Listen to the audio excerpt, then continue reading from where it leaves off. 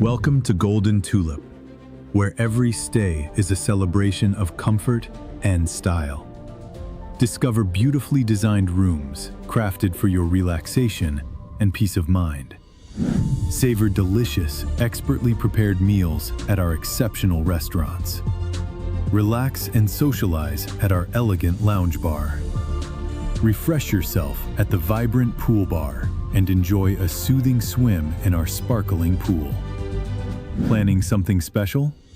Our spacious and sophisticated hall provides the perfect setting for weddings, conferences, and memorable events. Whether for business or leisure, we deliver excellence with unmatched hospitality.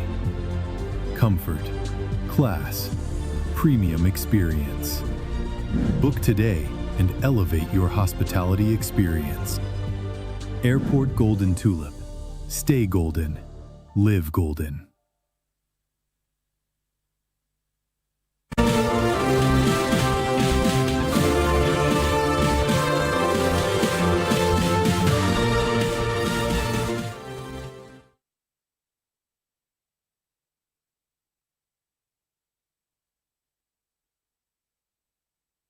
Glad to have you back. Stakeholders, including former President Goodluck Jonathan and former Chairman of the Board of Trustees, Nigerian Ports Authority, Bode Judge, have called for the development of an international seaport to stem diversion of cargo to neighboring countries in the future.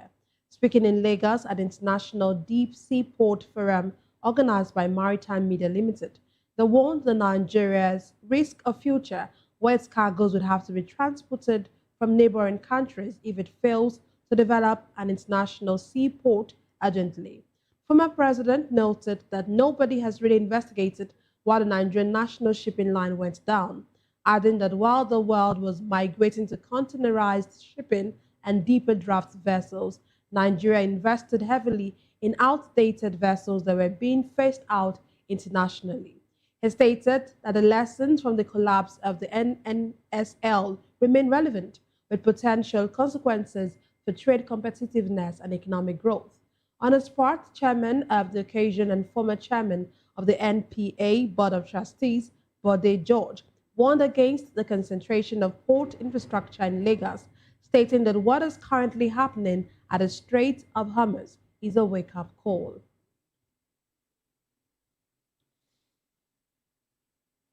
Today, the world marks the International Day of Zero Waste, a day dedicated to raising awareness about reducing waste and promoting sustainable living for a healthier planet. VOPTV's Mesama Okpala has more. A day dedicated to raising awareness about responsible waste management. The world today marks the International Day of Zero Waste, a day dedicated to raising awareness about responsible waste management and promoting sustainable consumption and production patterns. The observant calls on governments, businesses, and individuals to take concrete steps towards reducing waste and embracing environmental-friendly practices. The United Nations Environment Programme reports that humans generate 2.1 to 2.3 billion tons of solid waste every year, posing growing environmental challenges. The United Nations Environment Programme adds that 2.7 billion people still lack access to waste collection, including 2 billion rural areas, emphasizing the urgent need for global action. I would say zero waste is important because it brings us in tandem with nature. Nature does not produce waste. Everything nature produces, it also reuses, and the circle goes on and on. We currently operate a linear system of production where resources are extracted, developed into product, and later discarded as waste at the end of their shelf life. However, the zero waste model ensures that raw materials are reused and recycled to reduce waste, thereby creating a circular economy, and it also helps protect our biodiversity and the environment, ensuring that future generations enjoy the same natural resources and wealth we also enjoy to survive and live on the earth. Nigeria currently generates an estimated 32 million tons of waste annually, making it one of the highest producers of solid waste in Africa. So what are the challenges with waste in Nigeria? I would call them three. First, infrastructural deficiencies. Many communities across the nation lack access to basic sanitation services, which leads many households to either practice open dumping or burning of waste. Another key issue is the lack of awareness. Many Nigerians do not understand that the consequences of that pure water sachet or plastic bottle or styrofoam plates that they throw out in the gutters have health as well as environmental implications, which could lead to the spread of infectious disease or even flooding of communities. And then another key issue is regarding enforcement. There is little or no enforcement of sanitation laws in Nigeria. While public awareness is very vital to make people be enlightened and change their behavior, enforcement is critical to ensure that that behavior is sustained, and for those who don't want to conform, it helps bring a balance. As the world observes the International Day of Zero Waste, the message is clear. Every action counts. From reducing, refusing, and recycling to support sustainable practices, everyone has a role to play in promoting and protecting the planet for future generations. Mesom Ola, reporting for VOP TV.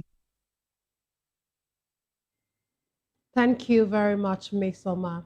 President Bola Tinubu marked his 74th birthday with a low-key celebration on Sunday, in line with the prevailing mood of the nation, while expressing gratitude to Nigerians for their support, prayers, and goodwill toward his administration. As he celebrates, however, many Nigerians have expressed mixed feelings over the state of the economy and security, with some offering support while others call for more impactful governance. VOP TV's Fatima Olakale reports.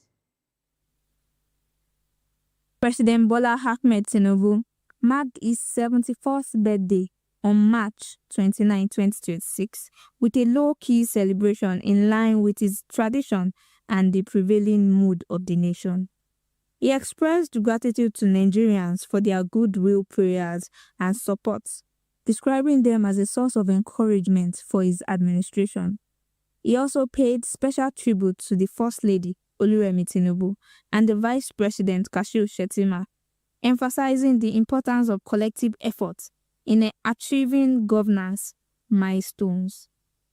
VOPTB gathered the opinions of Nigerians on this development, as many citizens continue to express their expectations and concerns. I wish him a happy birthday. I wish him success in his current regime. He knows what to do. He's a great man. My wish for the President Bola Ahmed Tinubu, the President of Nigeria, GCFR, I wish him the best. I wish him good luck. I wish him good health, and I also wish him knowledge and wisdom, and also wish him strong so that he will stand for the Nigerian people. Let him be the voice of the people. Let him be the voice for the needy, and also I wish him the best. Congratulations to our wonderful president, our one and only Jagaban Babatiwa. I wish him success. I wish him good things in life, long life and prosperity. Concerning his government, by and large, he has tried his best. Baba is trying, Baba is trying, because it's not easy to govern. It's not easy to rule people. Though things has been bad for some time before he arrived, he became the president. But notwithstanding, there's room for improvement. Baba should just try to help the masses in terms of the issue of fuel and the price of commodity in the country. Though we citizens, we contributed to the increment of the price of commodity as well. But if they can try to get us a monitoring body that can minimize and control the price of everything in Nigeria, maybe things will be more better and okay. I wish him best of his tenure. As the president, Bola Ahmed Tinubu, marks his 74th birthday, many Nigerians are expressing mixed feelings, ranging from goodwill and support to concerns over the current economic and security situation. Fatima Olakale, reporting for VOP TV. Thank you very much, Fatima. With a few months to the 2027 general elections, residents of Onwa East in Edo State are rallying behind Shedrack Udubai, who has declared intention to represent the constituency in the House of Representatives. In this report by correspondent Rhoda Johnny, supporters say Udubai's bid will balance the power equation in the area as Onwa West has held the seat for 8 years. I am telling you today that the Oshomole APC has told your people to grass that they are using to feed the Esako cows. And we must rise to the occasion and resist it. We are not against their development, but we should allow us develop. Let us assess who we... The people of Owa East are rallying behind Shadrach Udubai, who has officially declared his intention to represent the constituency in the House of Representatives. Political analysts see this as a bold bid to wrest the seat from Owa West, which has held it for 8 years. Udubai's declaration has sparked excitement among Owa East residents who feel it's time for their community to have a voice in the National Assembly. I'm very grateful for this opportunity of my official declaration to run and contest for the seat of the House of Representatives, to represent our federal constituency in Abuja, to be your voice, the voice of local man, the voice of the cocoa farmer, the voice you know, the voice that understands your pain, the cocoa farmer. I will fight for you in the 3 chambers. I will stand up to the executive and bring tangible development to our people. I promise to restore the dignity and pride of the one nation. I cannot do it alone. I need your mandate. I need your voice. I need your support. I need your energy. Let us, the one people, unite. Let us choose progress over stagnation. Let us choose our first agenda, because our must be first.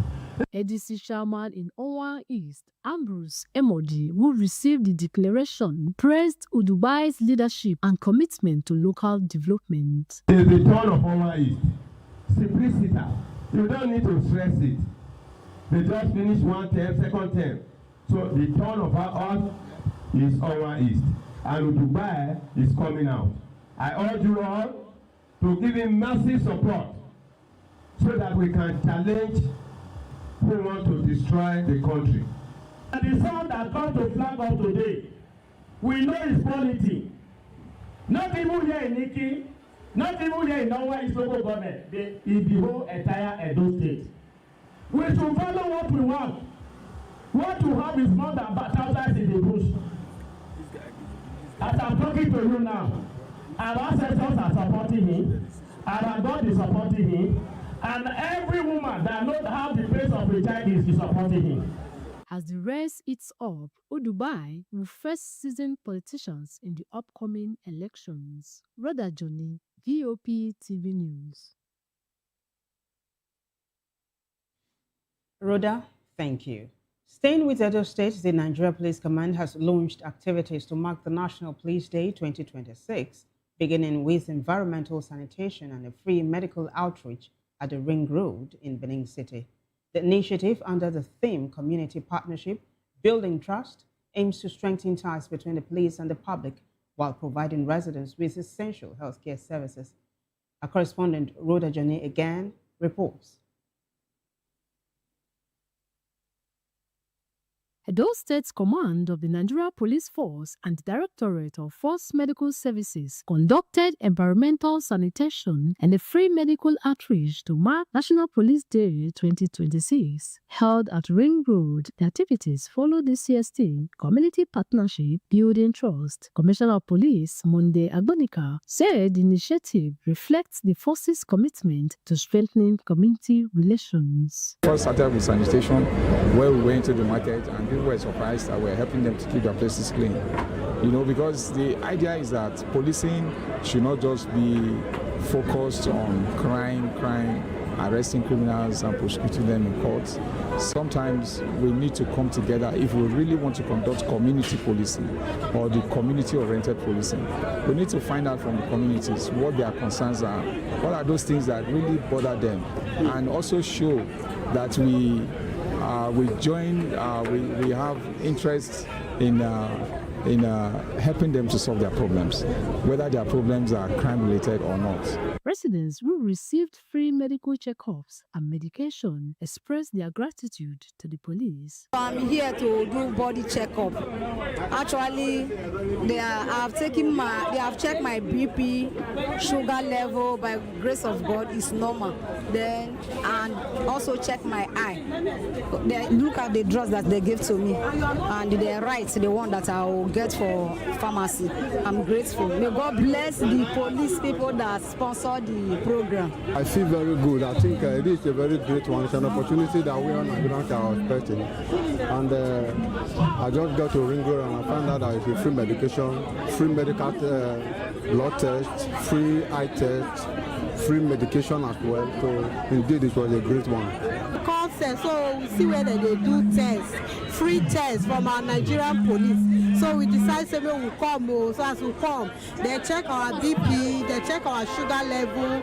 After everything, they give us medicine. So I thank our Nigerian police for what they do for us today. The activities form part of events marking National Police Day, with more programs expected in the coming days to further build trust between the police and the public. Rhoda Johnny, BOP TV News. Thank you very much, Rhoda. We now move on to the foreign scene. United States President Donald Trump has warned Iran that he will completely obliterate its energy facilities, including power plants, oil wells, and Karg Island, if a deal to end the war is not reached shortly. Trump stated that the U.S. is in serious talks with what he described as Iran's new and more reasonable regime, but emphasized that the U.S. will hit sites it has purposefully not yet touched if a ceasefire is not agreed upon. Iran's foreign ministry has called U.S. proposals to end the war excessive and unreasonable, with spokesperson Ismail Bagay stating that Tehran had received a 15-point proposal from the U.S. but had not responded formally. The threat comes as oil prices surge, with Brent crude trading around $115, up nearly 60% since the war started. The Strait of Hormuz, a crucial waterway for global oil shipments, remains a key flashpoint.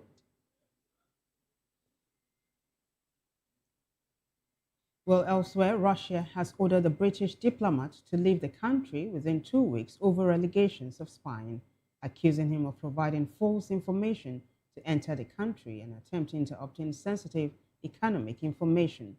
The Federal Security Service, FSB, claims the diplomat, identified as Albertus Gerhardus Jansi van Rensburg, engaged in subversive intelligence activities, threatening Russia's security.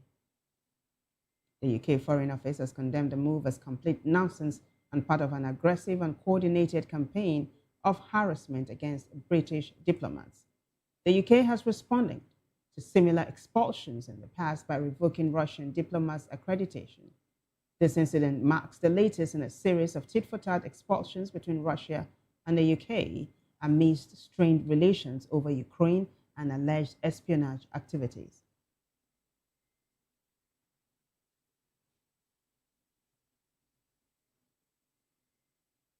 We'll take a break, and when we return, we'll bring you more stories. Just stay with us.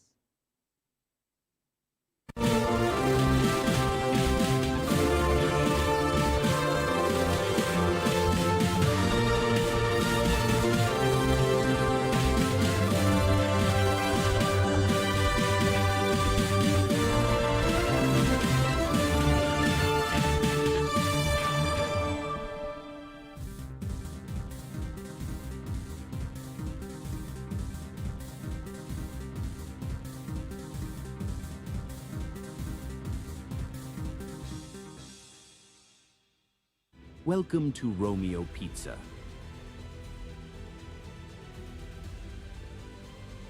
Sink your teeth into our freshly baked pizzas.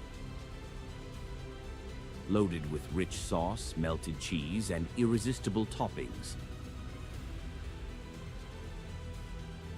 Where every bite is a love story. Treat yourself to our creamy, dreamy ice cream. Smooth, sweet, and made to brighten your day. Or maybe you want it hot and satisfying. Our juicy shawarma is wrapped to perfection, packed with flavor in every mouthful. Pizza, ice cream, shawarma. Why choose one when you can have it all? Romeo Pizza has exactly what your taste buds desire.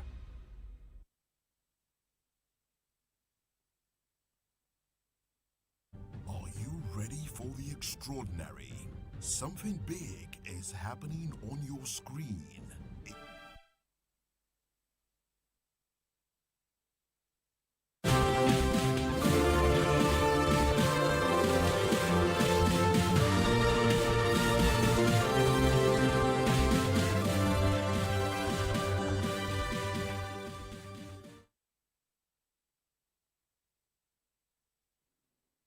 Glad to have you back.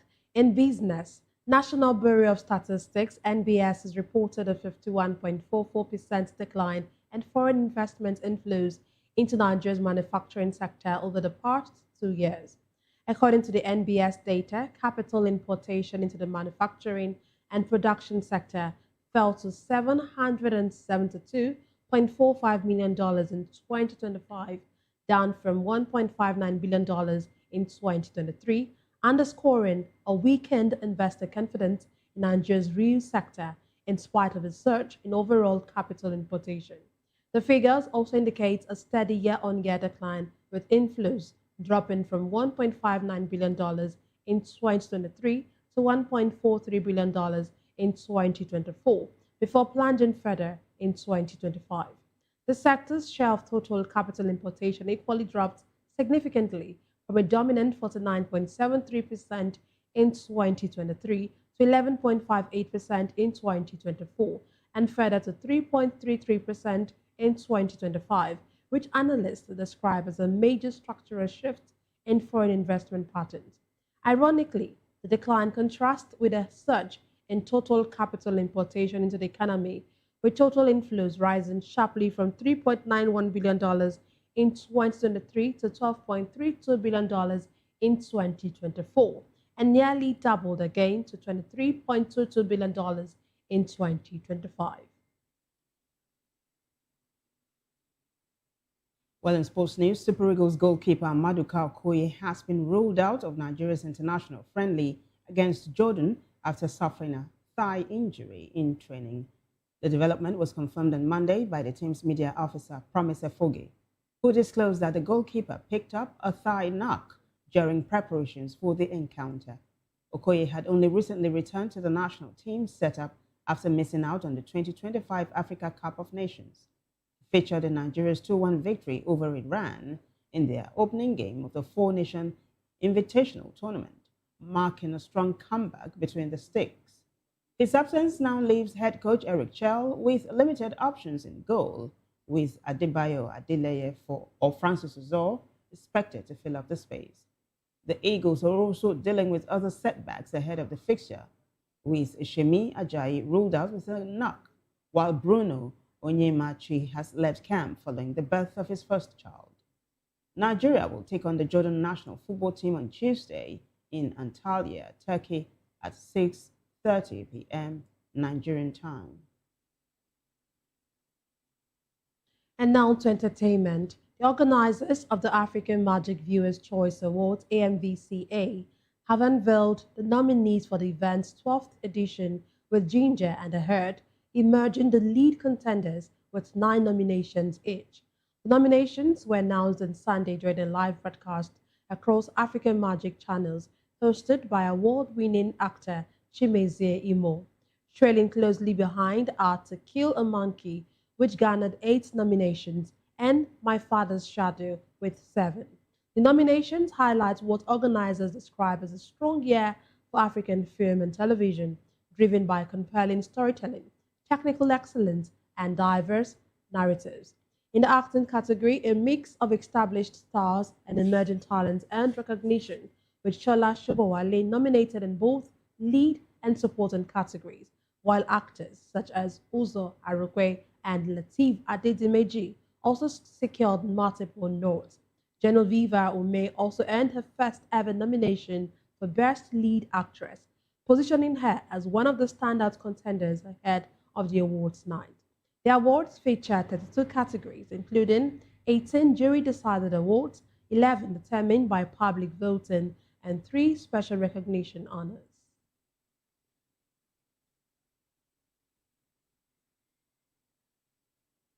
And it's a wrap on News Hour. Thank you so much for watching. I am Vivian Oguche. And I am Nenna Ndumdiato. Bye for now.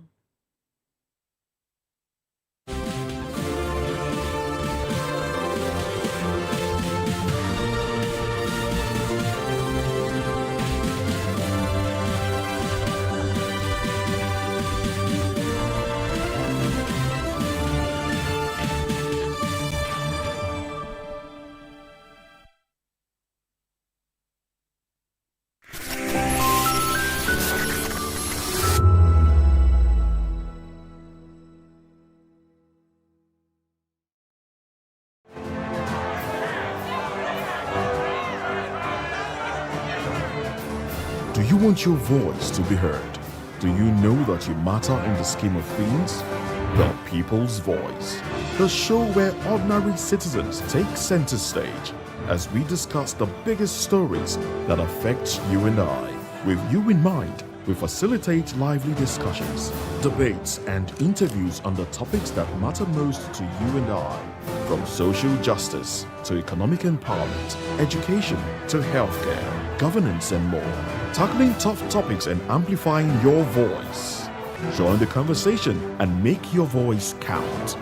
The People's Voice. Make your voice count. In a world where truth is the ultimate power and opinions scream the loudest, it's time to wade through the noise. Hunger no get tribe! Hunger no get religion! And scan the human interest and trending topics that matter. Stay tuned to The Issues, your plug to the stories making the buzz, from politics to science and technology, social justice, and more. Let's tackle the tough questions and expose the truth. The Issues, on Voice of the People Television, Mondays to Fridays, 8 to 9 p.m. The Issues. Don't just react, understand. Africa is on the move, a continent of rising voices, untold stories, and powerful transformations. From the streets of Lagos to the heart of Nairobi, from the mines of Congo to the tech labs of Cape Town, the African story is being written every day. Bold, dynamic, unstoppable. This is African News on Voice of the People Television. We don't just bring you the news. We analyze and bring you Africa's heartbeat, the politics that shapes our nations, the economies that drives our future, the cultures that defines who we are, the voice that must be heard. Africa News, Africa's voice, Africa's future. Where Africa speaks, the world listens.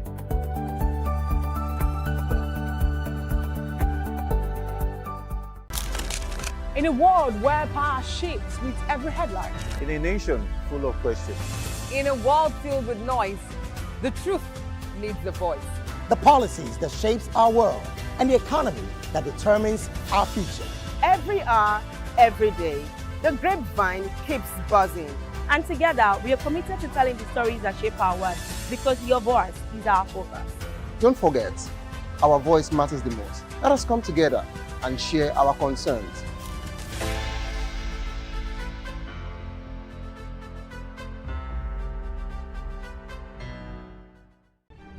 In a world where power shifts with every headlines, news breaks and events happens, we bring you unbiased and explicit information on politics, economy, and state of the nation.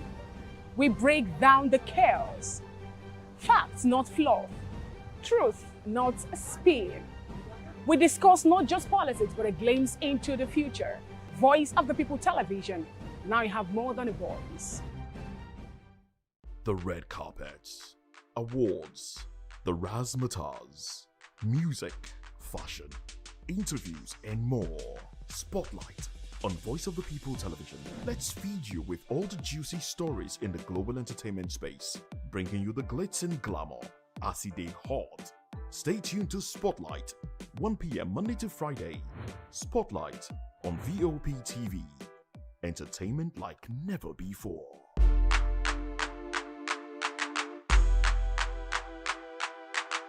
Are you ready for the extraordinary? Something big is happening on your screen. Introducing VOP TV. Now streaming on SLTV channel 264. From breaking news to captivating conversations, news analysis, giving you all sides to the story. We bring in-depth discussions on the issues that matter, from politics to sports, entertainment, and lifestyle. VOP TV on SLTV channel 264. Join us as we redefine what television means to you. Voice of the People Television, VOP TV. Now you have more than a voice.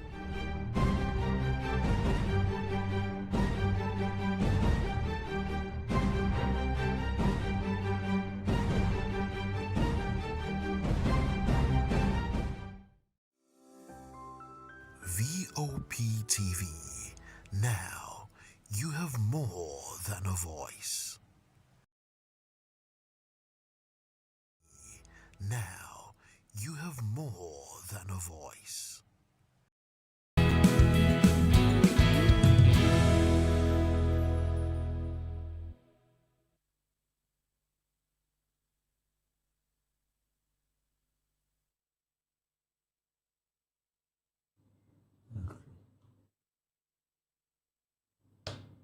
It's a beautiful Monday morning, and we welcome you to VOP This Morning. I am Moses Humphrey. I hope you had a wonderful weekend.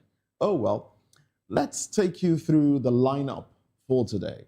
Insecurity first on our plate this morning. Insecurity deepens, troops outgunned, communities flee. Troubling one, I must say. PDP holds convention as Wike camp defies court threats. And finally, we'll be looking at how opposition recalibrates as Kwankwanto exits NNPP for the ADC. Now, these are the major conversations on our table this morning. We'd love for you to come along with us. Follow us across social media. Our handles will be scrolling on your screen on SLTV, channel 267. Yes, am I correct? That's it, yes, on SLTV. 264. Thank you very much. That's channel 264 on SLTV. And across social media, we are at VOP TV Live. So, well, those are the conversations. Come along with us. Those are the conversations. Come along with us. Good morning and thanks for joining us. I am Chukuma Okoro. Now, those are the major topics of discussion, but we also have other interesting trending stories that we'll talk about in the course of the show. Jane, good morning. Jane. Good morning, Mr. Kora. Good morning, Moses. Good morning. Good morning, Nigeria. Thank you so much for joining us. I'm Jane Ogoye. Fuel food prices surge as US-Iran war squeezes households. Nigeria's petroleum jumped from about 800 naira to 1,500 naira per liter after the US-Iran conflict pushed crude above 2,000. And the transport costs have also fed straight into food markets. Rice, beans, gari, and tomatoes are up to 20 to 40% in multiple states. They're saying that the supply to local refineries, transport support, and renewable incentives, but wonder subsidies would undo reforms. Families report smaller portions and rising hardship. Food inflation is back above 12% amid warnings of deeper hunger if the conflict drags on. Well, this is not anything new. It's just that it's biting harder. And I do know that over the weekend, I went to the market and the amount of money I took with me, which would ordinarily get me something substantial, I could barely get, most of the things I had on the list. And I recall my customer at the market, lamenting, saying that not only have the prices become, so high, that a lot of people are no longer buying. And most times now people have to come like in group, maybe two friends, just pull monies together to shop. It just shows that it's just about to get tougher. And sadly, as an oil-producing nation would have, expected to have been one of the direct beneficiaries of the lingering Iran-US war, which seems as though it might be resolved anytime soon. But like, as with most things in Nigeria, most times we are the worst hit. And I think it's also because our government pretty much do not foresee things and mitigate them. We are pretty much a very reactive society. And at the end of the day, the people at the bottom strip are the worst hit, the most vulnerable are the people who, and as we know, we no longer have a middle class. So you're either rich and you're poor. And sadly, this administration seems to be sort of out of touch with the reality of the real Nigerians. Because, I mean, over time, we've had many spokespersons, even APC stalwarts, members, governors come out and say, the president is working. Nigeria has changed. The GDP has shot up. Inflation is at an all-time low. And then when you look at the indices, even when the National Budget Office, statistics, whatever, when they bring out those statistics, it doesn't really translate to a softer economy, if I could say so, because the purchasing power has really dropped. A lot of people are pretty much struggling to fend, to eat. The other day, the guy who helps us with plumbing, he came and he just whispered to me, "Madam, please, do you have food stuff?"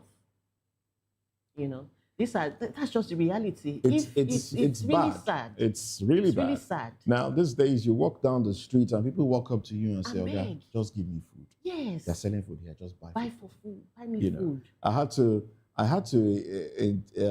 assist a few people like that in recent time, just around the corner here. In fact, one came up to me and I said, he came and said, "Look, I'm hungry. I don't want money. Just give me food." I said, "Look, I'm also hungry. I need money." I said, "God, I beg you." And the way he was pleading, it was obvious that, look, that if he didn't get food to eat at that moment, he could do something else. It felt like he had gotten to his peak. The hunger pangs were biting hard. And I had to say, "Okay, come." And then I got him something. So that's the level of hunger that Nigerians are facing. And we keep deceiving ourselves in Nigeria, saying, "Oh, we are resilient. We know if you push us to the wall, we know how to break the wall and continue moving." But that's just deception. We should hold our leaders accountable. All right. And you see, rather than hold leaders accountable, people just take handouts. People take stipends given to them. And the mentality that, "Oh, let me just eat this one for now." And they know what they want to do. They know who will be there. That's what's killing us in this country. I was watching the APC convention the other time, and then there was on Friday.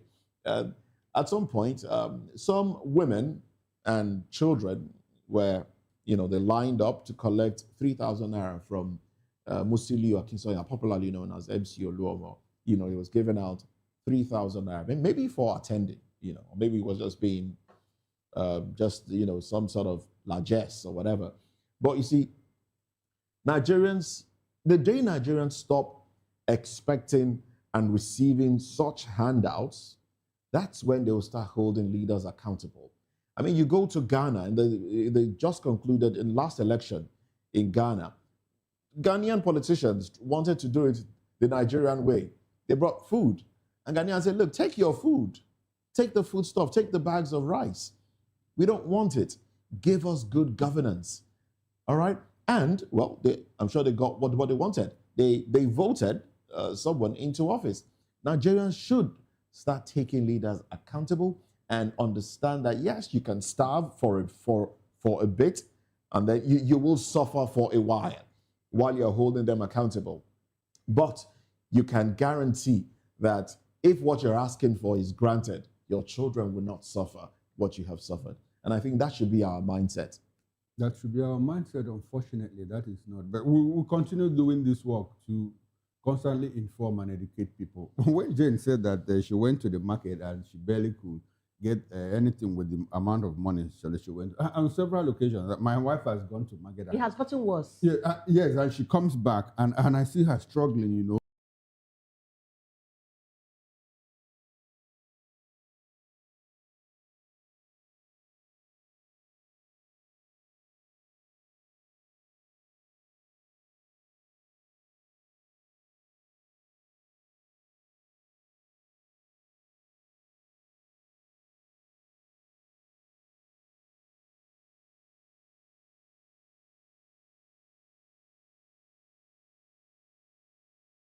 See, we are talking about the spike, in food prices because of fear. Strait of Hormuz is being blocked. Strait of Hormuz.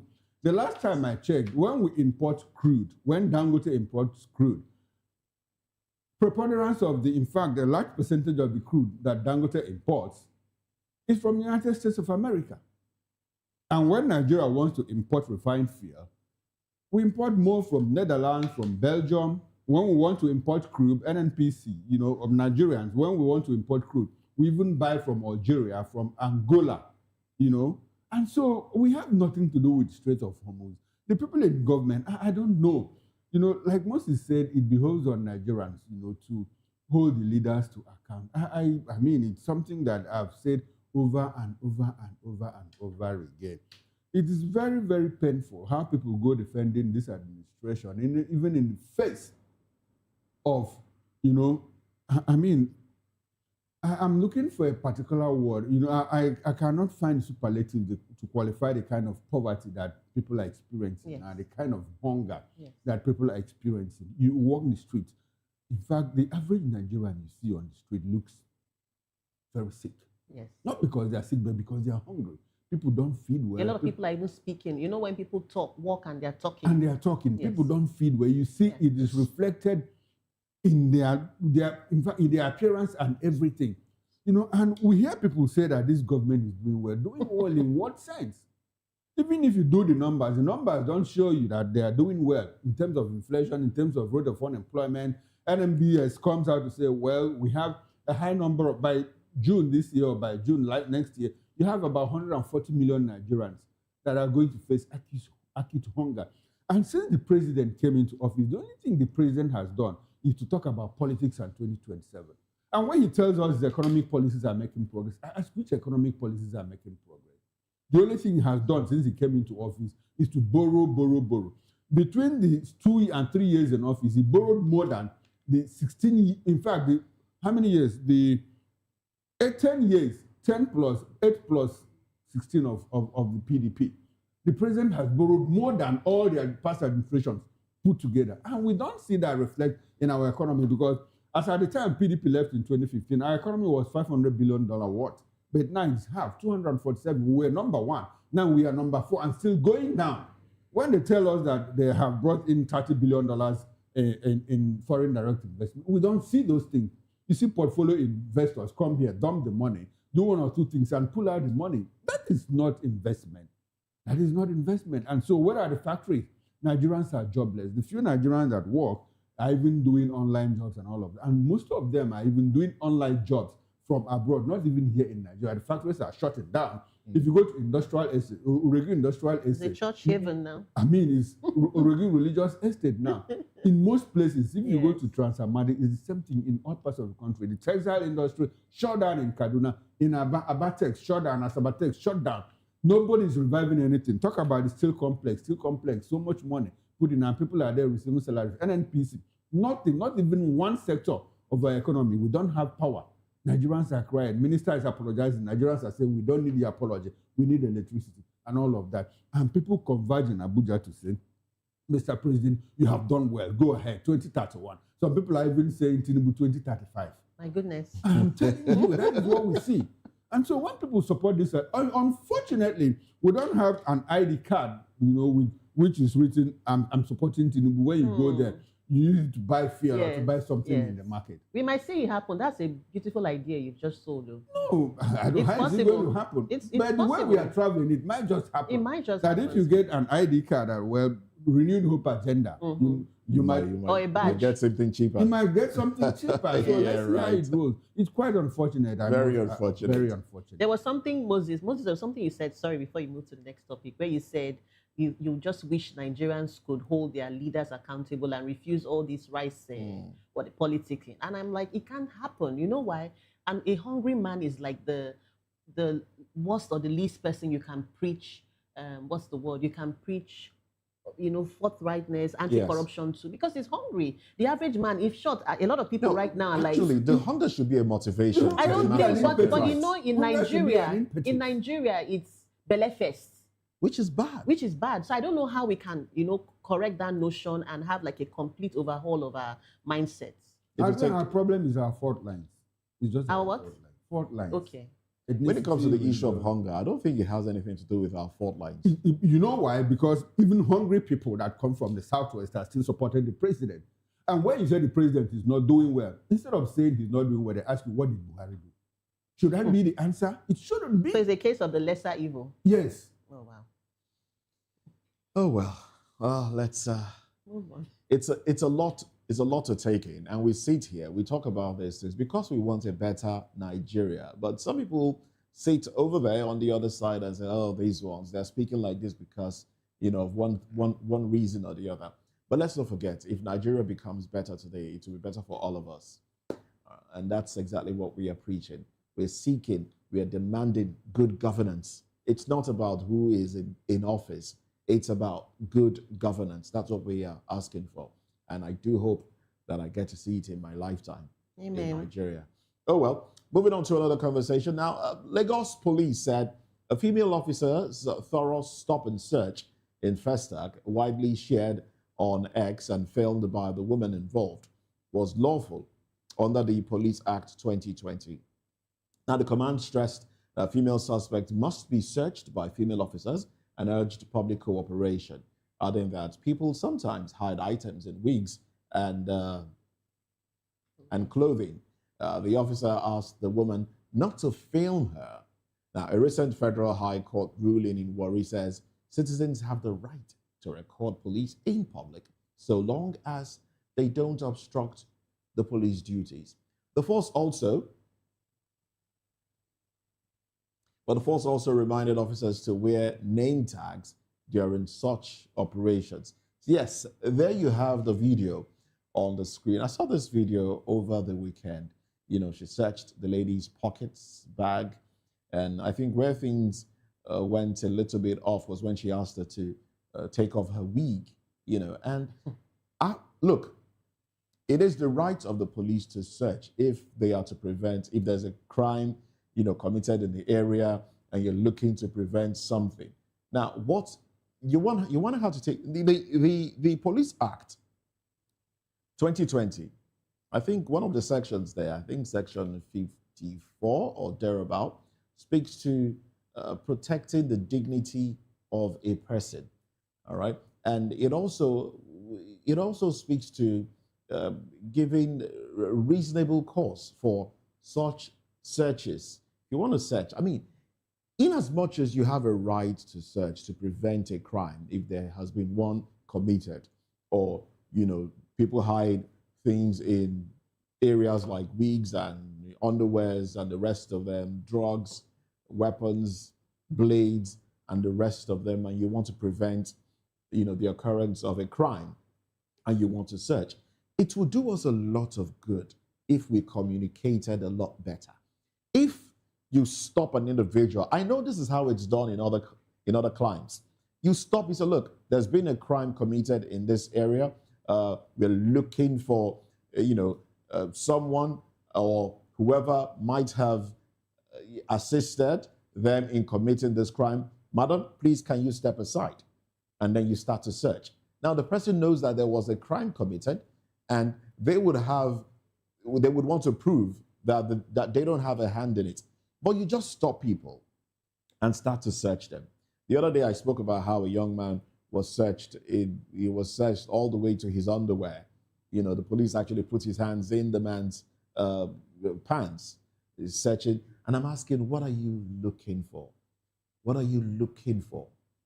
Was there a crime committed? Was there a reported crime in that area?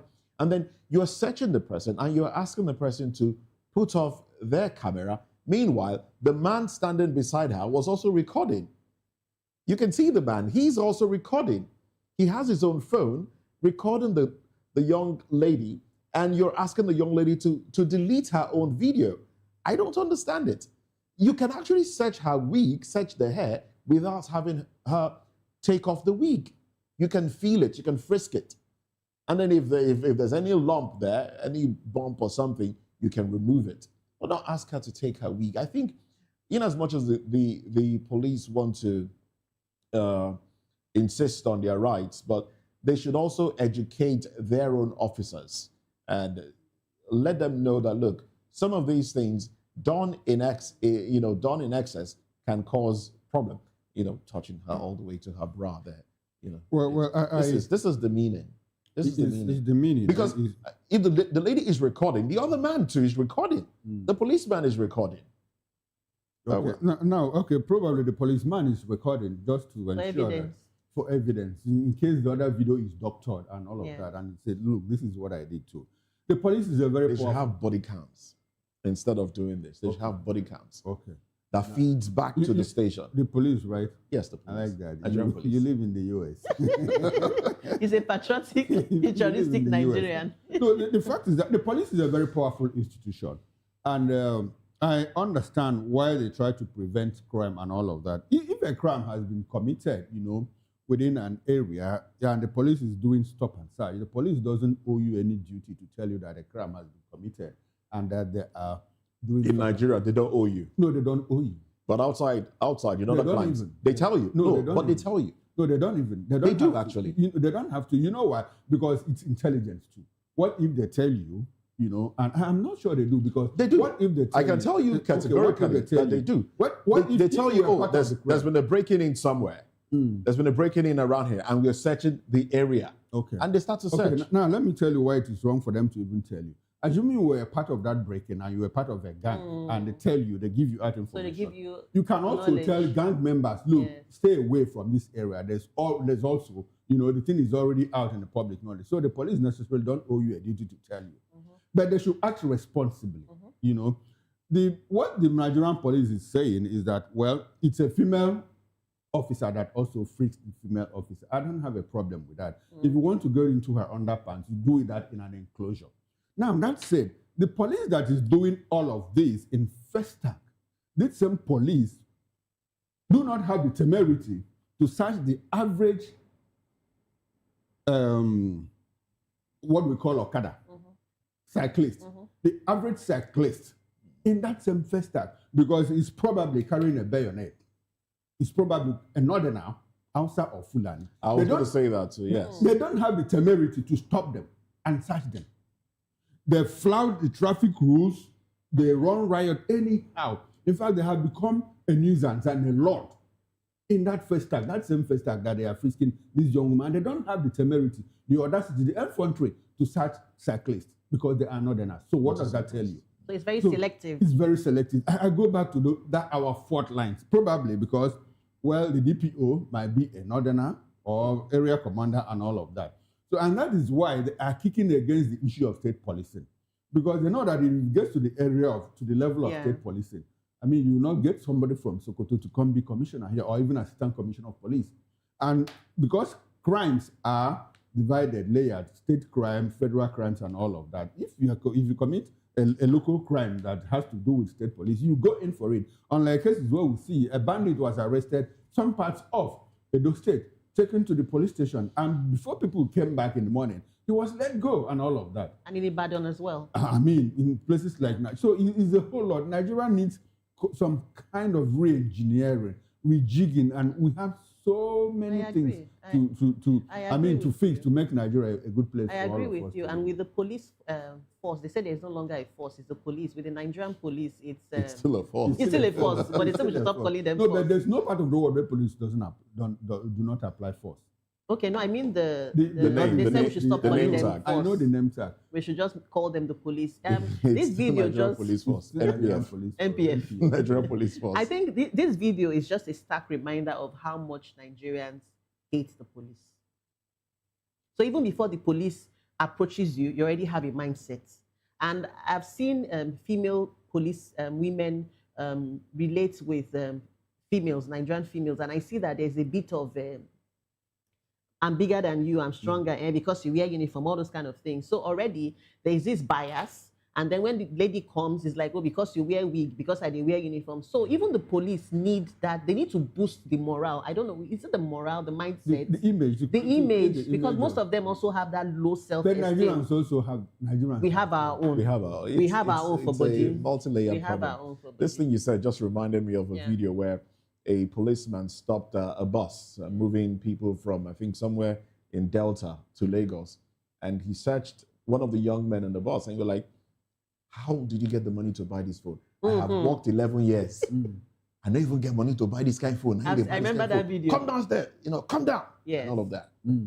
So it's a mindset thing. Like, look, they feel because they have been standing in the sun, you don't have a right to appear like you're living better than they are. Yes. So there's a lot of work needs to be done. I really feel for the IGP.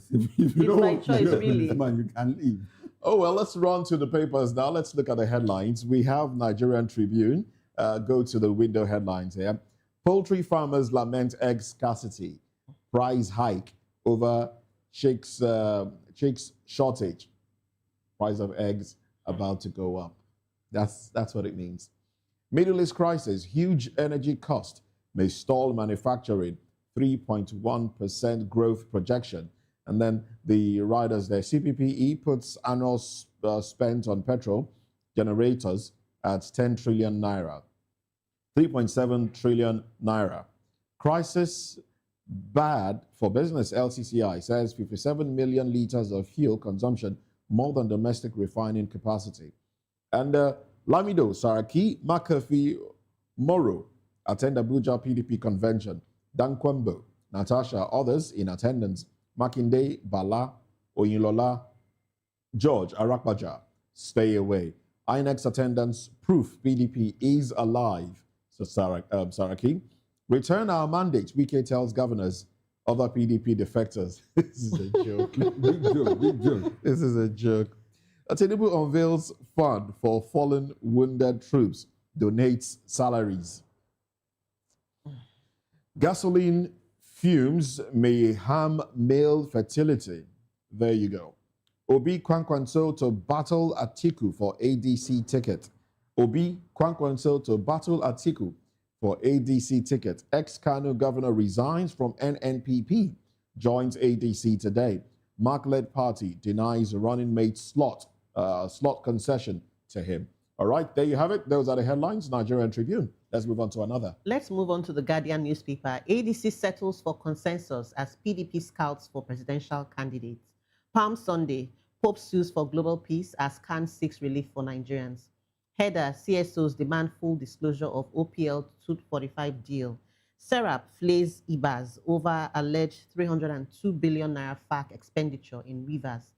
Senate leader says National Assembly on track towards state police creation.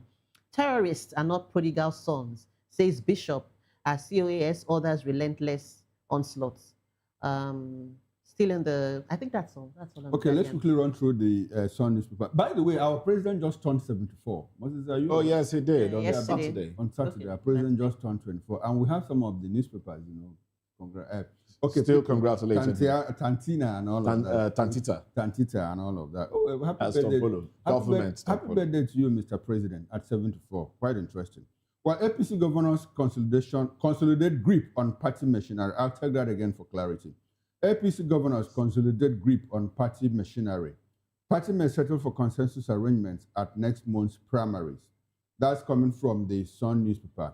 PDP, Abdurrahman, Anyang, others return offices as Wike bloc holds convention amid legal battles. We must resist one-party rule, Benga Hashim. 74th birthday, Tinubu reaffirms commitment to national prosperity. Donates salaries to new military personnel welfare fund. Quite interesting. Palm Sunday, CAN tax leaders on empathy, economic relief, urges Nigerians not to lose hope. And presidency, ADC fight over birthday message. Political space narrowing. Hardship, insecurity worsen, says opposition party. Their message in bad taste. That's coming from the presidency. And that's it from the Daily Sun newspaper.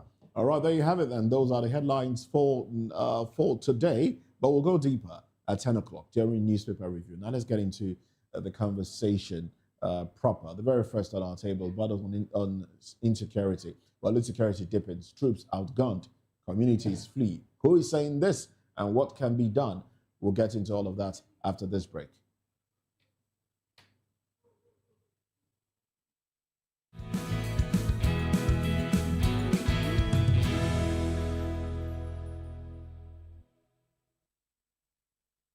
Senator Aline Dume said Boko Haram units are overrunning soldiers in Borno because front lines battalions lack MRAPs, gun trucks, ammunition, and reliable air cover. He cited Ngoshe and Pulka, where troops fought hard but had to withdraw tactically before retaking ground. The Gwoza, where displaced families hesitate to return, while shelters are still built of thatch and magazines run low. Now, from the southwest, Ondo Catholic Bishop Jude Arogundade echoed the alarm, preaching in Akure. He said kidnapping networks are closing in on the capital, and officials are treating a war like a social problem. He rejected soft labels like the prodigal sons for killers, arguing that euphemisms embolden armed groups and push citizens towards despair. The combined pressure shows up starkly in Kwara. In Omugo, Ifelodun local government area, residents have fled after a wave of abductions and killings. The village now sits nearly empty. Nearby, Uruago is on edge. Worshippers were taken from a church. A vigilante was killed near an NSCDC post, and security teams are on alert for reprisals. For villagers and townspeople alike, the pattern feels routine. The attacks are, rampant. Ransom is demanded, and soldiers retreat. And of course, it's an uneasy wait for the next raid without knowing when that will be. Well, we do have with us, talking about the insecurity that is bedeviling Nigeria. We have Mr. Darlington Nagumo, who is a lawyer and a public affairs commentator. We're also being joined by Reverend Joseph John Hayab, who is chairman, Northern Christian Association, and country director, Global Peace. Yeah, please, I have no audio sound from your side. All right, then. We also have a comrade Isaac Tanko, who is a Marathon in Suriname National Secretary of the Middle Belt Generation Next Public Affairs Analyst, advocating for good governance. Well, starting off with Barrister here with us, Barrister Darlington, the issue of insecurity. Let's take it from the words of Senator Aline Dume. Of course, we've touched on this a number of times, and the soldiers are outgunned. Let's look at the budget for defense. How much of it goes into ammunition? The deals that Nigeria has gotten into. The president just came back from the UK, and then he said, look, he's been on phone with the president of France, Emmanuel Macron, and they are promising to give Nigeria some sort of military gears for assistance and the rest of them. Barrister, with all of these things, I'm going to ask, we've spoken about this extensively. Well, with all the monies set aside, all the deals reached, it doesn't seem like anything is being done to fortify our soldiers and ensure that insecurity is nipped in the bud. Barrister. Look, I will start avoiding discussing this insecurity because I can see that the federal government of Nigeria is playing pranks with us over this issue. Why? They are not serious. I didn't see any seriousness. Moses, are you aware that we have spent 32.8 trillion naira? Yes, in the past 15 years. In the past because 15 of years. what? That is what I will find. What is this insecurity all about? I have called out northern leaders here. Call this your mad dogs to order. They refuse. Rather, every time they'll be telling us they want to overrun here. They want to. Who are the people that want to overrun? Are they not your people? How can you be there pretending as if you don't know what is going on? Meanwhile, you are fueling the fire from behind. That you now want to make the government look like a fool. Are you telling me that northern leaders don't know the solution to this problem?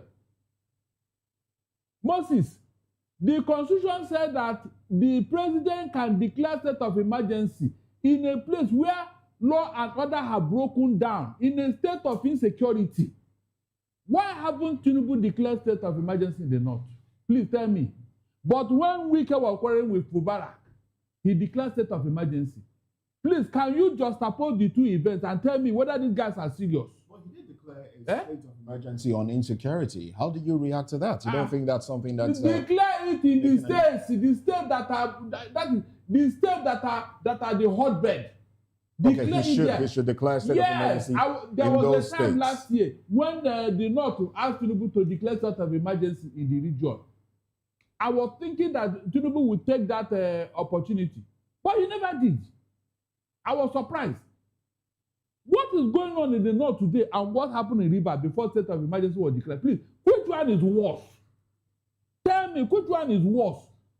So to tell you that these people, they know what they are doing. They really don't want to act. Every time insecurity. Meanwhile, you know the problem. They bring solution. So why should I sit down every day I'll be talking of insecurity, as if we are the only country in the whole world? Moses, you were here when Christopher Musa was appointed as chief of army staff. Is that not true? This man worked. He did a very good job. We were seeing the actual killing of terrorists, not audio killing. We were seeing them. All of a sudden, they said there was a coup or there was no coup. All of a sudden, they removed that man from his office. Is that not true? Then a month after, they appointed him as Minister of Defense. Look at the pranks these guys are playing. Somebody that was linked to a coup, whether he is for or against, you now brought him back as Minister of Defense. Moses, have you noticed that since this man became Minister of Defense, this killing and whatever has escalated? Even the kidnapping. Is that not true? I think the fact is that they say he was actually the one who leaked the coup. Who leaked the coup. So should you remove such a man? Mr. Okoro, should you remove such a man if they are not playing pranks? You should have told this man, continue with what you are doing. No, they elevated him to Minister of Defense to oversee even the Army, the Air Force, and... Is he overseeing them now? That's the question. That's the question we asked. There was look, when they are playing pranks with you, Mr. Okoro, don't validate it. There is something unto us about that man's appointment. Okay. He was doing a good job as chief of army staff. Why didn't they allow him to continue? Is it because he's a Christian or what? Now he's Minister of Defense. He doesn't have the authority over the men in the field. He doesn't. This is a man who told us he will find out who gave that order that those military men should leave that school in Niger State. Up to today, we have not seen or heard anything. Even the president said that he wants to know who gave that order that they should. Up to today, to tell you that this president is under siege himself, but he doesn't want to accept it. Why is it that he will give order nobody will obey it? This Okoro? Ngume says our soldiers are being outrun, outnumbered on the war front, and we've had millions, trillions actually, earmarked for insecurity. How come this is still an issue? Is it a lack of capacity? Is it complicity? The weapons that we have bought for the military are routinely stolen by the terrorists when they ransack their camp. Is that not a fact? When they ransack their camp, they steal as much as they can and go away. No arrest, no nothing. Most of the weapons these terrorists are using, our weapon, we bought it with our money. Some people who are sabotaging this effort, they will now tell them, give them intel, tell them what is happening and what is not happening.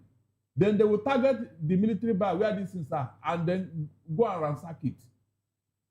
Is it not a fact? So why is it that Nuhu Rubadu, as the National Security Advisor, cannot be able to do the needful?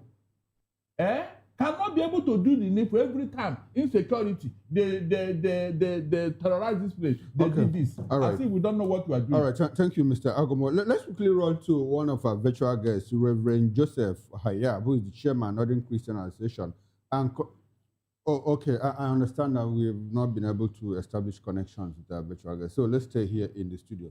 Mr. Agomo, the other day you listened to the Chief of Defense Staff, Oluyede, Oluyede, General Oluyede, and he said, well, that we should treat repentant terrorists as prodigal sons. Oh. That, underscore the fact that, well, they have killed fellow Nigerians, that we shouldn't even quoted the Bible, you know, to say that, I mean, if they have repented, but we are Christians, and that we should forgive them and all of that. These are people that have killed fellow Nigerians on cold blood and all of that. Killed Nigerian soldiers, you know, killed Nigerian women and their children and all of that. So how do you respond to that comment from the Chief of Defense Staff? This is a man that has been empowered by state authority, you know, to fight insecurity and terrorism, insurgency, and all of that. And it's coming out that way. How does it speak to the intentionality of government, and how much responsibility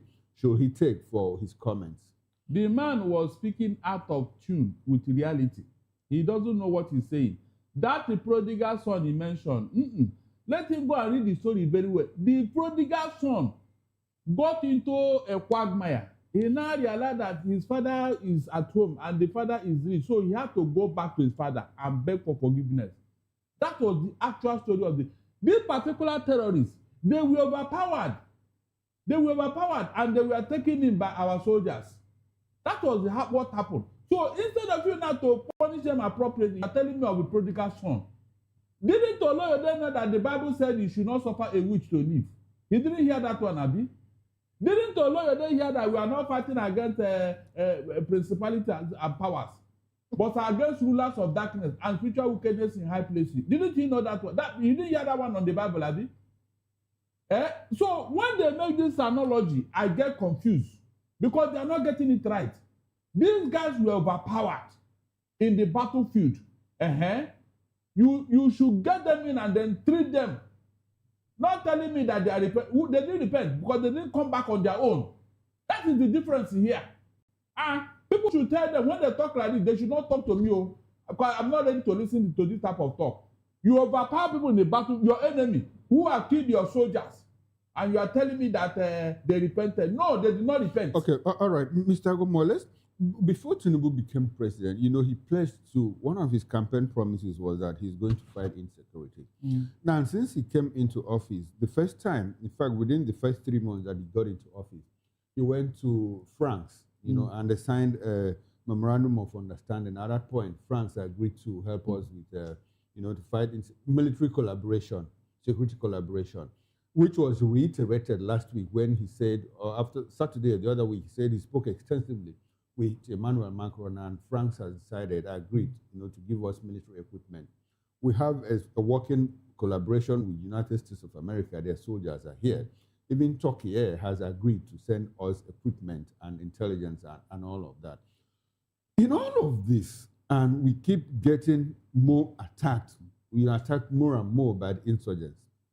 And one the presidential handlers come out to tell us is that we are winning the war. And even when the president, you know, addresses Nigerians on few occasions, he has said we are winning the war and we are not going to allow agents of instability, you know, to destabilize Nigeria. Does it look to you like the president is not adequately informed about the situation of things by his handlers? People that report to him, do you think that they paint the true picture, the correct picture to him? No. The thing is that the president don't want to do anything. I think he doesn't want to offend some people, Mr. Okoro. The president of Nigeria does not want to offend some people. Maybe he had an agreement with them. If not, there is no information that the president is not aware of. He gets a security report every day. Even apart from that, newspaper. I mean, there are so many sources for him to get information on what is going on. So he cannot pretend not to know. In fact, the way it is now, I don't even expect him to depend on anybody about insecurity. He should go out. There's something I'd like for you to break down for us. When you say that the president doesn't want to offend some people, yes. Can you break down that? Yes, let me tell you. Good, fine. Now, some people were in a particular school in Niger State, giving the students drill on how to, you know, avoid security. I mean, terror. I mean, yes, kidnapping and all that. All of a sudden, somebody called the security men to leave that school. And under 30 minutes, they came and packed over 100 of them away.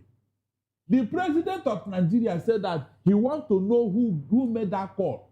Up to today, Mr. Okoro, up to today, did you hear anything? His own Minister of Defense came in and said the same thing. Up to today, did you hear anything? So is that not where to start? To tell you that yes. Then the appointment I told you about here, what does it tell you? What does it mean? Do you change a winning team in a football match, Mr. Moses? Do you change a winning team? A man who came to just was exactly, in fact, that man is lucky they did not kill him. Because I remember the man that took over from Brotai. He did the same thing against the terrorists. He gave them hell. All of a sudden, that man died mysteriously. So does it not tell you that something is happening? No, tell me. With all this, does it not tell you that something is happening? Mention any time President Tinubu has come out to make a very annoying statement against this thing. To tell them that he doesn't want this thing. Or give a marching order to the military. Has he spoken against this thing one day, except talking through Bayo Nonoga? He doesn't want to come out frontally. Mr. Agomo, we hear some people say that the president is at the moment pandering to the north because of 2027 elections. You have started, though. So we voted him for election. No, I'm asking a question. I have not even landed on my question. Don't land, please. Don't lie. Because I'll get angry. What do you mean? Why should you get angry? Because of what you said now. Did you elect Tinubu for election? It's to provide security and welfare of Nigeria. Is that not why we voted him in? But so how can he leave that job and tell me planning to a particular job for what? So that's why I want to ask my question. Does it look to you, because those same people say, well, that he will come out, strongly, against these insurgents and terrorists in 2027 upwards, because by that time that he wouldn't have need for re-election and all of that. Do you agree with that? I disagree totally. Okay. Things will get worse. Immediately he goes back to the second term. From all indications, they say money shows the day. Look at all the promise Tinubu made since 2023. Has he fulfilled one of them? Just one. Please tell me. Barrister, some people also say that the increase that we are seeing in insecurity is a reminder of the build-up to 2015 elections, where certain individuals wanted GEJ at the time to look bad, and that's exactly what they're doing right now, to make the president look bad. How do you react to that statement? I still disagree with you, because from all indications, the opposition is not even, in fact, we don't even know whether we have an opposition. They are as quiet as anything you can think of. The opposition, they are not disturbing APC. No, he's not talking about party politics. He's talking about using terrorism, as a trap. Yes. Is it not the opposition in 2020 that started all these things? This is what they did with the Chibok girls and everything. This is how they went outside and brought terrorists into Nigeria. Was it the opposition that kidnapped Chibok girls? Is it what? Was it the opposition that kidnapped Chibok girls? They brought them, hold on, you have started, though. I don't know how you are diverting my attention. It was the opposition that was even jubilating when this thing happened, because Jonathan gave them instruction. Go and close that school because of the intel we got. Is that not true? This Borno governor refused. Is that not what happened? No, is that not what happened? Please tell me. Absolutely. So what are you doubting that they are not involved? They were even jubilating when they get in this regard. It is APC that is fighting APC here now. APC is fighting APC. They know what they did. So if they refuse to destroy the problem they brought, or if they refuse to do the needful against what they brought, is it my fault? They know what they did.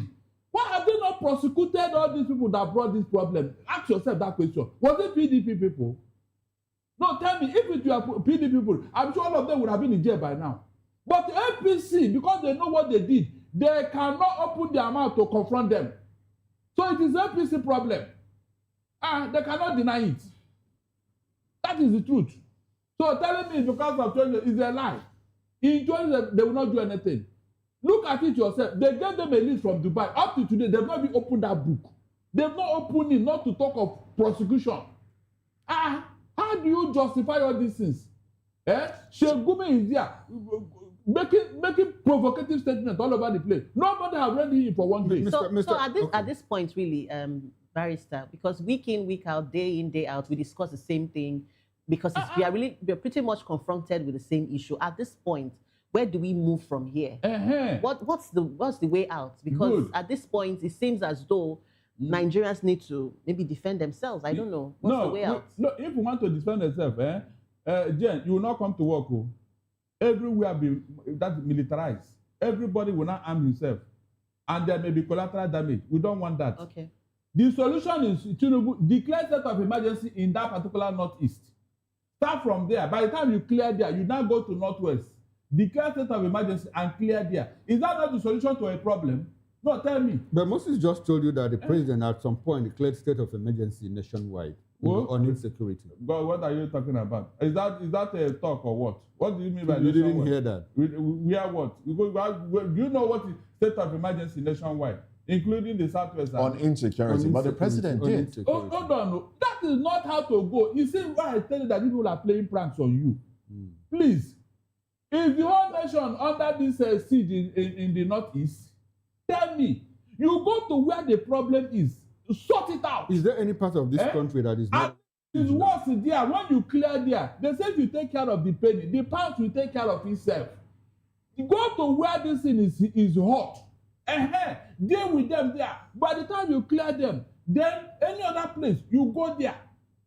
That is it. You clear this in piecemeal since you cannot do it holistically. But how are they going to clear them, as you say? I mean, you have terrorists burn down an entire military base. If terrorists can overrun a military base is in different parts of the northeast, how is it possible for the government to go in? By the time you do the needful in that particular area where this has happened, you may not hear about it again. That is, you clear and secure. You know, in military operations, hold until they leave. That is, when you clear you hold it. You hold down your territory against these terrorists. By the time you clear a particular place, the military will not take over and hold the ground. Then they will move to another place where they want to rear their ugly head. Before you know it, they will find another place and leave Nigeria alone. But when you now leave it, how do you declare state of emergency in the whole country? What are you talking about? On insecurity. On insecurity. Mr. How can that happen? Mr. Gomo, can I ask the question I wanted to ask? You didn't want me to. Go ahead. Go ahead. Now, some people are of the opinion that the president is more like trying to appease the North. So he doesn't want to come hard on them, because if he does that, he will offend the North in 2027. You know, talking about 2027 election. Now, those same people say that beyond 2027, if he manages to get back to office, that he's not going to spare the terrorists in any part of the country. Do you agree with that? Who is telling you this? Was there any time the North held a press conference to tell you what they want Tinubu to do and what he does not want them to do?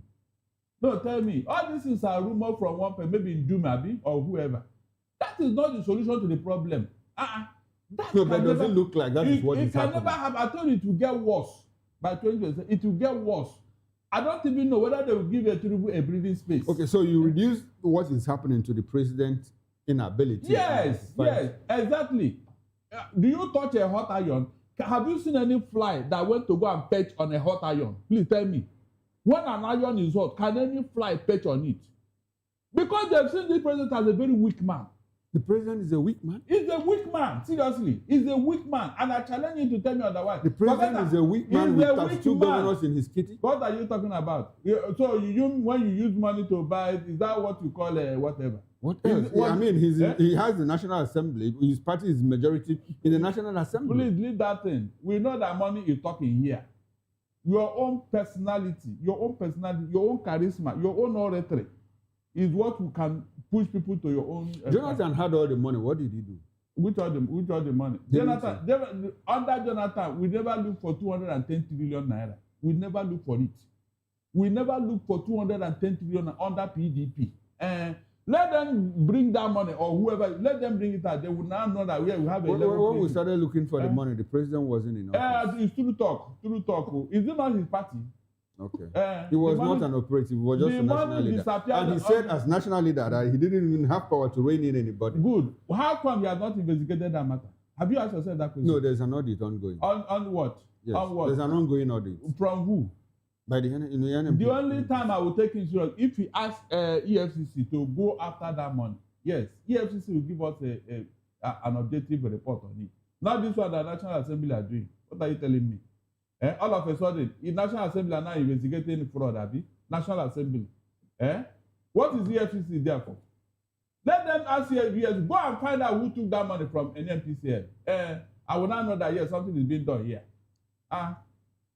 That That is the fact. So this president, for all I care, is weak. I have given me my reasons. He's weak. He's only this thing about politics and all that. What is politics? Is that why we are elected? You were not elected for all these shenanigans, all this. No. Look at other presidents in other countries, what they are doing to protect their people. Go and touch one American anywhere in the world and see what Donald Trump will do to you. Try it. But here, terrorists are sharing power with you. Terrorists. They will be collecting selfie of the money they collected for ransom, displaying it before you and you are seeing it. All right. Yet you have not asked the military chiefs, who are those people there? What are they doing? All right, then, thank you very much. Thank you very much, Barrister Darlington Agomo. I say it's weak. It's, well, we will continue to talk about this until there is a solution, until Nigeria finds a solution, or until our leaders decide to do the right thing. The issue of insecurity is affecting a lot of Nigerians. A lot of people have left their homes. A lot of them now live in displaced persons camp and the rest, and the children are also being affected. And these children, we know, are also exposed to being used by these insurgents themselves. So we seek a solution to the problem. Well, thank you very much, Barrister Darlington Agomo, for your time on the program. We'll have to let you go now. Well, we get into another conversation now, talking about party politics. PDP holds convention as Wike's camp defies court threats. Barrister, I see you chuckling. You want to add a word? A word in that regard? Yes, I want to say that before I leave. One line. Go ahead. Go ahead. These are part of the problem. You know, when we create problem, later we'll turn around and say, how did we get here? You can see that even Wike is not afraid of the court decision. Are you not supposed to wait until the court has decided before you go ahead with what you are doing? Well, thank you very much, Barrister Darlington. Thank you very much. Because you have been supporting Wike.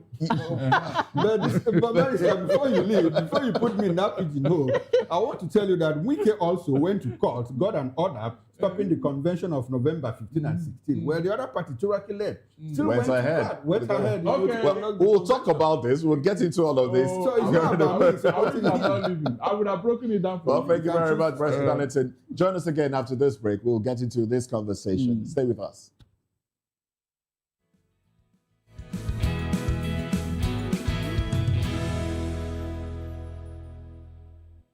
Well, back and you're still watching VOP this morning. The PDP's backed Wike faction opened its national convention in Abuja, insisting that nothing would stop the gathering despite a rival Turaki group's Supreme Court appeal. Organizers say 2,500 delegates would attend, with the presidency zoned to the south and chairmanship to the north, billing the event as a unified relaunch for 2027. Wike framed the fight as normal party friction, promising post-convention reconciliation, while critics argued that the Turaki faction, loyal to several governors, was a legally sounder camp. With both sides claiming legitimacy, the PDP pressed ahead, betting spectacle and consensus would project strength even as lawsuits loomed. We still have, joining us this morning to make sense of this in the studio, we have Dr. Peter Anosike, who is an author and public affairs commentator. Good morning, Mr. Anosike. Thank you for having me. Thank you so much for joining us. So a lot of people, critics are saying that the PDP, the Wike block of the PDP is being positioned to be like a junior party of the APC. You know, what do you think? Do you agree with this? Well, for me, what is happening is a drama, because Wike has said that he will need Tinubu's presidential campaign. How can you be leading a Tinubu's presidential campaign and you have another party contending against Tinubu? He actually said that the defectors should come back to the PDP. That's Wike himself. And do what? Well, tell me what you think he might want them to come back to do in the party. But how does it feel that Wike is out in the public asking defectors, those that left the APC, the PDP, most of them went to the APC anyway. And he's saying, look, these guys come back to the PDP. How does that make you feel? Does that sound sincere in any way? Well, he doesn't want Tinubu to have a tough competition in 2027. And the PDP is not going to present any viable presidential candidate. Understand? So whoever that PDP... Do you see Wike as a man of his words? Going by, antecedents? Well, he has his nuisance value. And that's what he is exercising, and it's working for him because we are now in an era of impunity. Ordinarily, this is not supposed to be happening because he hosted the APC delegation to the APC convention in his house. So how can you make sense of this? All right, they've zoned the presidency to the south and the chairmanship to the north. What do you think about this strategy? Will it pay off? That's what, since 1999, it has been that way. President to the north, chairman to the south. So it's still the same. No, presidency to the south, chairmanship no, to the north. Since 1999, it has been that way. The presidential candidate and national chairman doesn't come from the same section of the country. Okay.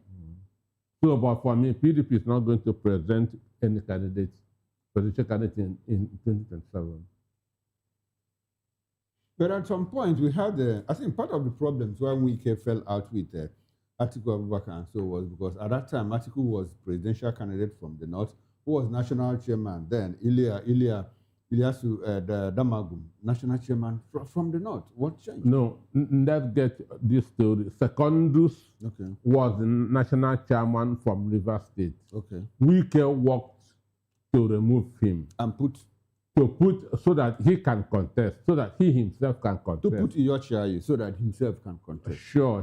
Okay, so when it became difficult for Wike to do that, he still removed the Ayo, thinking that he will balance up. I mean, if Damagum is from the north, then the president has to come from the south. From the south. But at that point, it was too late. Was it that it was too late, or because at that point Wike didn't want it? Because I understand the agreement between the PDP was that, well, it's time to come to the south and let us micro-zone it to the southeast. Wike refused at that point and said, well, no, let it just come to the south. Atiku said, well, if it doesn't go to the southeast, I am in. And that was how the problem started. So Atiku Abubakar stepped in, got a ticket. Wike wanted to become his vice president. And unfortunately, it didn't happen. And that was how they went into a fight. So if you put all of these things together, what is Wike angling for? Does he want to be president in 2027? Or Wike politics can never go beyond Rivers State. The highest it can be in the country now is maybe a senator. Understand? He cannot get anything higher. But PDP had wanted that to micro-zone to the southeast. Okay.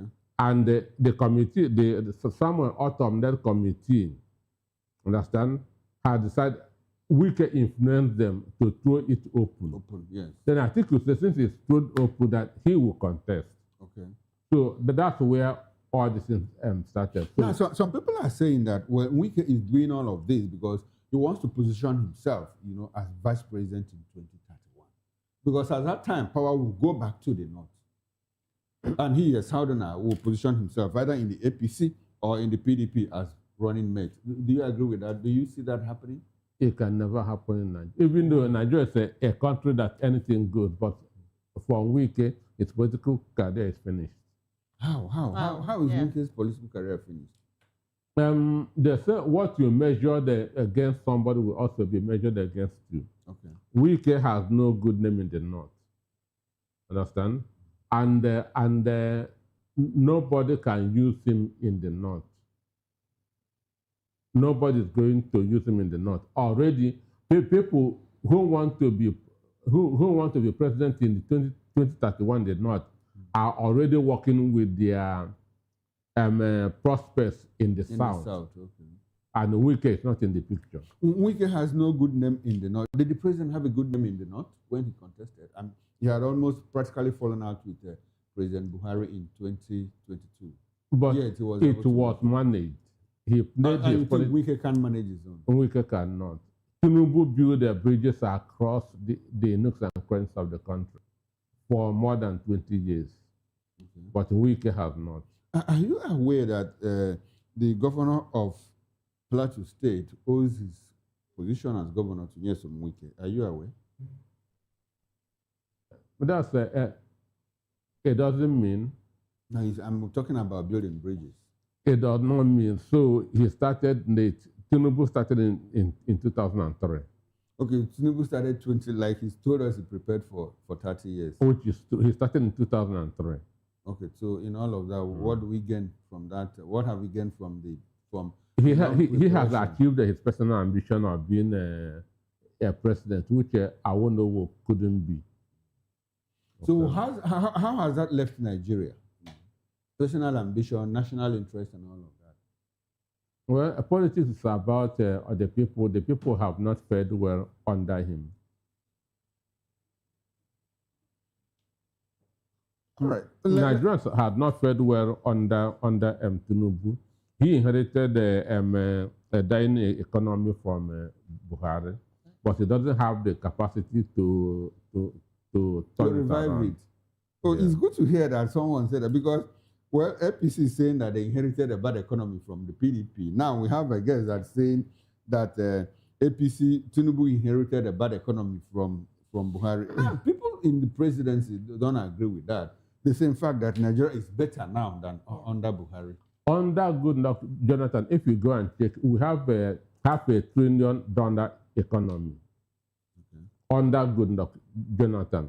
Under Goodluck Jonathan, Nigeria was one of the third fastest growing economy in the world. CNN said that, and other credible media outlets. Understand? But today, we don't even have up to $250 billion economy. So APC messed our economy up. Now, I'm talking about APC messing the economy up. 2027 is around the corner, you know, and they held their convention Friday, Saturday. As we speak, now, okay, the PDP convention is also underway if it has not finished.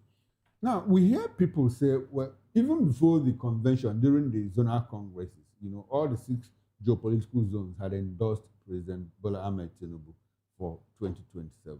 Doesn't that speak to some kind of a performance, or are we seeing things differently? You say all the people, I don't understand that.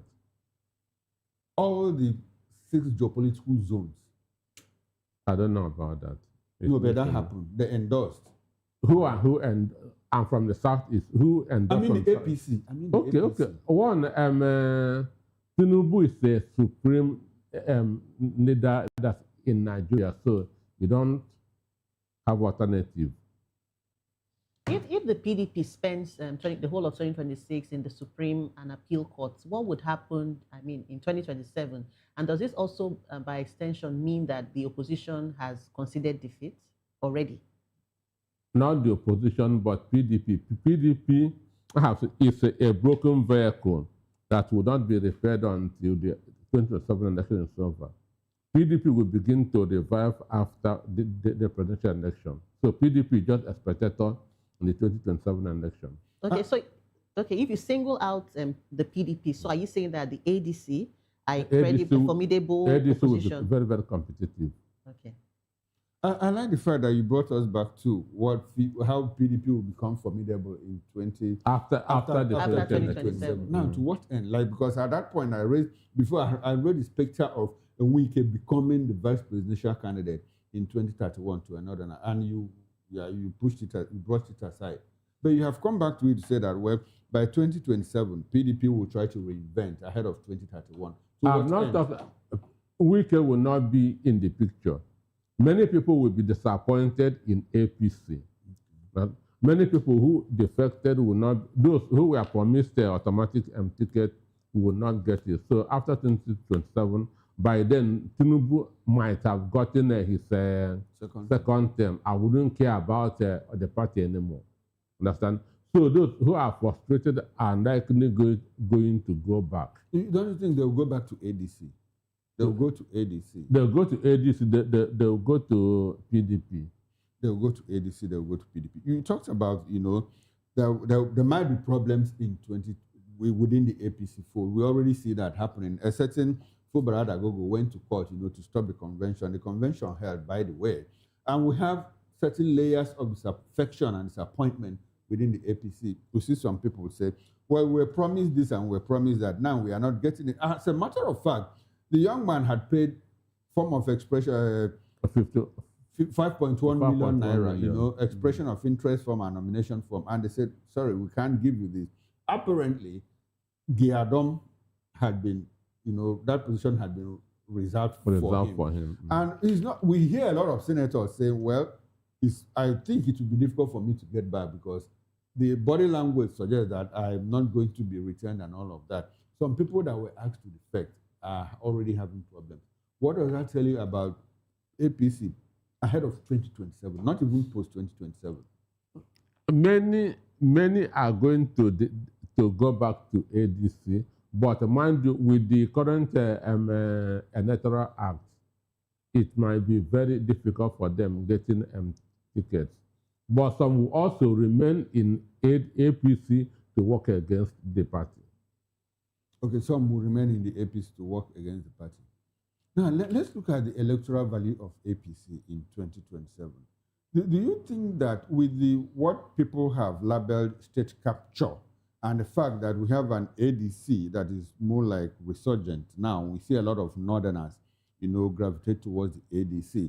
We also see some people leave the APC, you know, to the ADC. What will be the electoral value? Do you think that, I mean, it's going to be easy for the people to vote out APC in 2027? Well, what you have is governors capture because governors are defecting. People are not defecting.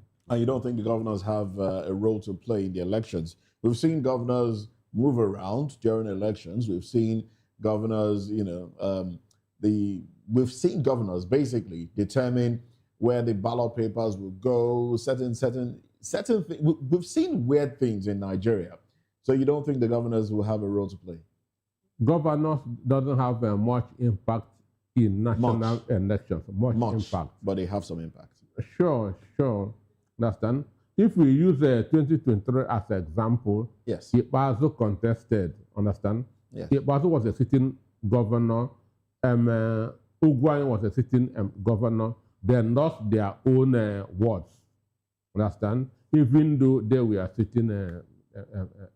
You don't think the terrain is different now between now as we approach 2027 and what it was in 2022? It is now more difficult for the APC to rig with the presence of the United States. It is now more difficult for the APC to do what? To rig because of the presence of the United States. Because of the presence of the United States. In 2023, understand, America... What will America do? America never showed interest. What will America do? What do you think America will do in these elections? How do they come in? They will be interested. In what capacity, please? In the election, in the process and the outcome of the election. Dr. Anosike, in 2023, we had the United States election monitors and observers in Nigeria. They didn't change anything. No. And as a matter of fact, we also... Okay, land on your thought. 2023, the Obama factor was there. 2015, you mean? 2023, Obama factor, because it was Biden that was in office. Okay, that was Biden is an offshoot of Obama. Okay. And Obama rigged that election in 2015. Now we have American soldiers there, and our people are being killed in their numbers. And the where? only thing here in Nigeria, we have 100 of them, you know, and our people are being killed in their numbers. DJ Trump is busy with Iran. Okay. He will turn to Nigeria very soon. Well, how soon do you think that the Iran-US conflict will end? For Nigeria to become priority again? Well, I'm sure before the end of April, it will be over. But Dr. Anosike, are you by any means suggesting that America is coming here, probably interested in some form of regime change or what? Is that what you're implying? Due process. Due process. Okay, that for elections to be free, fair, and credible. Yes. And if that happens, we think that APC has not done enough to return to office. What have they done? The president says my policies are working. United, what do you call them? IMF, World Bank say the president's policies are working. Not me saying those things.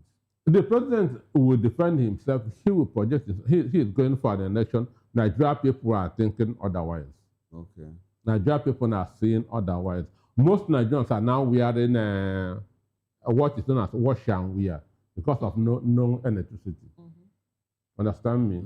So nobody will, in his right senses, will continue to go through what is going at present. But we see a lot of people support the president. Is that audio support, like we call it, or what? No, that's this Stockholm syndrome. Okay, being pleased with your capture. Yes. That's time. All right, then, thank you very much, Dr. Anosike. We'll go on a short break, and when we return, opposition recalibrates as Spoke and So exists NNPP for ADC. Do join us again. We'll be right back.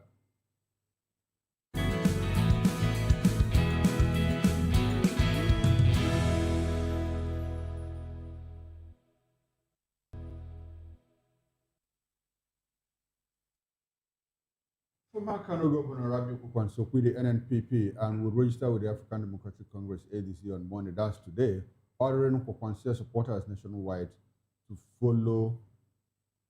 Ordering Kukwanso followers, supporters nationwide to follow. Well, the move confirmed by his team. This came days after Kukwanso met Atiku Abubakar in Abuja and hosted Peter Obi and Seyi Makinde in Kano, and signals an emerging ADC-led opposition bloc for 2027. ADC says it's won consensus or direct primaries, with Atiku, Obi, and Kukwanso floated as prospects. For now, Kukwanso's exit realigns Kano politics and pressures NNPP, while the ruling APC still dominates states and parliament heading into the next election cycle. Well, we still have in the studio here with us Dr. Peter Anosike, but we've been joined virtually by Barrister Okili Hua Osade Barmen, and he's a lawyer, historian, and he's here in the capacity of a political affairs analyst. Good morning to you, Barrister Okili Hua, and thanks for joining us on VOP this morning. Okay, we are also will be joined by Comrade Isaac Tanko. He's the National Secretary of the Middle Belt Generation Next. He's here in the capacity of a public affairs analyst. Good morning to you, Comrade Isaac Tanko. Well, we are yet to establish connections with the virtual people. So let me come to Dr. Anosike here. Dr. Anosike, Kukwanso it's dropped his NNPP, you know, I mean the party that was the national leader, and he is presumed to get into ADC. He's been holding consultations, first with Peter Obi and Seyi Makinde, and Seraki Dixon visited him during the Salah holidays, and after that he paid a visit to Atiku Abubakar. He's also had a meeting with Rauf Areboshola. Peradventure he gets into the ADC as speculated today. What value is he bringing to the coalition? Well, Kukwanso inherited the Aminu Kano political structure. Those who are of age should know that Madam Aminu Kano, he was one of the most influential politicians in Kano and northern Nigeria. So he inherited his political structure, and that has been working for him. That's the ordinary masses. Okay, what they call the Talakawas. The Talakawas. So, and it is that that's what gave him the governorship, gave Ganduje the governorship, gave the immediate governor, Abba Yusuf, the governorship.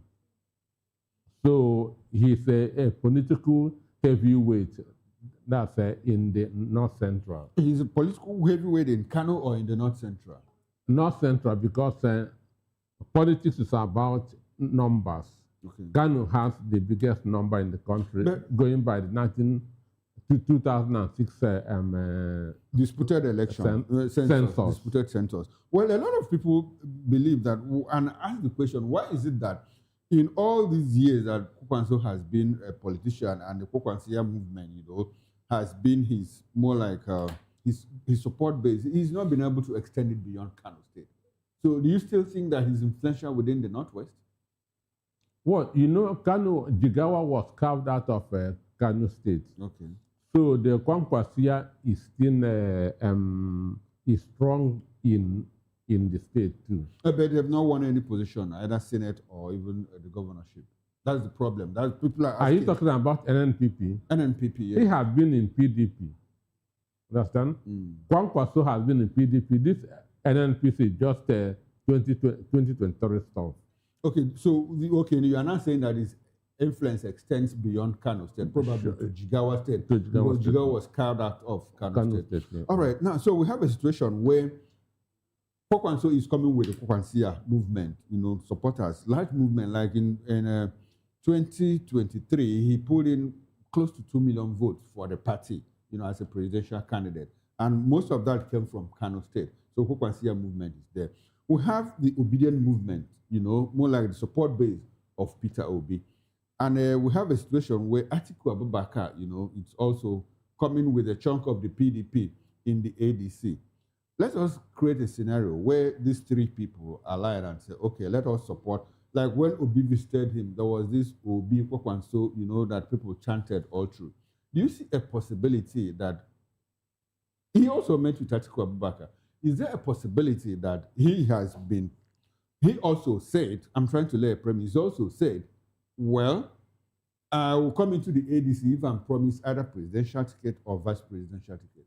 Do you think that there might just be an understanding between Atiku Abubakar, Kwakwanso, and Peter Obi that Obi and Kwakwanso might run in 2020? Well, if Abubakar can support Obi Kwakwanso, it will be like the current war that is going on between Israel, United States, and Iran. APC being Iran. APC being Iran. Sure. Oh, okay. So you think that America is pounding Iran, to the extent that they have lost capacity to do anything? America is pounding Iran. America is pounding Iran. Sure. That's the truth. Okay, so let's leave America and Iran and come back to it. Do you see Atiku Abubakar saying, oh, okay, let this young man go? Is there a possibility it could happen? That should be his best decision because, one, the youth are getting fed up with him. He started this in 1993 under SDP when he stepped down for MK Abiola. And imagine those who were born in 1993, Atiku all the way. We don't need for beer that's in Nigeria. How many times did Buhari try? He got it at the fourth time. How many times did Abraham Lincoln try? We are talking of Nigeria. We are talking of Nigeria. All right, Dr. Anosike, I want to ask you, do you really see, consider the ADC as a people's party, or can I say like a refugee camp for politicians who were rejected by the PDP and the APC? For me, it's the people's alternative. It is the people's alternative because we now have two dominant parties that I want to use that are two prominent, ADC and APC. Yes. Understand? So it's ADC that people that are seen as an alternative to APC because of the presence of P2B. Okay. Yeah. And you think they stand a good chance next year? Very good one. All right. Dr. Anosike, let's look at the prospects of ADC, fielding candidates in 2027. They still have pending court cases, people challenging the David Mark-led National Working Committee and all of that. A certain nephew, Balagombe, said, well, it is in my place. I'm supposed to be the authentic national leader, in fact, national chairman of the ADC. There's also a pending suit in court, challenging that ADC should be deregistered because they have not met the threshold, to even remain as a political party. From what people say, if people believe that the APC is the one putting the spanner in the works of the opposition, do you think that the ADC, knowing that, well, Obi Kwakwanso might be a very strong, ticket, do you think that the current APC, the current president, will allow that ticket to fly in 2020? That's what you would do. It will become a foolhardy. Which is the registering ADC. Understand? They dare not attempt it. Do you think that they care? They care because the country will burn. The country will burn. Worst things have happened here and nothing happened. They care because the country will burn. It is not everything you risk. Understand me? It is not everything you risk. Kwakwanso has asked all his followers, all the red cap people, to follow him to the ADC. Do you think he still has that clout, to pull that weight? I mean, in terms of influence, or he's just he has asked all his supporters to move with him to the ADC. Do you think he can still pull that? Or the most influential politician now in the north is Atiku Abubakar. And not Kwankwaso? No. It was Buhari before, but now Atiku. So as Atiku is there, and Monday Atiku did very well in Kano in 2023. So with the presence of Atiku, the Kwankwaso would obey what Kwankwaso said. Dr. Nasike, Atiku is the most influential politician from the North, according to you. No other person. He left the PDP to the ADC. No governor joined him. His state governor defected to the APC. Different from what happened in 2019 when he went to the APC, when he went to the ACN. No, in 2013 when he went to the ADC, he practically went ACN. He almost went with all the governors. ACN? Yes. No. Get not, your facts right. No, he contested under AC in 2007. 2007, yes. And then as a matter of fact, at that time, the point I want to make now is that if you say he's the most important politician in the North, he left the PDP, no governor joined him. His state governor. No, now. Okay. He left the PDP to the ADC. His state governor didn't join him and rather went to the APC. So how influential is he in the North? He remains the most influential, and one of the major factors in politics is deception. So people are defecting for different reasons. So how do you measure his influence? If you say he's the most influential, how do you measure that? Who has attained his height in the North? Nobody. Why was he made the vice president in 1993? You mean nobody living or dead? I say after Buhari is him. Okay, after Buhari. Why was he made the vice president in 1999? Because he was the chairman of Shehu Yaradua campaign organization. Okay. Understand me? So Obasanjo said, since Yaradua died in prison, died in detention, let me compensate his group. If not, Atiku would have been the governor of Adamawa State. He won the election. So that shows you his influence. His influence in 2023, the North didn't vote for him. He got 6 point something million votes. 6.9 actually. That's Atiku Abubakar. Atiku Abubakar. 6.9. From where? From the North? Votes from everywhere. Yeah, but the North didn't vote for him. If the North had voted for him, Tinubu wouldn't have won the election. election. Do you mean that those votes come from the South or from where? Nigeria and Cameroon? It's scattered. I'm trying for us to interrogate his influence. After Buhari, Atiku is the most influential politician from the North. There's no doubt about it. There's no debate about that. But I just told you that the influential person in the North didn't vote for him. So how do you measure his influence? With 6.9 million votes. Did he win the election? He didn't win. Because you could say after Buhari, because at some point, well, the North voted Buhari and he won. With 12 million votes. So who inherited those 12 million votes that I always touted? Atiku didn't inherit that. So how come he's the most influential? Because Buhari was alive at the time. Now, when Buhari died, they should have transferred that influence to him. Which the influence you say that he wields. Now, those 12 million votes, where are they? When did Buhari die? Okay, Buhari died last year. Okay, so you think that those 12 million votes now go to Atiku Abubakar?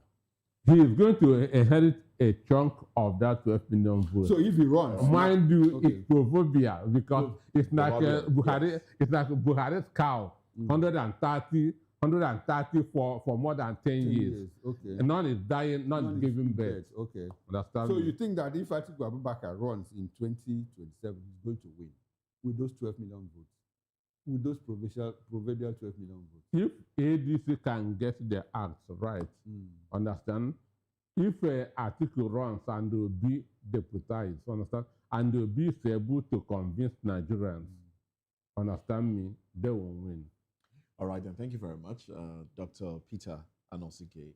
Thank you very much. We also did try to connect to some of our virtual guests, but unfortunately, the network did not make that possible. But we do appreciate you for trying, for joining us. We're just unable to get your views in. Well, thank you very much. I do believe that you'll stay with us into paper review. Thank you very much, Dr. Peter, for staying with us on the paper review. But this is how far we go on VOP this morning. I must say, thank you for joining us. Join us again at 10 as we get into the papers. I am Moses Humphrey. I'll see you at 10. I'm Jane Ogoye. Thank you for watching. I am Chukuma Okoro. Bye for now. See you on top of the hour 10 o'clock.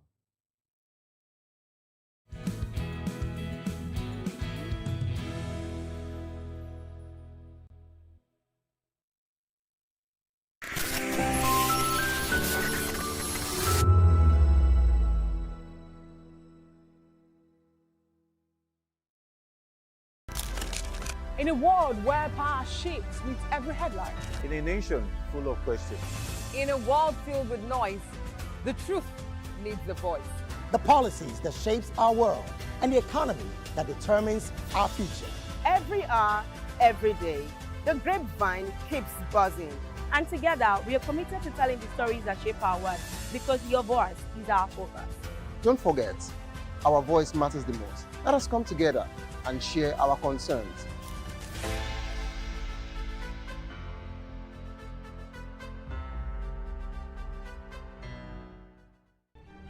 In a world where power shifts with every headlines, news breaks and events happens, we bring you unbiased and explicit information on politics, economy, and state of the nation. We break down the chaos. Facts, not fluff. Truth, not spin. We discuss not just politics, but a glimpse into the future. Voice of the People Television. Now you have more than a voice. This is African News on Voice of the People Television, where we don't just bring you the news, we bring you Africa's heartbeats, the policies that shapes our world, and the economy that determines our future. African News on Voice of the People Television. Stay with us. Join us as we drive into the world of politics through insightful interviews with prominent political figures, both serving and former governors, ministers, senators, legislators, party chieftains, activists, and analysts. Get first-hand information into the decision-making processes that affect our daily lives. Highly engaging one-hour program that brings political discourse into focus. I am Chukuma Okoro. Political Lens, Monday through Friday, 6 to 7 p.m. Join us. VOP TV. Now, you have more than a voice.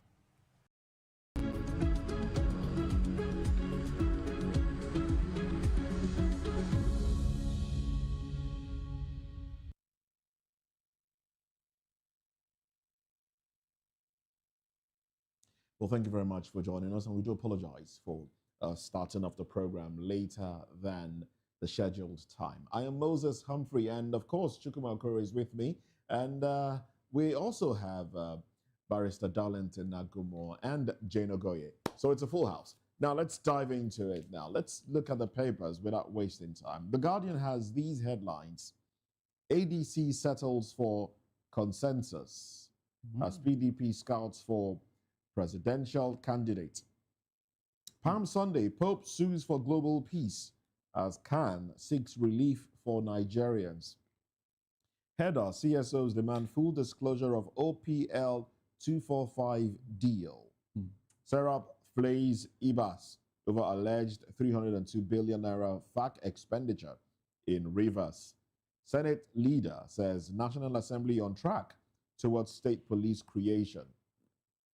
Terrorists are not prodigal sons, says Bishop. COAS, just Chief of Army Staff, orders relentless onslaught.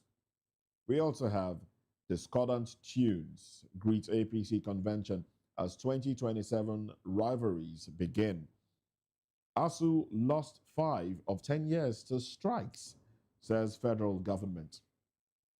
Concerns as hot money continue to outstrip patient capital inflow.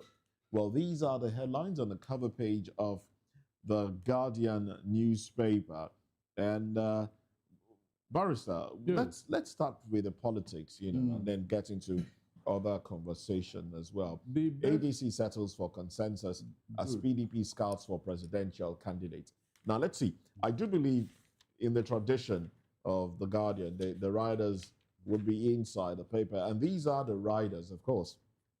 Wike Saraki insists PDP will field candidates for 2027. Barrister, Wike Saraki insists PDP will field candidates for 2027. I asked you, okay. Good. Anybody who believes that a PDP will field a formidable...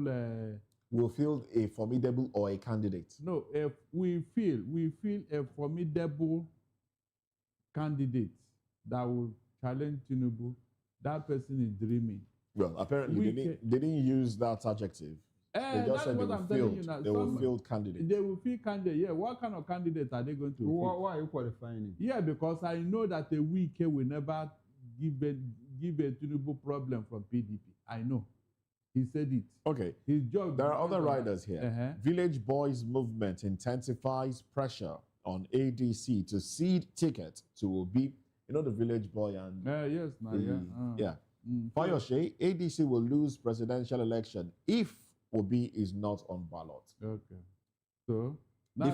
Defected governors, Obi, lack leadership qualities to solve problems, says Wike.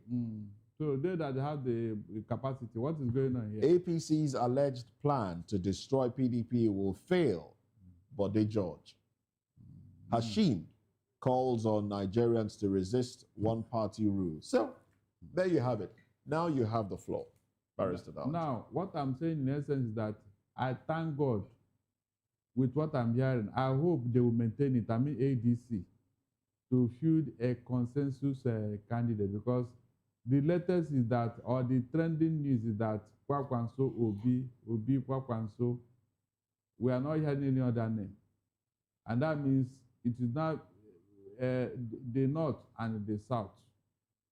And that is how it's supposed to be, because I have done my calculation, not research, or my own calculation, that with a Kwakwanso from the North and Obi from the South, they can pull votes. Most of when they are popular in their different regions. That is what I think here. So let the consensus go on.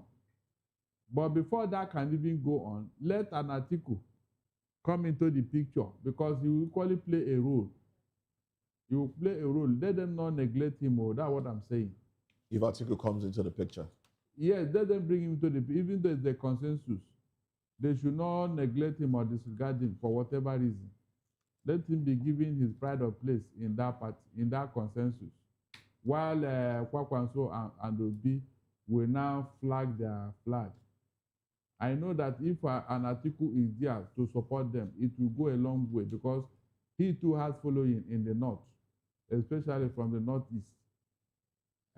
So if he now talk to his people, they will fall in line. They will fall in line. Do you have you been getting feelers that Atiku may not run? Because prior to this time, the feelers that I have been getting is that Atiku very much still, wants to run.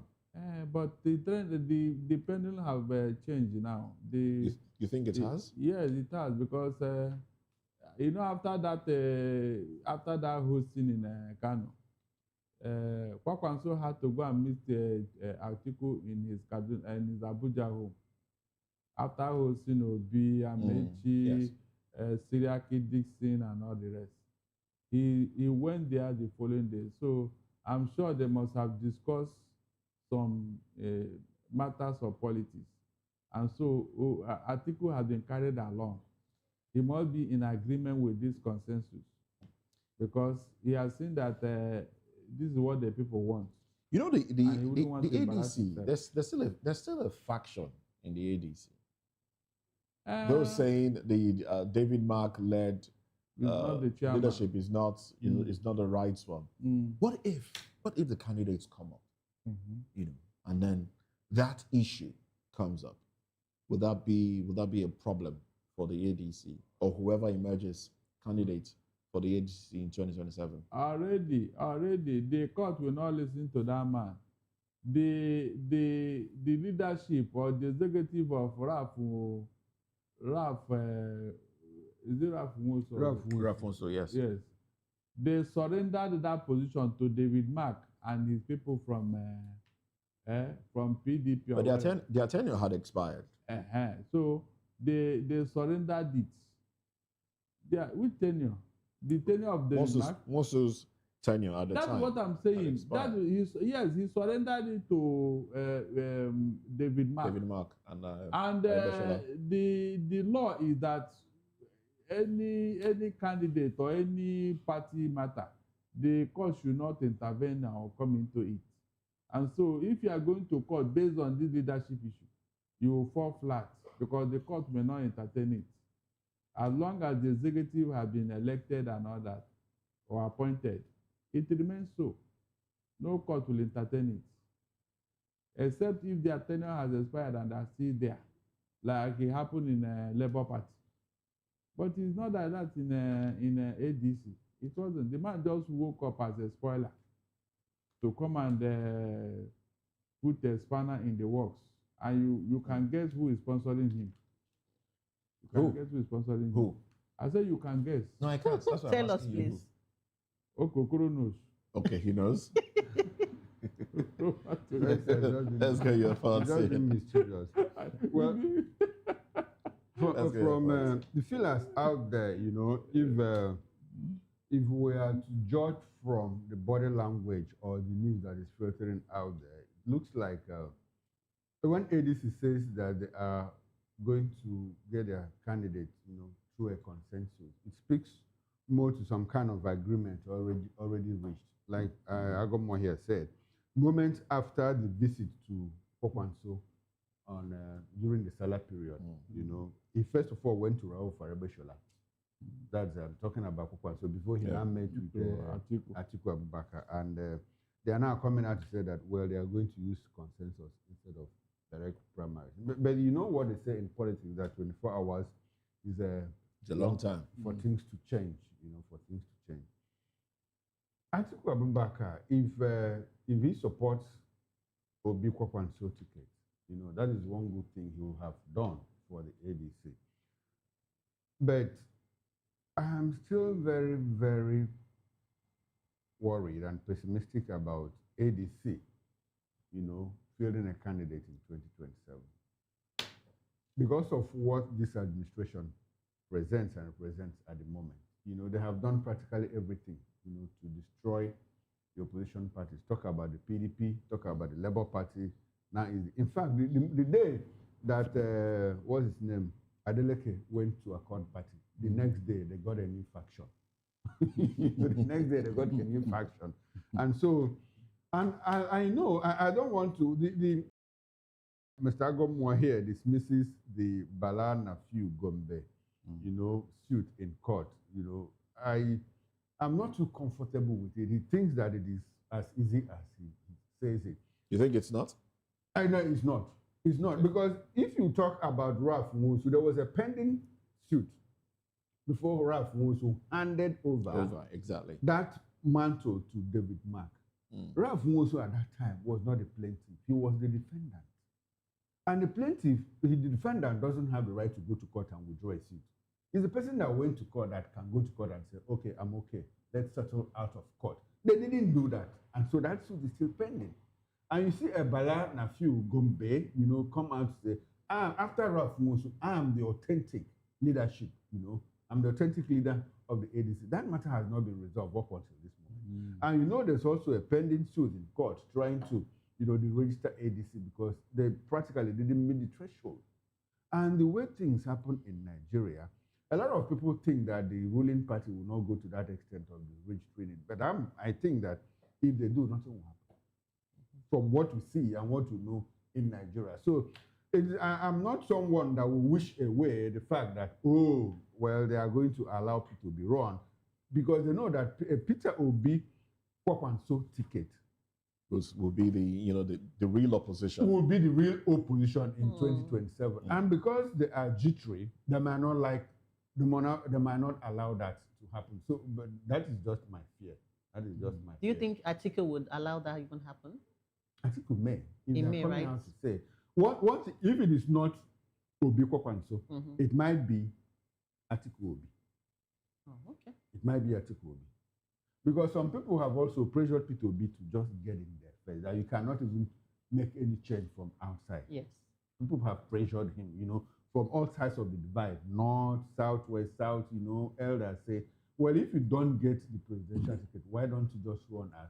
Because the only way you can route a change, the only way you can make a change is from inside. And well, what I will call the voice of reason might prevail. So in the coming days, what we might say is either Obi Kwakwanso or Atiku Obi. But why the Atiku Obi angle of faith is probably not the way to go, because why would Kwakwanso just jump into the NNPP without having some sort of assurance? He might well go to the APC. So that's my thinking. And so when I want to ask Mr. Agommo here, when he talked about APC, PDP fielding not fielding a strong candidate. I like the question I asked him. How do you qualify it? Why the adjective? Not fielding a strong candidate. At no point, and by the way, and when he said it, I made a mental note of who could be the strong candidate from the south in PDP. Who would that person be? Practically everybody that was strong at one point or the other has left the PDP. So is the person going to come back at the last minute when they have closed the window, for digital membership registration, which has already been submitted to INEC? You can't even defect at this point. If you defect, you are not open to any elective position. So I was just thinking, who would that person be? Shey Makinde is there. He's not in good terms with Wike, except it's more like a small screen. Even if he emerges, it's going to be a smooth ride. Yes, it's a smooth ride for the APC. And Wike can go. Well, Wike cannot bite the finger that has fed him.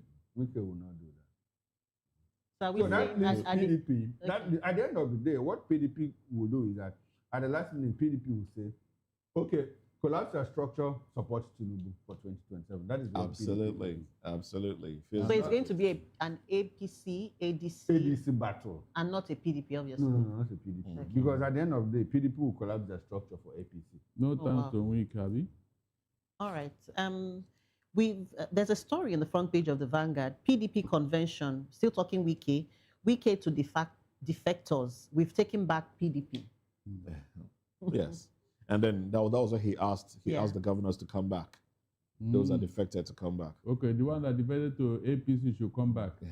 including those they asked to go to APC. And they should come back. Can you imagine? The man is speaking tongue in cheek. Wike is deceiving PDP again. He's not serious. All this thing he's trying to do or say now, how does it add up? Is it possible? Is it very sincere? A Wike that swore to make sure that Tinubu gets 2027. And that he's supposed Wike has sworn to many things that he didn't live to fulfill. In this particular case, Wike said, me, leave malaria and go to cancer. And he went to work for the same cancer. Wike said, I will never be minister in this administration. The president the other day said he's one of the shining stars of this administration. He's a servant minister. He had said a lot of things. Wike said, but don't forget what happened. Obi won 2027. Okay. He has said a lot of things that people no longer, you can't go to bank with Wike's words. But that's the hallmark of Nigerian politics, really. Well, I wouldn't say. There are no permanent friends or foes. No, it's not about permanent friends or permanent foes. It's about saying, doing what you say. Do you know that if you lie in the Western world, in fact, you have sealed your coffin as a politician. You will lie for whatever reason. They will hold you to it. Go and ask Richard Nixon. Go and ask Boris Johnson. They don't spare you when you tell them lies over there. But here, it is part of the game, and nobody challenges it. But sometimes when they lie, they come and say, I lied, and they ask for forgiveness. Bill Clinton did now. And that was when that lady, Monica wanted to show us his torso.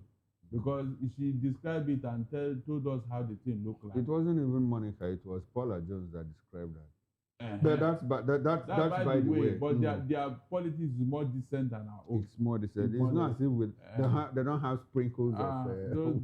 After all, we learn from them. In their own case, there is a threshold. Okay. You don't cross it. You can do all some of these minor. There are the important areas you don't cross, and you still want to lead America or UK. They will not allow you. Okay, let's take this story still from the Vanguard. We must resist one party rule. Benga Hashim insists. When it will happen, will you know? It's already on the works now. Because if Tinubu were to get into 2027 election, he will never live in 2031. No. I'm telling you, I've told you why he cannot live. One, a Tinubu wouldn't want to leave office, and somebody will come and now open his cupboard, his books, and see the skeletons crawling out. No, but do you think Nigerians will allow that to happen? Why not? If not, why not? If not, so it now behoves on you and I to say, look, you must leave. After all, Obasanjo, because you should check. Tinubu have always succeeded where Obasanjo failed. All the things Obasanjo did, Tinubu have always wanted to reverse it, to prove that he's the Aswaju of politics in Yoruba land. Have you not seen it? No, I've not seen that. Can you help us? The national anthem. Then this third time that Obasanjo tried, Tinubu will get it on a platter of gold. Okay, because it has 32 governors and it has yes. It has the National Assembly. Good. So what role would the Nigerian people play? The people? Now, this is where the anger of the people will now rise. Okay, so the people should wait until 2031 when he wants to perpetuate himself. Everyone says this is where. I said this is where, because you chase the black sheep in the daytime before nightfall. Now that it looks like somebody is visited, the Oluwo of Wiwo is telling us that Tinubu has done so well that, in fact, he has done so well that Nigerians may likely plead with him to go for third term. Oluwo of Wiwo said it in today's paper. So when things like this are happening, they are using people to filter, to fly a kite before. So to get the feelers of the people. So that by that time they say, well, since he has done so well, let him continue to consolidate, to finish what he has started, to do this, to finish insecurity, to bring they will give all sorts of reasons. And with money in their pocket, they will say, okay, let him continue. It's interesting. It's funny how we are already talking about 2031. It has happened before. And I just did a mental calculation of the president's age at the time. He's going to be 80 at the time, 79, 80. Because he's 74 now. Yeah, next year he's going to be 75. According to... Yeah, according to, records. Yeah. What is according to? Huh? What is according to? According to officially. Why are you putting according to? That's what we have officially. He's 74 this year. Okay, so if I tell you that I'm 50, I'm 45. That's your official age. Will you say according to? According to you. Or will you just say it will be according to you. According to you. In this thing we say that liars should have good memory, so that you remember the lies you told yesterday and day before yesterday, so it doesn't catch up with you. How can you say you are 74 years when your first daughter is how many years? 69. Is he adopted or 69? Is he adopted or biological daughter? Which one adopted? Did you adopt any? Did you hear that you adopted anybody? All the Tinubu wives, do you know 5 years. There are many wives that we cannot hear about. How old is Sheyi, by the way?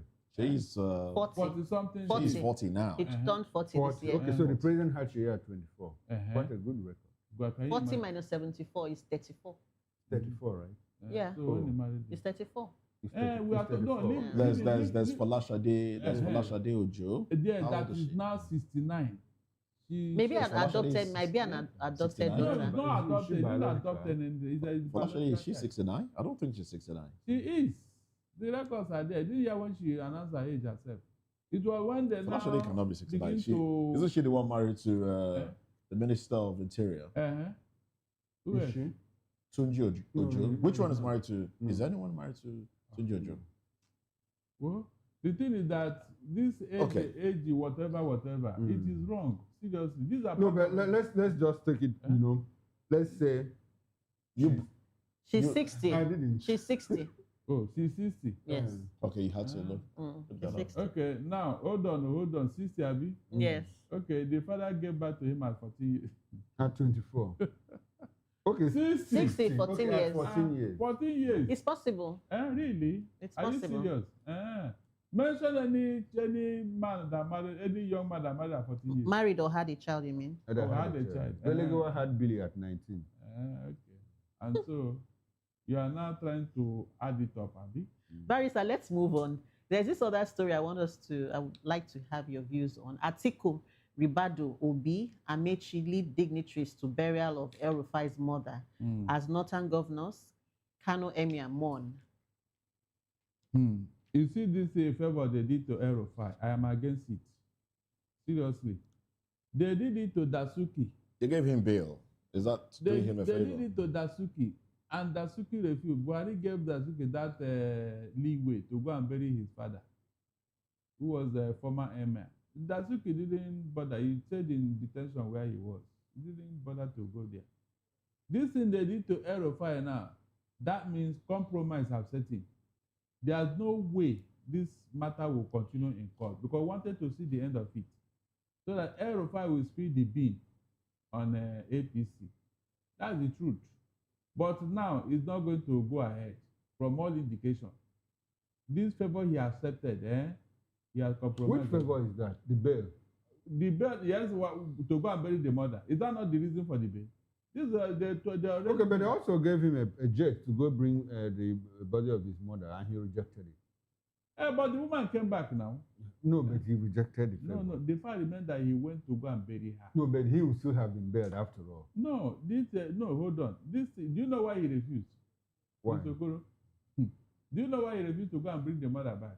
Why he didn't refuse now. They offered him a private jet to go retrieve the body of his mother. He refused. That's what I'm telling you now. What are you telling me? What I'm telling you now, he didn't want such a favor from them directly. That's giving him a jet. Do you know what it means? So you are saying he should have rejected the bail as well? Yes. Hold on. Listen. When he rejected the private jet to go and bring the mother, and they brought the woman back, are you getting what I'm saying? They now hurriedly gave him bail to go and bury her. Okay. I don't think it adds up. I don't think it's very... No, I'm telling you that after all, I mean, if his mother didn't die, they still have granted him bail because he had filed for bail. Hadn't he? Which did they refuse? Because they told him... Did they refuse? Yes, the only condition is for you to say okay, that... so are you trying to say that El Rufai is being compromised now? It's obvious because that was the condition for the bail.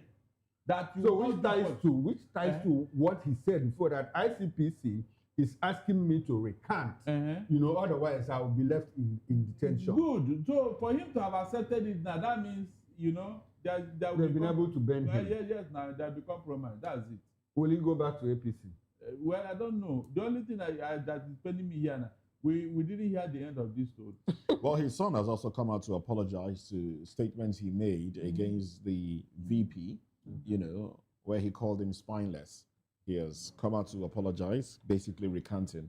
So yes, I guess all is well. Everything they are compromised. Most like the government, the state has a leash on the El-Rufai family. Of course. Something has happened. They will not tell you because they remember the role El-Rufai played, especially Tinubu. That was why he offered that jet and other. He must have remembered their friendship. Tinubu liked to keep his friends. No matter how... El-Rufai said, there's a video there that out there, El-Rufai said, well, Tinubu was never my friend. And Tinubu is not my friend. We were never friends in even before 2023. That's what El-Rufai said. He can say it, but the role he played... No, that was... in fact, he made that statement from Egypt, even before he came back. But no, leave this thing he's saying now. From that time... Barrister, I'm telling you that he said it when he was in Egypt, before he was even arrested. Listen. This one is happening now. What is happening? The role he played before, is it a role an enemy can play? How he said it himself that he brought Tinubu into office. And he said he did it because Buhari asked him to, that they were never friends with Tinubu. But he did it. I don't think it matters whether they were friends or not. No, he said, the fact of the matter Barrister said that maybe when Tinubu remembers his friendship with El-Rufai. Well, he worked for him. He worked for him. And I'm just telling him that El-Rufai said that we were never friends, that they were never friends. How do you define friendship? How?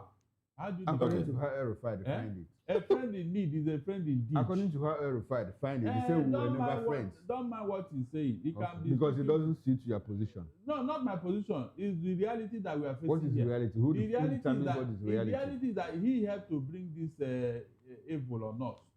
And so, Okay, let's move on to another conversation now. Let's talk about this headline from the Vanguard newspaper. As deadline expires tomorrow, bank recapitalization raises 4.6 trillion naira, sparks sectoral battle for allocation.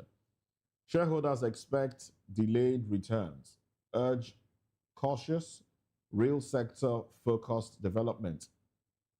CPPE wants banks to channel funds to SMEs, real sector to drive economic impact. All right. Let's see if we can get some more clarity to this headline. So this is, Nigeria's banking industry is entering a new phase of intense competition as 33 banks that successfully raised about 4.6 trillion naira under the Central Bank of Nigeria, CBN's recapitalization program, positioned to deploy the funds, triggering what analysts describe as a sectoral battle for profitable lending opportunities. All right? And then the editorial goes even deeper. Why is it that every minute of the year or every time of the year, bank will be recapitalizing, looking for funds, trying to increase their capital base? What is wrong with our banks? Every time of the year, you see them trying to, even they are talking of merger now.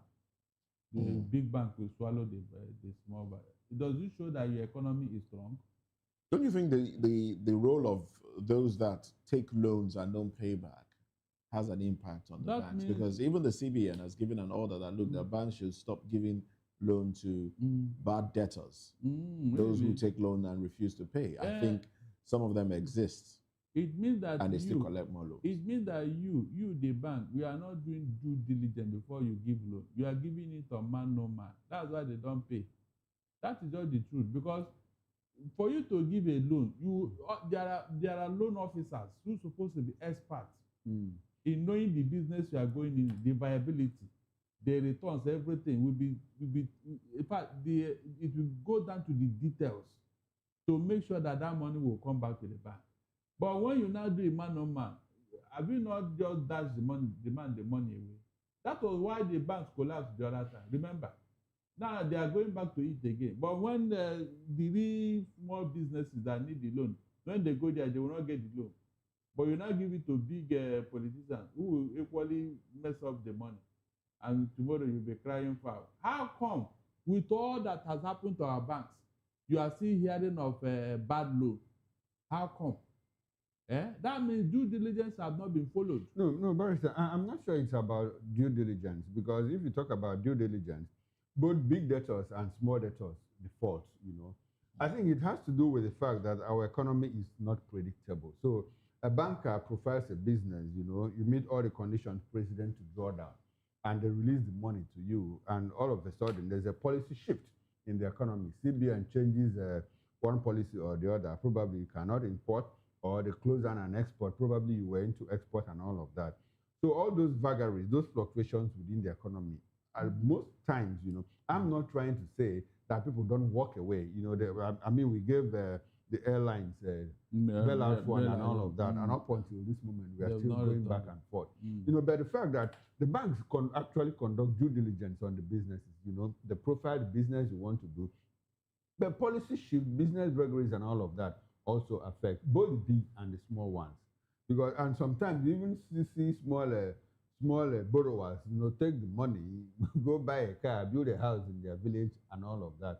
And so if CBN says banks should stop giving money to lenders, to default the loan defaulters and all of that.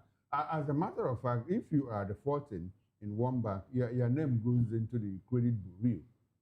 So if a bank goes to the credit bureau and looks you up and see that you're already indebted, to a particular amount of money, and they still go ahead to lend you money, that means they didn't conduct due diligence. Because there's a credit bureau. Exactly. At some point, we were publishing they were publishing the names of debtors, and we saw big names. Atiku Abubakar's name was there. And a lot of big people, their names were there, because they are businessmen that took the money and invested. At some point, AMCON had to step in, to recover some of the loans. But how far can they go? Those people that their names are in that black book, they are still collecting loans from other banks. That's why the CBN said, don't give loans to bad debtors. That means they have discovered that these people that have already blacklisted are still collecting loans from banks. You ask yourself, how? Because of man no man. Somebody will go, the chairman of the bank will just give order after you have discussed with him and all that. He will now tell you to go and meet the managing director. And before you get there, phone call must have gone through. And then as you are coming, they are preparing the money and everything. Because Oga said it.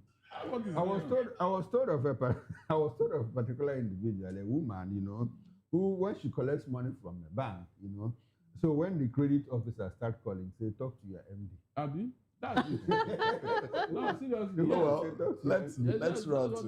let's run to Benin. We have our correspondents in Benin. Let's hear from those on the streets of Benin what they are reacting to from the papers this morning. All right, so we do have a guest actually. We have a guest in Benin. So let's go to Benin. Good morning, everyone. Good morning. Good to have you join the conversation this morning. Talk to us. Well, I've been waiting here since, if not for the technical issues your station is having. Welcome to the program. Hello. Go right ahead. I said I've been waiting here since morning in your studio here. Now you are here. Now you are here. Yeah. Let's have you react to the headlines. Is he complaining? Well, I listened to when Mr. Anosike, the man in the studio, also spoke. Your guest in the studio spoke too, with regards to this, the build-up to the 2027 general election in the PDP and the El-Rufai case and the ADC coalition that is coming up. So if I'm to share my thoughts on the design,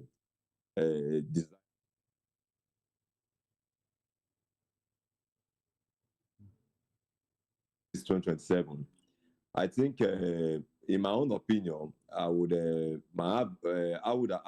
that the mistake that took place in 2014, wherein the desire to oust the good luck Jonathan-led administration, the impression was created in the minds of Nigerians that, look, if the PDP is ousted from power, the problems of this country will come to an end. I expect that in the build-up to 2027, the coalition wants Nigerians to take them serious. It shouldn't be about removing the APC-led government from power. It should be about, charting a new direction for this country. It should be about governance. Because if the major reason why this coalition is coming together is to house the APC from power without giving a new sense of direction to the country, then I foresee a stream by the mistake of the past. I foresee the repetition of such mistake. Because if you look at the ADC, the coalition itself, I can term the coalition as more or less a bed of strange, a coalition of strange bedfellows. Because if you check very well, you discover that the bulk of the persons who came together to form the ADC are members of the Buhari camp, those Buhari loyalists within the APC, actually from the CPC bloc, who came together to form the ADC. Then you have Peter Obi coming in. Then you also have Kwankwaso, who is also coming in. Then Atiku also coming in. So it shouldn't be about just removing the APC from power. It should be about charting a new sense of direction for the country, because that was the same mistake that the APC made. The APC functioned very well as an opposition party to the PDP when the PDP was in power. But the APC never prepared for governance. The APC never prepared for governance. And that's why you see that we are having the problems we are having today in the country today. The party never prepared for governance, just the same way the PDP, when the PDP was in power, the PDP never prepared. So any party that wants Nigerians to take them serious, such party should not just, should prepare itself well as an opposition party, and should also prepare itself well as the government in waiting. Because if you take a look very well, you discover that what the average Nigerian people wants is a government that will be able to tackle the existential issues that is affecting the Nigerian people. As I'm talking to you, for more than a month, Nigeria, in Edo State, for example, we don't have power supply. The problem of insecurity is there. The parlous state of our educational system is there. The economic problem, the rising cost of food, goods, and services is also there. So not to talk about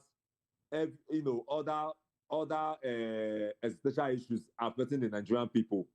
So Nigerians are not concerned about which party is in power, whether it is APC, ADC, Labour Party, or whatever. What Nigerians are concerned is a government that will come into power, that will be able to harness the God-given resources of this country, towards the greater good of the Nigerian people. That is what Nigerians are concerned about.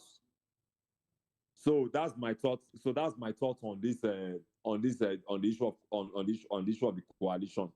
Then I overheard when the presenters were talking about Tinubu's age, in comparison to his daughter's age. The issue of falsification of age, or the issue of lying about one's age, if you look at our country, is one of the biggest challenges we have in our country today. And you don't just find such problem among the politicians, among the political elites. It's a societal problem. Go to our academic institutions, you discover that a lot of persons, from the students to the lecturers, go to our public service, in fact, every establishment. All right, every then. sector. Thank you very much. Well, we're absolutely out of time, and we have to let you go now, Barrister Okilua. Thank you very much for coming, and we do apologize for keeping you waiting. I understand that it took a period of time for us to get your video and audio feed, but thank you very much for your time, and do oblige us when we call on you next time. But this is how far we go on VOP. I beg your pardon, newspaper review.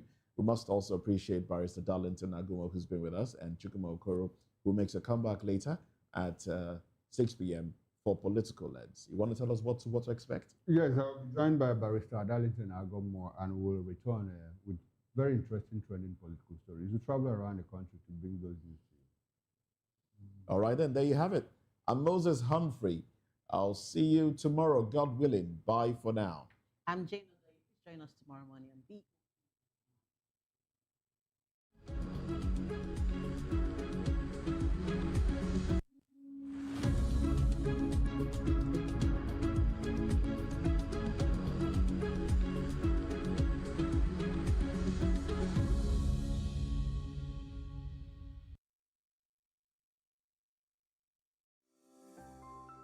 VOP TV.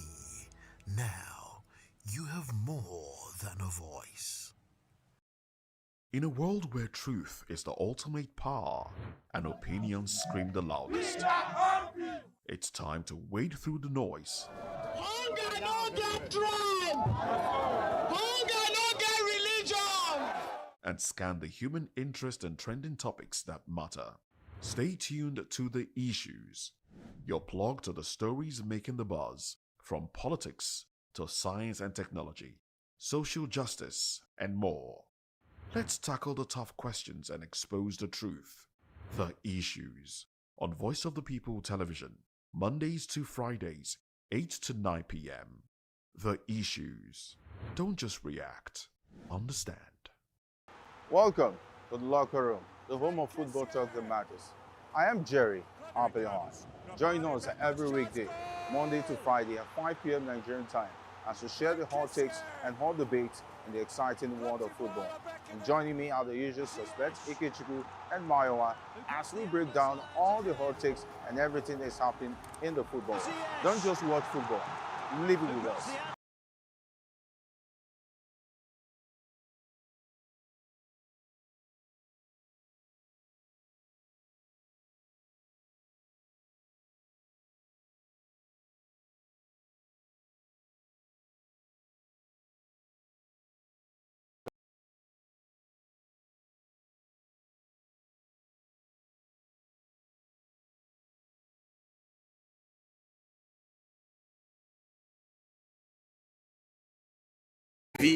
On passe un bon temps.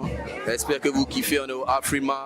On est ensemble. VOP TV. Don't see me like a fool because I don't do giddy giddy giddy. VOP, you don't know Stoneware from Ghana representing live and living color. Yeah, Beam Nation president. Outside with it. Bless up. Hello, this is Milo from Ivory Coast. Keep watch Voice of the People TV. Regardez la voix du peuple, la télévision de la voix du peuple. Que Dieu vous bénisse. À très bientôt. Love you so much. Hi guys, what's up? This is Gaze Baba. I am watching VOP TV. Usually you'll be told to not touch the dial, but I tell you to touch the dial and increase the volume. You're like, keep it locked. It's Afro Gospel. Thank you. Hello, my name is Shego Arunze. You're watching VOP. Don't change the dial. My Joe, fine girl. My Joe, fine babe. Yes, don't touch the dial. This is me, Dr. Adiwala Iba. Keep watching VOP TV.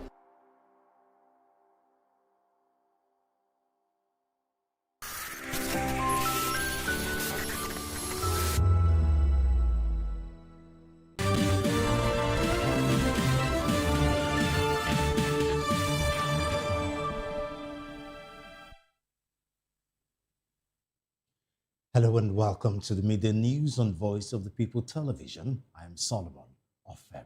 First, our top stories. INEC recognizes Wike-backed PDP leadership. Atiku denies quitting politics. Plateau government imposes 48-hour curfew after attack. Troops foil ISWAP attack in Borno, 38 insurgents killed. Governors praise Tinubu's reform. NNPCL reduces fuel price 3 days after Dangote refinery's cut. In business, Nigeria's forex reserves drop $548 million in 2 weeks. In sport, Amnesty warns 2026 World Cup could become stage for repression. And in the world of entertainment, Tony Abraham unfollows Funke Akindele on Instagram.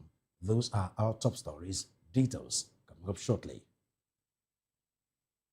First on the news, the Independent National Electoral Commission INEC has recognized that the faction of the People's Democratic Party PDP led by Nyesom Wike, Minister of the Federal Capital Territory FCT. According to INEC's website, Abdulrahman Mohammed is listed as the PDP's national chairman, while Samuel Anyanwu is recognized as national secretary. In the meantime, the People's Democratic Party has ratified its ward.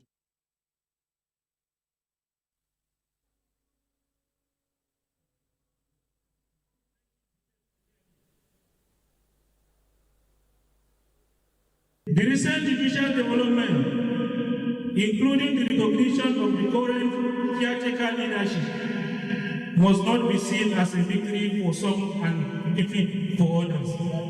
Rather, they must remind us that institutions must be guided by law, that leadership must be anchored on process, and that no party can imbue outside constitutional order.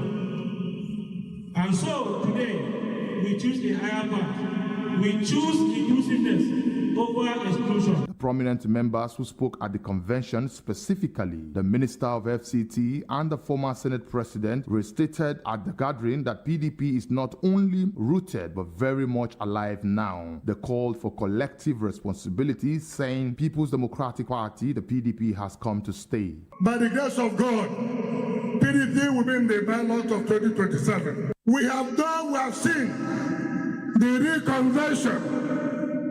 The convention has been monitored by the electoral umpire. That's the convention that is recognized. More importantly, we fought and returned the party to its rightful owners, the people, an accomplishment which speaks to the fundamental principle upon which the party was founded. It is clear that PDP, for what we see here and what we see outside, is deeply rooted in this country. From Yobe to Jigawa, from Kwara, across Nigeria, PDP is firmly within the minds of the people of Nigeria. Other PDP chieftains who spoke to VOP TV includes former PDP Vice National Chairman South, the former Minister of Foreign Affairs, former Governor of Jigar State, stressed on sacrifice while commending the delegates' zeal and enthusiasm. They commended the party leadership, charging them to give delegates and members alike a new PDP that all will be proud of. Well, it's a wonderful day. You can see all the states are well represented, and you can be sure that PDP is fully back. After this convention, we are going to set the party on the path of progress, and we will start mobilizing support at the grassroots for the party once again. You can see for yourself that PDP is alive and well in Nigeria. PDP is on ground, PDP is strong, PDP is vibrant, and PDP has come to make a signature to Nigeria that this party is alive and well and the party to beat. This convention, I will describe it as excellent, and you can see it for yourself. I mean, look at, this is a stadium and the entire place is full. So it really tells us that we have a party that is great, and we're going to build it once again to success in this country. PDP is back to life. You can see how colorful it is. You can see the crowd. In fact, it's overwhelming. I don't think there's any other faction. PDP is one. We are coming back together. Meanwhile, the Turaki-led PDP had gone to appeal at the Supreme Court, but the Wiki-backed National Working Committee said on Saturday during a press conference that it is not aware of any court injunction stopping its convention. I am Ferdinand Igba, reporting for VOP TV in Abuja. In the meantime, the People's Democratic Party, PDP, has ratified 8 ward local government, state and zonal congresses nationwide. The decision followed a motion moved by Kogi Central Senator Natasha Akpoti-Duagan at the 2026 PDP National Convention in Abuja. A statement by her media aide, Mike Idoko, says delegates unanimously endorsed the move, validating party structures across affected states ahead of the 2027 general elections. Moving the motion, Akpoti-Duagan stressed the need for unity, legality, and institutional stability, describing the exercise as key to strengthening the party. The motion approved congresses conducted in several states in line with resolutions of the National Executive Committee, recommendations of the National Caretaker Working Committee, and relevant court judgments. Akpoti-Duagan urged members to put collective interest above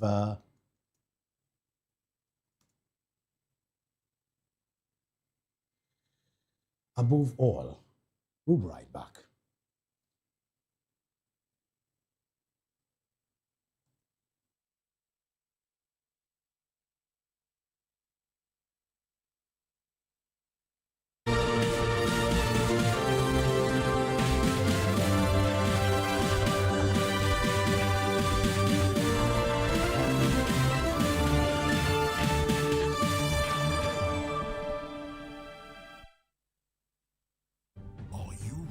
for the extraordinary. Something big is happening on your screen. Introducing VOP TV, now streaming on SLTV channel 264. From breaking news to captivating conversations, news analysis, giving you all sides to the story. We break in-depth discussions on the issues that matter, from politics to sports, entertainment, and lifestyle. VOP TV on SLTV channel 264. Join us as we redefine what television means to you. Voice of the People Television, VOP TV. Now you have more than a voice.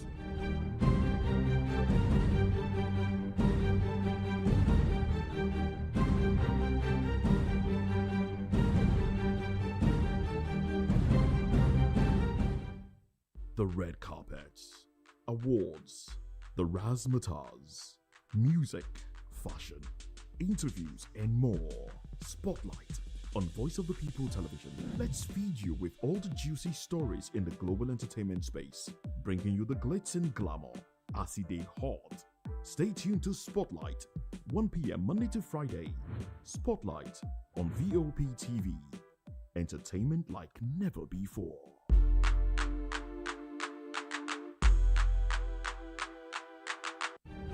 In a world where power shifts with every headlines, news breaks and events happens, we bring you unbiased and explicit information on politics, economy, and state of the nation.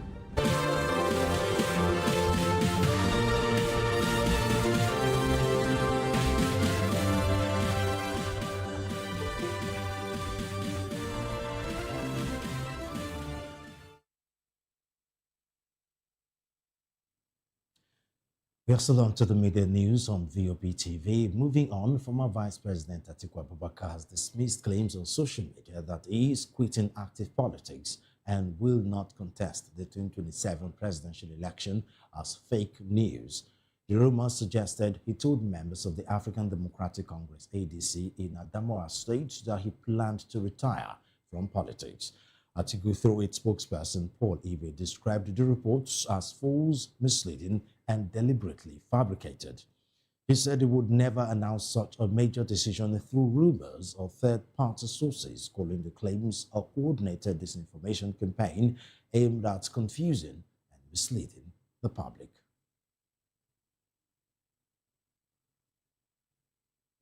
Away from that report, Ikenga Ogochinyere, chieftain of the African African People's Party and representative of the Idiato North-South in Imo State, has praised the Independent National Electoral Commission (INEC) for extending the deadline for political parties to submit their membership registers. The deadline, originally April 21, has been moved to May 10, 2026, announced in Abuja by INEC's National Commissioner for Information and Voter Education, Mohammed Kudu Aruna.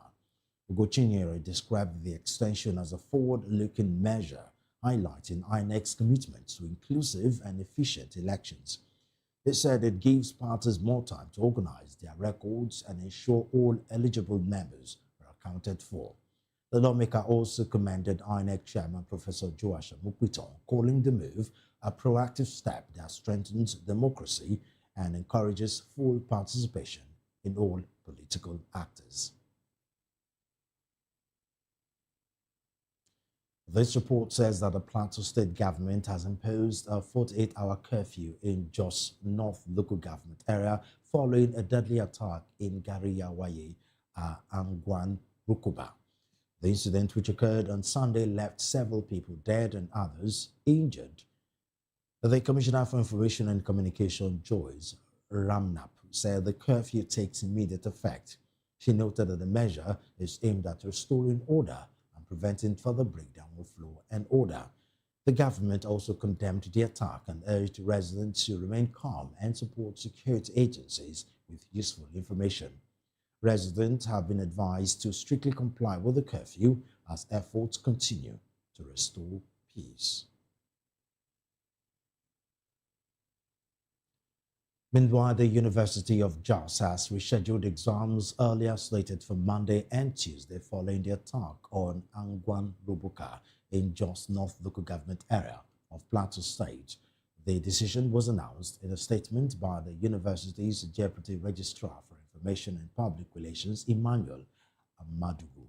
They urged staff and students to remain vigilant, avoid unnecessary movements, and report any security concerns. The move follows Sunday's attack on the community, which the Plateau State government says left several people dead and others injured.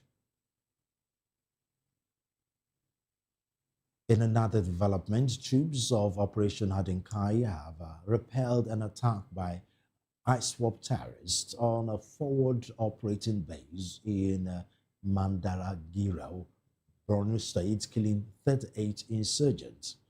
The Media Information Officer, Joint Task Force Northeast Lieutenant Colonel Sani Uba, said the attack occurred in the early hours of Saturday. He described the assault as half-hearted, noting that troops responded in a coordinated operation that forced the insurgents to retreat. Air support and surveillance from the air component enhanced precision strikes, while troops pursued the fleeing fighters, inflicting further losses.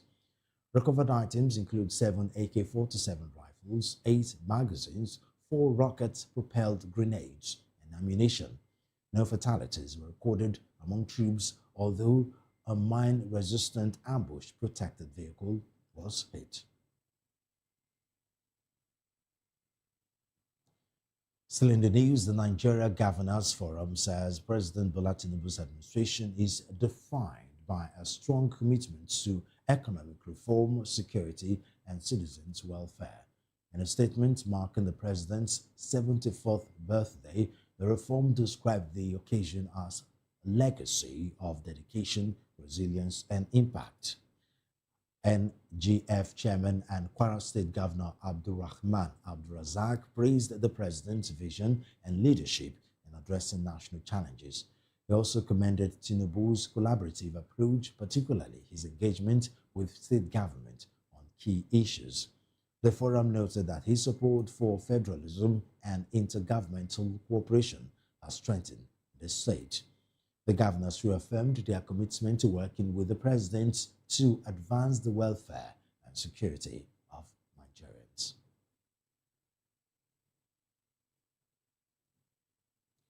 Away from that story, Nigerian National Petroleum Company Limited, NNPCL, retail outlets have reportedly reduced their petrol price significantly after Dangote Refinery's gantry fuel price drop. Reports indicate that the state-owned oil firms' filling stations in Abuja adjusted their prices down to 1,295 naira per litre from 1,361 naira.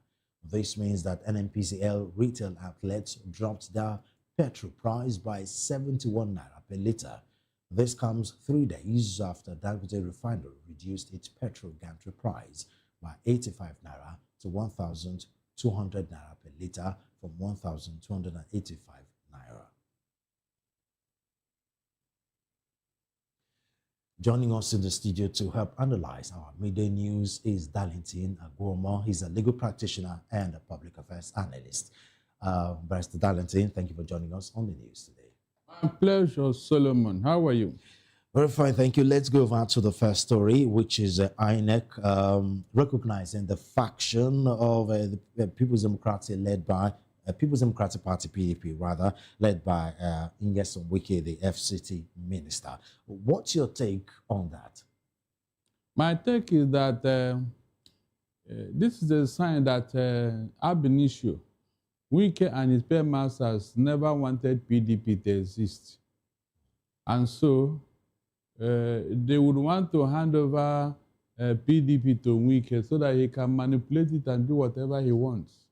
If not, this was a Wike that was expelled by PDP. On what ground will he even go to court over that when the facts are there that he is playing anti-party activities? And so, without even waiting for the court to decide on the matter, he has gone ahead to be running the show in PDP.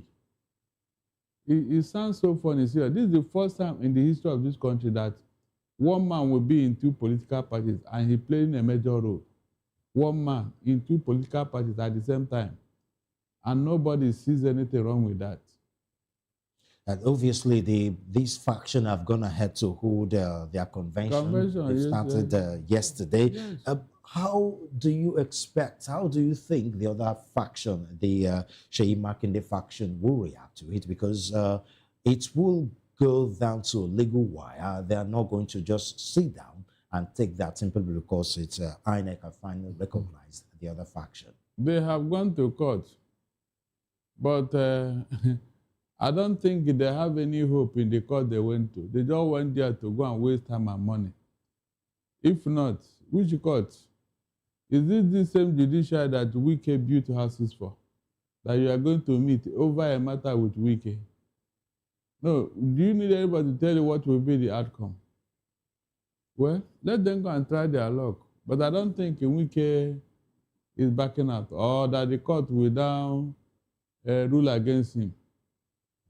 Because what they claim Wike did, Wike equally claimed they did the same thing, that their convention was not validated by INEC. It didn't follow due process. And they are equally accusing, Turaki was equally accusing Wike of doing the same thing. And so, who do you think the court will rule in his favor? Without being told, now you should know. So all this noise that PDP will feature a candidate, this and that, it just make believe. Because I don't see a Wike allowing any formidable opposition to contest against Tinubu. It's not possible. As a legal practitioner, what are the legal implications of this? Because this is a Wike that has supposedly been expelled by the People's Democratic Party. Surely that should trump any other thing. Because, I mean, so far as I know, the PDP have their constitution. And as far as that constitution doesn't collide with Nigeria's constitution, the party's constitution should have held sway. So what are the legal implications of INEC having to back a faction led by someone that has supposedly been expelled by the party? Of course, INEC will be waiting for who the court will validate. Because Wike is challenging that expel. Because he claimed that Turaki's leadership did not follow due process. And so he doesn't have the local standard to expel him. That was the argument. But you and I know that when once a leadership of a party has been selected or appointed by the people, the court does not have anything to do with it again. And so, in order to accommodate Wike, of course, they are going to rule in his favor. Let's watch and see. They will rule in his favor. The man is not even afraid of how the case will go before going ahead with his convention. It does not even bother him. So he's very sure that the court will rule in his favor. That's why he's doing everything he wants to do.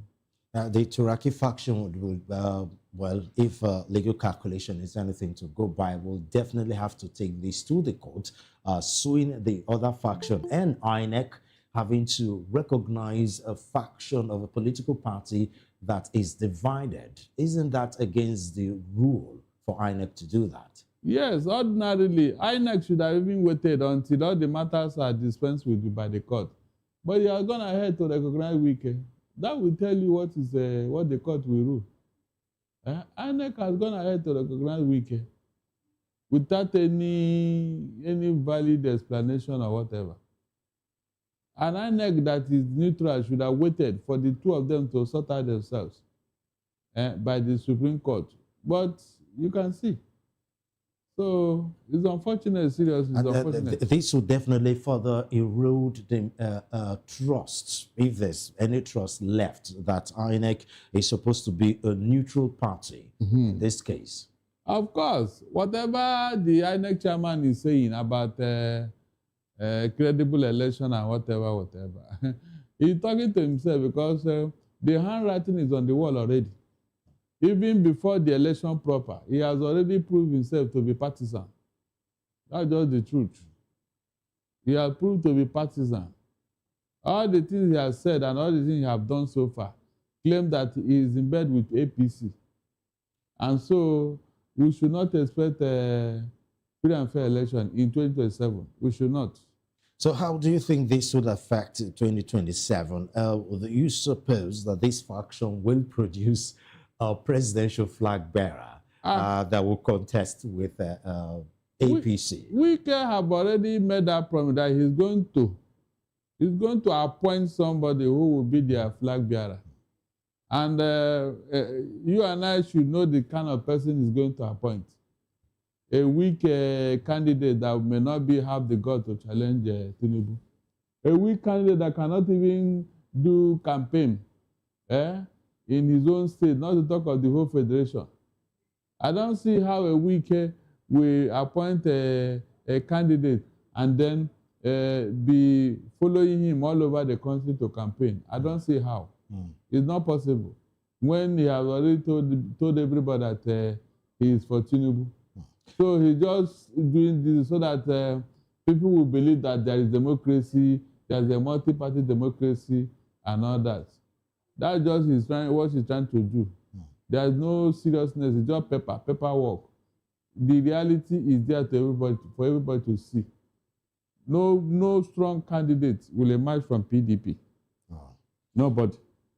So moving on to the next story, where former Vice President Atiku Abubakar has dismissed claims on social media that he's quitting active politics and will not contest the 2020 presidential election as fake news. What do you think about that? Where do you suppose that fake news is coming?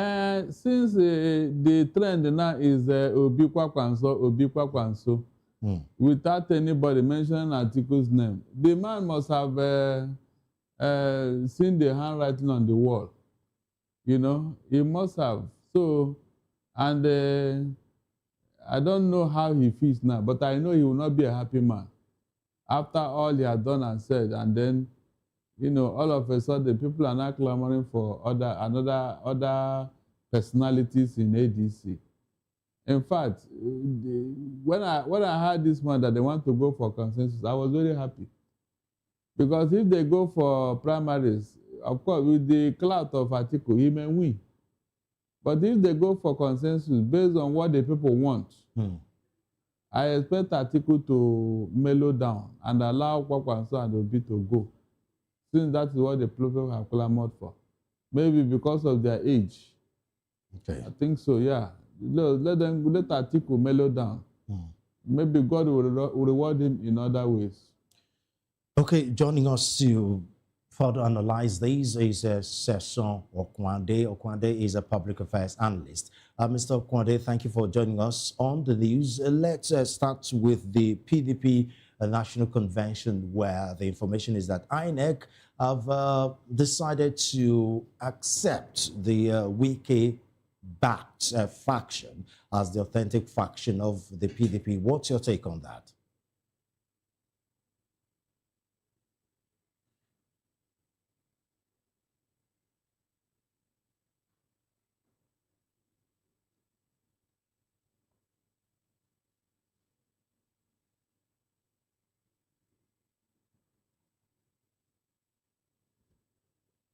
Of them, but it's really not an issue on my own path. Whichever faction they decide to go with, they will definitely have the necessary documents to back their reason of accepting that particular faction. What we are out for is, can we have an opposition that actually melted out PDP, then contest with APC and have a fair, challenge, options for the citizen to actually carry out. The INEC on their path, accepting whichever faction, must have carried out their due diligence. That is what I feel should have happened and shouldn't be a major area of discourse. If within the party, they still have people that are not pleased with that, I think is to approach the court of competent jurisdiction to challenge what is actually there. But I think they should put this behind them and see a way of coming together to come as a formidable opposition in challenging and creating alternative for the citizen as against the current administration, and let everybody test their water and how far they can go. We know that the Turaki faction led by the Oyo State Governor Shey Makinde will not let this go. How do you think this legal gymnastics, for lack of better word, is going to affect their chances in 2027 general elections? Yeah, a lot of us have said that they would definitely not be a strong opposition for APC with the route at which they are going, because with the word from INEC that we had after the convention yesterday, if the Turaki faction decide to challenge, the litigation will be on, and before you know it, their name will not be on the ballot come January 2027. So I feel both parties should come to a common ground and see how they can, salvage their party to be a strong opposition, and not just opposition, an alternative. You may not win the presidency. You may have, look, as we speak in the country, whether we like it or not, during the last election, Labour Party had a governor, and they have several people who won the National Assembly, the State Assembly, even in areas where you did not expect. So that is a mix of what it should look like. Even if we don't concentrate, you lose the presidency, at least you can give people the platform to exhibit that their popularity. That has always been my position when it comes to everything must not be being at the center. You can definitely, as a party, rule at your local area and make meaningful contribution, even as opposition, and make the lots of the people to be much more better. Okay, let me come back to you, Barrister Darlington. We also have a couple of insecurity stories where the Plateau State Governor has imposed a 48-hour curfew in just north, where the incident yesterday left several people dead and many injured. In the same vein, the University of Jos has rescheduled exams earlier stated for Monday and Tuesday following that attack. They also have troops of operation Hadinke repelling an attack by ASOP terrorism on a forward operating base in Borno State, killing 38 insurgents. We have both a negative story and a positive story here. The negative one being Jos, and looks like this insecurity situation in Nigeria still remains unabated. What's your take? I will blame the governor. Even though he's the chief security officer, but without authority, I will still blame him because he ought to have formed a vigilante that would be very strong. A vigilante group should have been in place by now. You know, like the IPOB in the southeast. He should have formed such a formidable group to counter the terrorists. Not every time, Jos, Benue, Jos, Benue, Jos, Benue, as if the terrorists are looking for something in those two states. The Middle Belt have really been devastated destroyed by insurgency. You mean? The Middle Belt. Of course, but these two states are, in fact, they are the hotbed. I don't know what they are looking for in Jos and Benue. You know, among all the states in the Middle Belt, Taraba is there, but I don't think it's as hot as it is in Benue and Jos. So this is the more reason why the governor should have formed a vigilante group that is very strong. But they have failed to do that for whatever reason. Only when it happened, they now impose a curfew. This curfew, will it last forever? No. It's a matter of time. They will remove the curfew and then they will beat their time. Then 2 or 3 weeks, they will come again. So they are not doing enough when it comes to security over there. They are not doing enough, seriously. I don't know what the governors are waiting for. They should have been very, very up and doing over this matter before they finish their people. Let me come to you, Mr. Kwade. Good news is the IJP some days ago sent a Straits policing template to the National Assembly for approval, which means any moment from now, the state governors will have the authority to not just on paper being the security chiefs of their state, but actually have the power to secure their people, while, of course, in the meantime, the army have been trying their best, where the troops of Operation Adinke have repelled an attack by ASWAP terrorists on a forwarding operating base in Borno State. What's your take? Very much. Just in line, the news you shared about the IGP sending a template for ratification, I think it is speaking to what some of us have actually been advocating for. Like my Ogada said, the fact remains that you cannot call somebody the chief security officer of the state and you have nothing to secure. You cannot. It's disturbing, even with so much that they claim that they've had, during this administration from the one fall of subsidy removal. A lot are not concentrating on securing their state. Rather, there is building bridges and the likes, which after completion is actually being destroyed by these attackers, by these terrorists and the likes. So the fact remains that the template that has been shared, we hope that it will be given a speedy consideration. A lot of us want to hold the state governors accountable on the issue of insecurity. If you have the power, then let's say the parameters that you can set out. Just like we have in the Southwest, every region seems to have a security outfit. If you can metamorphose into having it in the state, or with that particular one, now have state chapter where you can be responsible. And we know that before now, the security votes is unaccounted for.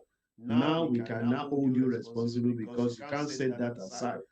That is the first priority that should be expended on securing the lives and property of the people. So you can imagine if the state is failing in securing its people, it becomes a and before you know it, we can definitely make a move to the National Assembly of withdrawing the state, that particular state, and collapse it. A state that cannot take care of its people can definitely be consolidated and see the nearby states where we can have them have a better life and more secure. Because this is one of the constitutional duty of the government, is to provide safety for the people, and they have failed. So if you are able to have this out, I think it will tame some of the challenges we are facing currently, and we can have a saner plan where economic development can definitely happen.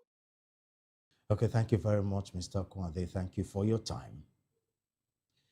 It's always a great time to be with you on Mondays like this. That was Session Kwade, public affairs analyst. Barrister Darlington, before we let you go, the Nigerian Governors Forum says President Bola Tinubu's administration is defined by strong commitment to economic reform, security, and citizens' welfare. This was their message as the president celebrated his 74th birthday. Obviously, we know that the Nigerian Governors Forum is 31 of them are APC. So this message should be expected. They are not governors. They are Tinubu's errand boys. Yes, that is what they are, sycophants. If not, they should have given us the so-called progress or whatever. On the economic front, they should have told us those things that Tinubu did that they are praising him for. You don't just come out and say, yeah, he's doing well. How is he doing well? In which area? Let us know, because you swore to protect lives and property of the people. And on that score, the very thing you swore with, you swore for, you have completely failed. In fact, you scored 0. So where is the praise coming from? What are you praising him for? You couldn't fulfill the main assignment you gave to yourself. You couldn't. And so when anybody is praising this, you should know that the person is just a sycophant. The person is not serious. The person is not real. So I will not pay attention to that person. Because I was thinking they would tell me all those things that he did, that they are praising him for. But I didn't see any. And that's why they did not point out anything. If they did, they would have told us. I didn't see any. Look at how the economy is. Look at the economy. And the insecurity situation. I mean, major issues that will impact on your life and on my life. He failed. So what exactly has he done? Point it out. That's what I'm saying here. Point it out. Let it be that we do not agree. Point it out. Well, thank you very much, Barrister Darlington. It's always a pleasure talking to you. As I talked to Darlington Agwomo, a legal practitioner and current affairs analyst. Now, moving on, the National Emergency Management Agency, NEMA, has received 522 stranded Nigerians from Niamey, Niger Republic, as part of ongoing voluntary repatriation efforts. The returnees arrived at the Malam Aminu Kano International Airport for profiling. NEMA's head of operations in Kanu, Nura Abdullahi, said the exercise was voluntary and not a forced evacuation. They said the group includes men, women, and children from states such as Kanu, Jigawa, Plateau, and Bauchi. Abdullahi added that arrangements have been made with relevant agencies to support the returnees. He attributed their migration to the search for better economic opportunities and urged Nigerians to avoid risky journeys abroad. A representative of the Ministry of Foreign Affairs, Magaji Umar, commended the government for ensuring their safe return, noting that the effort aligns with Nigeria's migration policy. Governor Babagana Zulum has approved the immediate dissolution of the Borno State Executive Council, allowing cabinet members to contest in the upcoming general elections. The secretary to the state government, Bukara Tijana, said the move aims to create an enabling environment for political participation. Governor Zulum has directed all commissioners to hand over their ministries to permanent secretaries by Friday, April 3, 2026. He also thanked the outgoing commissioners for their dedication and contributions to the development of Borno State. We are still on to the midday news on VOP TV. Time for us to go for another break. When we come back, more stories. Stay with us.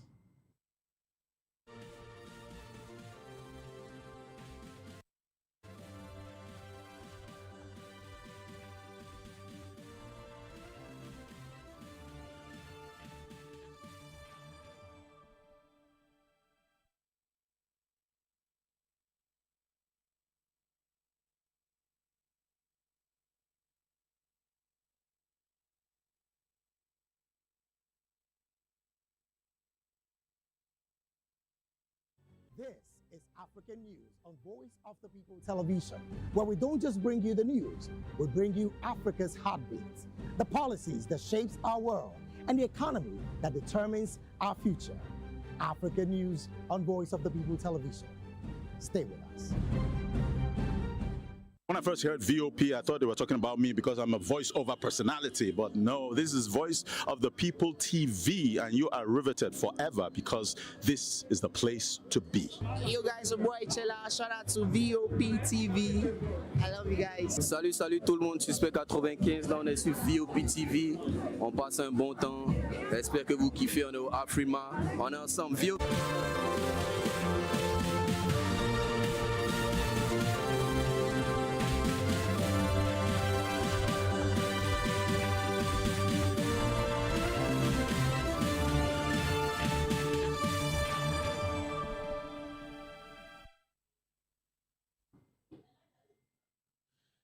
It is good to have you back. This is Midday News on Voice of the People Television. And out to our business news, Nigeria's foreign reserves fell by about $547 million within 15 days in March 2026, signaling renewed pressure on the country's external buffers.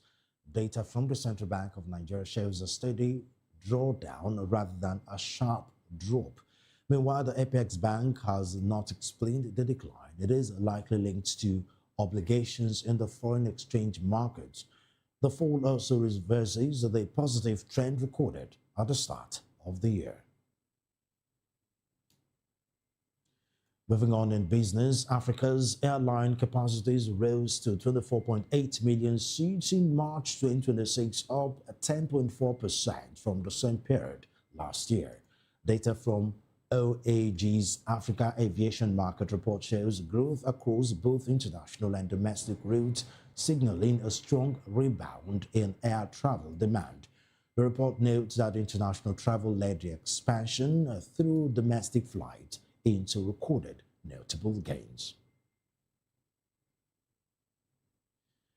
And out to sports news, Amnesty International has warned that this summer's World Cup in the US, Canada, and Mexico risks becoming a stage for oppression. The human rights group's report, Humanity Must Win, urges FIFA and host nations to protect fans, players, and communities. While FIFA promises a tournament where everyone feels safe, Amnesty says conditions on the ground tell a different story, particularly in the US, citing mass deportations, arrests, and aggressive immigration enforcement. Fans from Ivory Coast, Haiti, Iran, and Senegal face US travel restrictions, and LGBTQ plus groups from Europe say they may skip matches over safety concerns for transgender supporters. FIFA, which has been criticized over awarding a peace prize to President Donald Trump in 2025, is expected to earn $11 billion from the tournament. Still on our sports news, the Confederation of African Football, CAF, says it will implement changes to its statutes and regulations to strengthen trust in referees, VAR operators, and judicial bodies. CAF says the reforms aim to prevent incidents like those at the 2025 Africa Cup of Nations final from happening again. CAF President Patrice Motsepe said the federation is making far-reaching improvements to ensure confidence in referees, match commissioners, and disciplinary and appeal board.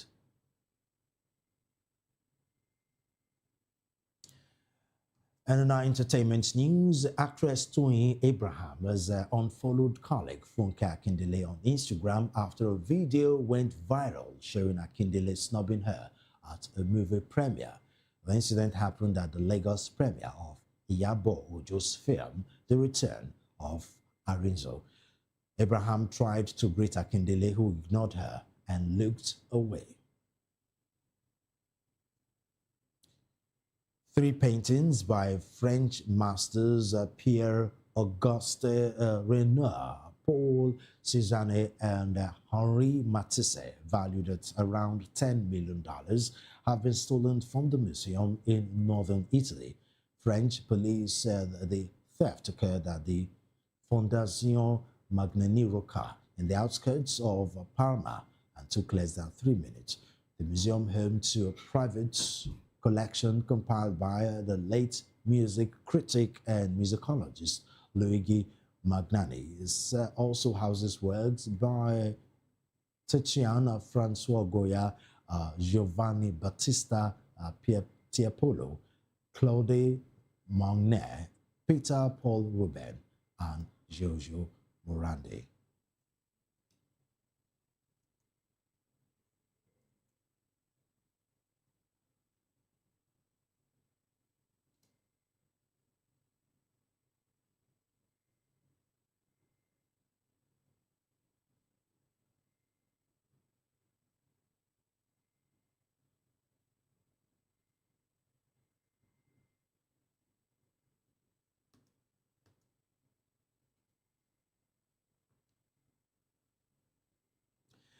And that's all we have for you on the Midnight News. But before we go, do well to subscribe to our YouTube channel. On YouTube, we have Voice of the People TV. And on other social media platforms, we are at VOP TV Live. If you witness news happenings near you, we want to hear from you. Send your eyewitness reports, event coverage requests, photos, or videos directly via WhatsApp to 0814-606-4057. You can also reach our newsroom by email at news@vop.ng. I am Solomon Ofem. Good afternoon and thank you for watching.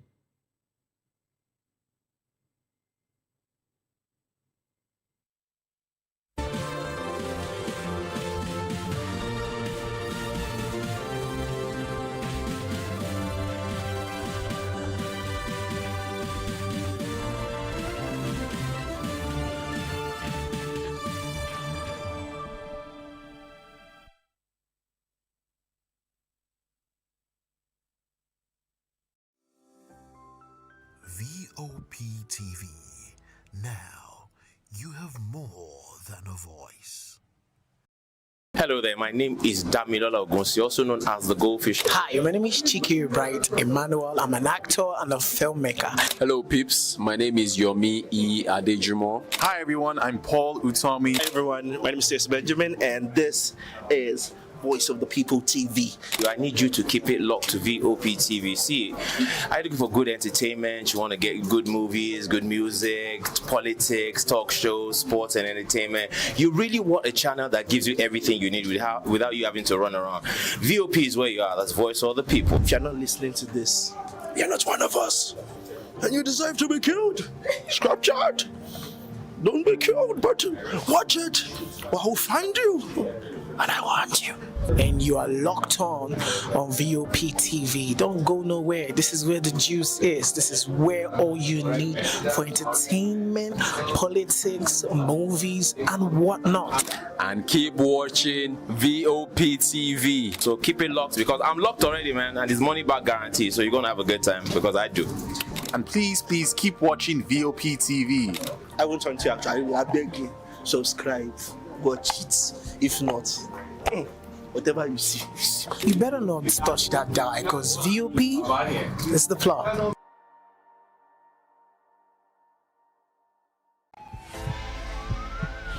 This is Health Check, your weekly guide to better living, smarter choices, and trusted answers. From everyday wellness to urgent health issues, we've got you covered. Health Check only on Voice of the People television, where your health has a voice.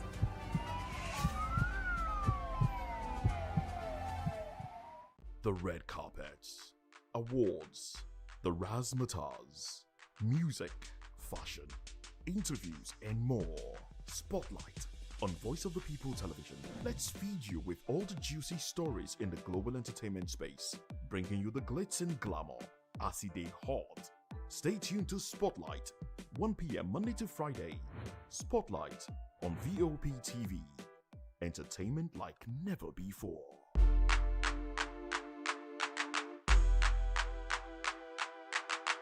We encourage you to click on the like button and subscribe to our YouTube channel. We are Voice of the People TV. Also follow us on all our social media platforms. We are at VOP TV Live. Visit our website www.vop.ng for fresh and trending news. Also watch us live on SLTV channel 264. VOP TV, Voice of the People Television. VOP TV. Now, you have more than a voice.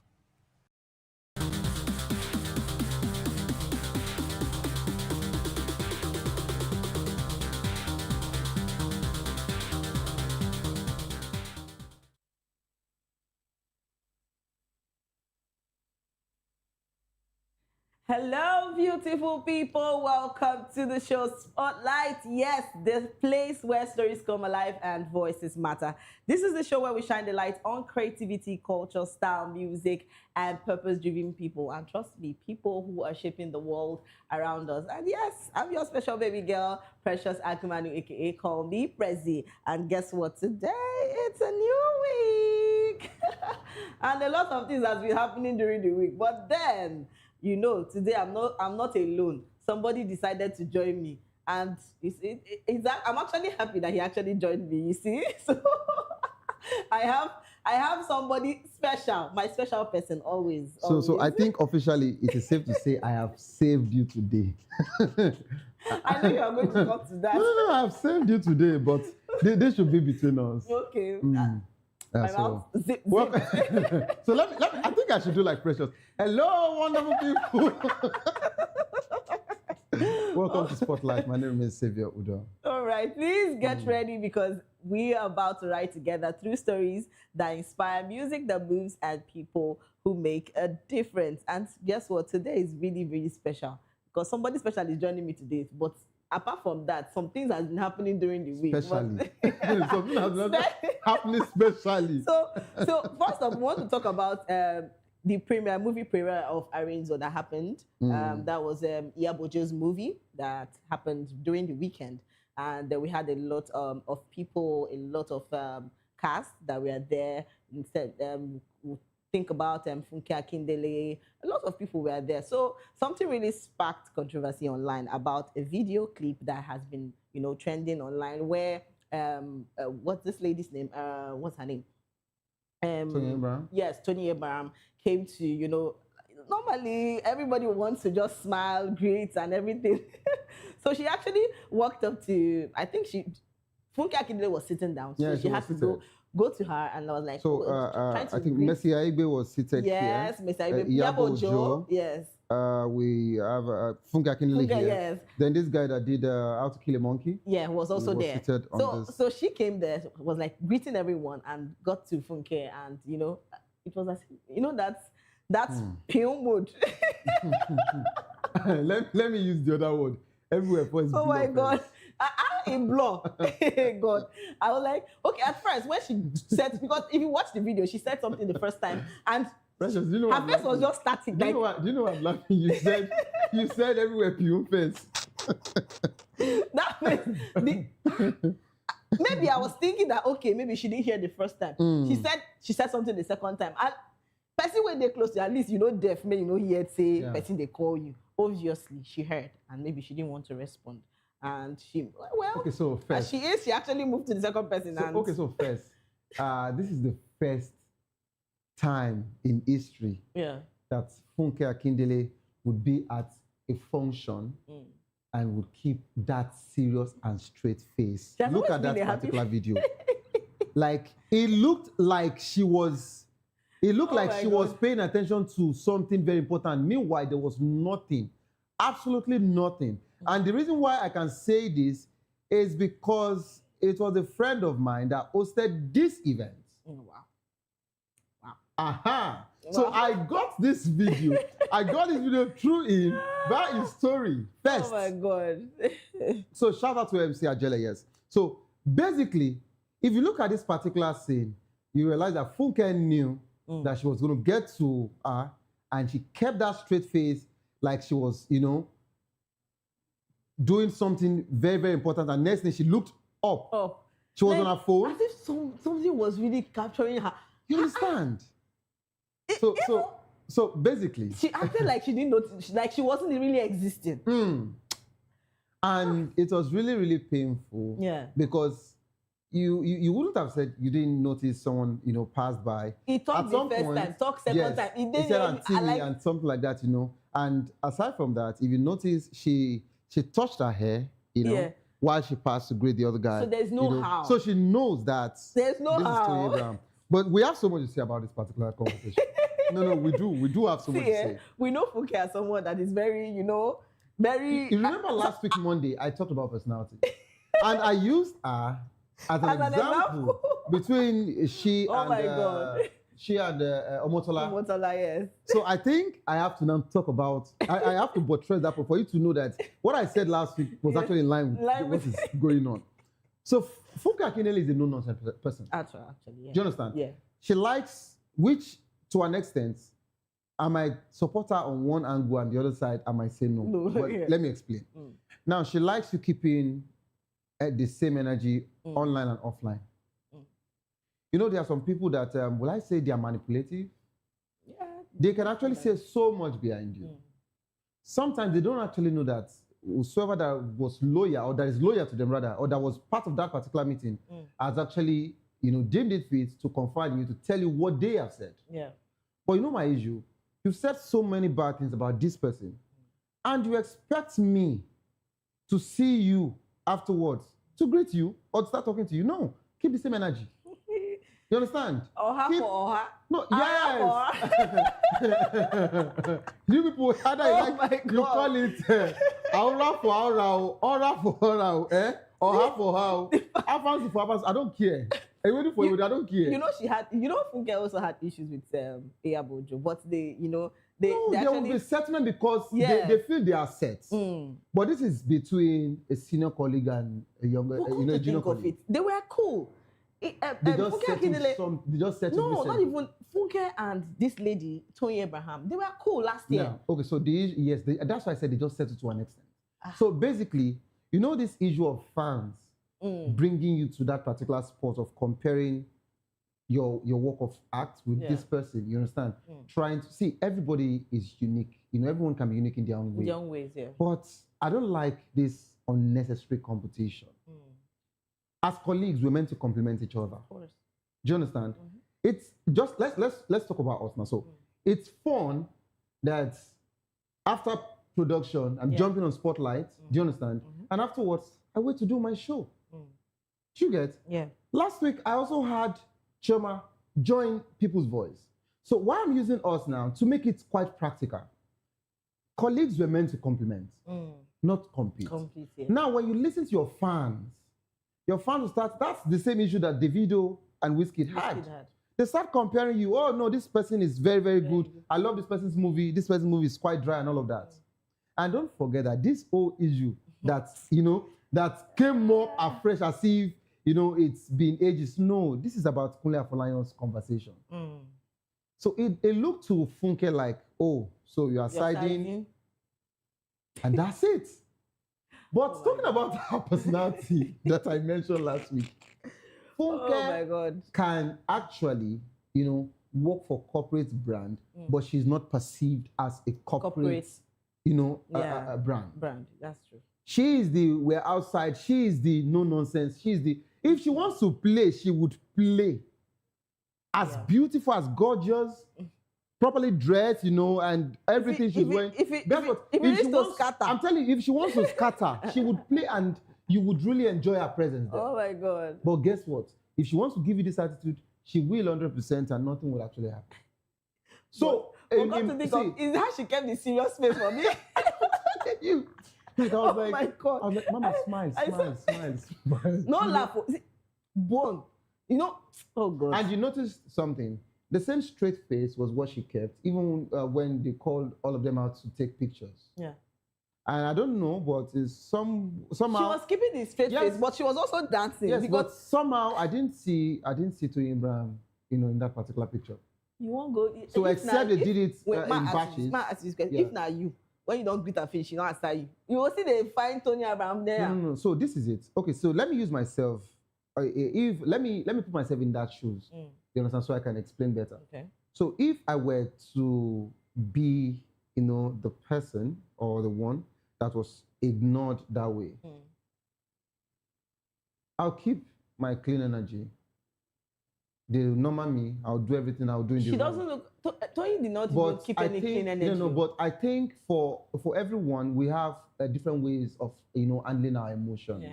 This is about emotions. First, the only mistake I would have, you know, faulted Tony Abraham and her management is that you already know that there is a feud between the both of you, or this is what Funke Akindele has actually, you know, decided to believe that you sided Kunle Afolayan over your own stand. Yeah. Do you understand? Guess what? Please, just go there, greet people you would greet, knowing fully well she would ignore you. This is not the first time. Let's get it clear. This is not the first time that you'll be ignored. And for someone like me, if I were to be in that shoes, my dear, I am telling you clear here, I will not say hi.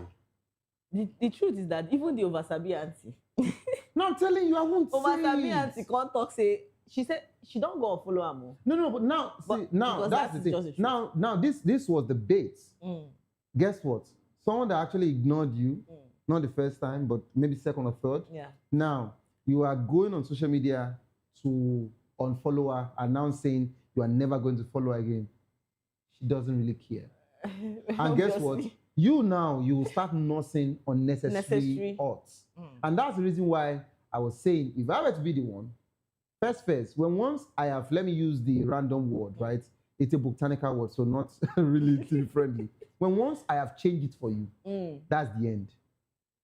Do you get? Yeah. So you can avoid somebody and just do your thing. Do your thing. You understand? After all, it was not a movie premiere. If it was be a movie premiere, she wouldn't have invited you.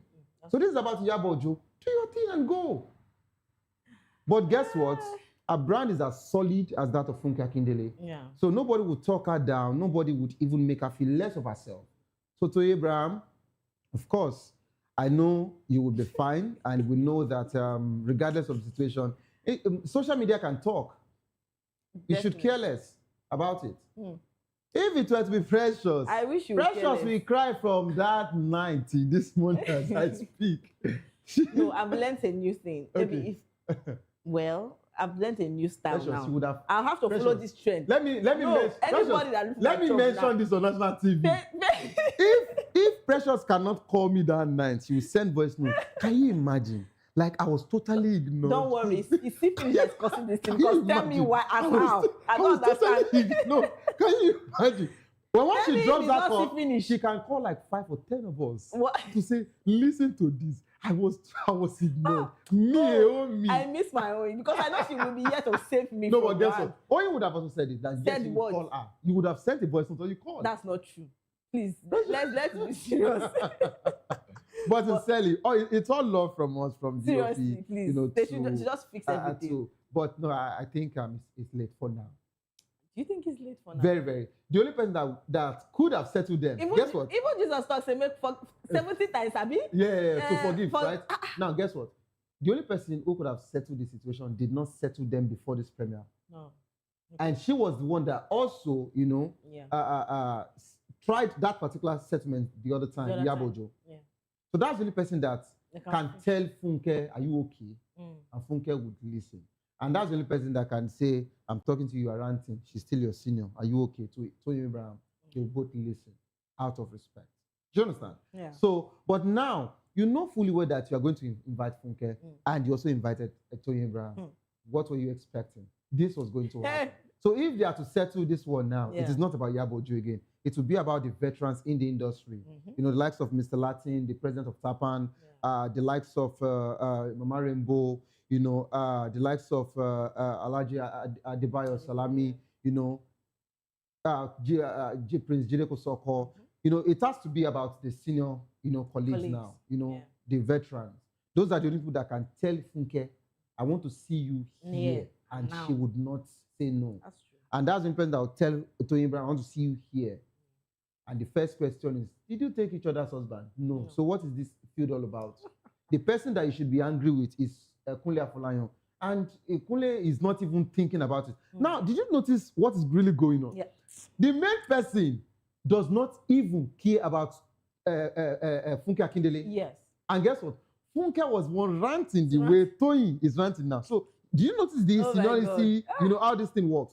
So until you get to a point where you care less, just, you know, walk away. Yeah, okay. If you notice Afolayan, Kunle Afolayan has not been talking. He has not been saying anything about Funke again. I said that one, they drop bomb. If you drop bomb. But once he drop that thing, he just go.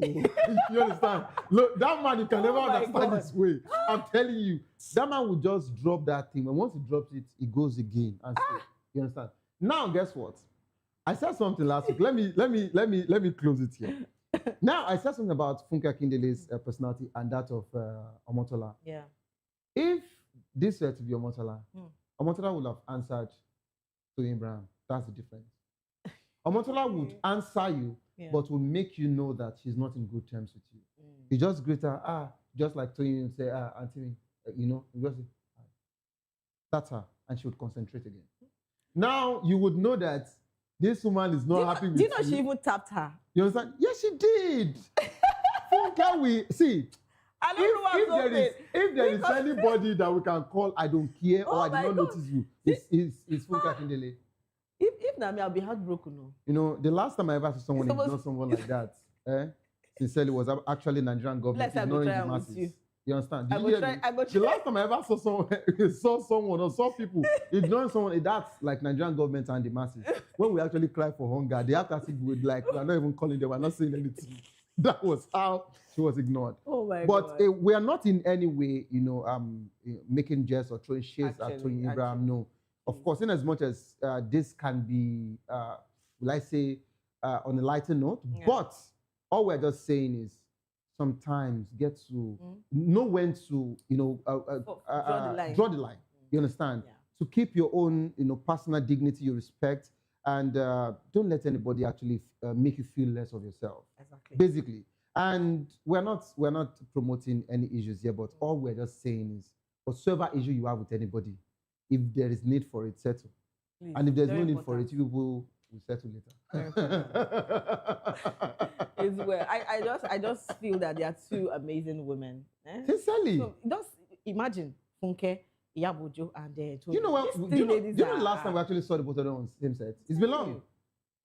And it has gone to a point. Really it has got to a point now where I don't know, but maybe there might be some undertones like, oh, you call me on which set is that? Oh, I know. Even if I'm the lead actor, for example, who's my supporting actor? This name, no, so I don't want to do that job. I just and they're both rich, so they can actually turn down different scripts. Seriously, I just feel that they should fix this whole thing. All this we need the veterans to help us. Just like I mentioned, please, we need our Nollywood. Yes. We need our Tapan, ANTP. Very important. You understand? AGN. You know, DGN. We need all of you to help us broker peace. Let this heavyweight shed their swords and settle. Let peace reign. Fight for? You understand? What is this? Please, let's move over to our next gist, please. And next, we're talking about Nigerian relationship expert and Blessing Okoro has stirred widespread reactions after publicly claiming she was diagnosed with breast cancer and appealing for financial support for treatment. In a series of social media posts and videos, she suggested the illness has progressed to stage 4, prompting concerns among followers and triggering donations from supporters moved by her situation. So, however, she has continued and she has not said anything yet. She just stayed there and was complaining about stage 4 cancer. Me, I don't believe in all these things that she's saying. Actually, I'm sorry. Okay, I don't believe in all these things because a stage 4. I think I've witnessed someone that has been a patient, you know, like cancer patient, yes, and you know, breast cancer stage 4. Not be like you're not gonna smile because all I'm seeing is someone that just shaved her hair. You get what I'm trying to say? And it's turned on camera, sit down there, they talk plenty. Okay, so I'm not sure you will even be able to stand or say anything. It's terrible. The site is really terrible. Okay, so in as much as I might not have had anyone closely, yeah, do you understand? When it comes to stage 4, yeah, but maybe because of our job, we just read about these things and we watch documentaries, you know. I know one of the biggest issues you are having is not about the stage 4. Yeah. It's about the person of Blessing CEO. It's quite controversial. Very. So that's this. If you remember, sometime last year, I talked about this and I said, you know, a time would come in our social media space where people might not want to take anyone serious anymore. Seriously, yeah. Because we do there is this language they use on social media, cruise. So people actually catch cruise with serious things, and there's another word, clout. You know, chasing clout. Do you understand? So people want to catch cruise with different things. They want to chase clout, and the problem now is when you are actually going through something more seriously, or something very serious rather, people don't take it serious anymore. That's the reason why you might feel, oh, Blessing just shaved her hair and all of that, because if this were to be true, okay, how are we going to confirm this? This is Blessing that has been controversial ever since I've ever known her. Blessing just popped up on our social media space without not taking permission from us. I think the first issue she had was with the twins. See, our issue has been coming way, like because way why back. would people not like anybody that sees her will be like, oh, I don't take this lady serious, because that's the problem. That's the problem. Stories are but this is quite dicey for us, and the reason why I'm saying it's quite dicey is because we won't also say that we can't take her serious, because what if she's actually, you know, going through this? My own is with all these things that she has been doing. Where is IVD? Okay, so IVD matter. Now you see why I'm saying that, because some of you don't even trust her. She's always, calling IVD my king, my this, my that. I'm sure that somebody. Are they still together? No, because the last time I checked, I don't know what to believe again. Because seriously, she's. So that's another problem. Now our problem not the finish for this country. So now that's another problem. Seriously, because I'm confused. Because she's neither here or there, and the thing has just been going. Crazy. What I think it's on these reality TV shows that you people used to use word, which ship should we call this? You understand? No. Is this ship sailing? You understand? Is this a relationship or situationship? So basically, because she's been controversial over time, and that's the reason why she's not giving us the room to take her serious. Now imagine this situation that, oh, you're having, did she mention that she is the one, she's, you know, she confirmed? said, Okay, yes. so the issue now is, you said you are having your stage 4 or you are at stage 4, you know, and all of that. You didn't even show us maybe medical reports and things like that. But I'm not saying, please disclaimer, we're not saying that it might not be true. Do you understand? But what we're just saying is sometimes we would like clarity, and we would also appreciate, very important, you understand, you to carry, if you want to carry us along, like you're bringing us into your business, right? And of course, we feel for you, we understand that this is not a good moment and a good time for both you and your family, which it shouldn't even be a thing that one should really be talking about. You know, all we're just saying, we're sending prayers for you. But what we are also still saying is, you know, in cases like this, knowing fully well that Nigerians, you know, don't really trust your personality, or they feel it trivializes so many things, flashing, you know, medical reports would also really help us, instead of just coming and just talking and talking. Now, Precious is not at fault here. Aside from Precious, we have 1,001 Nigerians that will not take you serious. You know, because they just feel that after many days, because this is about cancer, right? The most annoying one was about VDM and this Michi girl. You understand? Using suicide to play. Like, seriously. So of late, this is not our fault now. And that's the reason why for the very first time, for the very first time, I think I'm in support of the National Assembly regulating social media. I was totally against it initially. But because of the way we've actually, you know, weaponized social media, we've actually, you know, bullied each other, stalked, and not only that, social media now has become a place where instead for us to, you know, learn our voices, instead for us to speak on behalf of people, but we are now using it to take very serious issues, you know, on a very lighter note. We're not taking people serious anymore. Situations. How can you joke about, you know, committing suicide?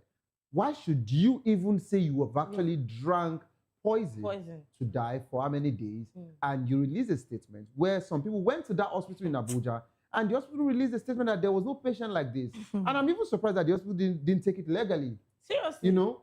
And VDM also did the same thing.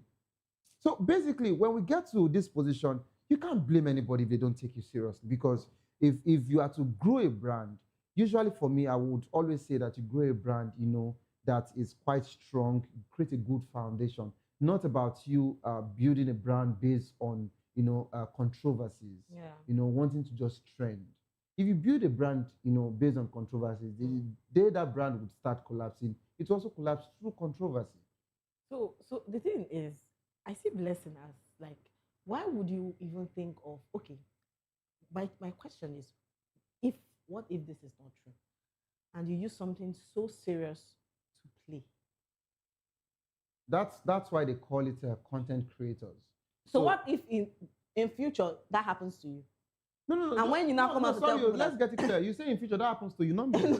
Mention it to her straight, please. So in future that happens to her, and you still come out and tell us, oh, I have cancer. No, Nigeria will not be asking you. I don't understand. Which stage should this one be? Then. Because you told us in 2026 that it was stage 4. It's like, so, but basically, let's just give her a benefit of that. Which benefit? Me, I don't even give benefit. No benefit. To even get benefit these days. Benefit. Because you can't tell me that I don't think shave your hair and come out and say, oh, I have cancer. In 2 days, you've already started selling properties.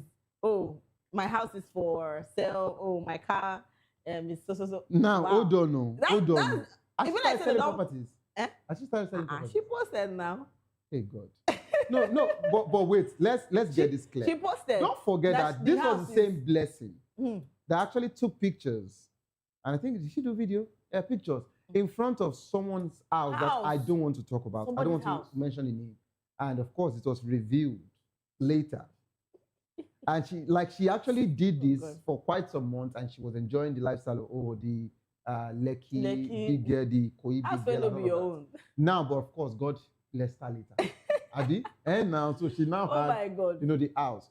But please, I just want to beg, and after this, I won't say anything on this case again.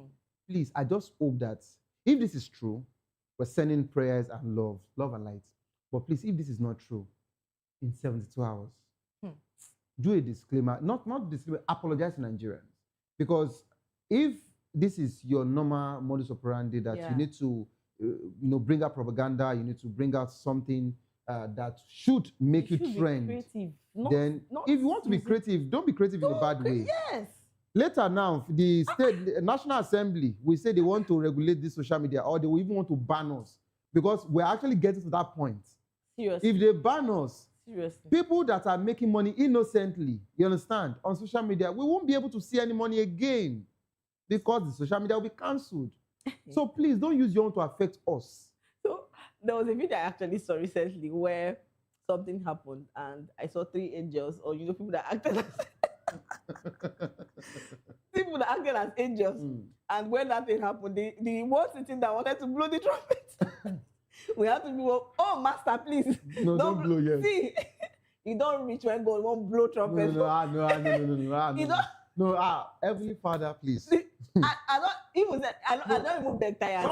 Someone actually said something of this nature on Instagram. He said, Angel Gabriel, still hide the trumpet for now.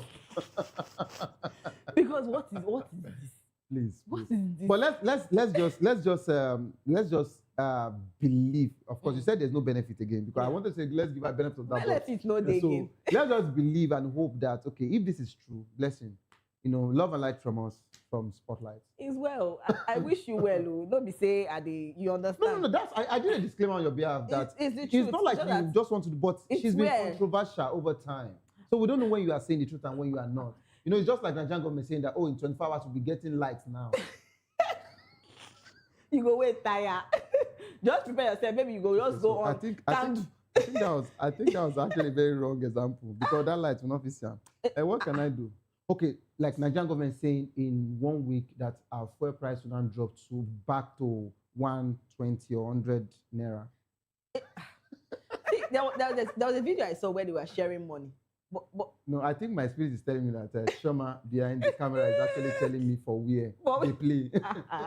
Is it like she doesn't believe that our government can try it? You understand? Is where? Is where. So bless it. Now everybody go there. Now bless it. Did you see this example we actually gave now? You see the thing not tally. You see that the thing did not look as if it can work. So that's the problem. So please, if you know this is not true, just do a disclaimer. Clear yourself out and apologize. That you are sorry, Nigerians. So I thought this one would trend, but it didn't trend. Though. If it didn't day, it didn't day. Please. That man. Please, let's go back to the comment section. We have a lot of people talking about Blessing CEO, and people are saying, well, that they don't believe you. But let's see what our comment people have for us. Please, let's say this. Okay, Sunshine Itam said, come on, she cut her hair way too fast. Person will never start chemo. Whoa. And breast cancer isn't a death sentence. Okay. And Miss Chidel says, those saying she's making content, I don't see her now. She's trying sick. There are things you don't joke with. I pray healing finds her. Amen. I will believe him now. All right. And Pretty Chidera said, for someone who chases clout, I find it hard to believe. Thank you. In Nigeria, where people fake their own death, anything is possible. Let's learn to keep emotions aside and think logically. And Obi said, did she shave her hair because she was already on chemo, or did her type of breast cancer warrant shaving of shaving of hair before chemo? This woman way lies about Onye's house. Okay, let's take more comments. I never even knew that someone actually would talk about that word. And somebody said, please next, until we see paper from legit hospital before we will take this woman serious, actually.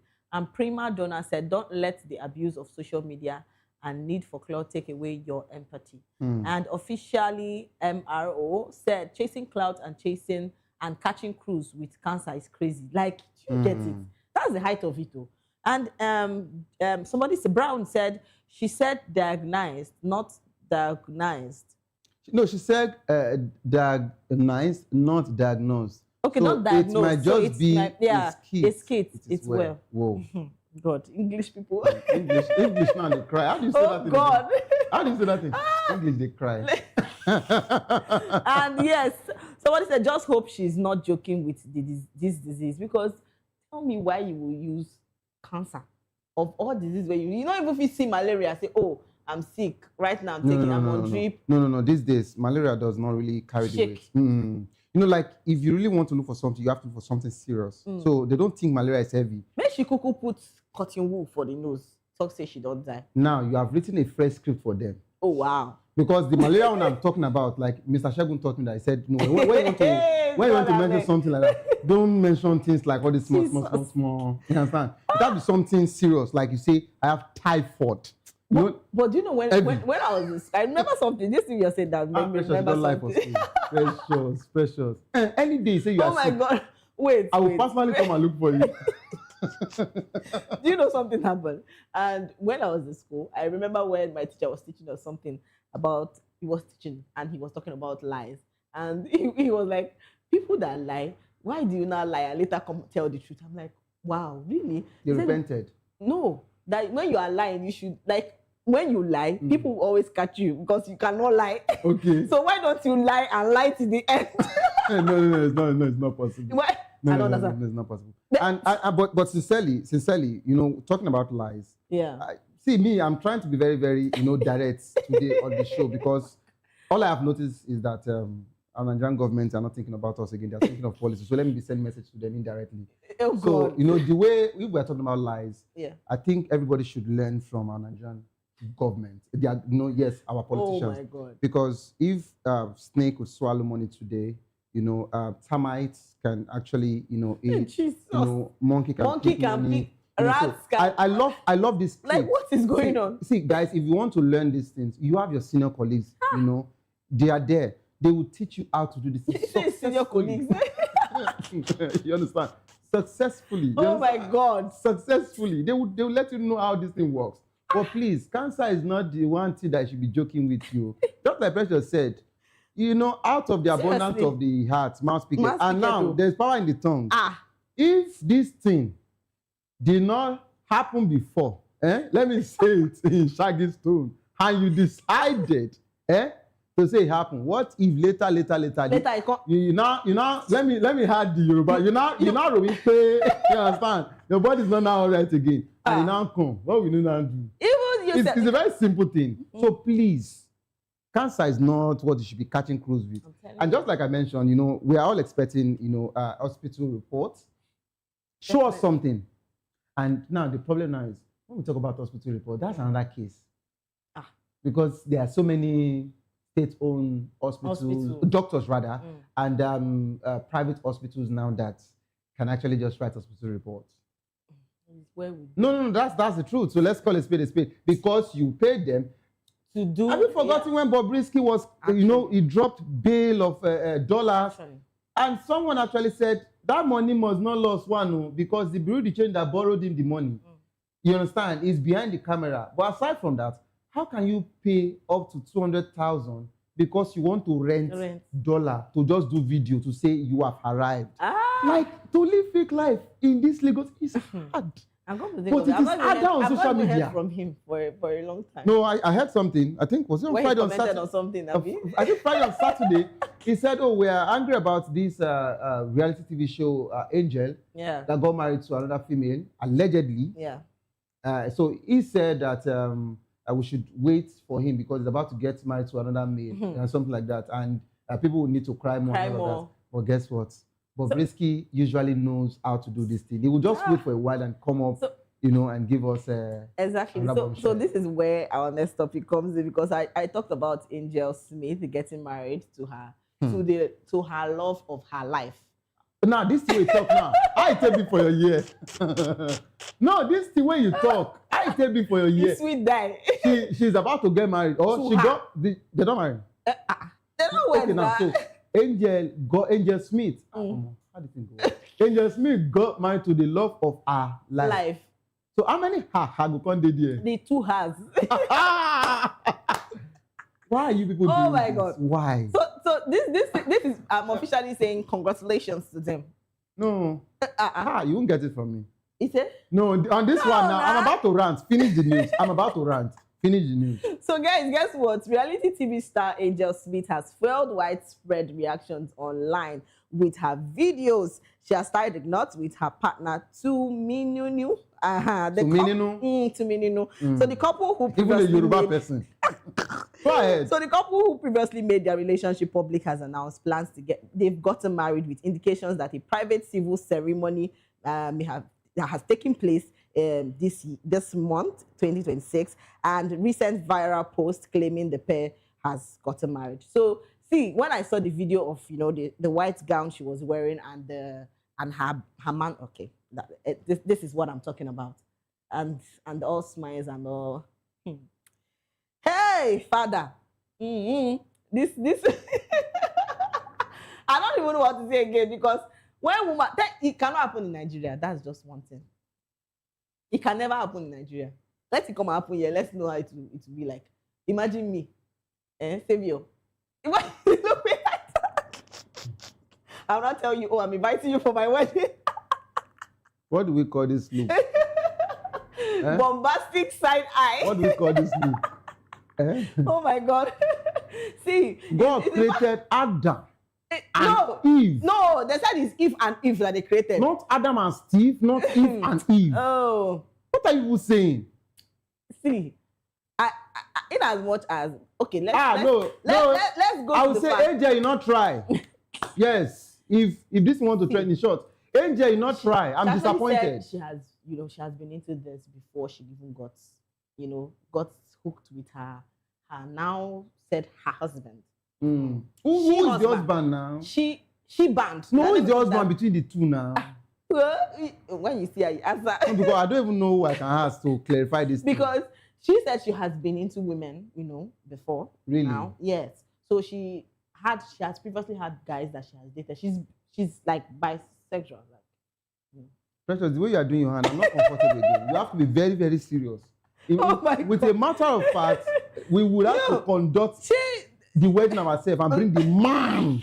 Because I don't understand. Should we doing woman, be doing man? So my question again, I might be theological about this, but I sincerely I do not care. And the reason I do not care is because this is not what I would want my own children to actually see. It's crazy. So, but guess what? When you say that findeth a wife, findeth a good thing, and obtaineth favor in the sight of... No, so now, another place, a man shall live his own home and cleave. So, man, not one woman here, one woman here. People should not be changing this thing.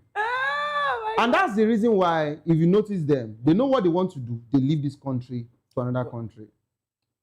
You see, this is where, at this point, I'm supporting the Nigerian government. At least, even if they not do anything. Come to think of it, a particular country for protecting our sanity. Wait now. A particular country recently, passed the bill that they don't even support LGBTQ whatever or same-sex marriage. That is 10 years imprisonment. And they seriously, because my question is, why? Like, how do they feel? Having feelings for your fellow, like now, man, use it for example. That's the problem. Now where I want best with that? No. Precious. It's like we are done with the show. Director, this is where we will say, thank our amazing people. Let me imagine, like, what do you want to imagine? Like, Savior West. I want be. No, now. No, now. I'm even like in my head, I'm like, okay, who will not be the woman? Maybe you will not be. No, I don't know. If you like the director, don't they talk? You may no pass outside studio. I'm my own director. Like that. It's really crazy. Do you understand? No, but sincerely, I think they are not in their right frame of mind. That they've been taught and been forced to believe. She actually went for a course recently, and she basically passed in good A's. No, when I use the right frame of mind. Right frame of mind. I'm not talking about maybe social life and whatever. I'm talking about the emotional space. Do you understand? And ideology has changed. Do you understand? I'm not saying they are better, but we heard, over time, the ones that say they are marrying their pets or getting married to a tree. No, we have really seen so many things in this world. That's the reason why. Now, why the beggar may not just carry this trumpet? That's the reason why some people are actually saying that Gabriel, return the trumpet to God. You understand? Some are saying that Gabriel, we are beg, sticky keeper. Oh my God. But the issue is, one day I sat down with all of these happenings. Yeah. That you wake up as a broadcast journalist, the first thing you want to read news. But the annoying part is, with all of this happening, both the one that is okay and wrong news that you should not be listening to that can affect you mentally. Yeah. I just say, what did Sodom and Gomorrah really do? God destroy them. because this generation. It don't pass. Like no. What this generation has done. This world. No, Sodom and Gomorrah, where they did. I got to find out. Where they did. They are even looking. They are even telling Angel Gabriel and Angel Michael. When I say when I scatter out that time, see this. Look at these people. Oh my God. What are we saying? It's crazy. We are praying that this world will still be here. No, Trump will never sound. But with all of this happening, this is not right. So there was a story I recently saw of a man that came online to tell us that he had this neighbor that they've been, same-sex marriage and stuff. They've been married for a while and they are looking for a child. So they came to meet him, like two ladies came to meet him to help, How? No, this one, because you answer me. How? Make they help and born picking. Make they help them born picking. So he was. Man, not the among two of them where they decide to marry. I'm not understand. To make it clear. He actually accepted and to sleep with the particular one that was acting as a woman.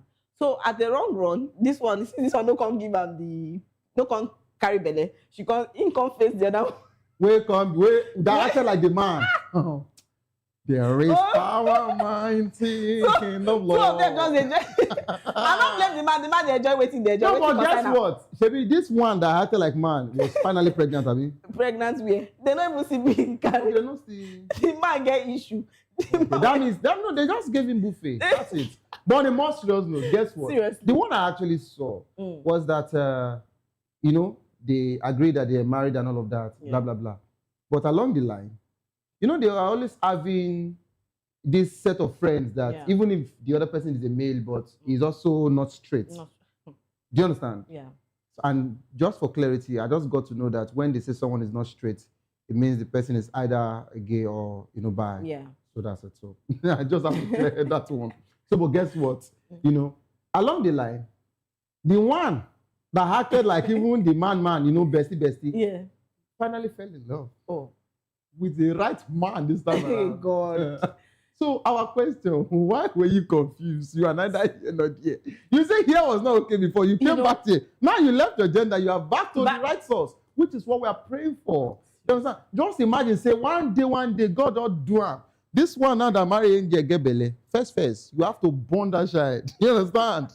And no, that's the thing. Oh my God. But I think because the medical space are also evolving, and that's the reason why it is easy now for them to get donors. It's easy for them to do implant, IVF and what have you. It's very easy for them for people to maneuver now, and that's the reason why we can see lesbians, marrying each other. First in history, one thing that makes me love my country is that they don't used to accept this kind of. No, that's what I'm saying. That even if Nigerian government has not done anything for us, but see this one. I raise hand. No, we raise our hand. No. We how many gunshots? No, let's make it just a go. You understand? Even if tell me this government has not done anything for, but for this one that you said, anybody that tries it, 14 years now. They want 14 years. 14 years. But let me ask this particular question that we don't think of. So, for example, you catch a gay or lesbian sentence them to 14 years. When you sentence them to 14 years imprisonment, that prison, not be man, they will do it. That prison, not be human, they will do it. Don't you think it can be like honeymoon? I'm just, sometimes I can think things, but it's just thoughts. Serious. It's just thoughts. Or maybe they will have to isolate them, but we don't even have plenty cells. We don't have space. Why we want make you ask? Bobby. Who's that? I mean, want people ask him. Maybe that time when he did, you know. No. He said he was not there. No, but Bruce said he was not there. No, he said it now. And that was the reason why the likes of EFCC allegedly, because that's when they will not say that particular allegedly. So not be saying I'm talking, but he said it and it's in the public domain. He said, and I quote, that he was not kept in their cell or prison or whatever, that they took him out and lodged him in a good hotel. Wow. Yes. So he said, in Abuja. So is it me that said it? No. Bobrisky said it now, and we saw it. And they didn't actually give any disclaimer as regards to that. So that's to let you know that he actually went there to enjoy. That's it. You understand? But basically, I need to just add this particular, thing. In as much as we're saying all of this, and this is not about double standard. We don't like this, we don't like this. The same way some people might actually say, oh, is it because Angel is a Nigerian? We've known Queen Latifah in the US, Hollywood for years, and she got married to another female and they've been like that for years. We love her movie and all of that. Hello. When we talk about work of art, we don't know. We cannot talk you down or tell you that, oh, you are not talented and all of that. Yeah. Whatsoever Angel does is totally separated from this. Yeah. But we are not just liking the fact that he did not represent this nation in a good light because we're against it. So just stay wherever you are. I don't know if it's Canada, if it's UK, if it's US, wherever you are. Even if you have gone to the end of the earth, that's Australia, right? Stay there. Don't come here. If you come here, you are coming as a lady that a man can ask out. And that your person, I don't even know, I cannot even say her husband. That your other friend, that both of you took yourselves, you understand, to do your wedding. If she's coming here, she's not come like a one tomboy or whatever. Come clean. Otherwise, I trust our Nigerian government. They can do anything. If they can quickly get an intel when El-Rufai was landing and they quickly say they want to pick him, how much more to you that they cannot pick? So what I'm saying. Who are you? They cannot. Except you want to practice outside. Say this one what I talk now. I just mean Nigerian government say. Oh my God. It means that they can work when they want to work. Yes. Very important. Understand? But not all the time. Hey, God help you. No, if it's all the time, give us light. Hey, Lord of Jesus. Regardless, I love, my country. No, see, I love this country. Either when we have light or when we don't, it's fine. We go see the catch cruise normally. No, that's the thing. That's the thing. No, if they know that what I'm saying, Precious, this laughter is not making me can see. This light, now they pay you pass, but don't worry. Precious, because you are trying to force investors to come to this country. Meanwhile, you don't even have ordinary small lights to give them for business to grow. They even talk about life. What the hunger? No, that hunger, no go there. They don't like that word. You understand? They don't like that word. They say Nigerians are okay. And recently they said they've distributed money to all of us. I see when they share. And now they say, is it 9 million homes don't get money? You understand? I check, I refresh my phone, but they say I'm not part of Forest of the Poor. Oh God. Okay, I think this is all I can say. Please, this is where we draw the curtain because if you leave the both of us, we'll keep going. But thank you so much for staying with us on the Spotlight Show. Trust me, it was a blast. And remember, if you're going viral or going global, please tell your story with heart. And don't forget to follow us on all our social media handle at VOPTV Live and subscribe to our channels for more exciting episodes and updates. Until next time, I am Precious Agumanu. And I didn't do this alone. I was here with. We love you. Bye. Bye for now.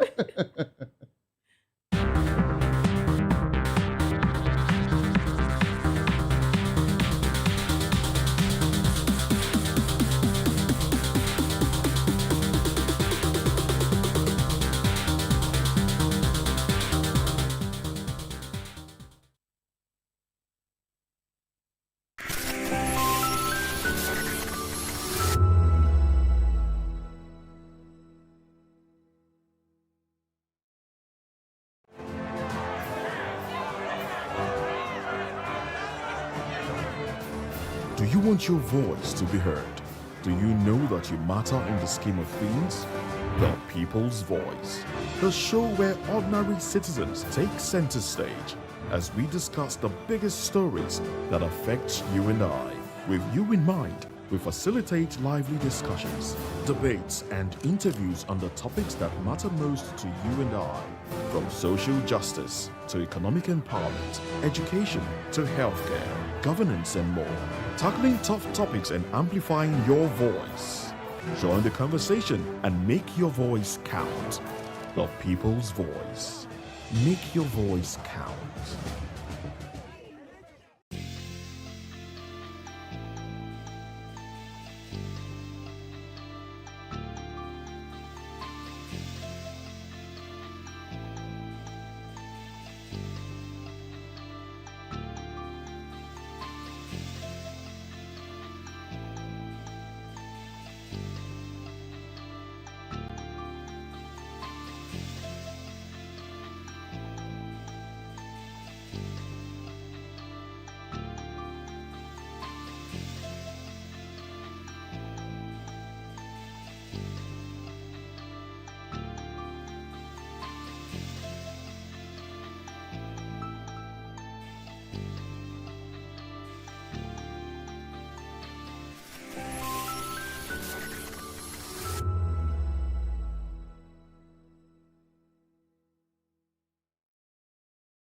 To know the happenings in the maritime sector, join us on the program Maritime Frontiers on VOP TV as we discuss key areas in the maritime sector from aquaculture, maritime transportation, maritime labor regulation, oil and gas exploration, ferry and passenger insurance, marine pollution and prevention, port operations, and lots more. Maritime Frontiers, exploring Nigeria's blue economy.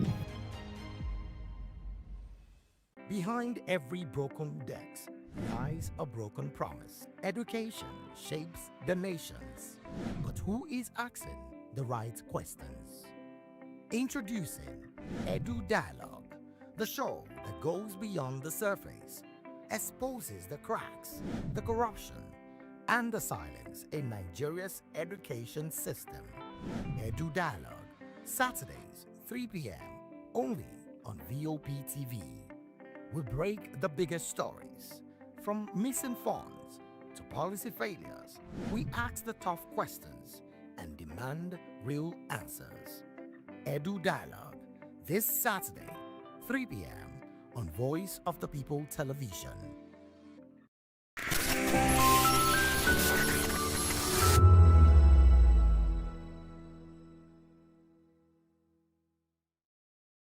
(1,975 cases) and drug offenses about 11,926 cases. Males accounted for the bulk of offenders. The spike follows a 3.5% rise in the second quarter of 2025, with reported cases increasing to 321,640 from 310,876 in the previous quarter. Data is based on Zimbabwe Republic Police reports.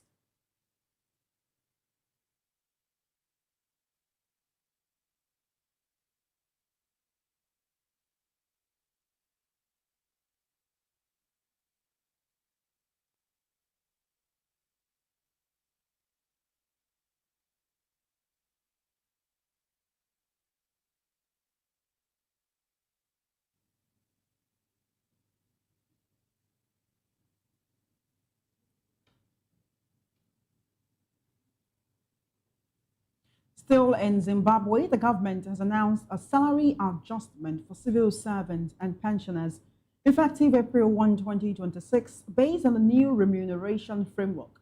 Public Service and Labor Minister Edgar Moyo stated that the reforms aim to strengthen remuneration, safeguard incomes, and enhance welfare. The reforms include a new pay framework aligning payment with roles and responsibilities, strengthening occupational safety and health in the public sector, and initiatives for affordable housing for civil servants. The move is part of the National Development Strategy 2 and Vision 2030, aiming to build a responsive and motivated public service. Now, the African Union, AU, has called for peaceful dialogue between Somalia's federal government and Southwest state leaders, warning that escalating tensions risk undermining the country's stability, unity, and humanitarian situation. AU Commission Chair Mahmoud Ali Yusuf urged restraint and constructive use of the National Consultative Council to resolve differences peacefully. Still on the African news, Arab foreign ministers have unanimously agreed to nominate Egyptian diplomat Nabil Fahmy as the next Secretary General of the Arab League, succeeding Ahmed Abul Gate, whose term ends in June 2026. Fahmy, a former Egyptian foreign minister and ambassador to the US and Japan, is set to take on the role traditionally held by an Egyptian. The Arab League, founded in 1945, brings together 22 member states to coordinate regional policies. Fahmy's appointment needs formal approval, but is expected to be confirmed given the unanimous nomination. In the meantime, Egypt, Turkey, and Saudi Arabia have submitted proposals to the US government for a paid transit system in the Strait of Hormuz, similar to the Suez Canal, according to Reuters. The proposals discussed with US and Iranian representatives aim to reopen the vital shipping route. The countries are also considering establishing a consortium to manage oil product transportation through the strait, with Pakistan reportedly invited to join. The Strait of Hormuz is a critical oil shipping route, handling around 20% of global oil consumption. The proposals follow Iran's effective blockade of the strait, disrupting global energy supplies. The US Fifth Fleet is tasked with protecting commercial shipping in the area. Meanwhile, Egypt has been removed from the list of countries not recommended for travel by Kazakhstan. Kazakhstan's Ministry of Foreign Affairs disclosed this in a statement. According to the statement, the decision was made in light of the current situation in Egypt, as well as the continued functioning of civilian infrastructure, including international airports and major tourist destinations. However, the ministry noted that due to the persistently tense situation in the Middle East and the periodic closure of airspace by several countries in the region, its advisory urging citizens to refrain from all travel remains in effect for Bahrain, Israel, Yemen, Jordan, Iraq, Iran, Qatar, Saudi Arabia, Kuwait, Lebanon, the United Arab Emirates, Oman, and Syria. You're still watching the African News on Voice of the People TV. I have joining me right here in the studio for the news analysis segment, public affairs analyst, Mr. Darlington Agomo, who is also a lawyer. Thank you very much for joining the African News today. Good to have you here. My pleasure. All right, let's begin with Congo. 94.90% of total votes cast is what the president, who will be starting his fifth term very soon, won in the last election. Are you surprised by this winning? 94.90%. That is more than a landslide victory. Does that mean the people love this president so much, or have African leaders done as some say they usually do? That was not an election, it was a selection. And that is the truth. If the man had been good, we would have seen it in the development of the country. So he's like the Lord of the Manor. He is just there on his own. The people have no say. Nobody talks to him. He does what he likes. The critical opposition have been chased into exile or neutralized.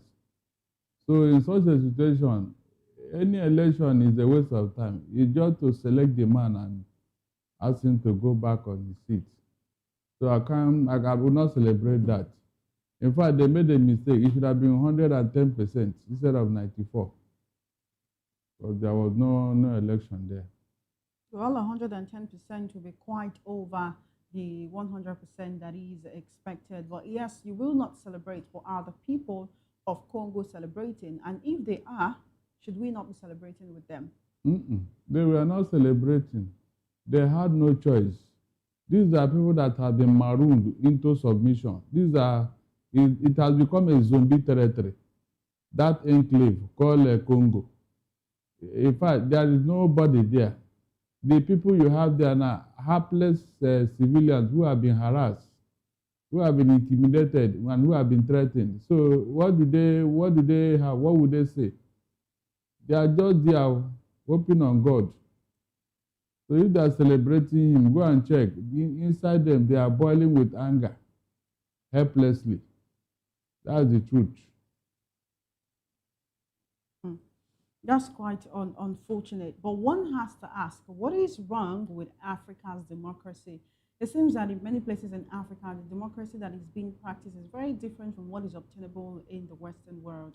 I mean, if you look at the US, Donald Trump is the former president. You know, there was one administration of Biden, and then he came back, right? Even though when Biden won, there was more or less an insurrection, the Capitol was taken over, all of that happened.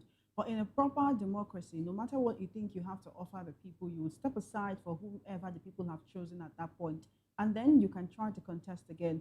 How come when it comes to many African leaders, they don't even care about acting like they want to uphold the tenets of democracy at all? They just want to, many of them want to be life president. In fact, right here in our country, Nigeria, some opposition political figures say that is what the current administration, the current president is planning for himself. Most African nations don't need independence. The white man would have continued to colonize them.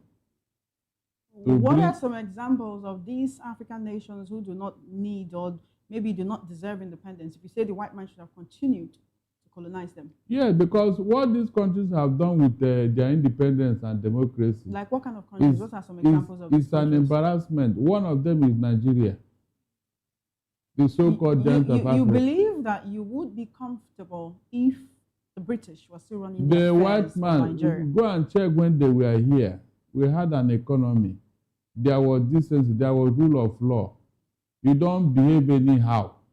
Nobody is above the law here. It's on record. Go and check our history. When the white man was here, you dare not. And so they brought sanity into the system. But immediately they left. Have we found our footings in that time?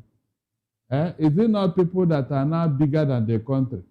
They steal money right, left, and center without any accountability. You mean a white man is ruling this country and 210 trillion naira will be missing in NPCL and nobody knows who took it and where he went to? No, tell me, is it possible? Even in South Africa. So there is no Nigerian that is capable of fighting corruption except the white man. There is no black man in Africa, in Nigeria, that is capable of making things better. There has been no government that stabilized the Nigerian economy. More than 60 years after the British left, you're inviting them to come back and take over the affairs of Nigerians again. Yes, tell me who. What we have here is pseudo-democracy. People that are bigger than the law of the land. You know, do you probe your ex-president, either in or out of office? No, tell me. Donald Trump now, with all his bravado, with all his showmanship all over the world, a prison sentence is waiting for him whenever he steps down now as the president of America. Can it ever happen here? I'm talking of the strongest nation in the whole world, their president. Just one example, one. Here, some riffraffs are bigger than the country because they are in power. They now do whatever they like. Is it not annoying? The most annoying thing is the way they steal money in this country, brazenly, openly. Something you cannot try in US, UK, Canada, or any of the Western world. The president of any of those countries to be accused of embezzling money and you are in office. Your party will impeach you that day. They won't even give you a second chance. But look at what is going on here. So much arrogance and lawlessness. The West African Court of Justice had to raise the alarm that Nigerian government is the worst culprit in disobeying their judgments. Can you imagine? Disobeying court order, right, left, and center with impunity. And you tell me you have a democracy. Which demo what? They what? They have not told us what they are practicing here. Seriously. The insult Africa have refused is from their leaders. Because they are not behaving like leaders. Seriously. They are just like a plunderer. They came to plunder their country. That is why when they look at you, remember what Donald Trump called Africa? The S word. So that is how they see you outside here. In the case of Nigeria, it says the disgraced nation. Look at the type of accolade you are getting from because they know what is going on here. They know. A white man is in charge here, and the terrorists are now sharing power with the elected government. Government is now in bed with them and all that. Citizens cannot sleep with their eyes closed. Go and kidnap one America anywhere in the world, not even in America, and see what Donald Trump will do to you. He will tell you to return their person within 24 hours, or else he will not even bomb the country. He will kidnap their president and take him to America for prosecution. You are telling me you have a country. We don't have anything here, seriously. We don't have leaders. All we have here are just charlatans who are pretending to be leaders. They have nothing to offer you and I, nothing. They just stay in office and be plundering money, embezzling money, looking big, violating our laws, our constitution, disobeying court order, acting with impunity. That is all, nothing else. Nothing progressive comes from them, nothing. So is that how the Western world are ruling themselves? They know that that kind of rubbish cannot happen in their country. That's why when they look at you, they give you all sorts of names. South Africa is thriving today because the white man is in charge of the economy. South Africa is thriving today because the white man, those who was leading apartheid, they are the one in charge of the economy. When Jacob Zuma was in office, is it not embezzlement that made his party ANC to go and pull him out of his office? Just because of the influence of South Africa. South African whites who saw that things will not go well if this man continued to be in office. Of course, they did the needful and pulled Jacob Zuma out of office, dragged him out of office and prosecuted him. Can it happen here? Hold on, can it happen here? Can it ever? Can you even dream of it? They'll leave that in there. It's a shame, seriously. Some of us, it's a shame that we came here. I don't know how God brought me into this enclave. What nationality would you rather be? I would have remained in US or UK. I'm not joking. You don't want to be African at all. Lie. When they are ready. And there are no other countries in Europe that are better than the US and the UK. Is that what? There are no other countries in Europe. I am talking of where presidents, are held accountable. Where presidents respect the people. In fact, they fear their people. Thank you. Because of our time, let's move on. I want us to go to Zimbabwe, where there has been a 12.1% surge in crime. That was in the fourth quarter of 2025, and experts are blaming economic pressures. They say that these assault and threat and drug offenses are due to economic strains and deepening social problems. Now, this is according to the Zimbabwe National Statistical Agency. Now, these two issues might not correlate, but we still need to talk about it because it's still Zimbabwe. The government has approved a salary hike for civil servants and pensioners. They announced a salary adjustment saying these people need to live better. They need to have stronger remuneration, safeguard their income, and enhance their welfare. So they should clap now. Is it not because of election? Hold on. Is it not because of... Oh, my God. You see what I just told you now? You can see how African leaders behave. Whenever the election is near, you start hearing and seeing all type of largesse. They will now remember that you need the increment. They now remember that you need a better life. They now remember that certain things should be done for you. After the election, they go back to status quo. You can see African leaders. We don't have any, seriously. These people, unfortunately, the people that they maroon up and down, they don't even know what is what. They don't have any choice. So whatever they bring, they take it. That's just the truth. It's not they remember increment because election is coming. And the man even want to stay longer than his tenure. Extending tenure as if it is their birthright. Please. What about the question on the increase in crime? The economic analysts say it is due to economic strain on the people. Of course, a lot of nations are being affected right now by the Middle East tensions. Well, this was in the fourth quarter of 2025. What is the country's economy like? You talk about the coming elections. Is there not anything that the present government has done that would encourage the people to vote for them again? What have they done? If they have done right, would they be doing what they are doing? Would they be thinking of elongating the tenure of the president? They have not done anything, and they know. They know. It is said that an evil man, a wicked man, knows himself. He's just waiting for somebody to remind him, and he says you are insulting him. They know that they are not doing well. All over Africa, it's like they entered into one room and swore an oath not to uplift the people. They believe that maybe when they uplift Africa, when they uplift their people, they will no longer be relevant. So they believe in a brutal force. That's just the truth. Look at how the Western world treat their people. You don't know that when you treat your people like a human being, they will behave like a human being. That is just the simple analogy. Look at the domestic cat you have at home and look at the wild cat in the bush. What is the difference? The way they are domesticated. The other one is growing in the wild. That's why that one is aggressive. That is just the only difference. But this one, because you groomed it at home, you nurtured it, you showed it love. That is why that cat, will even die to protect his master. Can't you just use that another to know how to treat a human being? You mean these other people in the Western world who was after the welfare of their people, they are stupid, Abi. They know what they are doing. That is why most of this useless crime you have here in Africa, you can't find it there. Like burglary, stealing, robbery.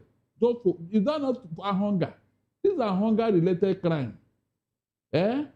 Hunger-related crime, which is not common, not too common in the Western world because everybody is assured of the next meal. That is the truth. That is the truth. Everybody is assured of the next meal in any of the Western world. So, when people are stealing cassava, goat, and fowl here, is it not hunger-related? Is that not the reason? And most of them, they will chop off their hand. They will chop off their hand as if they have solved the problem. You seem to be so disgusted by the actions of a lot of African leaders. But apart from being recolonized, which you seem to believe is one way to solve the problem, what are other ways? I mean, we have the African Union, and when we see democracy being trampled or truncated in certain countries, you hardly see them talking until maybe there are coups, and then you hear them talk. Do you think it's time for Africa to actually come together and decide to be better than Europe, if that is possible, by weeding out corruption, making sure that democracy is entrenched for the countries that want to practice that, ensuring that we have stronger security, economic, social cooperation amongst us? It's only when you recognize that you have a problem, then you know that, yes, solution is near. But African leaders don't even believe that they are not doing well. Seriously. They don't believe that they are a nuisance in office. They don't believe it. And so how can you now reorientate them? How can you tell them they won't listen to you. They will see you as a rebel. They will see you as an unpatriotic citizen. That's the way they will look at you. Tell them that this thing you are doing is wrong. It will not help us. They will say, leave that thing. What do you know about governance? What do you know about this? What do you know? Okay, you that know better. Why are you not doing better? But every time they will run to the Western world for everything. Everything. Borrow money, healthcare, holidays. They will go to a country that other people built. What an insult. They have not asked themselves, how many Western leaders come to Africa every year? How many of them come here? Is that not a pointer that you are not worth visiting? But whenever they need it, they will run to them over there in the Western world. Because there is everything there, everything is in order. Somebody built it. And you know what? The money to build Africa is in Africa, but some people have stolen it and put in their pockets. Tell me I'm lying. How can a country lose 210 trillion naira and they are still borrowing money somewhere? How do you define foolishness? How? 210 trillion. Look at what that money can do to Nigerian economy, to Nigerian infrastructure. Yet, you can see, nobody is talking about that money. It's gone. Yet, you are so proud to go and borrow money somewhere, as if you don't have any money yourself. So the people you went to go and borrow their money, they were able to conserve it, they were able to build it, they were able to put it together.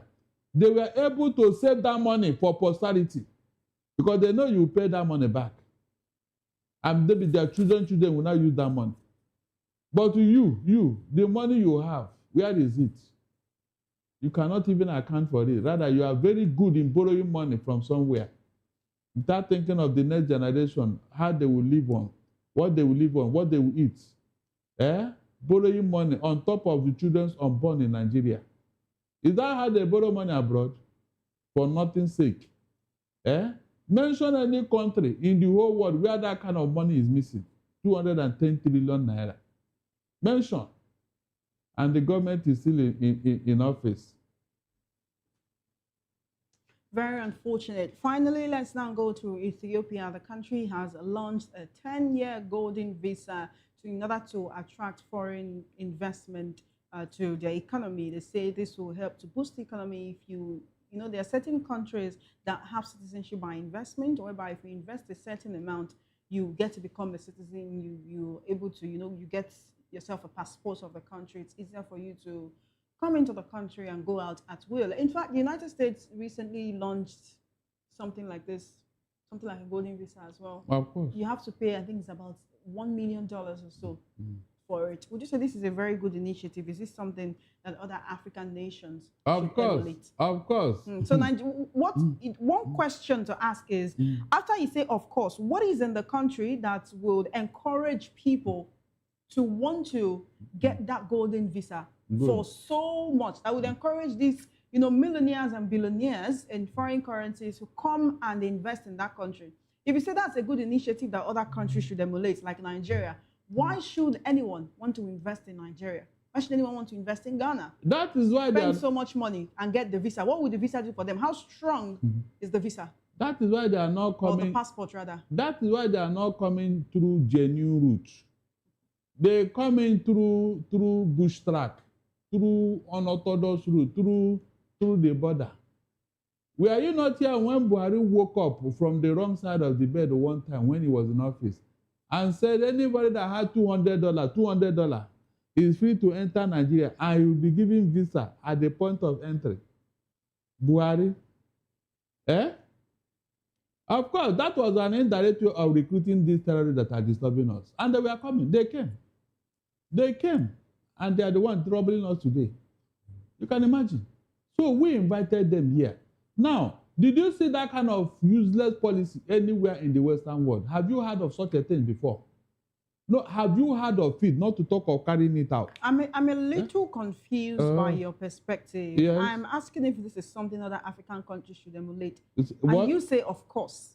Of course what? That money that they have put in place, they want to know those coming into their country. They want to know that reasonable people are coming there to invest in their country. They are coming for something that will make the country grow. Okay. But in your own so case, that's a way to ensure that the people who are coming in have something to offer the country. Exactly. They are bringing something in. But in your own country, you just recruited the terrorists for nothing. It's also your country. You just recruited them for nothing. When this news broke, I was in a TV show. I said, look, this is a way to bring in terrorists. Because what will you do with $200 in Nigeria? Is it to rent a shop or how? What business will you do with it? I asked that question. You can imagine a leader, the kind of thing that is in their head. You didn't ask yourself, what will anybody do? $200. As at that time, I did my calculation, it was 80,000 naira. 80,000 naira to come and to enter Nigeria. To enter Nigeria and do what? We are now shouting, how did we get here? Is it not our leader that brought the problem upon us because of their irrational thinking? Irrational thinking.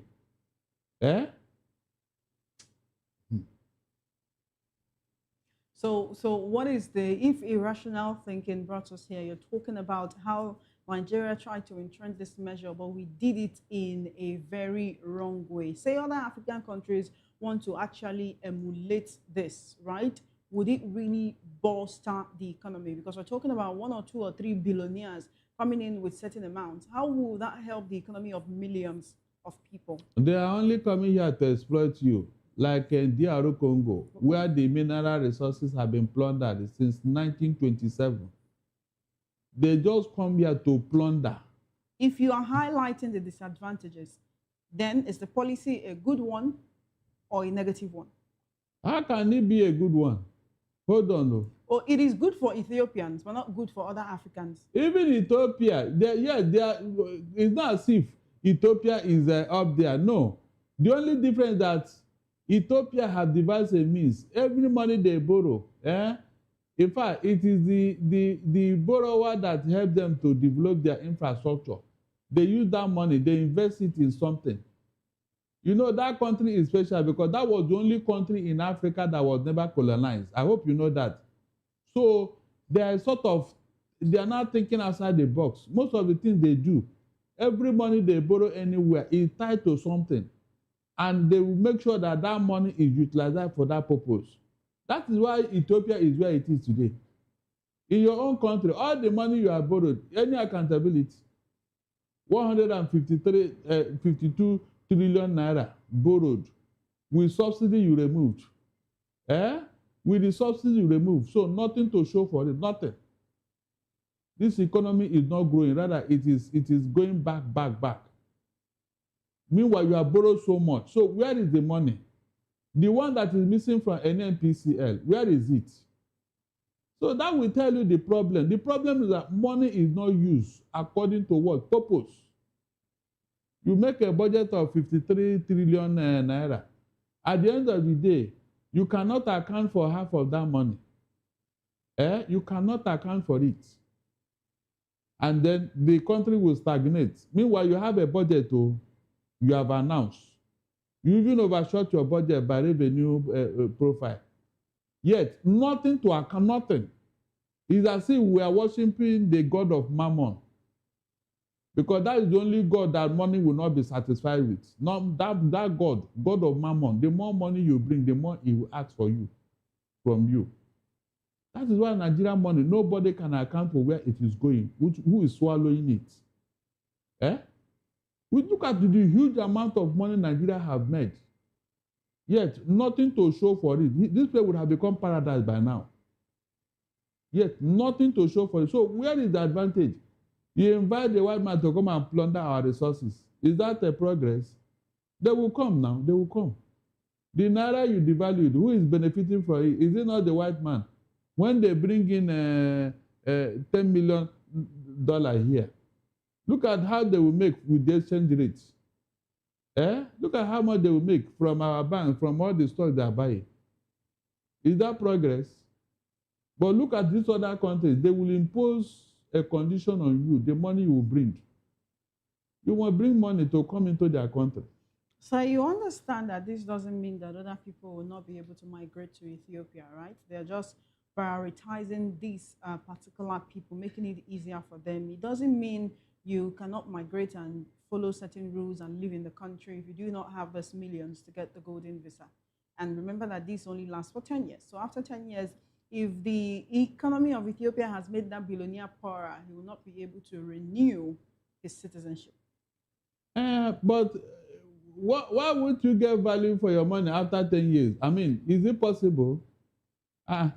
You must have done something worthwhile for that 10 years now to make sure that it is worth it. One would argue that it is actually the economy that should do something worthwhile for you. If you as a billionaire invest your billions in a country to get a 10-year golden visa, you would expect that the government would tell you, oh, this is how we'll work with your money, this is how we'll give you a level playing field so that you can compete with the local industries, local manufacturers, to ensure that you are also getting returns, you're also getting profit. If at any point unforeseen circumstances, say natural disasters or man-made disasters, wars and others, takes place, what then happens to that investment that the billionaire has made? Have you seen the laws of Ethiopia? Have you seen how good governance have been entrenched in Ethiopia? Before anybody will invest in any country, they will look at all these things. Investment climate, how conducive it is. That is the main issue here. So no billionaire will just come into a country because they say this and that. No. You will look at the environment, their laws, the governance profile. All these things will tell you to come or not to come. That is a simple truth. When we introduced the PIA, the Petroleum Industrial Act, we thought that it is Uhuru with the oil industry. Since that time, it got worse. I said it got worse since that time. So what have we done? It's like going back to square one. No direction, nothing. Have we gotten it right with our oil industry, the cash cow of Nigeria? Are we getting value for the free crude oil God gave us? Are we getting value? The answer is capital no. Because no accountability. You don't even know how much fuel we consume in a day in Nigeria. We don't know. The one that they take out, nobody can account for it. So are you getting value through that means? The answer is capital no. So who will come and invest in such an environment? Who? The oil majors are pulling out, they are divesting. We all saw when it happened here. They're divesting. So these are the issues. It's not about promising you. They will only come if things are okay. Yeah, because they know where they are coming from, how things are done. That's just the truth. All right, then. I must thank you very much for joining us on the African News this afternoon. Your perspective and your analysis is well appreciated. Thank you My very pleasure. much. You're still watching the African News on Voice of the People TV. When we return, we'll tell you about cargo transportation, how Tanja Med Port braces for increased traffic. These are more stories coming right after this break, so stay with us.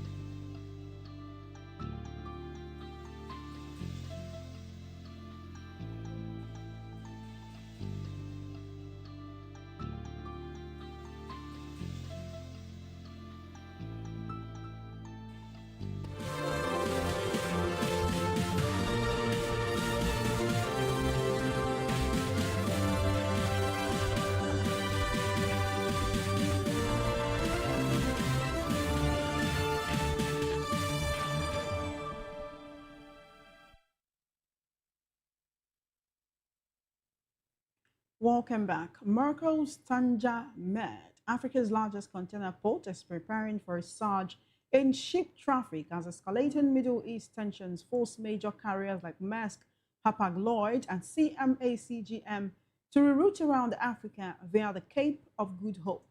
This diversion adds 10 to 14 days to transit times, with the full impact expected by mid to late April 2026. The port, strategically located on the Strait of Gibraltar, is focusing on capacity management and congestion prevention. No cancellations have been reported, but carriers have introduced war risk surcharges of $1,500 to $3,300 per container. Tanja Med handled 11.1 million containers in 2025, up 8.4% year over year. Now, still on the news, a very tragic development has occurred where 3 people, including 2 women and a man, died when a 3-story building used as a church collapsed in Accra, Ghana's capital, on Sunday. Interior Minister Muntaka Mohammed Mubarak reported 20 others, mostly women and children, were rescued and hospitalized. Emergency teams worked overnight to clear the debris with a 90 to 95% certainty that no one remains trapped. The cause of the collapse, which followed heavy rain, is under investigation.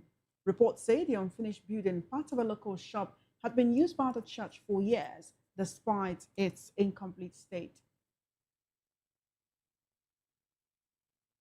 Now we take you straight to the world of business, where the South African rand strengthened and in early trade on Monday, supported by rising commodity prices amid ongoing Middle East conflict assessment.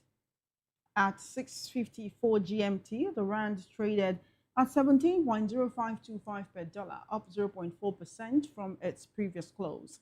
Gold prices edged up as the dollar softened, but gains were limited by surging energy prices fueling inflation concerns.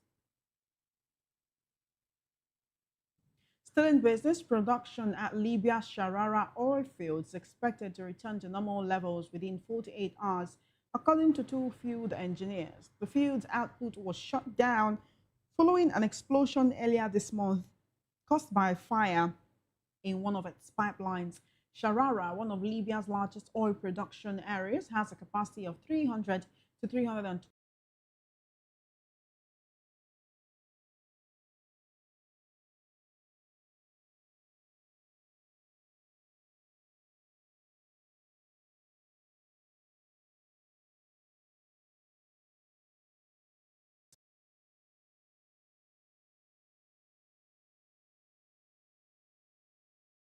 Regarding Senegal's appeal against being stripped of its Africa Cup of Nations title, Senegal's appeal followed the CAF appeals body's overturning of their 1-0 win over Morocco in the Cup of Nations final last month.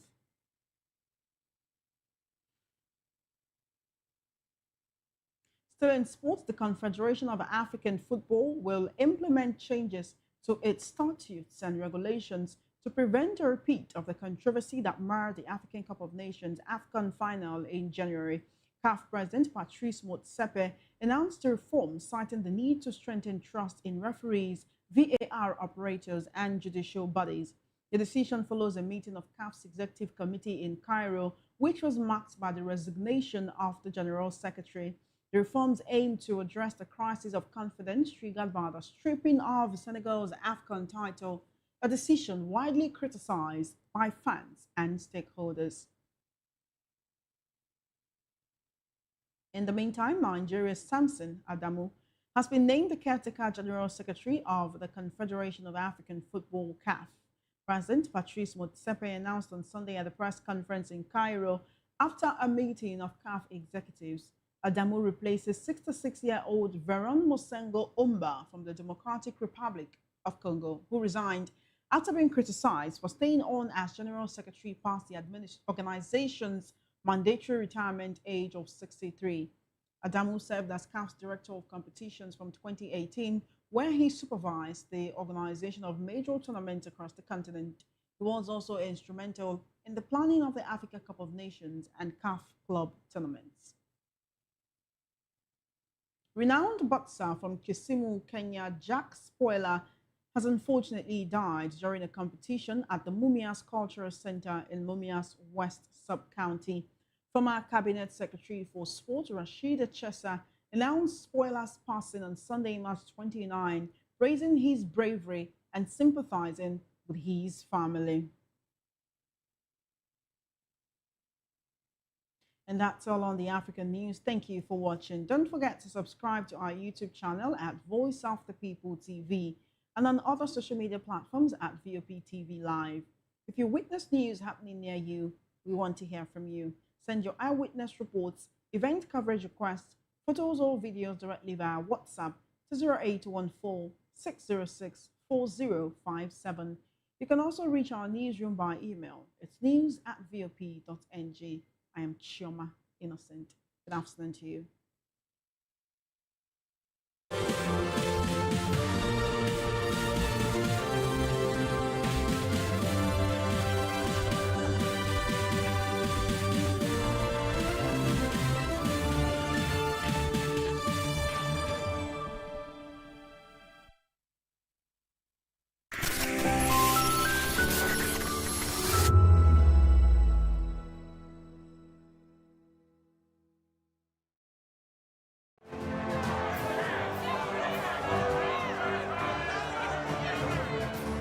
Do you want your voice to be heard?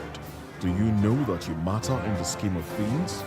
The People's Voice, the show where ordinary citizens take center stage as we discuss the biggest stories that affect you and I.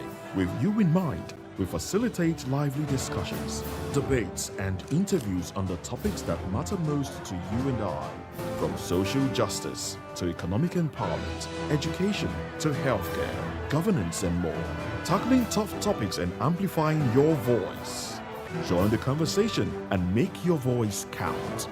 The People's Voice. Make your voice count. Hello there, my name is Damilola Ogunsi, also known as the Goldfish. Hi, my name is Chiki Bright Emmanuel. I'm an actor and a filmmaker. Hello, peeps. My name is Yomi E. Adejumo. Hi, everyone. I'm Paul Utomi. Hi, everyone. My name is Stacey Benjamin, and this is Voice of the People TV. I need you to keep it locked to VOP TV. See, are you looking for good entertainment? You want to get good movies, good music, politics, talk shows, sports and entertainment. You really want a channel that gives you everything you need without you having to run around. VOP is where you are. That's Voice of the People. If you're not listening to this, you're not one of us. And you deserve to be killed. Scrap chat. Don't be killed, but watch it. Or I'll find you. And I want you. And you are locked on VOP TV. Don't go nowhere. This is where the juice is. This is where all you need for entertainment, politics, movies, and whatnot. And keep watching VOP TV. So keep it locked because I'm locked already, man, and it's money back guarantee. So you're going to have a good time because I do. And please keep watching VOP TV.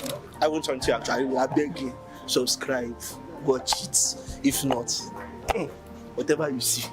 You better not touch that die because VOP is the plot.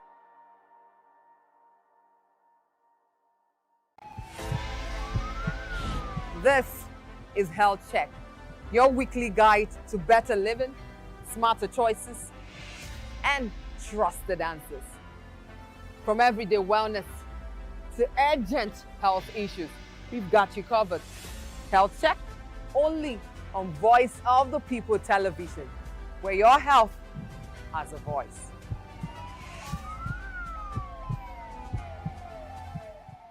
Behind every broken desk lies a broken promise. Education shapes the nations, but who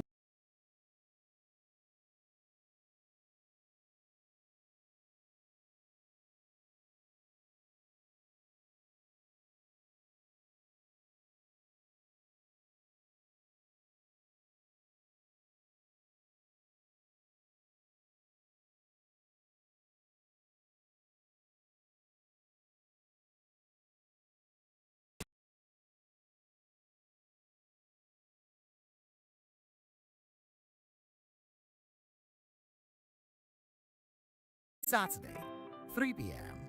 on Voice of the People television. VOP TV.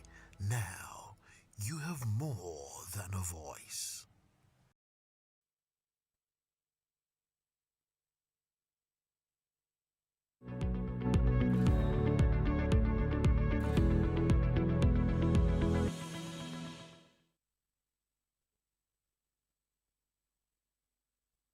Hello, good afternoon. This is another exciting episode. It's another wonderful day, a day to learn quality things about your health, really. And, there's something really about everyday routines that feel safe, it feels predictable, it feels almost automatic. You wake up, you prepare a meal, you get ready for the day, you step out, settle into your home at your space at home. Honestly, most of us don't think twice about any of this. Well, we'll be building around this in this episode, really. I'm Praise Peters, and this is Health Check on Voice of the People television, where we take a closer look at the things we often overlook when it comes to our health. And you can watch us on YouTube and on SLTV channel 264, on YouTube at VOP TV Live, of course. Now, here's something worth thinking about. What if the things we use every single day without questions are quietly affecting how our body functions. You know, today we're talking about hidden chemicals in everyday life and what they might mean for your health. When we're talking about this, we're talking about your home appliances, your insecticides, your perfumes, your lotions, your non-stick pans, everything literally. And it's going to be a robust and interesting one. But to help us make sense of it all, I'm joined by two experts. Dr. Charles Adeogun. He's a wellness physician and a public health advocate with several years of experience, especially in preventive health and lifestyle medicine. And I'm also joined by Dr. Adedayo Adegite, an endocrinologist who specializes in hormones and how they influence the body. And they're going to be shedding light on this. Thank you so much, doctors, for being here today. You're welcome to the show. All right, doctors, how are we doing? Just quick one. This is weekend, right? So I want to check on you. How's it been? Dr. Charles, you really look like you worked a lot. How's the profession? How is everything going? Let me start with you, Dr. Charles. Yeah, thank God. It's been busy as usual. We're trying to be intentional about getting the needed rest. Exactly, because doctors themselves that take care of people also need to be taken care of. Right, so please prioritize your health for the sake of your patients, right? So how are you also doing, Dr. Adedayo? Well, same here, trying to rest. Amazing. All right, it's good to have you on the show. All right, let's just dive deep into the conversation today. So, Dr. Dayo, you're an endocrinologist, right? Most of the things we want to talk about today are, surrounding or rotating on endocrine disruptors, yeah, and EDC, endocrine disruption chemicals and all that. So please, can you, tell us about this briefly? Okay, EDC, endocrine disrupting chemicals, are natural chemicals that are everywhere in our homes, everywhere you look, and they have a way of mimicking or blocking signaling of the hormone. So they interfere with hormone functioning in different ways. Some of them mimic estrogens, and they have far-reaching consequences on our health in different ways. Because they interfere with the hormone, so they can cause far-ranging conditions like infertility, low libido. Also, people are prone to developing obesity, all kinds of metabolic disorders. People can have thyroid dysfunction as a result of exposure. That means chronic exposure to these chemicals.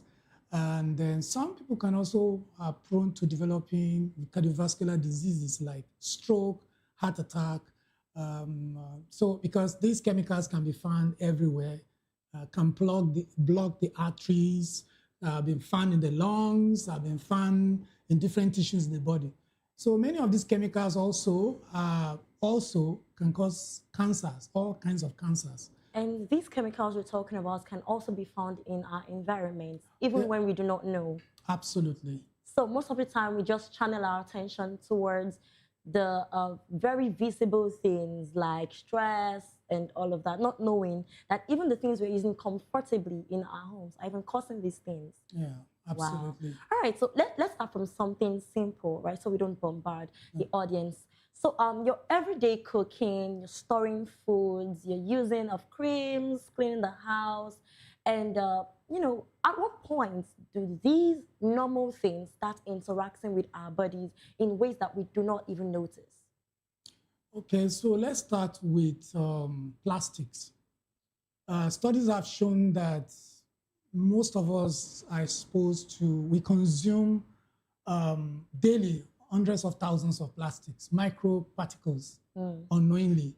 In a year, an average person would have consumed up to millions of microparticles through water bottles, through plastics that we use, and through different means. So, and these microparticles are pro-inflammatory. They can lead to chronic inflammation. They can also cause a lot of problems. But beyond that, most of the plastics that we have contain a particular chemical called the BPA, bisphenol A. So this bisphenol A is an endocrine disruptor. So apart from the fact that you can ingest these microparticles without knowing, and they can block your blood vessels, they can cause chronic, they can irritate different tissues in the body, and subsequently they can lead to cancers or even block your blood vessels. Therefore, you can develop stroke or heart attack. But the particular chemical in the plastic called bisphenol A, which actually makes the plastic to be malleable. That's what makes the plastic to be malleable, soft. So it's been shown that this, in some studies, they found out that young men who work in industries where these plastics are produced, they tend to have low libido, low testosterone, and their sperm quality is very poor. As a matter of fact, now over the last 50 years, they found out that the quality of sperms of an average male globally has reduced significantly by up to about 2% per year. Wow. So in the last 50 years, the quality of sperm of an average man has reduced by 50%. Same for testosterone. And the singular factor that has been linked to it is this BPA, that's bisphenol A, which is contained in almost our plastics. So that's one of the major problems that we have everywhere. We all consume water every day in plastics and all that. They also contain in tubings, like they use for, like in the hospital environment or in different places, tubings, those flexible tubings, also they contain this BPA. So we also have them in non-stick cookware, what we used to cook at home. Yeah, non-stick pans. So the non-stick pans. So the non-stick pan contain a coating. That coating is Teflon. So once that Teflon is scratched, it actually releases a particular, chemical called PFAS. So, and this material can disrupt the hormone too. I mean, if you take a large amount of this, it can affect your endocrine in different ways. Wow. Okay, so I have so much to say as regards that, but let's talk to Dr. Charles first. So from your experience, Dr. Charles, are people even aware of the gravity, right, of how these chemicals that are underlying in our homewares are even as dangerous? Because these are everyday habits. We use them all the time. And most of the time, if we don't see that something is really, really condemned, we do not dispose of it. So are people even aware of this? And what do you have to say concerning all of this as well? Yeah, and the reality of the hormone disrupting chemicals, obviously from what the endocrinologist has mentioned, is far-reaching. But a lot of people are still not aware, like we know, because when it comes to issues relating to our health, Nigerians in particular now, in the context of Nigeria, they are really not as informed as they should be. A lot of people are not really curious about health-related issues. People don't do studies. People don't do research. People don't ask questions. And besides, we still have a lot to do in terms of public enlightenment and creating awareness relating to important health issues like this, because this is a public health issue. Yeah. And this is something of great significance because over time, with the statistics being seen and all sorts of hormone-related problems that are coming up very quickly because of all these exposures that people are having over time, because it's a cumulative effect over time. You're having gradual exposure, even from children, from childhood, even amongst the young people, over time they are being exposed. By the time they get to a certain age, you can imagine the level of exposure they would have had and the effect it would have had on their health. And we know from cancer, taking cancer as one of the many illnesses that can result from these hormone disruptors. Some of them are carcinogens. We have mentioned before that cancer has a genetic basis. So there are certain people who already genetically are predisposed to having these things. And then you can imagine them now having other factors that are actually contributing to the manifestation of that condition. So basically, we need to do better in terms of creating awareness. And our people should also be more curious about their health. And we need to ask more questions. And we need to find safer alternatives to this. So if research has shown that this is a contributing factor to a very major health challenge, then it is on us to actually find a way of restricting the use of this and then finding suitable alternatives that are safer for the general population. All right, talking about suitable alternatives that are safer for the general public. You know, we're talking about plastic wares and all of that, non-stick pans and all. But these are what we use to cook.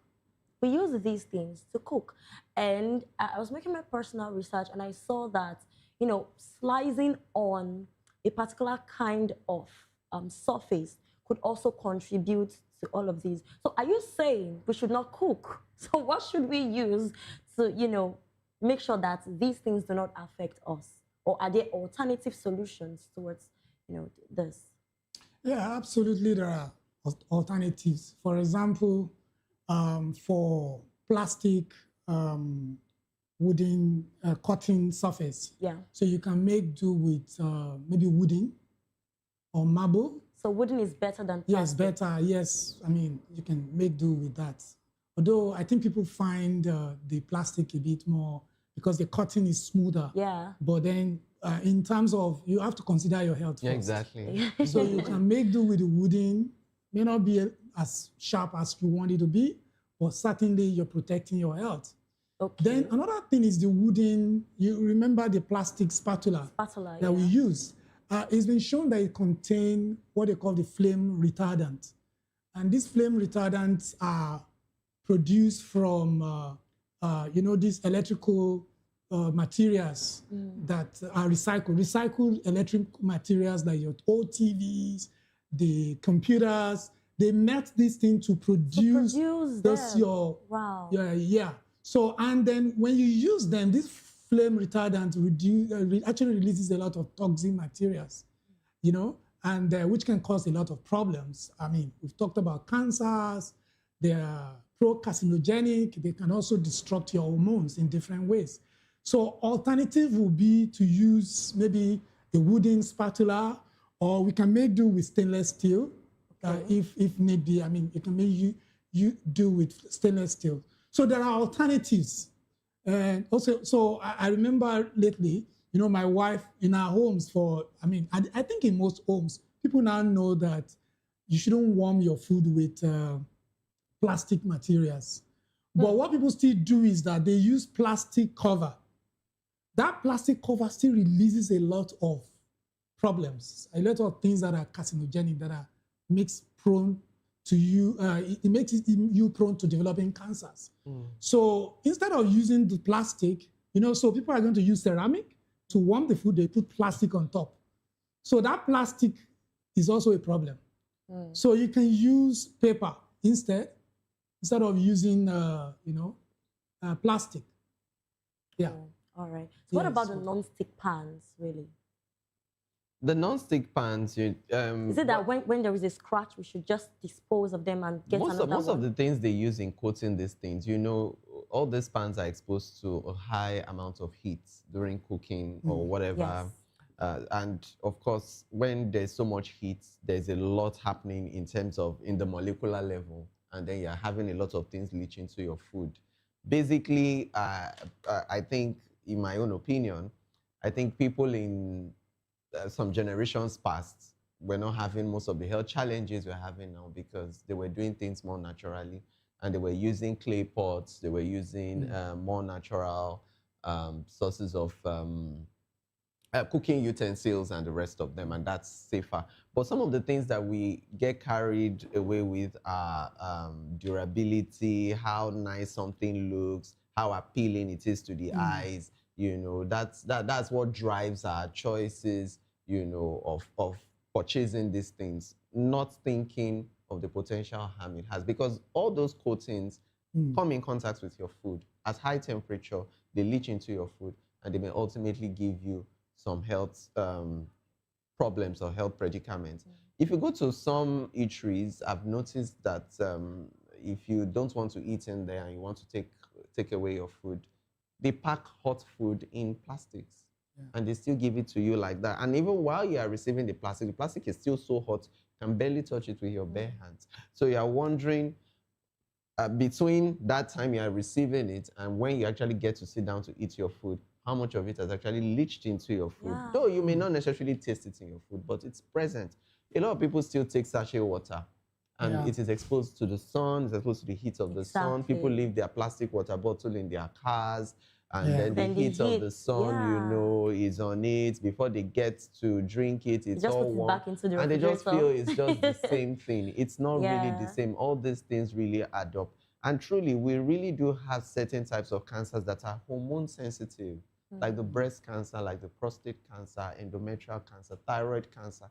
All they just need are certain things to, you know, to have an imbalance, and hormones kick in. And when this hormone kicks in, it drives the progression of these cancers. So it's very important that we are very sensitive to the things we consume, and we have a bit of knowledge about what is contained in what.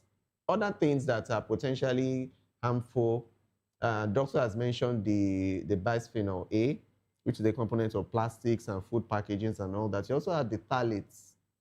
Yeah, the phthalates are also seen in certain food packages, seen in some of our cosmetics, some of the things we use in our everyday life, and they are also hormone disruptors. Now, talking about cosmetics, this is something that I really, really, really love, because it's what everybody literally use. So let's move away from foods. Let's look at deodorants, body sprays, perfumes, and lotions, creams, lotions, and all of that. So what do you have to say to that? How dangerous is it? And some of them contain parabens. Some of them, these parabens are chemicals that are added to these lotions, these skincare products to as a form of preservative, you know. And then some of these things, when they come in contact with our body, they get absorbed into our bodies, because most of your skincare products, you actually do rub them into your skin. Yes. And they get like direct contact. Yes, and they get absorbed into your system. And then once they get absorbed into your system, they potentially can cause hormone disruption. That is why certain children can have early puberty, what we call precocious puberty, because some hormones are already at work that shouldn't be at work at that age. Yeah, that's what precocious puberty is. So you would now see that a lot of new things are cropping up in an individual, and you're wondering where is this coming from. And also a lot of things that people apply in form of makeup, you know, in form of eyelash, whatever, lipsticks, lip balms, and all that. Now. Yeah, it's beauty. Yeah, yeah, they make you look beautiful. They make you look attractive and all that. But at the end of the day, there is always a cause and effect. So something is causing something. You apply something, then something results. So at the end of the day, we should also keep in mind that our skincare products should be as close to as natural as possible. It's always safer to do natural, because most of all these things, at the end of the day, they may be causing an issue that we may not know are actually related to the problems we're encountering. Okay, ladies, catch your sub. Okay, speaking from the standpoint of an endocrinologist, right? I want to know how these chemicals can really, really affect the body and what we can do about them, because we have to look good. Am I speaking for the ladies? We have to look good. And this is not even just for the ladies. Everybody uses lotions, everybody uses creams and all of that. So are there certain chemicals we should look out for? And are there some that we should avoid in our products? Okay, so they said to be forewarned is to be forearmed. Good. So there's no point. What I found out about Africans is that, in fact, some people will say it's something that will kill someone. Something has to kill a man. But the average Western folks don't think that way. If they know there's a problem, they think scientifically. Exactly. I think we live in the bubble world of myths a lot, believing that, oh, these people are just talking their own. These things are not real. But most of what we are saying are founded on scientific evidences around them. A very good one is what Dr. actually talked about. There are even studies to show that quite a number of babies that are being given birth to now, because their parents, maybe their mothers, ingested or used some of these products during pregnancy, and it has interfered with the hormone intrauterine, you know, during the womb, to the extent that there's what they call anogenital distance. That is distance between the anus and the genital, the tip of the genital. That distance in a child, there is a specific number or that it should look like. So when you give birth to a child, you can actually predict whether a child has been exposed to all these chemicals, whether it has impacted on the amount of androgens released. I'm talking about a male child. So, and this predicts whether this child is going to develop infertility later in life. Wow. And they found out that increasingly, this anogenital distance is been reducing over the years. So, you know, in those days when we were in medical school, they used to say that infertility. Now, I want to talk a little bit more about infertility since we're talking about endocrine, because it's the major source of concern to me.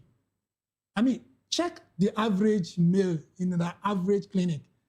Poor, very bad sperm quality. It's terrible. Now we're having, you know, in those days when a woman cannot carry baby, the first place they look at is the woman. Yes. But now it's the man.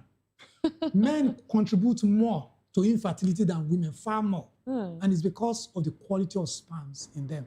And some of these problems started during pregnancy. So these chemicals are real. And I think it is time we look at them. And of course, so what you can deal with, let's deal with them. There are things we can't deal with. There's nothing you can do about them.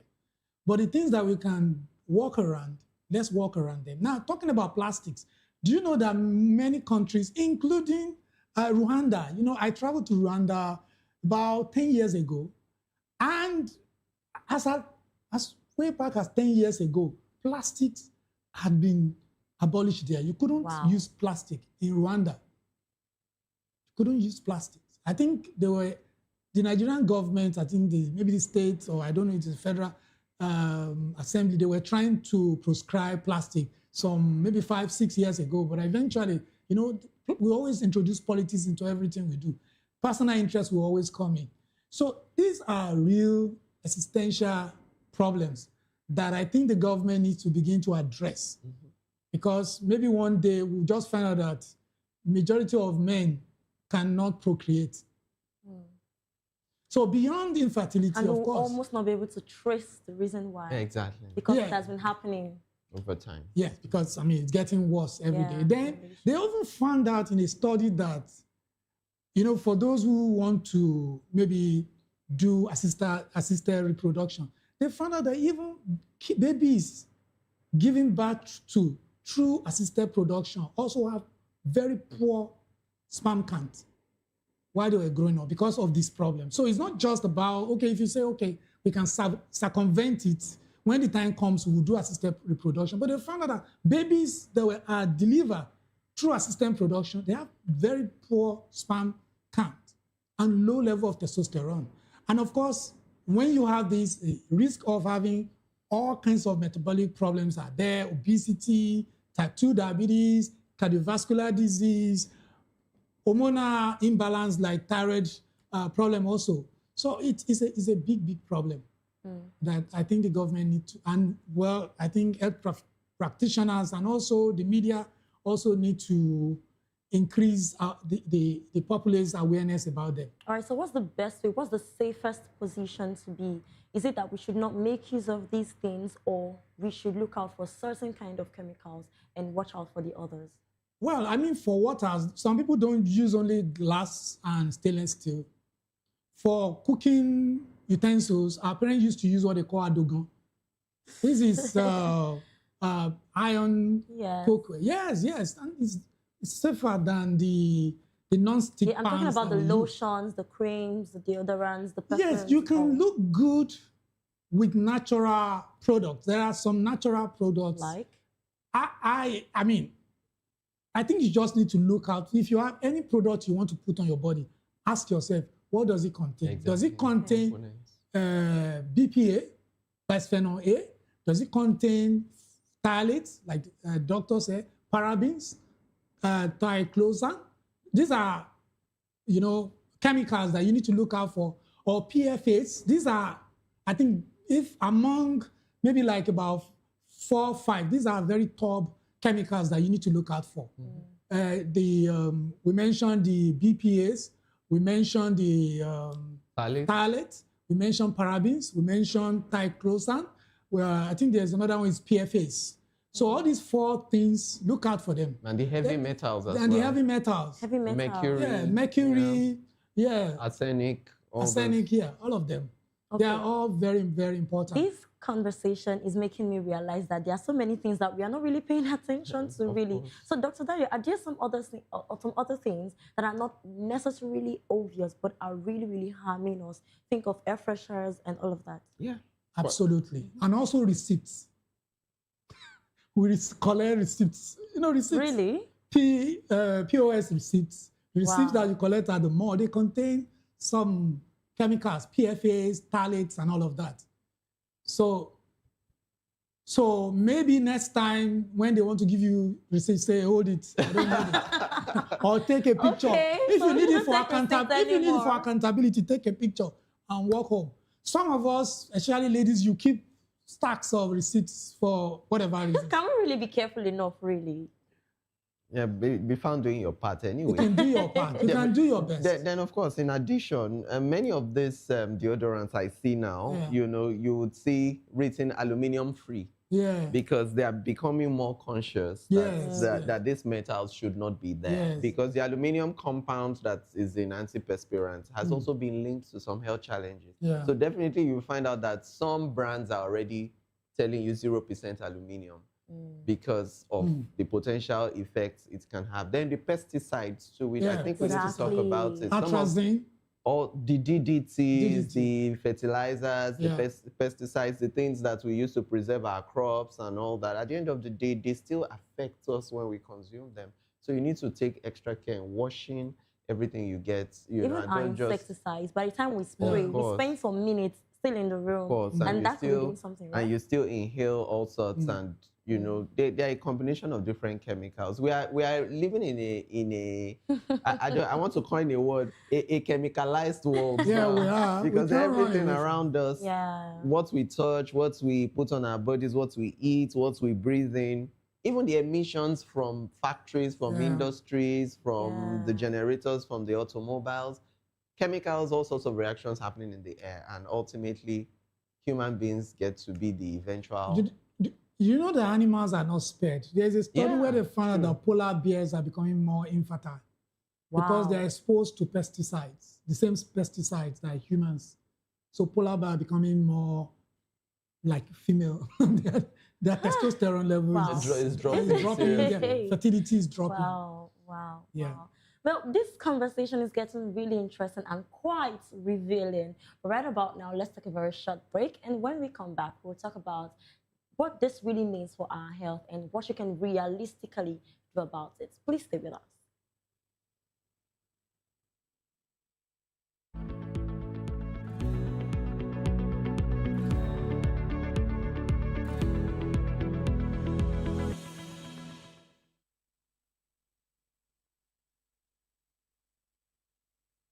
All right, welcome back. This is still Health Check on Voice of the People television. We have been exploring how everyday items around us may be exposing us to more than what we even realize. And now let's bring it a bit closer to the home, you know, what all of these actually means for our health and what we see in the real life setting, really. So there are people that are really dealing with this today, that are connected to us, and they are facing everyday exposures, really, from all of these items. Is this something the body can adjust to? Or, because I think our immune system tends to, you know, fight some of these things for us, depending on your system. So is it something that we adjust to slowly, or is something that can begin to interfere with our lives, just for awareness purposes? Well, unfortunately, quite a number of them, especially the PFAs, in fact, they call it forever chemicals. Wow. That means once it enters your body, it never leaves. It never leaves the body, and it will continue to disrupt the hormones, because, I mean, put you at the risk of having all the problems that we've highlighted. So they never leave. But they found out also in quite a number of studies that those who are exposed to, for example, the BPAs, those industry workers, people who work where there's where they make plastics, when they stop working there for a period of time, or those who were exposed to chemicals like the pesticides, when they're, you know, maybe no exposed for a period, maybe about 3 months, they found out that the quality of their sperm goes up a little bit, testosterone goes up a little bit. But in babies, once you're exposed to it during your pregnancy life, it's almost irreversible. So it's... so what can be done about it? Well, so I think parents, actually mothers, need to be aware of this. Maybe when you are pregnant, reduce intake of, don't just use chemicals anyhow. Don't just put anything in your body. It's not affecting only you, it also can affect your baby, especially your male child, can be at risk. And if you work in a plastic company, maybe from time to time, you need to be checking your testosterone level. And then you can measure the quantity of these chemicals in the body also. You can measure in the blood or in the urine to know your level of risk.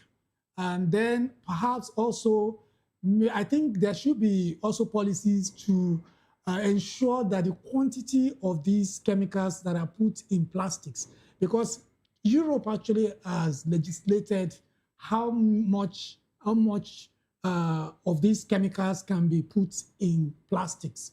But we don't have any legislation in Africa. So I think we need to begin to look in this direction. I think they said about, in plastic, the amount of BPA that is allowed in Europe is between 4 to 12 microgram per gram of plastic. So, but in Africa, I'm sure if you check, maybe to be, I'm sure it's far more than that. Wow. Because there's no legislation. Not true. And there's no control. Everybody just does whatever they like. Yes. Okay. Dr. Charles, this might be a lot to take in, right, for everyone, because where do we start from? We've talked about home appliances, we've talked about deodorants, we've talked about the pesticides, but these are the things that we really need in our homes. So if you would break this down, especially to more sensitive people like pregnant mothers, the babies, the children, and even adults, what would you say we should start with in making sure that we start living in a more, conducive environment for our health? I think it comes from a place of public health awareness, health education, and then also pregnant women or intending mothers must also realize that they need to know about occupational hazards. Before you take on a job, know the risk associated with that job. Don't just be carried away by the remuneration or you like the workplace. You need to be well informed. And then when it comes to public health, the health ministry too need to do more about occupational risk. People, both men and women, they need to work for their daily bread. But while working, the environment must be safe enough to not be detrimental to their health in any way, because occupational risk is so high when it comes to what we're talking about. Because, for instance, industries that deal with lead also, people that deal with paint, there's lead in paint. People that work in industries that use batteries, like lead accumulators, batteries, you find lead there also. Then all the pipes, people who do the plumbing works and all that, your PVC, polyvinyl chloride and all that, you also have lead there. And at the end of the day, lead has been shown to have a lot of things to do with the development of a child.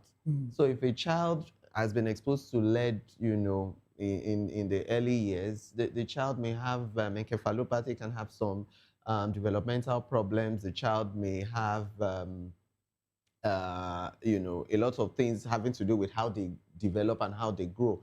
And even adults too, when they deal with lead, people who have lead poisoning over time. This poisoning does not happen. It's not something that happens immediately. It's over time. So little exposure over time, it all adds up before you now see the effect. You find out that a lot of people may have these lines on their gums. It's indicative of, they call them lead lines. Button's line or lead lines is from lead poisoning. You find out that some of them may have anemia. You find out that some of them may have some neuropathy or some neurological problems, and ultimately you find out that this ultimately affects their quality of life. You also find out that lithium, people who also deal with certain batteries or certain chemicals like lithium too can be teratogenic. You can have some kind of heart anomaly, in an unborn child that is exposed to lithium. If the mother is exposed to lithium early, while the child is in utero.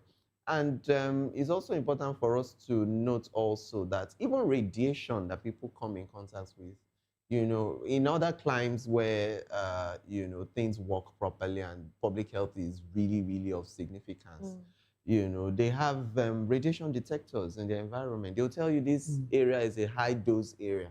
People should not live there. People should be far away from there. People's workplaces are not there at all, but I don't know if we have anything of that sort here. I think sometimes last year, there was incidents of lead poisoning somewhere in Ogun State, if you remember.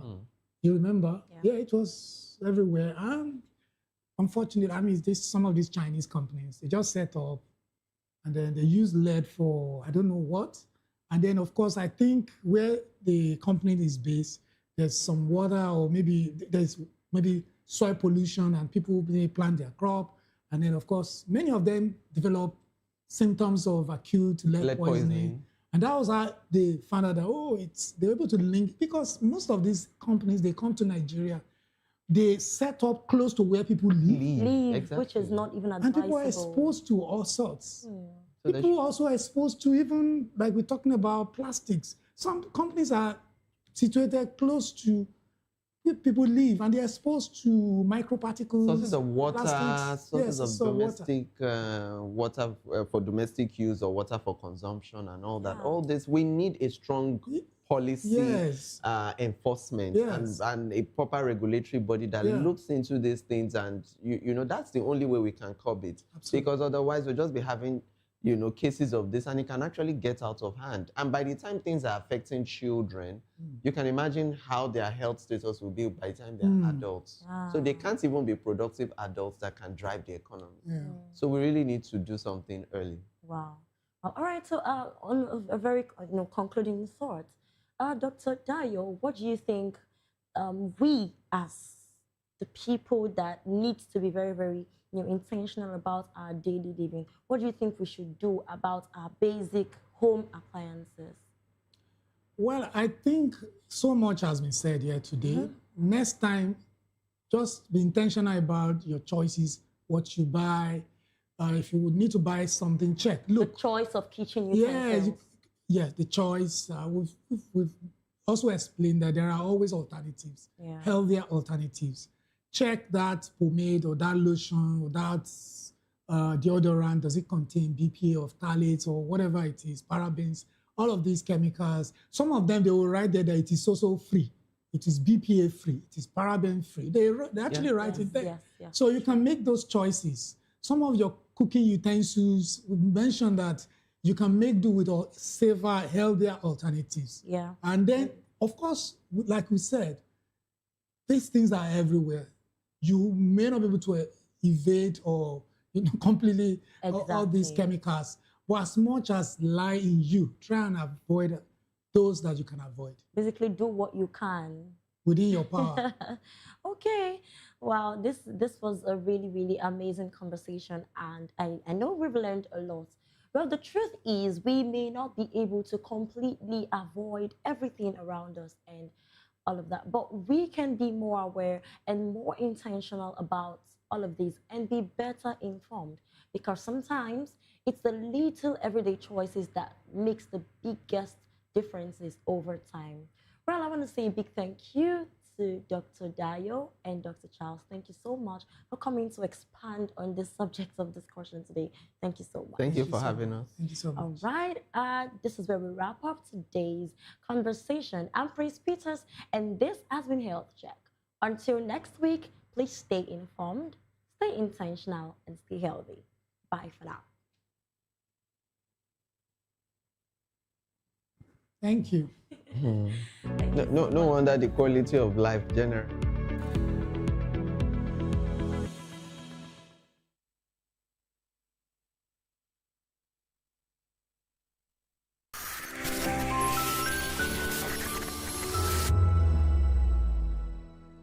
When I first heard VOP, I thought they were talking about me because I'm a voice-over personality. But no, this is Voice of the People TV, and you are riveted forever because this is the place to be. Yo guys, your boy Chela. Shout out to VOP TV. I love you guys. Salut, salut tout le monde, Suspect 95, là on est sur VOP TV, on passe un bon temps, j'espère que vous kiffez, on est au Afrima, on est ensemble, VOP TV. Don't see me like a fool because I don't do giddy giddy giddy. VOP, you don't know Stoneware from Ghana representing live and living color. Yeah, Beam Nation President, outside with it. Bless up. Hello, this is Milo from Ivory Coast. Keep watch Voice of the People TV. Regardez la voix du peuple, la télévision de la voix du peuple. Que Dieu vous bénisse. À très bientôt. Love you so much. Hi guys, what's up? This is Gaze Baba. I am watching VOP TV.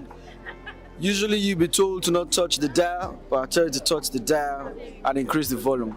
Like, keep it locked. It's Afro Gospel. Thank you. Hello, my name is Shego Arunze. You're watching VOP. Don't change the dial. My Joe, fine girl. My Joe, fine babe. Yes, don't touch the dial. This is me, Dr. Adiwala Iba. Keep watching VOPT.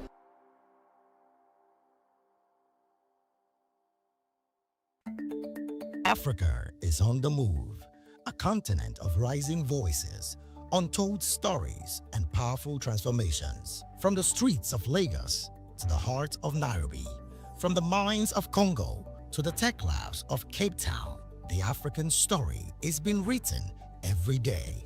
Bold, dynamic, unstoppable. This is African News on Voice of the People Television. We don't just bring you the news. We analyze and bring you Africa's heartbeat, the politics that shapes our nations, the economies that drives our future, the cultures that defines who we are, the voice that must be heard. Africa News, Africa's voice, Africa's future. Where Africa speaks, the world listens.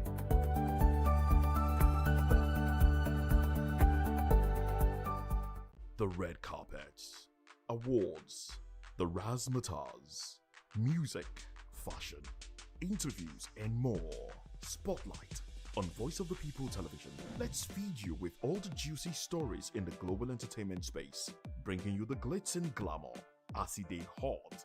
Stay tuned to Spotlight, 1 p.m. Monday to Friday. Spotlight on VOP TV. Entertainment like never before.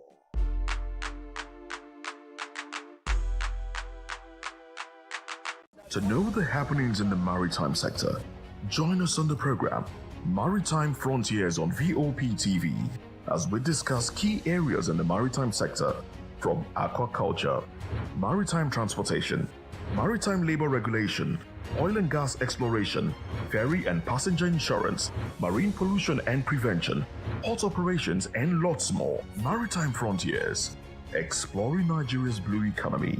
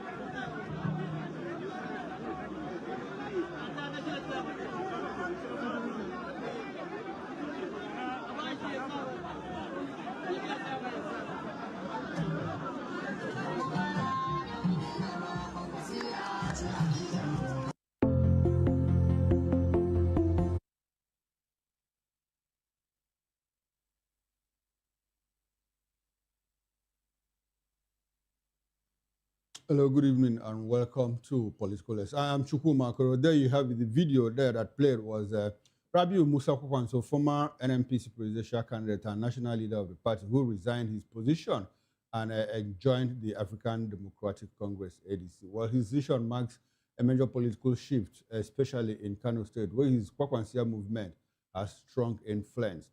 And also today, it's been expected all this while that Kwakwanso will formally join the ADC after resigning from the NNPP. And today it was formally sealed. He officially joined the ADC, where he collected his party card in some way in Kano State. And when we move away from that, now the APC held its national convention on Friday and Saturday last week, and the federal government declared a work-free day for civil servants in Abuja. The FCT was shut down, with the presence of 32 governors and more than 8,400 delegates and other people. The party, the president spoke to his party men and he did say a lot, and many Nigerians are disagreeing with his position. We will interrogate some of the components of the president's speech. Now, let's bring in our guests. We've been joined by Mr. Darlington Agomo. Mr. Agomo is a lawyer as well as a political affairs analyst, but he's here in the capacity of a political affairs analyst. Good evening, Mr. Agomo, and welcome to Political Lens. My pleasure, Mr. All right, good to have you, sir. Now, former presidential candidate of the New Nigerian People's Party and ex-governor, Rabiu Kwakwanso, has officially joined the African Democratic Congress. He was former defense minister. He also registered with the party and received his membership card on Monday, that is today, at Gidan Kwakwansia, Miller Road in Bompai, Kano. Present at the event include ADC National Chairman, former Senate President David Mark, former Sokoto State Governor Senator Aminu Tambuwa, former Minister of Transportation Rotimi Amechi, former Labour Party presidential candidate Peter Obi, Senator Dino Melaye, and former National Chairman of the All Progressives Congress, John Odigie Oyegun, among other people. Barrister, how do you react to this political shift that we see a situation where at Rabiu Musa Kwakwanso, Atiku Abubakar, Peter Obi, like number 2, number 3, and number 4 in the 2023 presidential election, are ganging up in the same party, in the same coalition against the sitting president? What sort of political shift is that going to make in 2027? I have always known that when the chiefs are down, water will find its level. There is no doubt about it. We have been talking behind closed doors. We can now see it. And so, any Nigerian who is patriotic, any Nigerian who wants something good, is going to be happy about this union. Is going to support this union because that is the only way to go. People have to come together. Because APC came together in 2015 to raise power for PDP. And so, this shift is welcome. Also, when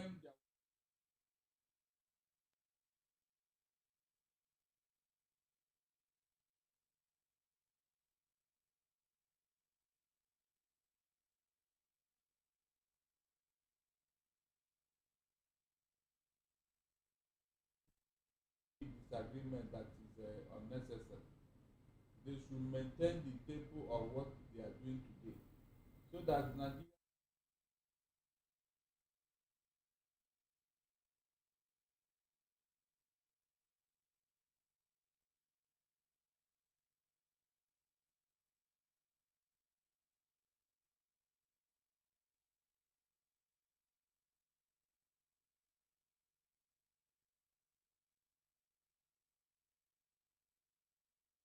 to the ADC, but there is something that is quite instructive, something that you said. You talked about rancor-free party. Now, Atiku Abubakar, as at this morning, yesterday, was still insisting that he is in the race, for 2027. How is that going to pan out, especially when we see that Rabiu Musa Kwakwanso had also said, well, I'm not going into any political party except I'm sure that I'm going to receive either the presidential ticket, that I'm going to get either the presidential ticket or the vice presidential ticket. Now we see him move into the ADC. Agreeably, Nigerians are saying, well, for him to have moved technically means that he's been made a promise because he's coming with political weight, you know, the Kokwansia movement and all of that. Now, if Kokwanso has admitted, you know, has agreed to come to ADC with his Kokwansia movement, and probably if he doesn't get the presidential ticket, he'll get the vice presidential. So do we see a situation where we have two northerners, one from Kano State and another one from Adamawa State, running for, you know, the ADC, running on the ADC ticket? Is there a possibility? Can it happen? It can never happen. That is why I believe that Atiku is selling a decoy, because his tweet today welcomed the Kwakwanso. Okay. The tweet he made showed that he is in agreement with the Kwakwanso coming in. And the Kwakwanso have said that he wants to be vice. And so he cannot be vice to a northerner. It's not possible. Kwakwanso can never be vice to an Atiku, both of them from the north. It can never happen. When Obi is a formidable force to reckon with. So without being told, I can guess what is going to happen. And for Atiku not to have raised any dust, it means that he is in agreement with what is going on. He cannot be vying for president and Kwakwanso will not be his vice. It's not possible. So he's selling a decoy. At the end of the day, he will do the needful. He will do the needful, going by the trend or the choice of the people. Okay, so you are very optimistic that it's not going to be Atiku Abubakar. Probably, who might fly the flag of the ADC? Whom have you been hearing their name? When Obi visited Kano, was it not to Obi Kwakwanso, Obi Kwakwanso? Is that not what they are shouting? I mean, it's obvious, because according to the so-called permutation of North-South, it is the turn of the South, and they have not finished their term. So I don't think any Northerner will pay too much attention in becoming the president for now. Whatever happened was because, as of last year, Kwakwanso was never in the picture. It's only this year that he started making moves, and we now see a Kwakwanso, unlike what was going on before, because most people do not agree with Atiku. They have called him all sorts of names, a serial loser, an old man, this and that. And so I've not had Obi Atiku, the way I had it in Kano just last week, Obi Kwakwanso. That will tell you that the North have already made a choice. And that's the truth. Okay, the North has already made a choice, and that is true. If we believe that the free space, you know, in Nigeria has shrunk, you know, over time, a lot has happened between 2023 and 2026. And you have also said so many times, you know, that it is the ruling party that is putting the spanner in the works, you know, of the opposition party. Do you think that the ruling party will allow ADC to be on the ballot in 2027? Why wouldn't I mean, they? there are still court cases, you know, pending cases in court. The court cases are some field columnists in ADC who went to court over a non-issue. Okay. I mean, it's not, but because going by the constitution of the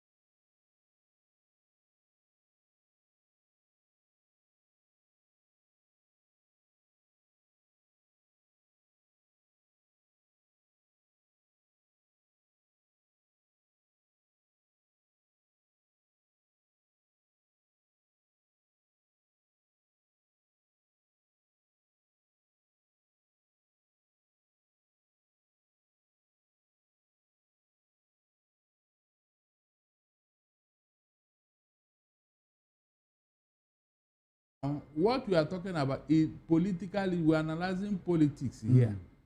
So I don't see how law should come into the matter. What the issue they have, I've told you, they don't have any strong. It's not a strong case at all. Okay, it's not a it strong cannot case. stand So, it. Yes, it okay, cannot stand so it. from your assessment, you know, I mean, it's a jolly good ride for the ADC. Of in course, 2027. of On the course. 7th of April, they'll start their congresses that will culminate in the national convention and the primaries and all of that. Okay, so you think they are good to go? They are good to go because I did my analysis.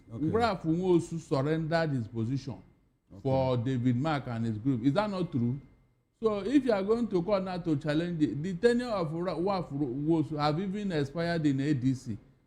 And so if you are going to challenge him in court, that case in court with Graf Nwosu is already, time has overtaken it. Okay, time has overtaken yes, it. All right, yes. Barrister, we'll see how all of that pans out, you know. Let's talk about the APC convention. Saturday, the federal government, you know, declared work-free Friday for civil servants in Abuja, because at that time, we had 32 governors, you know, APC governors, you know, converge in Abuja for the APC convention, and, you know, about 8,450 something delegates, you know. And so Abuja was packed, and the federal government said, well, instead of, you know, having to suffer gridlock and all of that, let's give the workers a work-free day in Abuja, civil servants. And on Saturday, the convention proper held, and the president said a lot in his speech to his party men. Now, let's take a peep into some of the things that the president said. The president at that point said, well, 13 years ago, we dared to dream differently and to act boldly when, as patriots, we set aside our political differences and came together for national redemption and to save our country from the economic doldrums into which the then ruling party had plunged it. What kind of statement is that?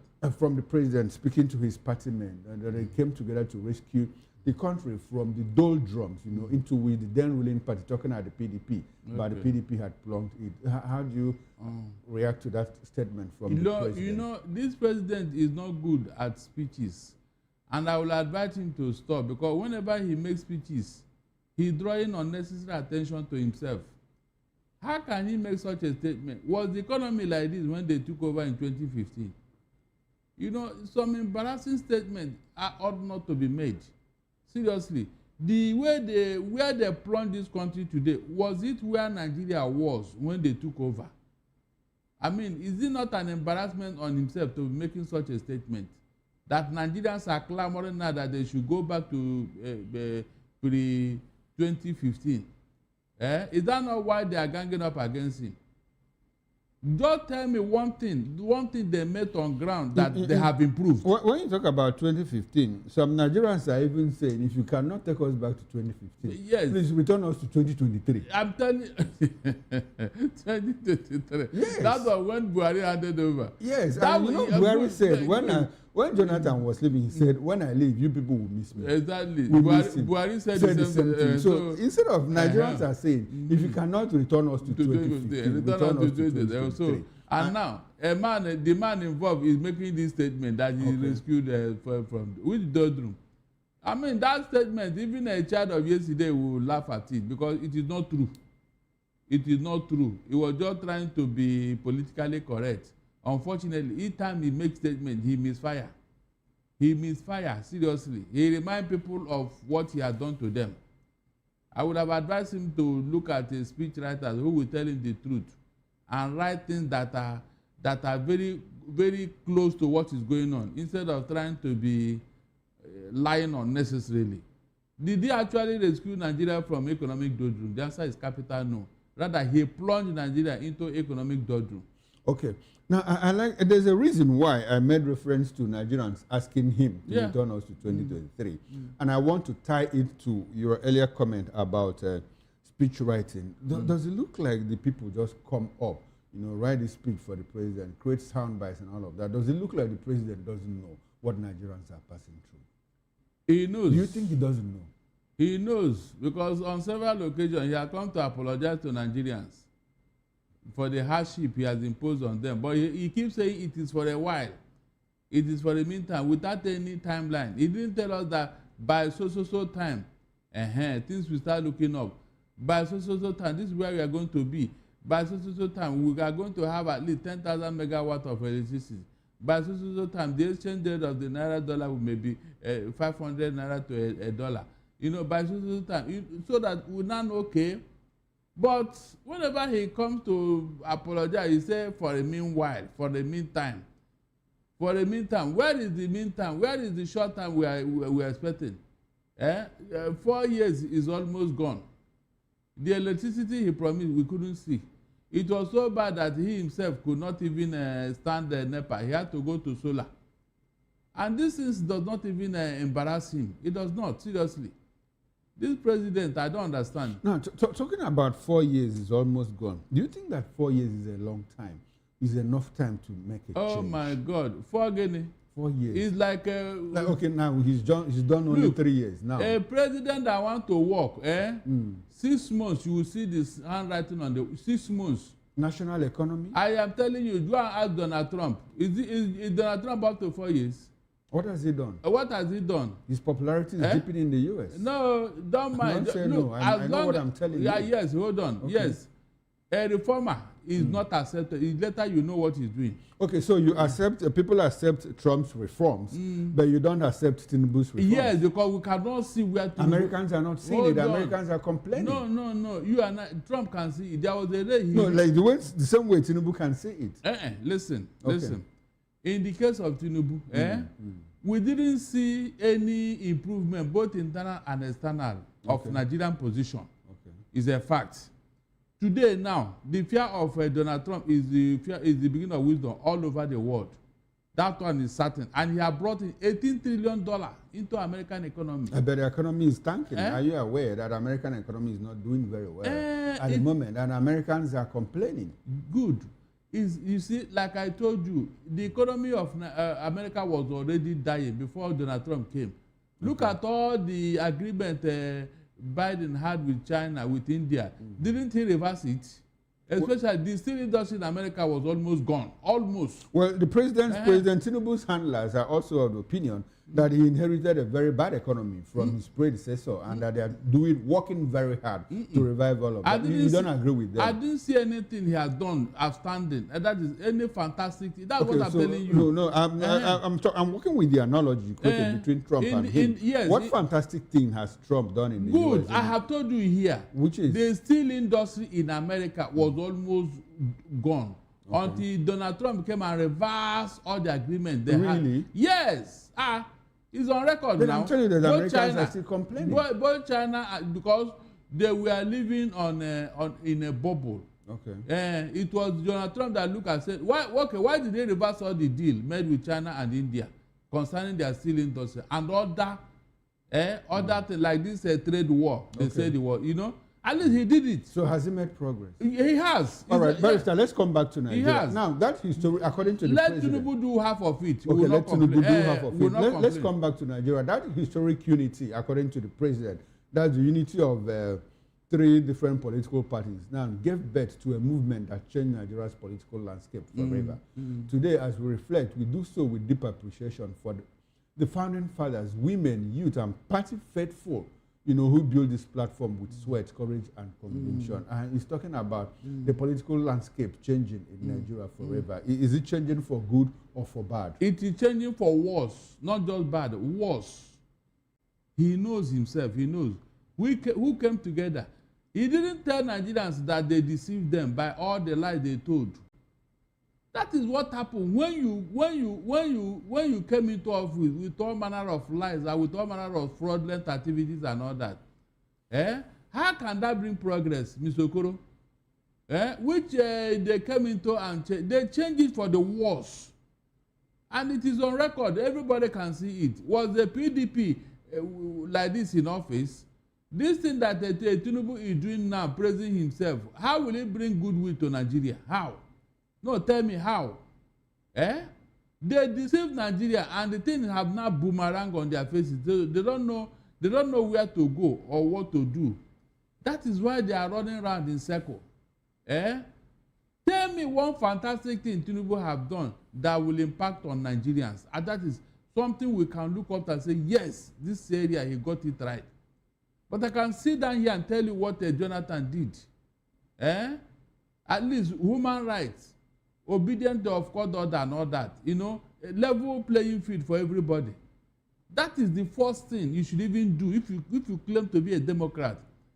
Jonathan never harassed or strangulated opposition. It's on record. Is it what Tinubu is doing now? You can see. Now, members of the APC and the president's handlers, both Buhari and Tinubu, are of the opinion that the $500 billion economy that we had was just on paper, that there was a bubble underneath, that if they didn't come to rescue Nigeria, that it was going to burst at some point. You don't agree with that? I did not agree, serious. I did not. So, those that rated Nigeria as #1 economy, they are stupid, Abi. Was it Nigeria that rated itself in Africa?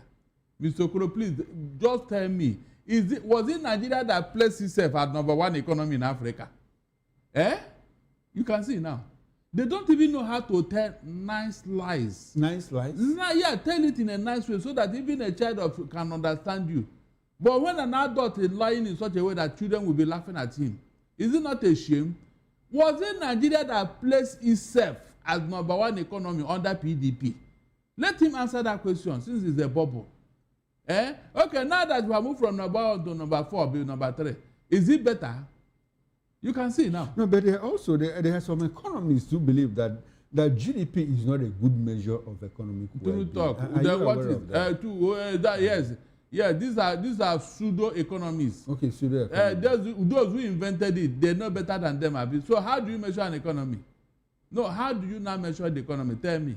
They should have provided a solution now. No, they have. When you ask these economists those questions, they tell you countries where the GDP is doing well, very high, but the standard of living is very low. And you have some low GDP economies and the standard of living is very high. Comparatively. It's not possible. No, it's possible. It's not possible. Okay. The GDP of every country is a measure of their progress. Okay. No two ways about it.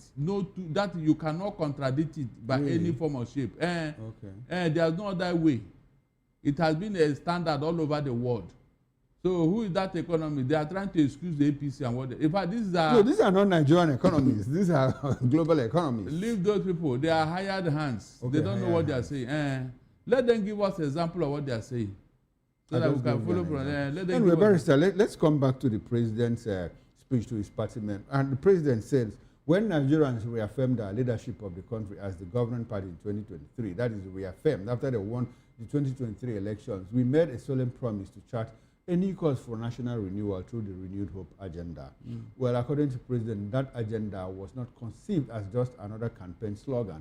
It was conceived as a governing philosophy, renewed hope. How much of that hope has been renewed since 2023 up until this He borrowed that hope from Abiola's SDP, Hope 1993. Unfortunately, Tinubu does not have the pedigree of an Abiola. He only wanted it to use it to reenact 1993 and the popularity of that period in support of Abiola. Unfortunately, he has failed. What Hope 1993 represents is not what Hope 2023 represents. It's a contradiction. I said everything this man have said is in contrast. Everything he has said is in contrast. So where is the hope now? Mr. Okoro, let us call a spade a spade. Where is the hope in Nigeria now? Just show me one simple example. Is it the economy that is booming? As we say, yeah, things are looking up. Is it the insecurity? The very thing he swore to do. As at 1993, do we have insecurity? Did we have insecurity in Nigeria? The answer is capital no. So why would you be trying to put something on nothing and expect it to stand? It cannot stand. The insecurity they brought into governance, or are they not the one? When he said that they came into office with whatever. No, they came into office with fraud, with deceit, with lies. Now, when you talk about Renewed Hope agenda, and when you ask them about Renewed Hope agenda and what they have done, they tell you that the governors are getting more money, from the removal of subsidy, that you should hold your governors to account. You don't agree with them? I don't agree. Why? But the governors do admit that they are getting more money. No, I don't agree. These are borrowed money. But the governors are getting more money. These are borrowed money. Is it the money that was made in Nigeria or the money they borrowed from outside? I mean, monies that were made in Nigeria from oil, our oil revenue, from, I mean, we are told often that NPA, customs, you know, and other agencies of government met and surpassed their targets. You true talk. So why are you not borrowing money? To fund infrastructure. According to them, to fund you cannot use the money you made to fund infrastructure. Did the China come here to borrow money to fund their own infrastructure? Did America come here to borrow money to fund their infrastructure? Did the UK come here to borrow money to fund their infrastructure? There is no excuse here. No, but countries, Japan borrowed money to fund. Are you serious? Japan, So yes. you must borrow. Are you? America is borrowing money. Even UK, European countries borrow money. Mr. Okoro. Yes, sir. Listen very well. Any lizard any rat that follow lizard to go and drench in the rain, is playing with fire, because when the rain is over, the lizard will just shake his body and all the rain that dropped will just disappear. But you, the rat, because of the fall, you have the fall on your skin. Barrister, let's will not dry immediately. So when you are trying to use America and give me excuses, so because they borrow, you too go and borrow. I mentioned Japan too. You know, these are countries. Japan is an industrial nation. Okay, but they borrowed money to industrialize. Look, at the end of the same. You that borrowed. Okay, you that borrowed. What do you do with your own money? Exactly the point. No, it's not because we shouldn't borrow. The question is, what are we doing with the borrowed money? Don't borrow. No, you asked me why are they borrowing. I'm telling you to fund infrastructure. You are borrowing money there to is the Lagos-Calabar Coastal Highway. There is the Badagry to Sokoto Federal Highway. Go and look at how much we are wasting there. I just thought the 47 kilometers they have completed already. Go and see how much. Dave Umar, he said it, he beat his chest, how much they spend there. But world-class experts on road construction, they have said that place cannot cost more than 50 billion. Barrister, the president just came back from the UK and he signed a 746 million pounds deal. These are part of the progress. Our ports, good. You know. So you asked me why they are borrowing. I said to build. They say they are using it to build infrastructure. No, you don't say the infrastructure. No. Seriously, they are just attaching a name to it. When the money lands here, they will share it. Okay, according to Barrister. Yes, the one they borrowed, what did they do with I just told you what they said they are doing. That's what they said, but did they do it? Okay, now Barrister, the president, you know, in the course of his speech, called for a moment of silence for former President Muhammadu Buhari and other leaders of the party who have departed. But in all through the speech, you know, the president failed to recognize the painful death of many Nigerians who have been killed by terror gangs across the length and breadth of this country. Is it because it was a party affair? Shouldn't he have said, well, our hearts go out to people that have been slaughtered like cows and animals in all parts of the country? Does it look like the president doesn't have some or feel some kind of empathy for Nigerians, victims and the living ones, you know, the survivors and all of that? If he could recognize Buhari's death, other party leaders, and he failed to recognize that, well, people are dying. In fact, since he came into office, more than 22,000 Nigerians have been killed in cold blood. And the president couldn't say, let's observe a minute silence. What does it tell you about the intentionality of this administration in fighting the war on terror? Thank you, you raised that issue. That will tell you that a Tinubu administration have no regard for the people he's governing. No single regard, seriously.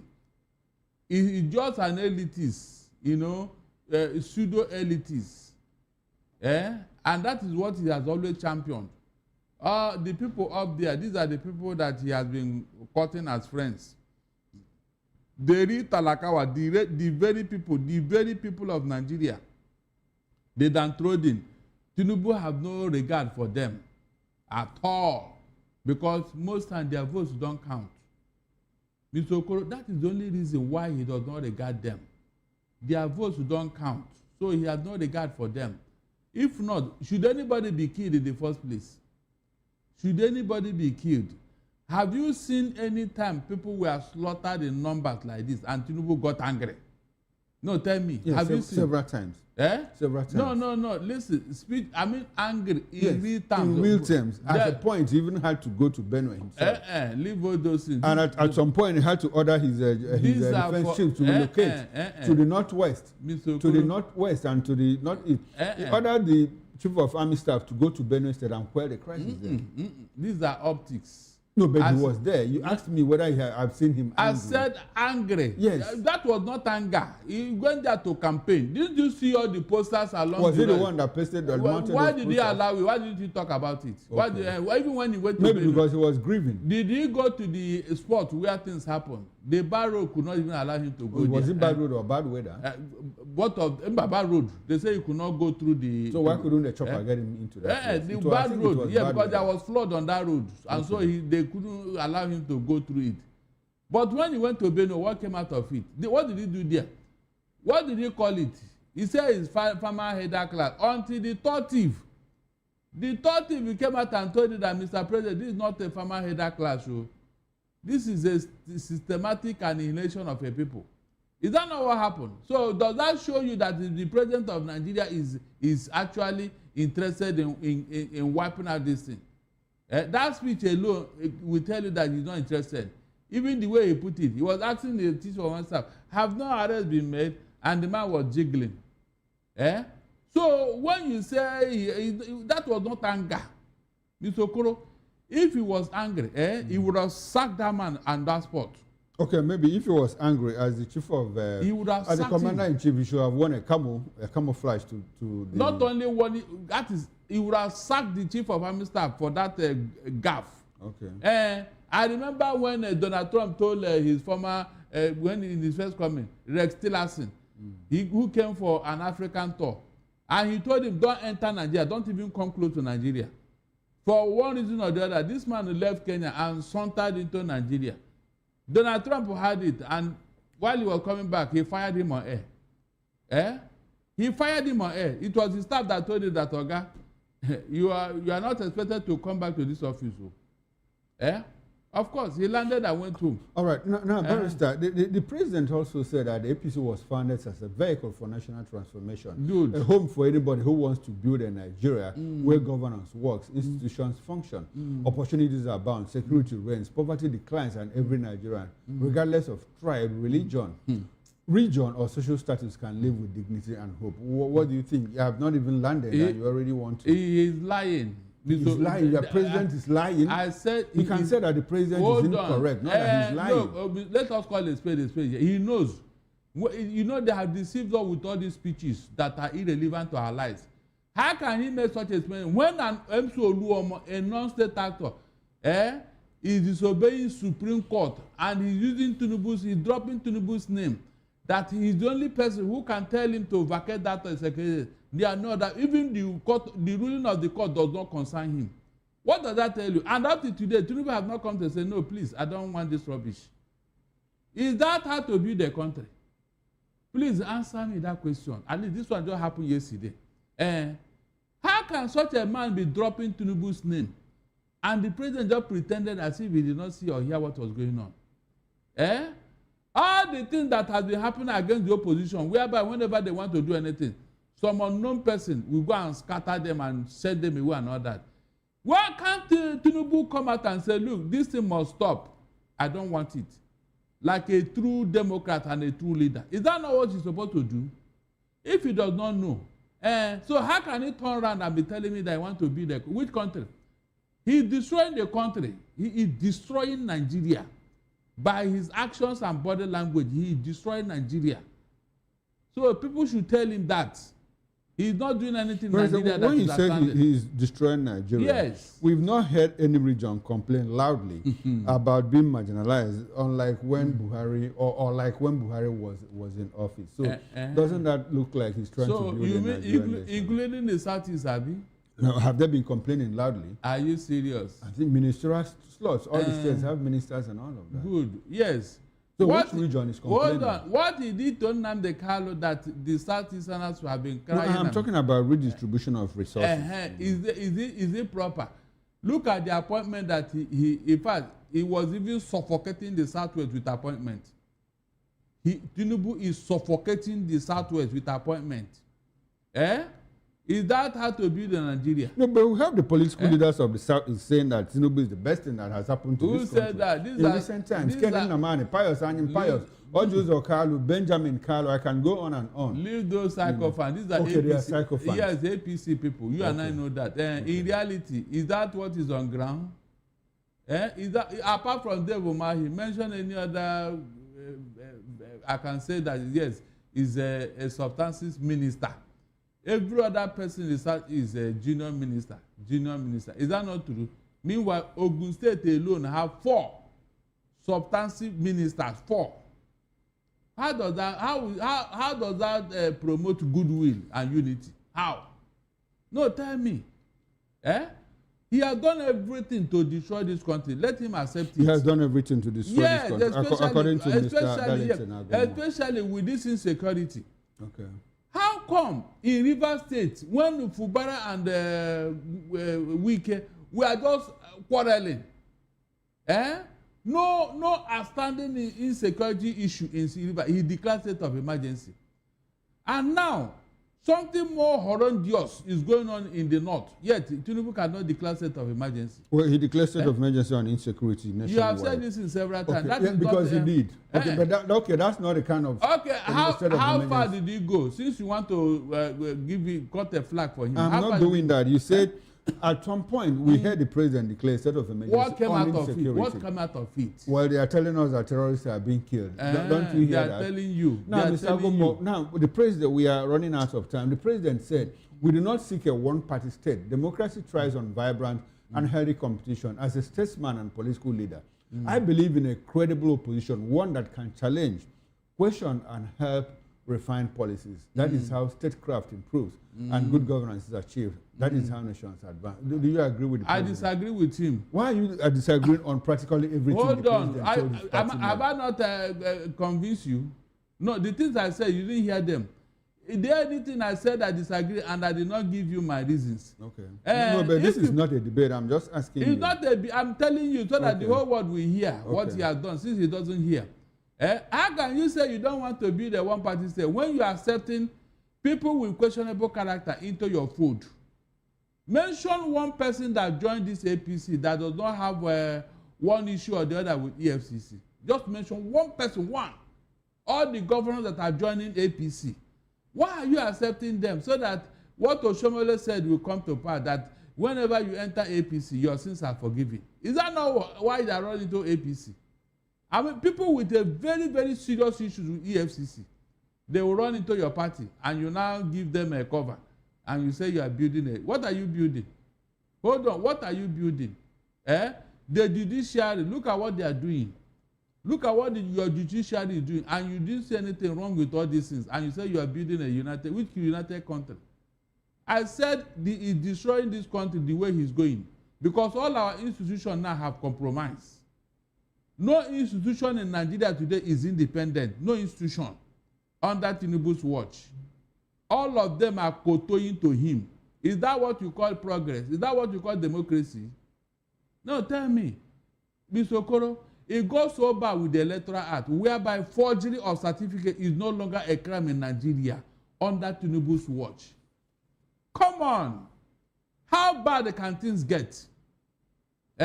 How bad can things get? You put this in, you put it down, and you signed it as an Electoral Act. You signed it. You saw it. Can he give me one reason why he had to sign that? That the forgery is no longer a crime. Forgery of certificate is no longer a crime. All right. What gave him that idea? In fact, how do you even start to analyze that, rationalize that? How?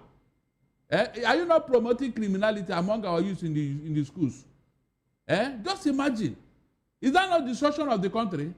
No, is that not destruction of the country? All right, Mr. Agombo, the president did say quite a lot. You know, it was a 35-paragraph speech to his party men, and I must tell you, you know, each of those 35 paragraphs, we can talk about each of those topics extensively. It will take a week to analyze those things. Unfortunately, we are out of time, and we cannot. I'm not joking. We should have taken extended time to but talk before about we this. leave, the president said that apart from roads, we are modernizing our seaports and airports. We have begun the implementation of historic tax and fiscal policy reforms. We are implementing social investment programs and have embarked on efforts to strengthen our national security. Like 1 minute for that. Okay, fine. Last year, $900 million was given at $700 million, yeah, to reform the same port. Is that not true? No, it was a contract. Oh, okay, contract, whatever it is. It's a contract, Abi. How far did that contract go before you went to Britain to collect another 700 million pounds? You can see now. Mr. Okoro, you can see now. How far did that contract go? Before you now went to go and borrow another 700 million pounds for the same purpose, the same purpose. Meanwhile, that same port has been concessioned to some organizations and some foreigners. Is that how to build a country, Mr. Okoro? That means that money will go down the drain or into people's pocket because nothing is working. If that contract had worked, Mr. Okoro, do you need to go and borrow money for the same port? The question is for you and Tinubu. You are building what? How will I answer that question? You should take it to him. No, you should take it to him. Okay, I should take it to him. Take it to him. Okay. You are the one that is asking questions. All right. Now, Mr. Agumon, let's move away from that. My responsibility, my duty here is to ask you questions, and yours is to answer. Because I'm going to ask you another question now. Go ahead. I won't run away from your question. Ohanes Ndibo has claimed that the death of Muhammad Buhari led to a noticeable decline in killings, kidnappings and other violent activities allegedly carried by headsmen in Nigeria's southeast. Yes. The group suggested that these groups had been supported under Buhari's administration to destabilize the region and said that recent improvements in security appear to support that belief. The organization also commended the current government. I'd like for you to, for emphasis, the organization also commended the current government under Bola Ahmed Tinubu for efforts to restore security and rebuild trust in the region, noting increased collaboration with Southwest governors. It expressed optimism about improved safety and infrastructure while encouraging unity and continued advocacy for rights and protection of the Igbo people. Yes. But how do you react to this? Yes, because Buhari hated the Igbo man with a passion. Thanks to Nnamdi Kanu, who raised alarm over what he wanted to do. Yes, Buhari never liked the Igbo just because Nnamdi Kanu punctured his evil plan against the Igbos.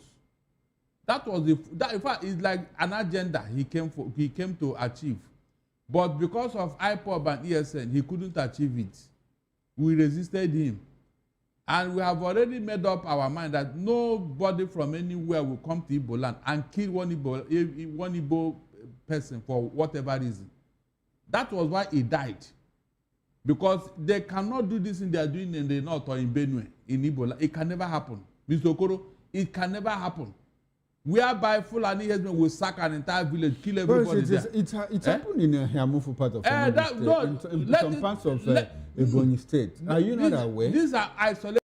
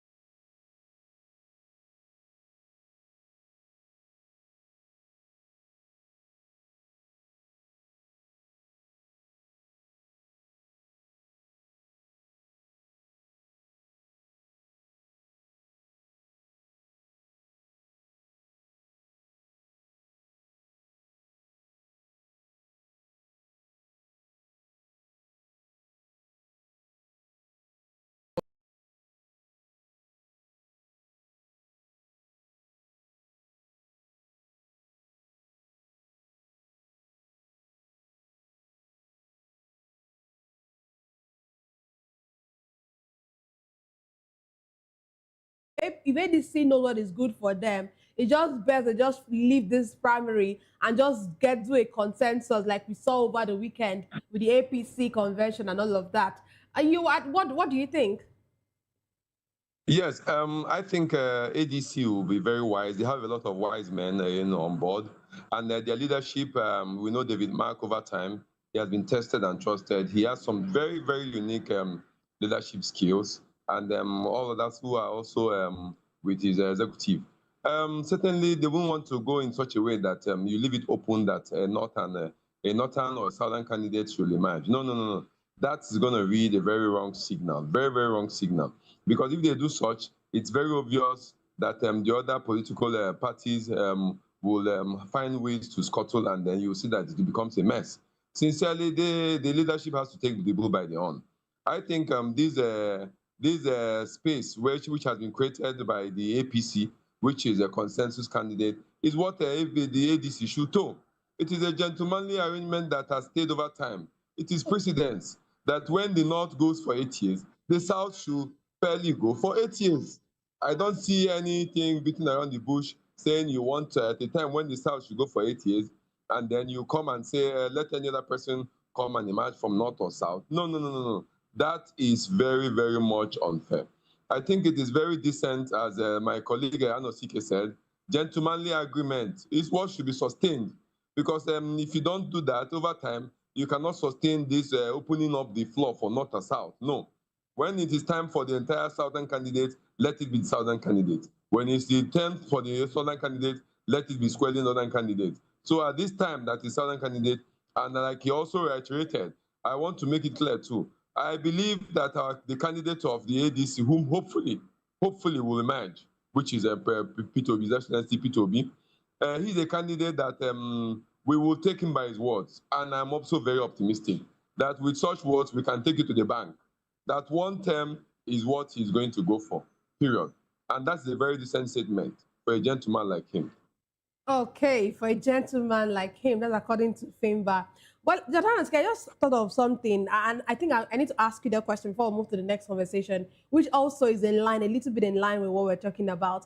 But Jotanas, you once said that Atiku and Obi alliance is the best that would ever happen to Nigeria. Yes. You once said that, and I'm sure you still... Their ticket in 2019 is the best ticket the best, ever. Best. So, but if Obi and Kwankwaso, what do you make of that alliance, Obi and Kwankwaso? Do you see it as very good for Nigeria as well? Obi and Kwankwaso alliance is a massive alliance. Okay. Obi Kwankwaso, that's alliance. This is just Nigerian people alliance. Understand? Because Kwankwaso inherited the Aminu Kanu political structure. That is Kwankwasia. Understand? The ordinary masses. Then P2B has the obedience. Understand? So this is Nigerian, that's a masses alliance. Understand? So, and for me, it's a good one. When they combine, it will be like Israel and America fighting Iran. So who is Iran? APC is Iran. That was okay, please. I knew you were going to say that. But let's move on. Former Vice President Atiku Abubakar has dismissed reports suggesting that he has stepped down from the presidential race. In a statement issued by his media office, Atiku described the claims as coordinated disinformation against him, insisting that he remains fully committed to contesting. Atiku's media office asked Nigerians and supporters of the ADC chieftain to disregard the fake news in its entirety. Let me come to you first, Fimba. You know, they always say that there's no smoke without fire. Do you think that this is one of such stories? Very frankly, you see, sometimes when things like these fly, they have some very reasonable atoms in it that is positive. Yes, I think it's also an aspect of mounting, I would say, strategy to mount some kind of pressure to His Excellency and a respected elder statesman, our former Vice President, Alhaji Atiku Abubakar. Many of us are inclusive. it will be very, very unfortunate if he also wishes to come forward and say he's contesting into this presidential and the president coming general elections. It will be very sad because most of those followers and fans which he has all over, a good number of them will not be happy with such. He has gotten to a point where over the years, since 1999 and before then, he has been contesting. He has been on the national front. He has been on the forefront of the presidency. Looking for my friend, my father. He's a very big, he's a father to many of us. If he's here, if he's close to me right now where I can just speak, I will tell him, Daddy, please let this fly. Let some other younger candidates emerge. Because it is very clear that Nigeria comes first. It is not an individual that comes first. Nigeria comes first. And for Nigeria to come first, every other individual, be it those who have served in the past, who have been at the corridors of power, at the presidency especially, what else are you looking for? You should be able to bow out and serve as an advisor, a national advisor and a national statesman, which of course, when the party, which the ADC, by the grace of God, will emerge, when they emerge, they will identify him as an elder statesman, and he has become a figure, a national figure, and his name will be written in the sands of time. So we are very much optimistic and hoping that Alhaji Atiku Abubakar will gradually bow to this alliance and then see that Peter Obi and Kwankwaso flies the ticket of the ADC in a consensus agreement. However it is, I know that Atiku has committed quite a lot, but by the grace of God, maybe in due time, at his own convenient time, he will announce that the people will now know exactly his intentions, his mind to bow out. Okay, thank you very much. I don't know what to make about this rumor. Do you also, like the media officer said, of course, I'm sure you don't, definitely you don't know what is happening in their caucus. But do you think that this is just a mere rumor that Nigerians should overlook? One, I know that I am very close to these people, to both Atiku and Peter Obi. Like I told you, in January 10 this year, I was in Atiku's media office. I was there with Paul Ibe, that is his media aide, and others who were talking. So, and I have been telling you here that I've told you that about 6 months ago that these people are doing private polls, and that in all the polls being conducted, both the one that Atiku is conducting, the one that Tinubu is conducting, the one that Peter Obi is conducting, that Peter Obi is leading among the youths. This is not my first time. I have said it about 6 months ago, so I know what is going on. So for a long time, Atiku has been under pressure to withdraw. He has been under pressure to withdraw.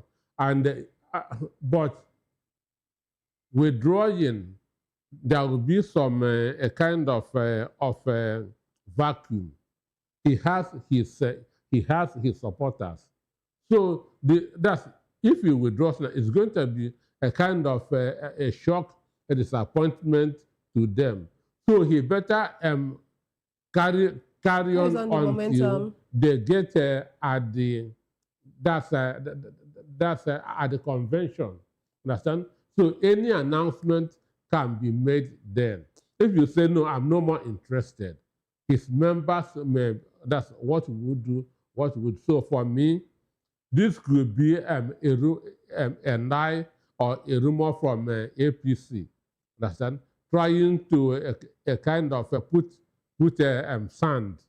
Understand me? That's in ADC. So Atiku is contesting. Atiku is contesting. Understand? Before on Sunday, Kwankwaso was in Atiku hosted Kwankwaso. Understand? They discussed. Understand me? Before he joined, before today, and Kwankwaso registered for APC. So if he didn't get positive signal, he wouldn't have taken this decision. If he didn't get positive signals, he would not have taken the decision. But I was going to say, let's look at it this way. You're talking about Atiku. Does our politicians, this thing about our politicians making it look as if it's their destiny to be president? Like, if they're not the president, they don't get to that position, then there's a problem. Don't you think that that's one of the challenges we have as a country? Well, the issue is this. He started very young, aspiring to be president. In 1993, he was in SDP. He was in SDP and stepped down for MK Abiola. Understand? In 1999, he was the head of Shehu Musa Yar'Adua campaign team, which gave Obasanjo the victory in 1999. Mind you, in 1999, all the states in the Southwest voted, Obasanjo lost in the Southwest, but won in the North. Then South, South, and Southeast.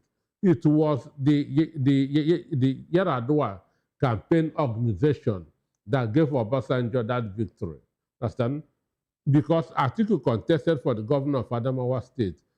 So to appreciate Yar'Adua campaign organization, which was headed by Atiku, he was asked, forget about governor, come and become the vice president. Understand? So when you are vice chairman, vice president, assistant prefect, the next thing is prefect. Understand me? So, and that has been his mindset. But age is no more on his side. He will be 80 this year. He will be 80 this year. And as we speak, he remains, right now, he is the most influential politician in the North. After Buhari is Atiku, there's no other person. Understand? So, right now, for me, this is the time to say age is no more on my side, because presidency is a 24-hour job.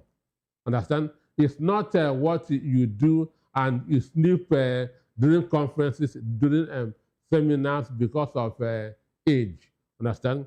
It needs vibrancy, it needs speed, it needs quick decision taking. Understand? So this is the time to say, okay, these relatively young people, I am blessing you, go and rescue this country. Okay, let's move on. The All Progressive Congress, APC, held its convention over the weekend with Professor Netawa Utada re-elected as national chairman, while Sarujuddin Bashiru emerged as national secretary. The governor of Ogun State, Dapo Abiodun, disclosed that the election or the convention rather, was very, very organized, and this was as a model of organization and security, attributing its success to thorough planning and strategic innovations. Speaking at the convention, President Tinubu dismissed concerns that the ruling party seeks to dominate Nigeria's political space, reaffirming his commitment to democratic principles and the role of opposition in governance. He also criticized persistent attacks by opposition group in the Electoral Act 2026. Nanosike, let me come to you first. You know, the president, let's first of all talk about the election, the APC convention. Was there an election? Dapo Abiodun said, was there an election? Dapo Abiodun said that it was a very organized it's a one. written names that they presented. That represented. Because the Fubra from Rivers, who bought a nomination form with 5.1 million, was not allowed that to contest because they already have a name for the South-South geopolitical zone. And the whole thing was a mess. The whole thing was a mess. So telling us that it was well organized, we saw what happened. And today's supposed to be his birthday, isn't it? Is it today, yesterday? Oh, yesterday. I think it was yesterday. Okay, you know, I'm confused about his birthday. I think it was yesterday. I don't know whether it's going up, it's going down. I cannot remember what he celebrated in 2025. So, yes, yesterday. So I don't know what he celebrated in 2025. Birthday was yesterday, 74th birthday. Okay, I don't know what he celebrated in 2025. Understand? So the issue is this: he is getting the heat because it's when the opposition is strong, the ruling power must be weak. Understand? So he is getting the message now. Understand? He know that this no more time for jamboree, flamboyancy. That's why he said, my birthday is going to be no kid. Because storms are gathering. Tsunami is on the way. Understand? So which is one of the functions of the opposition, to put the government in power on their toes. So Nigeria is heading in the right direction with what is happening in ADC as we speak. Okay, thank you, Dr. Nosike. Let me come to you, Fimba. You know, the president, while speaking at the convention, he actually dismissed concerns, and he said that the ruling party, dismissed concerns of the ruling party actually wanting to dominate the political space, and he actually reaffirmed his commitment to democratic and principles. But when you look at everything that's happening in Nigeria, do you really see any truth in that statement? The statement is full of lies, very clearly. Very, very fabricated, highly fabricated lies. You see, it is enough of this this show of shame which they put to us. It is very clear. It is very clear, and they gave it to him as a parting gift of birthday gift, to do a convention that will fly the way he has programmed it to fly. You see, it's quite very sad that in this 21st century, 2026, we will have a president who will tell us in 2023 that if he does not give us power, if he does not give us sustainable electricity, we should not vote him in. And here is the president who is in 2026 now, still doing everything possible to continue to sustain those mischievous. Now, where is the honorable characters? It is very, very sad that in this 2026, he will come before his convention and tell us so many things which are on the ground. What we see on the ground is totally contrary to what he's telling us, completely contrary. That the economy has been turned around. In what way? There is no power. There is crime is high. People are being murdered. Education is getting to its lowest ebb.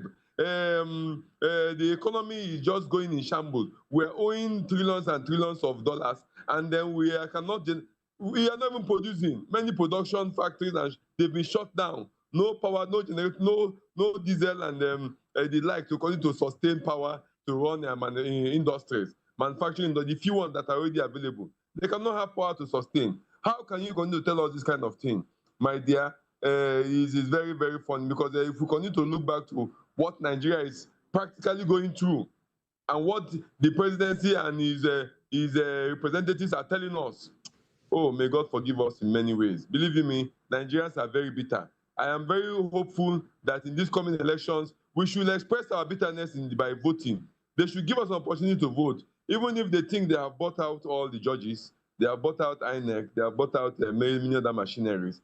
God will put a shame. God will make it fly.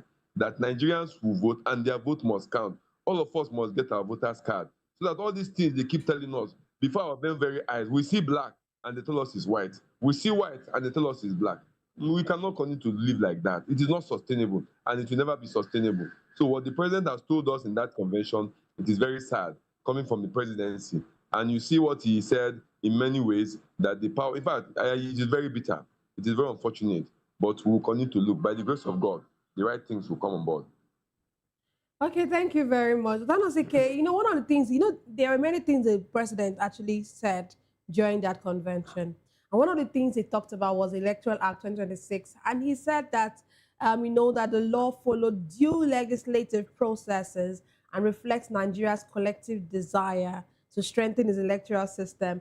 This same law that this same act that everybody would actually, many Nigerians would actually dispute or say that no, that it looked like it was not really scrutinized, and we know how people would say that it was padded, with different things that Nigerians didn't even know. Even some political parties didn't even know until when we began to hear about it. And now our president is coming to tell us that this electoral act was really, really scrutinized.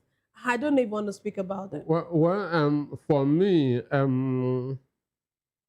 the trademark that the presidency has is a lack of integrity. Integrity is very, very far from them. And they think it is politics. Understand? They think that deceiving other people is politics. So they are conscious, assuming they have, understand, doesn't prick them. But I keep on telling Nigerians, all you need, forget about the Electoral Act, forget about the judiciary, forget about INEC. Just go and get your PVC. Understand? On that day, go and vote. That's what is called, when they say that election is too big to rig. Understand? That's when they say that a nation is too big to rig. If you have 10 million for APC and 15 million for ADC, even if Remi Tinubu or Shei Tinubu is the INEC chairman, she cannot do anything about it. Understand? When the result is overwhelming, you cannot do anything about it. But when it is 8 million, 7.5 million, understand me, 7.2 million, it is very easy to manipulate. In 2024, apart from the way the Republican Donald Trump won, the whole swing states, understand me, and the popular vote, Democrats will have rigged it. But it was too big for them to rig. So what Nigerians need is to make sure that they go out and vote en masse. Understand? When the result is overwhelming, there's nothing that the INEC chairman can do. Understand me? So let us not be afraid of that the judiciary that have been bought. Yes, understand? Shame on them. The issue, if Nigerians can come out and vote on mass, because I know how they vote in the north. It's always massive. And you cannot rig their election. Understand? You cannot rig their, once Northerners vote, and you begin that to do nonsense, they will burn you and burn that, and burn the house that you are in. Understand me? So, and with America, that's on ground too. 2027 will never be like 2023. So my appeal to Nigerians is let them go and get their PVCs. Keep it on that day, go and vote. Okay, let's move on. Still talking politics. The Independent National Electoral Commission, INEC, has recognized the faction of the People's Democratic Party, backed by Nyesom Wike. Recognition follows the emergence of new party leaders, including Abdurrahman Mohammed and Samuel Anyanwu as chairman and secretary of the faction. Mohammed and Anyanwu emerged through a consensus along with 19 other members of the new National Working Committee of the PDP at the party's National 2026 convention. Meanwhile, the Federal High Court in Abuja has barred a rival faction led by Turaki from accessing the party's national secretariat. Justice Joyce Abdul Malik made the order while delivering judgment in a suit stated by a faction of the party loyal to the Minister of the Federal Capital Territory, Nyesom Wike. Justice Abdul Malik also ordered security agencies, including the Nigerian Police Force, Department of State Services, among others, to give adequate protection to the Wike-led faction of the PDP while accessing the secretariat.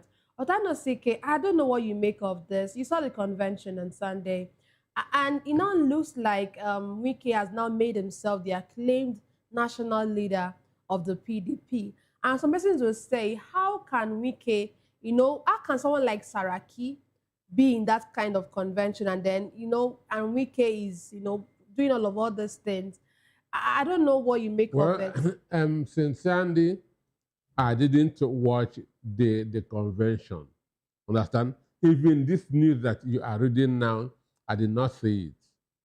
Because I hate anything near some Wike. Understand? I hate anything near some Wike. So I didn't watch the convention. I didn't follow it because to me, it doesn't make any meaning. This Nyesom Wike faction is just a APC faction of PDP. Understand? The Nelson Wike faction of PDP is just the PDP faction of APC. So if Turaki has repented, he and his members who have also repented should go and join ADC. That is their only way out because one, PDP is not going to present any presidential candidate in 2027. They are not going to present any presidential candidate in 2027 because Wike said that he is going to need Tinubu's campaign. And you cannot be leading Tinubu's campaign and also have a presidential candidate that's contesting against Tinubu. It doesn't make any meaning. So the Turaki faction of APC, that's all, Turaki faction of PDP should first of all repent. Repent from what?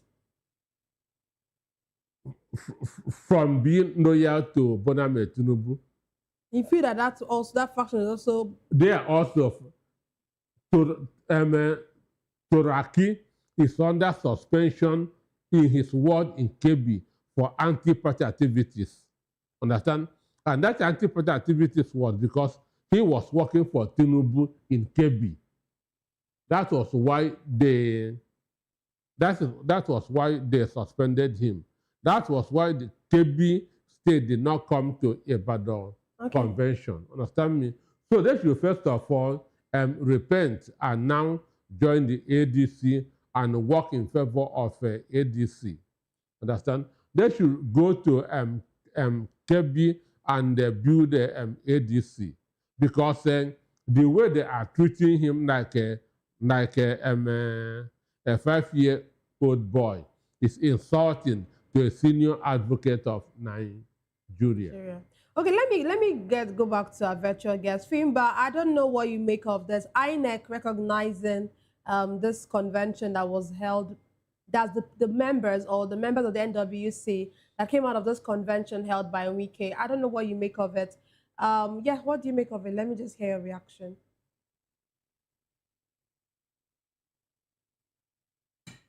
I don't know if Fimba is still with us. Fimba, are you still with us? Okay, we seem to have lost connections with him. Dr. Nosike, but let's look at it this way. Is INEC being partial? You know, INEC, on the other hand, did not attend the PDP National... You shouldn't ask that question. Is INEC being partial? INEC is partial. INEC is partial. The judiciary is partial. All of them has compromised. All of them has compromised. Understand? So that's imagine court giving an order that's for the police, DSS, SSS, whatever, to protect Nelson Wike's faction. So for me, INEC is partial, but I'm not bothered. I'm not bothered. Change always comes from below, not from above. So a people united can never be defeated. No matter what INEC is trying to do, when Nigerians come out and vote, the tide will change. When Nigerians come out and vote, the tide will change. Dr. Nosike, let's have your concluding thoughts. I don't know if you want to use that as a concluding thought. Well, like I said, Boname Tinubu that is scared because of what is happening now. APC is scared. They know that tsunami is coming, and by the grace of God, it will come. Nigeria cannot continue on this route. Okay, thank you very much, Dr. Nosike, and also thank you to our veteran guest, Fimba Jegu, who also joined us all the way from Anambra State. Fimba, thank you very much. Sorry, I tried calling on you the other time, but it looks like you were off. Let's have your concluding thoughts before I tell you thank you. I didn't know you were back. My concluding thoughts are very clear. You see, as Please a unmute true your Nigerian, device. yes, as a true, I've unmuted it. As a true Nigerian and a patriotic Nigerian, like many of us, out of the 200 million, we have a good number of population of patriotic Nigerians all over the world.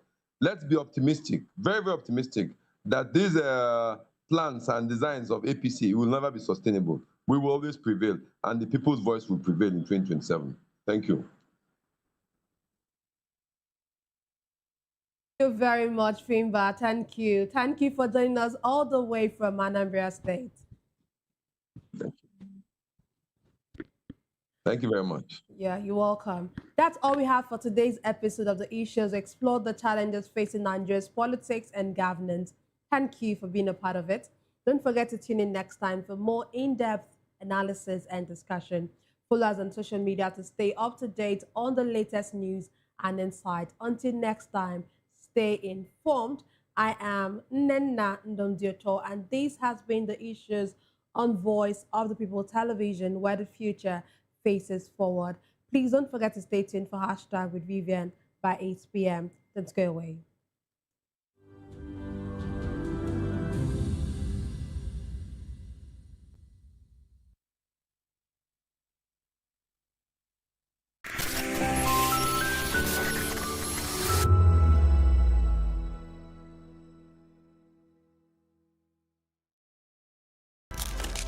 In a world where power shifts with every headline. In a nation full of questions. In a world filled with noise, the truth needs a voice. The policies that shapes our world and the economy that determines our future. Every hour, every day, the grapevine keeps buzzing. And together, we are committed to telling the stories that shape our world because your voice is our focus. Don't forget, our voice matters the most. Let us come together and share our concerns.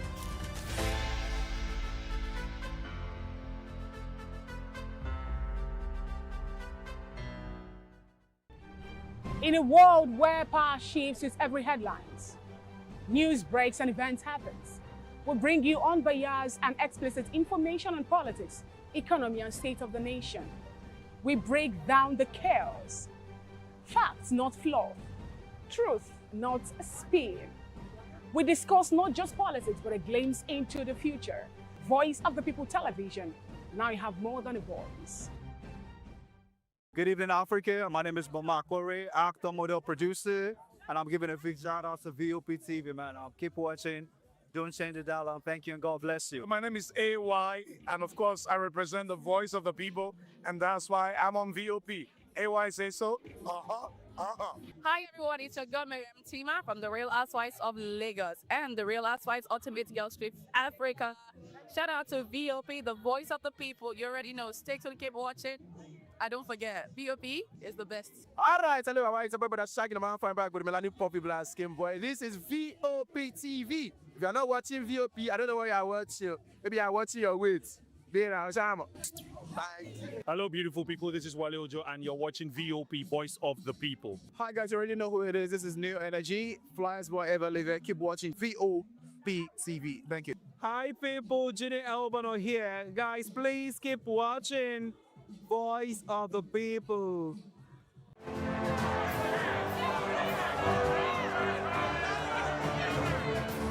Do you want your voice to be heard? Do you know that you matter in the scheme of things? The People's Voice, the show where ordinary citizens take center stage as we discuss the biggest stories that affect you and I. With you in mind, we facilitate lively discussions, debates, and interviews on the topics that matter most to you and I. From social justice to economic empowerment, education to healthcare, governance, and more. Tackling tough topics and amplifying your voice. Join the conversation and make your voice count. The People's Voice. Make your voice count.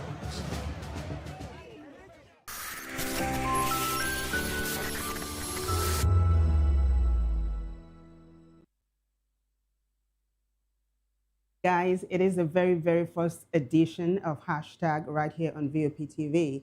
My name is Vivian Oguche, and it's such a pleasure to have you join us. This is where we're going to tell you all things trending and all things topical. Now, did I say the very first edition of Hashtag? It is for this week, yeah. And if this is your first time joining us, accept a very warm welcome from us. So today, the very first hashtag just wipes the smile off of your face. It is hashtag just is bleeding, just Nigeria. Pray for just. It is the same hashtag recurring in different formats, right? In a short while, I'm going to be joined by Aki Malaolu. He is an ADC chieftain as well as the president, Yoruba Reno Leadership Forum. But in the meantime, though, this particular hashtag is breaking the net. I've got a post. As protesters defy a curfew, 48-hour curfew placed by the state government, due to the Palm Sunday killing that took place in Plateau State. There's a post. Let's take a look at the post now. And then, of course, netizens are responding to this particular hashtag. Of course, we've got a silent film of the governor of Plateau State in an armored tank attempting to address the protesters. And netizens are saying, why are you in an armored tank? So you're there secure. How about the masses on the street? It is hashtag just Nigeria. Let's take a look at the first post now. Gunmen kill over 20 residents in Gariyawaye community in Gwanrukuba, just north of Plateau State, Nigeria. Unknown gunmen attacked the Gariyawaye community in Gwanrukuba, just north local government area, Plateau State, killing at least 22 to 40 people, including victims seeking aid at a pharmacy. Plateau State Governor Caleb Muswang imposed a 48-hour curfew in just north and visited the site in an armored vehicle to address protesters. The incident prompted protests, public calls for action, and criticism of government response. There are responses to this particular hashtag. Let's continue to take a look at the responses. This is K-Boy who says, Wahala did this country. Why is he giving a speech from inside an armored vehicle? Governor, no one died. Why don't we take a look at that video before we continue with the responses? That's him. It's a massive crowd, like I told you. Massive protest rocked Plateau State today with protesters defying the curfew. And that's the governor of the state attempting to calm the crowd. He's speaking to them in their dialect, the language they can understand, and saying they should calm down, that he wants to talk to them. But of course, the people are not having any of it. But it looks like he's talking, though, because he's got a microphone, and you can see clearly that he is in an armored vehicle. That's a massive crowd of people there protesting the Palm Sunday killing that rocked Plateau State. Scores dead. It was truly a Black Sunday for people on the plateau. We'll go back now to X as we continue to take a look at the responses to this particular one. This is Mwanya Baby Peter Obi, who says, after your speech inside an armored tank, what next? You will go back to your comfort zone and relax, or is there any special thing you want to do? More reactions?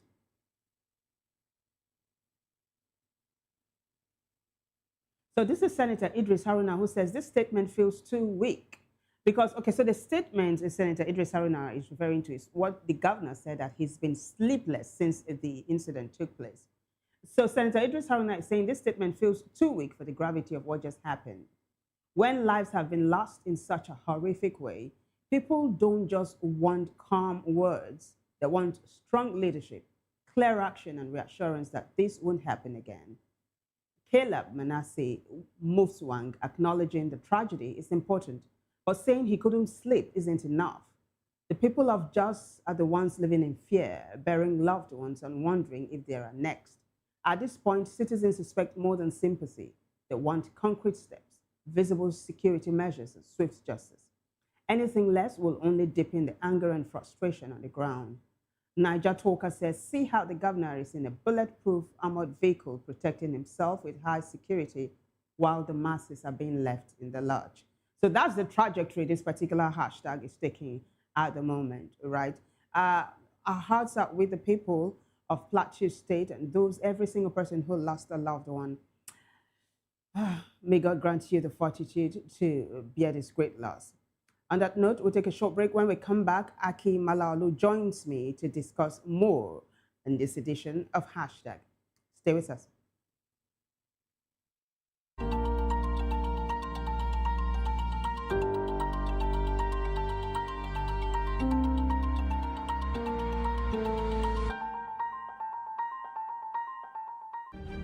In a world where power shifts with every headlines, news breaks and events happens, we bring you unbiased and explicit information on politics, economy, and state of the nation. We break down the chaos. Facts, not fluff. Truth, not spin. We discuss not just politics, but a glimpse into the future. Voice of the People Television. Now you have more than a voice. We encourage you to click on the like button and subscribe to our YouTube channel. We are Voice of the People TV. Also follow us on all our social media platforms. We are at VOP TV Live. Visit our website www.vop.ng for fresh and trending news. Also watch us live on SLTV channel 264. VOP TV, Voice of the People Television. This is African News on Voice of the People Television, where we don't just bring you the news, we bring you Africa's heartbeats, the policies that shapes our world, and the economy that determines our future. African News on Voice of the People Television. Stay with us. When I first heard VOP, I thought they were talking about me because I'm a voice-over personality, but no, this is Voice of the People TV, and you are riveted forever because this is the place to be. Yo guys, your boy Chella, shout out to VOP TV. I love you guys. Salut, salut tout le monde, Suspect 95, là on est sur VOP TV, on passe un bon temps, j'espère que vous kiffez, on est au Afrima, on est ensemble, VOP TV. Don't see me like a fool because I don't do giddy giddy giddy. VOP, you don't know Stoneware from Ghana representing live and living color. Yeah, Bim Nation president, outside with it. Bless up. Hello, this is Milo from Ivory Coast. Keep watch Voice of the People TV. Regardez la voix du peuple, la télévision de la voix du peuple. Que Dieu vous bénisse. À très bientôt. Love you so much. Hi guys, what's up? This is Gaze Baba, and you're watching VOP TV. Usually you'll be told to not touch the dial, but I tell you to touch the dial and increase the volume. You're like, keep it locked, it's Afro Gospel. Thank you. Hello, my name is Shego Aronzo. You're watching VOP. Don't change the dial. My Joe, fine girl. My Joe, fine babe. Yes, don't touch the dial. This is me, Dr. Adiwala Iba. Keep watching VOPT.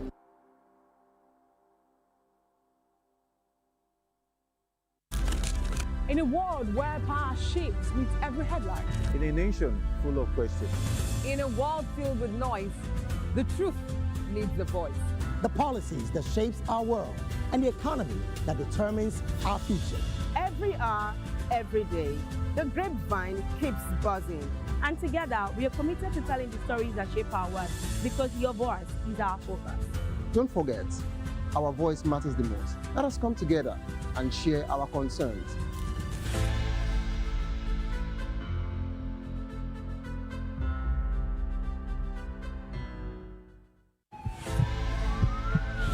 This is Health Check, your weekly guide to better living, smarter choices, and trusted answers. From everyday wellness to urgent health issues, we've got you covered. Health Check, only on Voice of the People Television, where your health has a voice.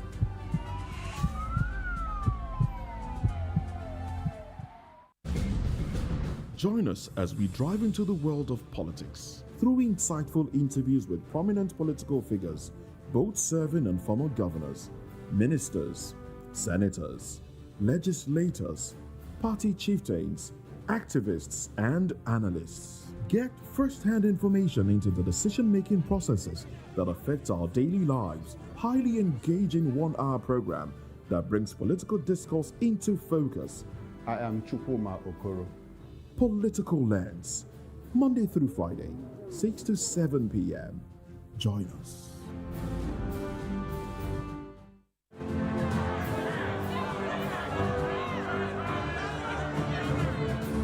Do you want your voice to be heard? Do you know that you matter in the scheme of things? The People's Voice, the show where ordinary citizens take center stage as we discuss the biggest stories that affect you and I. With you in mind, we facilitate lively discussions, debates, and interviews on the topics that matter most to you and I. From social justice to economic empowerment, education to healthcare, governance and more. Tackling tough topics and amplifying your voice. Join the conversation and make your voice count. The People's Voice. Make your voice count. Hello there, my name is Damilola Ogunsi, also known as the Goldfish. Hi, my name is Chiki Bright Emmanuel. I'm an actor and a filmmaker. Hello peeps, my name is Yomi E. Adejimo. Hi everyone, I'm Paul Utomi. Hi everyone, my name is Stacey Benjamin and this is Voice of the People TV. I need you to keep it locked to VOP TV. See, are you looking for good entertainment? You want to get good movies, good music, politics, talk shows, sports and entertainment. You really want a channel that gives you everything you need without you having to run around. VOP is where you are. That's Voice of the People. If you're not listening to this, you're not one of us. And you deserve to be killed. Scrap chat. Don't be killed, but watch it. Or I'll find you. And I want you. And you are locked on VOP TV. Don't go nowhere. This is where the juice is. This is where all you need for entertainment, politics, movies, and whatnot. And keep watching VOP TV. So keep it locked because I'm locked already, man, and it's money back guarantee. So you're gonna have a good time because I do. And please keep watching VOP TV. I won't want you actually. I beg you, subscribe, watch it. If not, whatever you see. You better not touch that dial because VOP is the plot. From the views on the street, we go to bed empty hunger, to the blaring horns of a hustling city. The loudest voices of the common man got a medium to be heard. This particular administration, they were coming unprepared. It's not a bad thing to renovate the president's law. Through top-notch programming, unbiased reportage of news, sports, business, entertainment, and cultural documentaries, Voice of the People 90.3 FM became a symbol for 21st century media. And now, a new baby is born. Voice of the People Television, VOP TV, youthful, full of vigor and penchant for excellence in the continent's media space, exposing the wrongs, applauding the rights, dissecting the news without fear or favor, through factual and accurate stories and contents. Corruption kills three things that makes a society. Representing the interests of the people and giving them a voice. Voice of the People TV is here to stay towards building a fair society. VOP TV, Voice of the People Television, truly a voice for the people. Hey guys, it's your girl Larry Kel the Dimples, aka Risky Baby, and you are watching VOP TV. Do not go anywhere. Where are you going to? Stay here. Calm down. Stay here if you're not. What's up, everybody? Who's an Arco here, and I'm hanging out on VOP TV. Keep it locked, don't go nowhere. Let's go. Hi everyone, my name is Yvonne Jagade. You are watching VOP TV, and don't change the dial, because I said so. Who's happy to post them and who's happy the most? Because when shit goes south, y'all be happy to ghost. When you make a wrong move, they be happy to roast. But be careful when you win, who's not happy to toast. I am VJ Adams and you rock with VOP TV. Don't move. Hi people, Bisola here and you are watching VOP TV. Mwah. Shout out to VOP TV. It's so good to have you on the red carpet of AV. Love you all. Wishing you all the best. Here's a shout out to VOP TV. It's your girl April Oshidikwe at the AV premiere. You know what it is. Hi everyone, my name is Linda Ejiofor Suleiman and I'm live at the EV premiere. Keep watching VOP TV. I want to say hello to my Italian friends.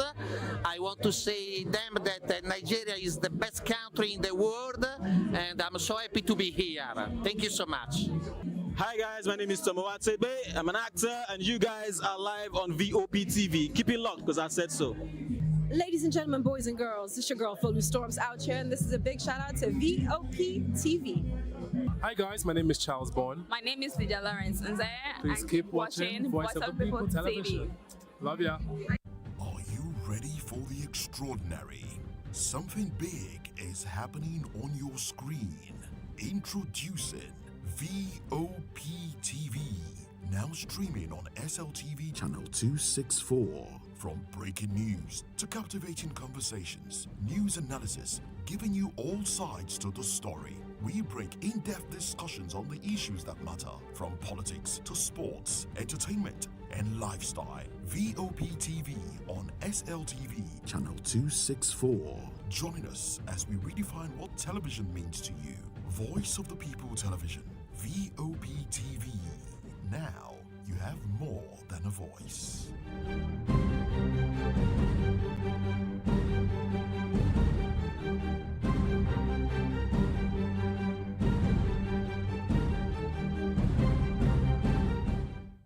The red carpets, awards, the razzmatazz, music, fashion, interviews, and more.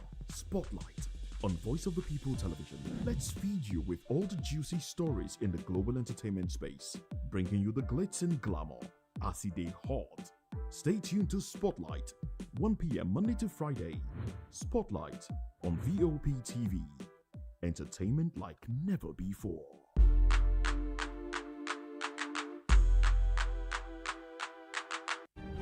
In a world where power shifts with every headlines, news breaks and events happens, we bring you unbiased and explicit information on politics, economy, and state of the nation.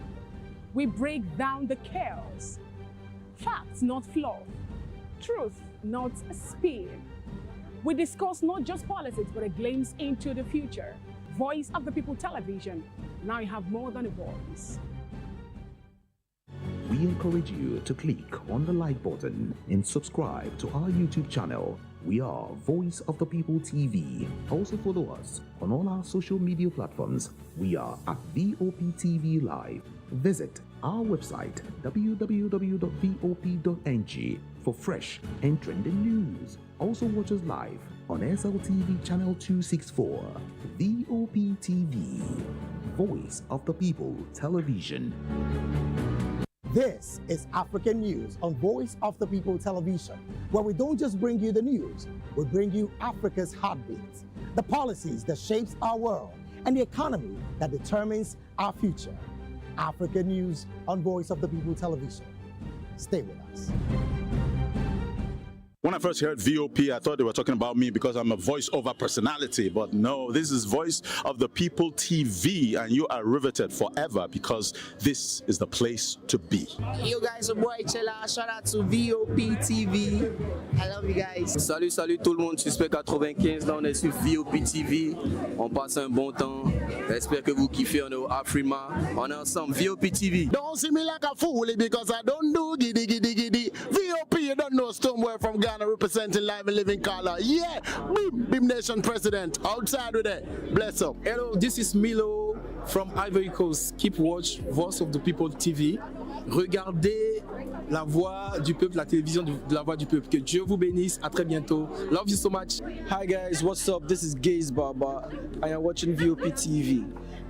Usually you be told to not touch the dial, but I tell you to touch the dial and increase the volume. Like, keep it locked. It's Afro Gospel.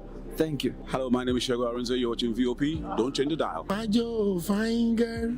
My Joe, fine babe. Only are you, but on the Fuji Monsoon. Yes, don't touch the dial. This is me, Dr. Adiwala Iba. Keep watching VOP TV.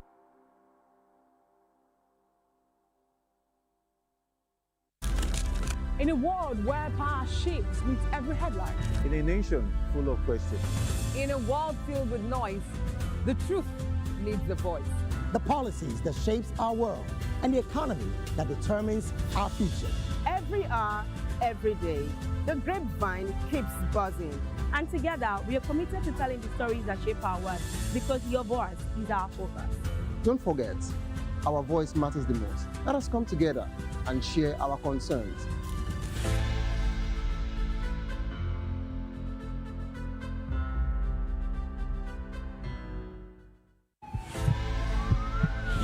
This is Health Check, your weekly guide to better living, smarter choices, and trusted answers. From everyday wellness to urgent health issues, we've got you covered. Health Check, only on Voice of the People television, where your health has a voice.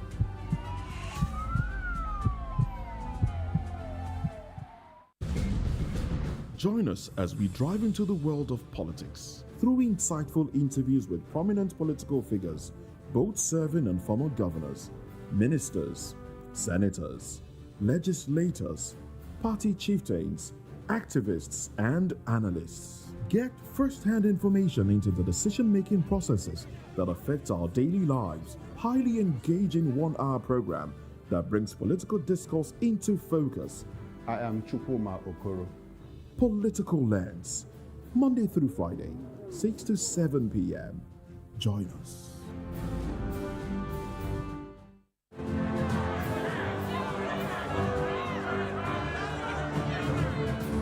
Do you want your voice to be heard?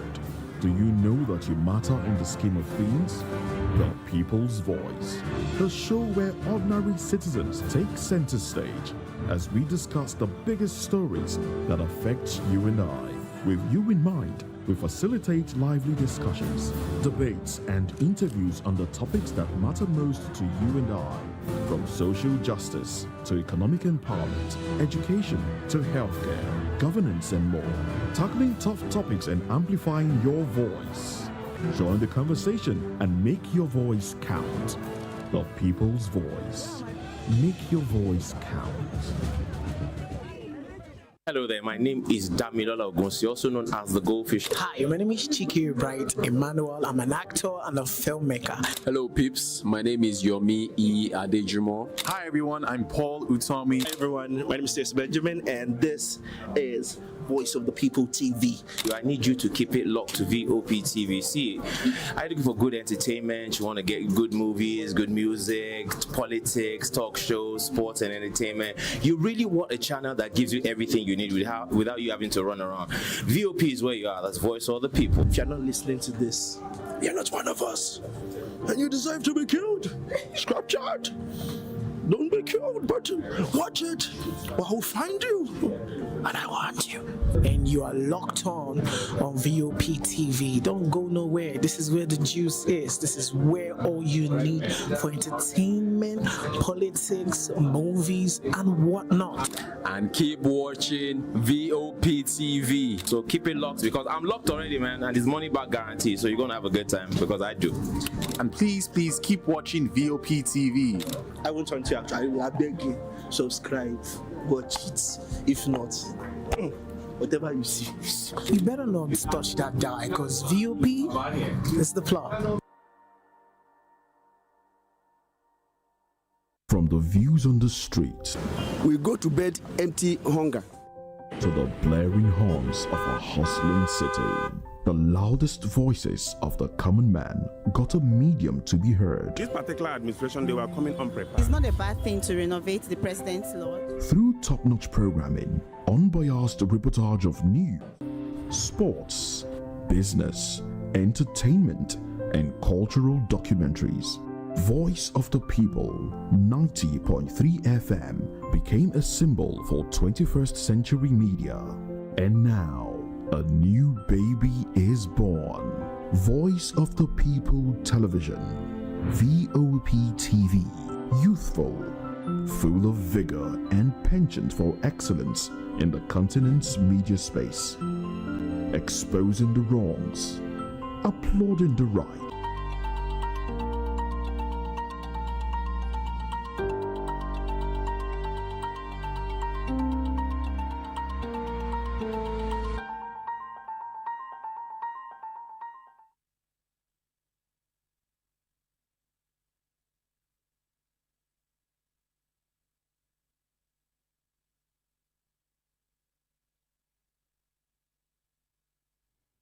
Welcome back, everyone. It is hashtag right here on VOP TV. Without further ado, I introduce my guest to you now. He is Aki Malaolu.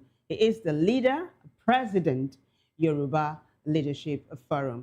Sir, after all the hassle, after all the hoops you had to climb, I say thank you so much for coming aboard. Can you hear me?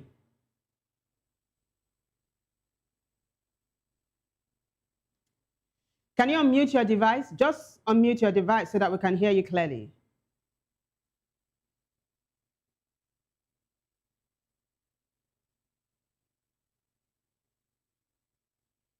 All right, so we're still going to be talking a little bit about the Plateau incident. And of course, right after that, we will take you back down memory lane where we talked about an exclusive that the People Gazette put out. The People Gazette had said that former Vice President Atiku Abubakar was in a closed-door meeting, a secret meeting in Saudi Arabia with an APC governor. Who's this APC governor? Governor of Nasarawa State, Governor Sule. And according to the People's Gazette, he was supposed to finance the former vice president's 2027 bid. Aki Malaolu, who is now an ADC chieftain, and also the president, Yoruba Bonu Leadership Forum, is going to be unpacking this whole thing for us. So we'll take a short break. When we come back, the show continues. Stay with us.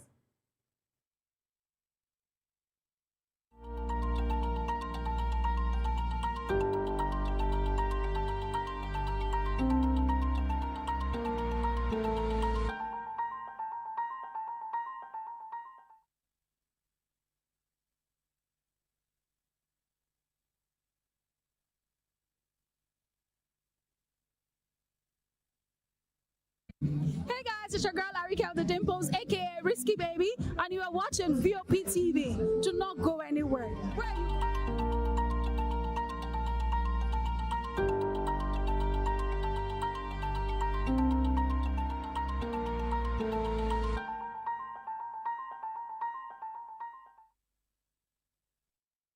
Welcome back. So I introduced you in absentia while we fixed the technicalities. So I want you to quickly react to what's happening in Plateau State now before we quickly talk about the alleged secret meeting in Saudi Arabia. Can you pick my voice? Yeah, we can hear you clearly. So, sir, you're welcome for starters. Yeah, so what's your reaction to what's happening in Plateau State right now? Residents have defied the curfew and are protesting massively against the Palm Sunday killing. In a couple of minutes, can you just quickly address that before we move on to our next hashtag? Yeah, you see, what I have noticed so far is nothing but leadership failure. Failure on the side of the president, the national security advisor, the chief of defense staff, and all others that I expected to carry out certain sacred duties, but failed woefully, rather than they to understand the urgency of the old scenarios. They were calling jihadists, my brother, prodigal sons. They forgot entirely that this dangerous species of human types are not one that should be dressed in humanity clothes. Whatever is necessary to be done was not done. It was not only in Plateau, because I watched the scenario yesterday evening when it broke out. I was very sad. Up to this morning, I was still sad. Even the whole of today, I refused to eat. Just this evening, I asked them to buy me a bunch of banana. That was all. And it's not only Plateau, it's also happening in Onyo, in Kwara State, in Omugo. Towns, villages are being vacated. And the only difference between the Plateau and the people in the southwest left their villages, left their homes, locked up their churches. But the people in the Plateau, they refuse to vacate. So they come repeatedly killing them. And anytime they are killed, 2 hours, 3 hours, security agencies or security agents will not have gotten there. So the question to ask, when are we going to have a sovereign president who knows the meaning of a sovereign nation, where non-state actors will not take charge? And that is the message that must be driven straight to the president himself. The president is a sovereign president of this country. He is the owner of our sovereignty. Non-state actors must not be tolerated the way the NSA and the chief of defense staff, Oluyede, are decorating them. We can't continue like this. If care is not taken, there may be spasm of bloodlettings all over the country. And And I will want to remind Nigerians of one letter, an open letter the former President Obasanjo wrote to Buhari in 2019. He warned that this Fulani killing styles is likely to make the indigenous people of Nigeria to take up arms against minority Fulanis. If it happens, can the Fulani win the war against indigenous tribes in Nigeria? We are talking of 200 million people taking up arms against 25 million people. How will they survive it? Well, we are hoping the president and those around him should think wisely now. You know, in response to what you said earlier on, we are hoping that there are no spasms of bloodletting across the country. And also, you seem to be naming names. I mean, this case is under investigation. They've not put faces to the suspects yet, but you seem to think it is a particular set of people that have done it. We'll keep our fingers crossed to see how that one pans out. Let's quickly move on to the next hashtag, which is hashtag alleged secret meeting. Like I was saying earlier on Friday last week, we brought the viewer the exclusive that was put up by the People's Gazette. Let's take a look at the first post now. It is hashtag alleged secret meeting. We have it. The People's Gazette on the 27th, right, brought up this exclusive saying, in secret Saudi meeting, APC Governor Sule pledges financial support for Atiku to defeat Tinubu in 2027. Governor Sule being the governor of Nasarawa State and, of course, an APC chieftain. Now, one day after, the Vanguard now put up this one, fired another salvo. This is the Vanguard saying 2027, Yoruba Ronu dismisses alleged Atiku Sule secret Saudi parley.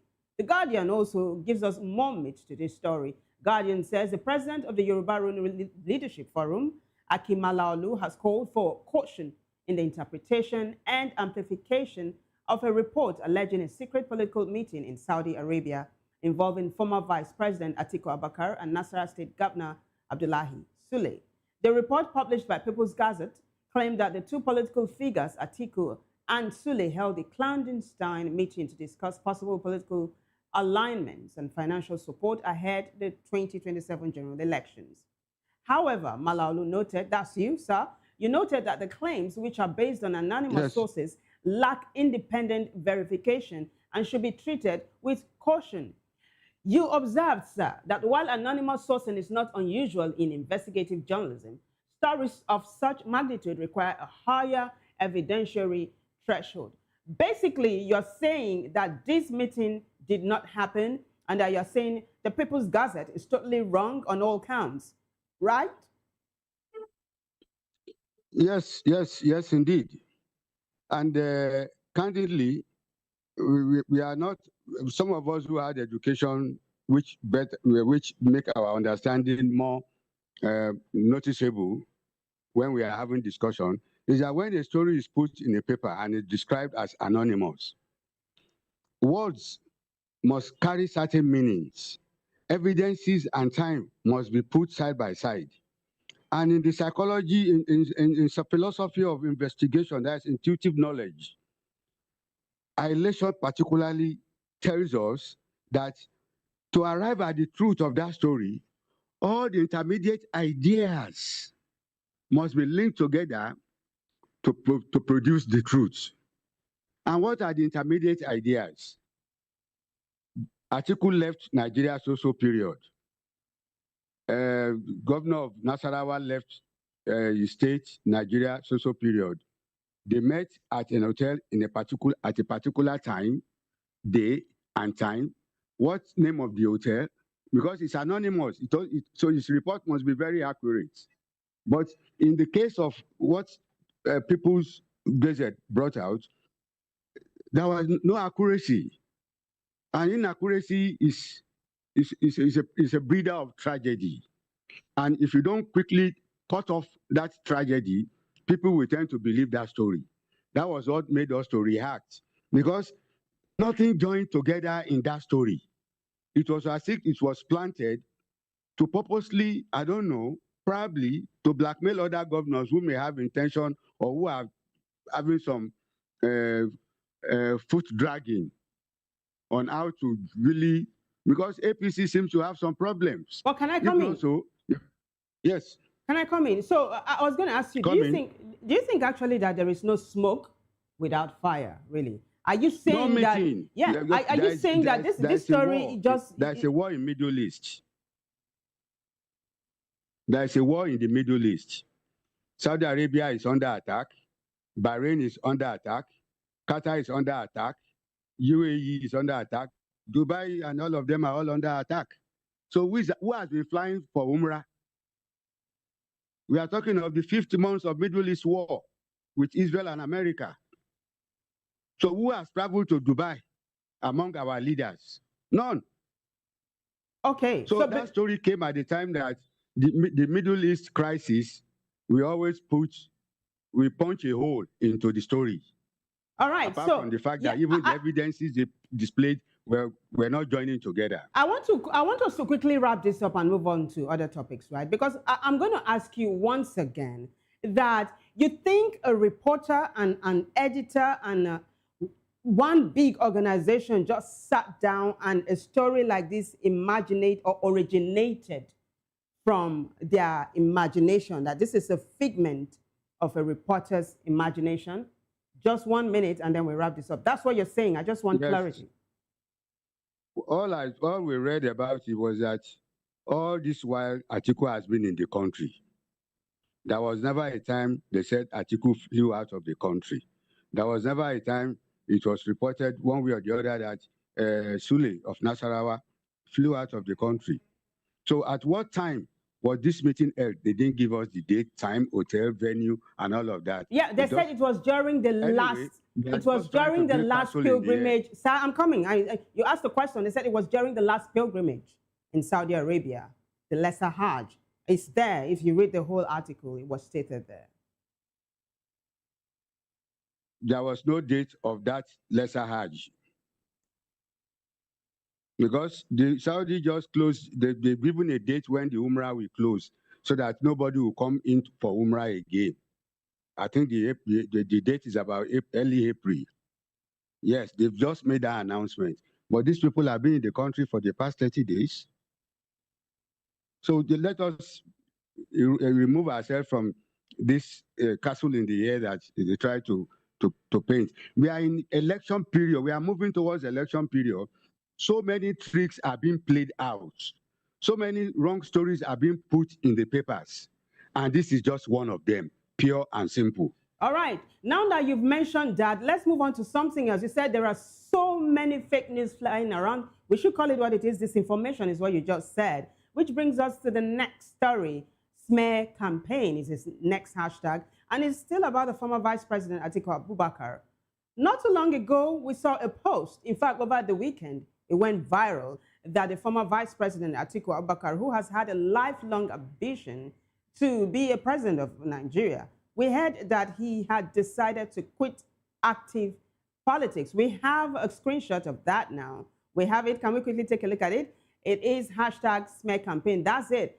We had this flying around over the weekend. Atiku has reportedly informed stakeholders of the ADC during a closed-door meeting that lasted about 2.5 hours of his decision to step aside and retire from active politics, citing personal reasons. Now, his campaign team put out a press release today debunking this story, and they're calling it a huge, deep fake. Let's take a look at the press release. It is hashtag smear campaign. This is a press release put out by Atiku's media team saying, Atiku alerts on efforts by anti-democratic elements to create confusion, dampen momentum of ADC. Says insinuations he has quit active politics is fake news. We wish to state for the record that information circulating on social media about a purported meeting of His Excellency Atiku Abubakar with stakeholders of the African Democratic Congress, ADC, in which the former vice president allegedly decided to step aside and retire from active politics is entirely false and deliberately misleading. The Waziri Adama has not in recent times held any such meeting with ADC stakeholders at the national level. The only recent engagement he has had was with stakeholders of the ADC in Adama State last Thursday. And then it continues. Yes. Hold on, sir. I've not finished. Let me continue. And then it goes on to say an issue as fundamental and consequential as exiting active politics cannot and will never be communicated through rumors, faceless sources, or third-party fabrication. Such a decision, if ever taken, will be formally conveyed through the Atiku Media Office. This latest falsehood bears all the hallmarks of a coordinated disinformation campaign designed to create confusion, dampen momentum, and mislead the Nigerian public. Only the government and its agents could have sponsored this desperate narrative out of fear of what is coming. That's what the Atiku team is saying, Atiku Media team is saying.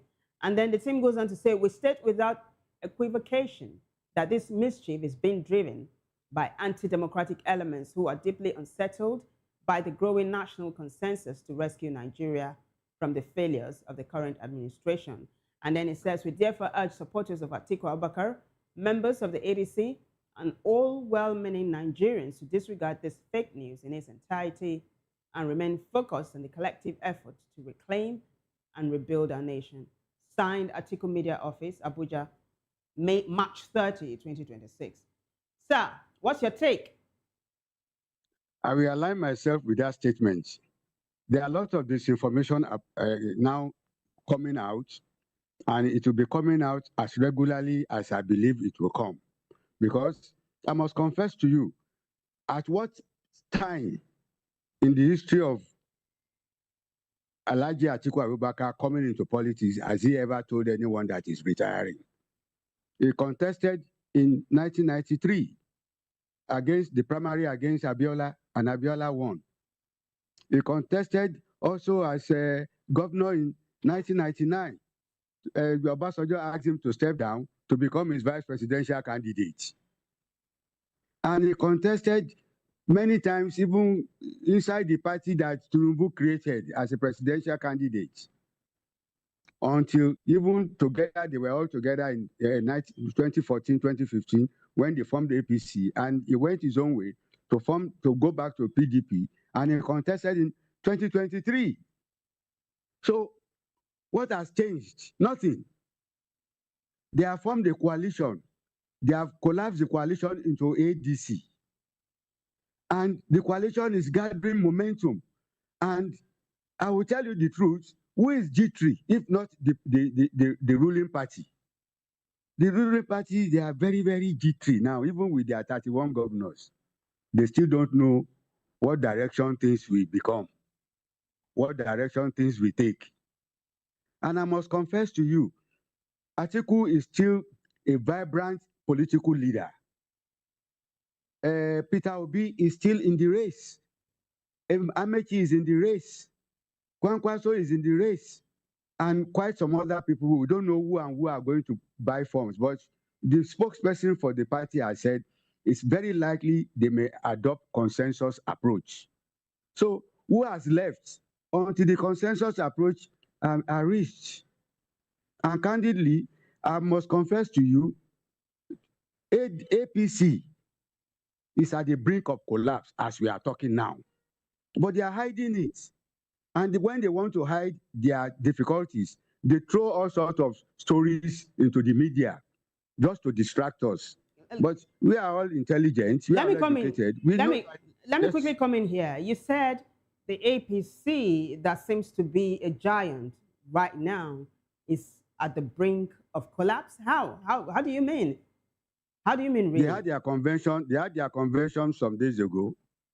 They tear gas their members at the gate. They tear gas their members at the gate. And all those who were promised offices or all of that, what about those who were inside, who are still inside APC before those who the camp came to them? How are they going to accommodate them? So in the next 3 months, in the next 90 days, I'm telling you this, the president will see the heat inside the AC, and he will be sweating inside the AC because definitely APC will not go into the election in one piece. All right, you said for us, I'm going to hold you to your words, right? Because as events unfold, I will remind you of what you just said, because what I hear you say is that eventually in 90 days, you said the APC might just implode. I want us to quickly talk about someone whose name you mentioned earlier on before we wrap this up, because I got like 3 minutes with you. You talked about Kwankwaso. He just joined your party, the ADC, and there was a massive welcome in Kano. I mean, his Kwankwasia movement just took over the internet and, of course, the main streets of the ADC. Talking about Kwankwaso, the former governor of Kano State, he put up, and also a former presidential candidate of the NNPP in 2023, he put up this post, right? Let's quickly take a look. Netizens are responding. This is Rabiu Musa Kwankwaso. Take a look at the time he put up the post at about 4:16 p.m. this evening, and it has garnered over 300,000 votes. He said, "New dawn, we are ADC." Rabiu Musa Kwankwaso. And then he put up this video. Let's quickly take a look at it before we take a look at Atiku Abubakar's response. What?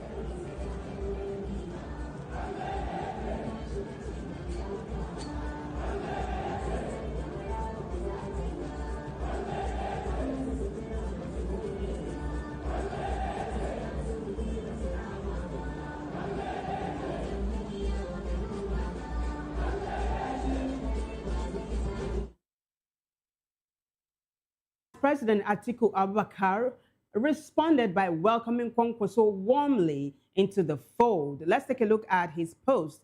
This is Atiku Abubakar. Let's take a look at it. Atiku Abubakar says, "When men of conviction come together, power trembles. Welcome aboard at Kwankwaso RM." And then he signs AA. That's Atiku Abubakar. Netizens are responding. Let's quickly take a look at it. Kennedy CK says, "Big move in Kano. Kwankwaso heading to ADC with massive crowd support. 2027 politics heating up. Transfer news, the crowd is huge and APC may be plotting how to counter it." So you have 1 minute to give us your take on this one. What do you make of Kwankwaso's defection to the ADC? Expected. And he has given ADC the energy and the tonic it requires to move on. Not only Kwankwaso decamp, Gawuna too also decamp. He resigned from the president, from the ADC APC government today, and is joining ADC by tomorrow morning. You're talking of the deputy governor, the former deputy governor of Kano State. Yes. Ben Obi in the southeast, who usually creates the victory for any party that also in ADC. And candidly, let us look at it properly. Since Yoruba Ronu joined ADC, there has been lots of people now coming in to join. We brought good luck to ADC, and we shall sustain it. Thank you very much. All right. On that note, we wrap it up. You have been very gracious, sir, and we say thank you for joining us again today. We appreciate it. As events unfold, we will be calling on you to make a comeback. All right. So keep your fingers crossed. Thank you very much. All right. Thank you so much. Thank you, viewers and listeners. Thank you. We have been speaking with Aki Malaolu. He is the president, Yoruba Ronu Leadership Forum. He's also an ADC chieftain. On that note, I say thank you so much to my co-producer, Elijah. Thank you for all you do. I appreciate it. To everyone who contributed to making the show a success today, thank you. Bigger thanks goes to you guys for watching. If you liked it, keep a date again with us for another edition of this show. Until then, I am Vivian Oguche. Bye for now.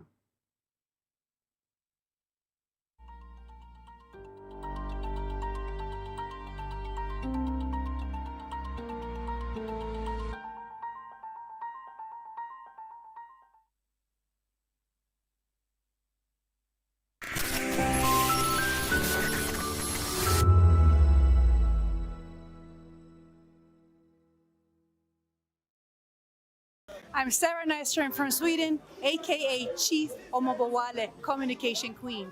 Keep watching VOP TV. Hi, I'm Samantha Jacobs, representing the States. Miami's in the house, and I want to make a shout out to VOP TV. I'm a humanitarian, and I'm also a rep in the film industry and the art industry. I help dreams come true, and I help you keep on that path. Shout out to VOP TV because you're helping people stay on their path too. Cheers. All right, my name is John Odibo.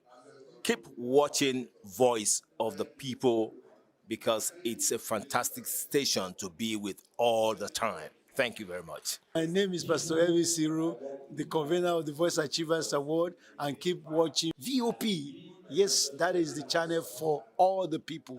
No color, no race. Thank you so much. Yo, ladies and gentlemen, this is Abasunkan from the Netherlands. I am a designer and I'm here in Eco Hotel and Suits. Keep watching VOP, the voice of the people. Don't touch that dial. Good evening, Africa. My name is Bama Kore, actor, model, producer, and I'm giving a big shout out to VOP TV, man. Keep watching.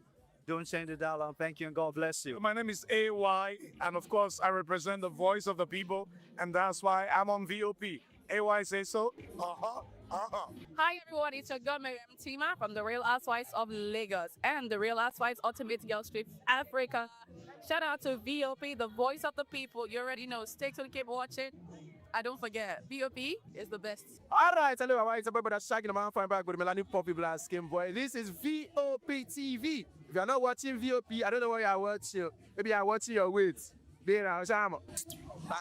Hello, beautiful people. This is Wale Ojo, and you're watching VOP, Voice of the People. Hi guys, you already know who it is. This is New Energy. Flyers whatever live it. Keep watching VOP TV. Thank you. Hi people, Ginny Albano here. Guys, please keep watching Voice of the People.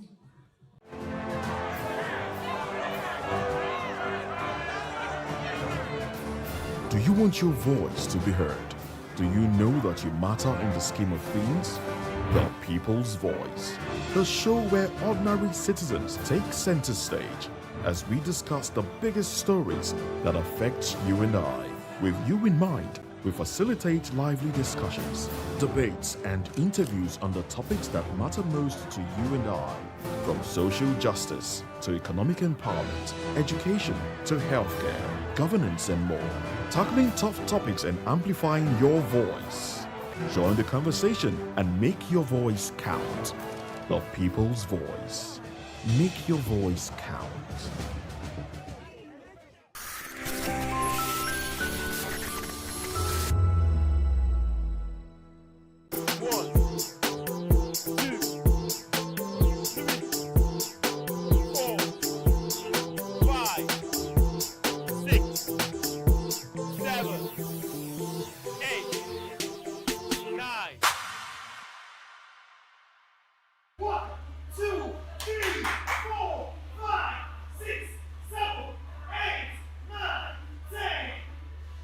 My name is Osaso Bonwa Blessing, fitness trainer, gym instructor.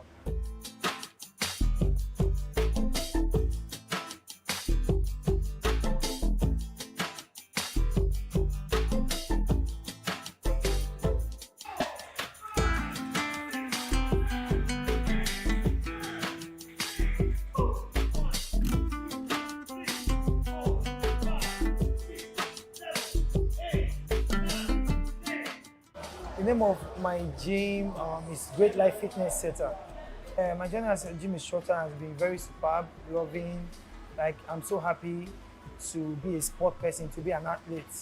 You know, it has not been so easy, but sport is something you do with your heart, with your mind, and you enjoy it at last.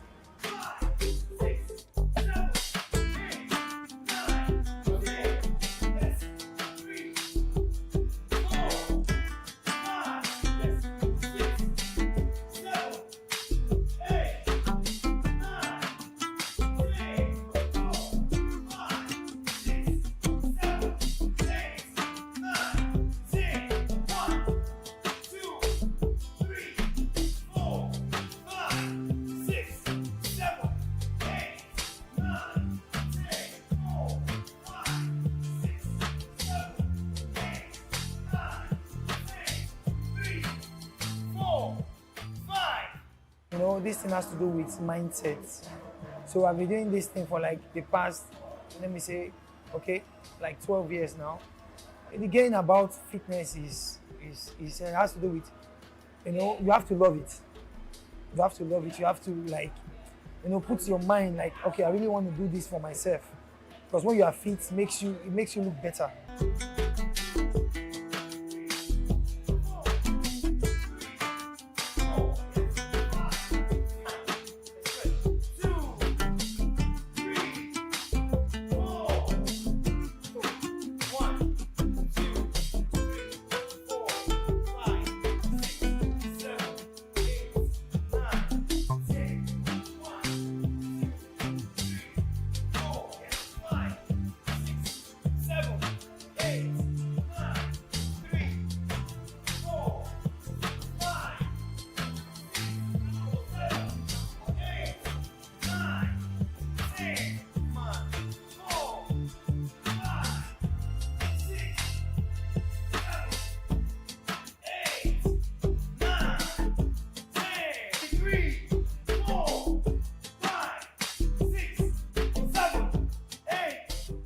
food has to play a big role in fitness. You are what you eat.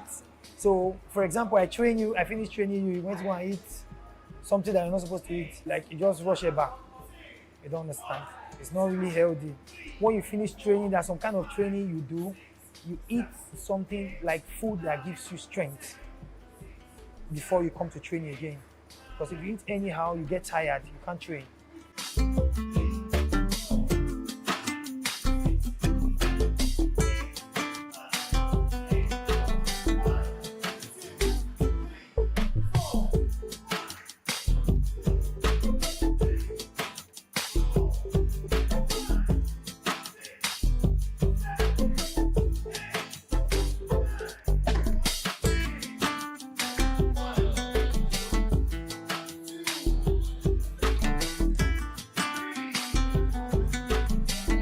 Anybody that wants to lose weight, one, it has to be disciplined and be focused.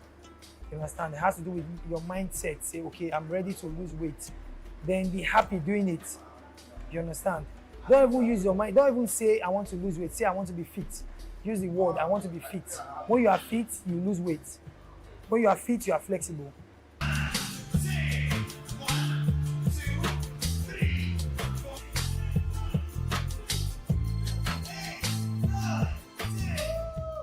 When I joined the gym like 6 months ago, I had to go to lose weight because I was feeling so heavyweight when I was at home. So when I joined the gym, I met Osas, one of the gym instructors. So he helped me accomplish my goal at first. Then I was like, okay, I wanted more. So I started lifting more weight so I'll be able to tone my body more and get like muscles because I play basketball and those things are like really necessary for me. When I started, I was mostly watching what I eat. So I was like always counting calories and being on calorie deficit and all those kind of things. But right now I'm just eating things that would help my body nutrients because of what I'm trying to achieve right now. Yeah, eat more vegetables, more proteins, less carbs. Even though those carbs are like really helpful in your body sometimes, but then healthy fats. I mean, if you look at yourself and you're happy with how you look, there's no point of you coming to the gym. You just need to like keep doing what you're doing. But then if you see that, okay, I need to come to the gym, come to the gym, you enjoy it, you love everything. People here are like so friendly.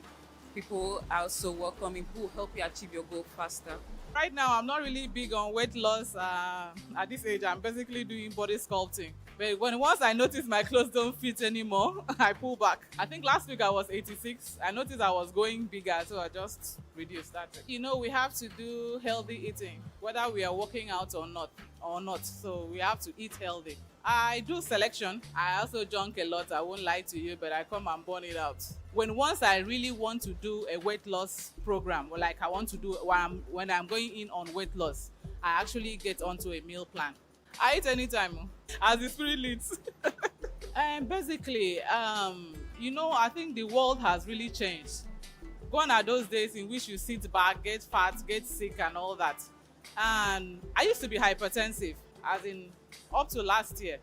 I was quite hypertensive. I was on drugs, but I noticed each time when I come to the gym, my blood pressure actually goes down. So I've been able to manage hypertension just by working out and like healthy diets though. But by working out alone, I've been able to manage hypertension. Lots of diseases. Like yesterday, I think I went to the hospital. They said I had vertebra, blah, blah, blah, blah, blah, that I should be feeling pains at the back.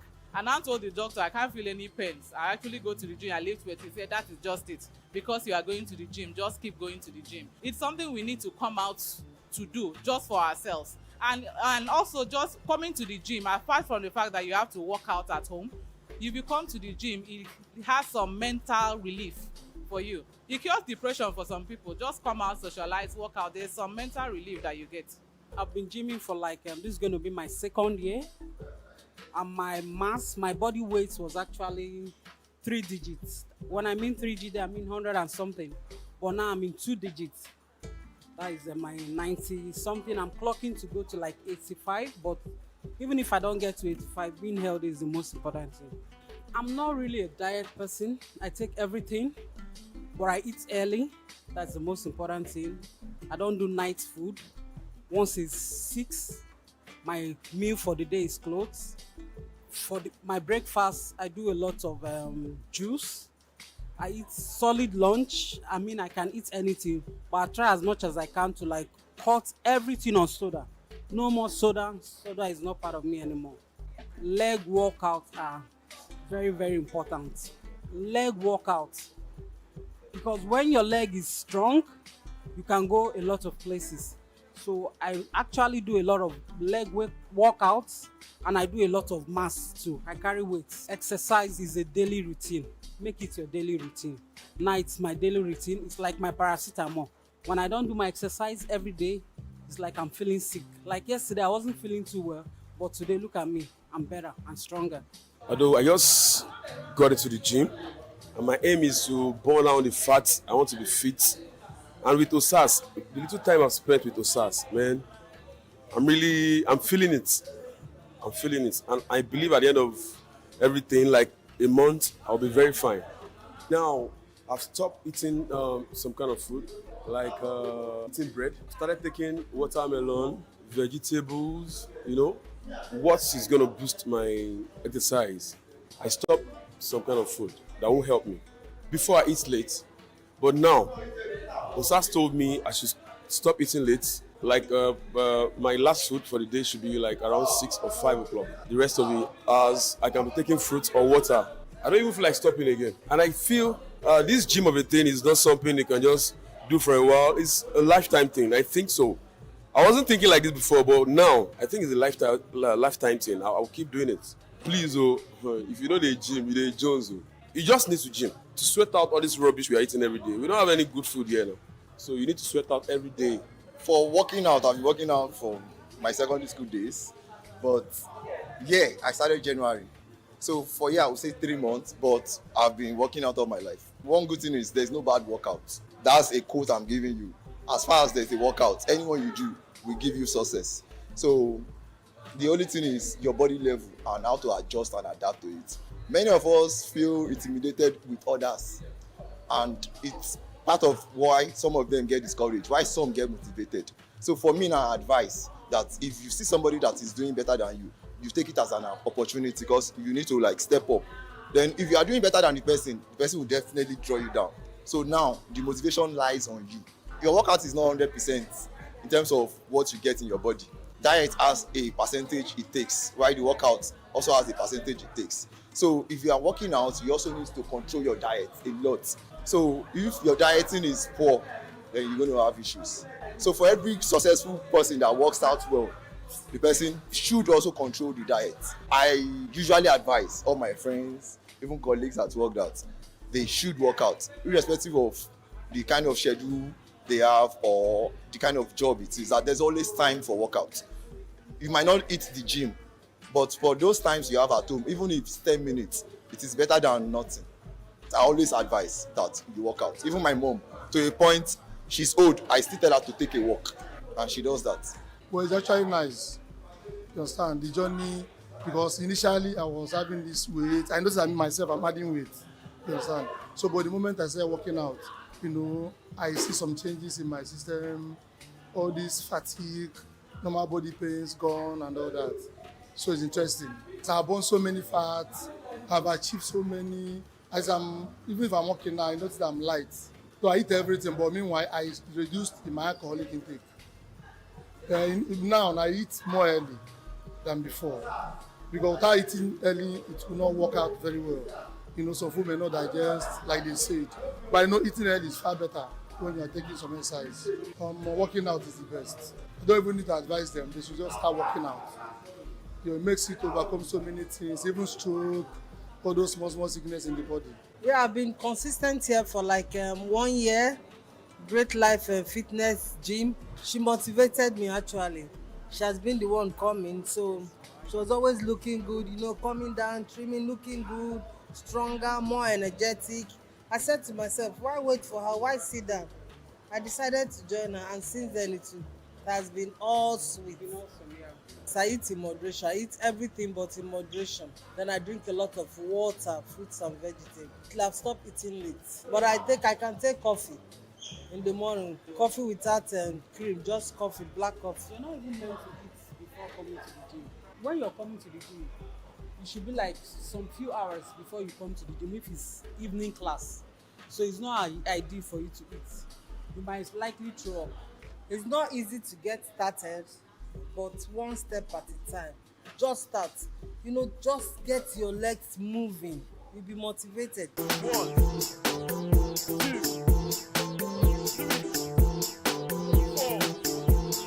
5, 6, 7, 8, 9.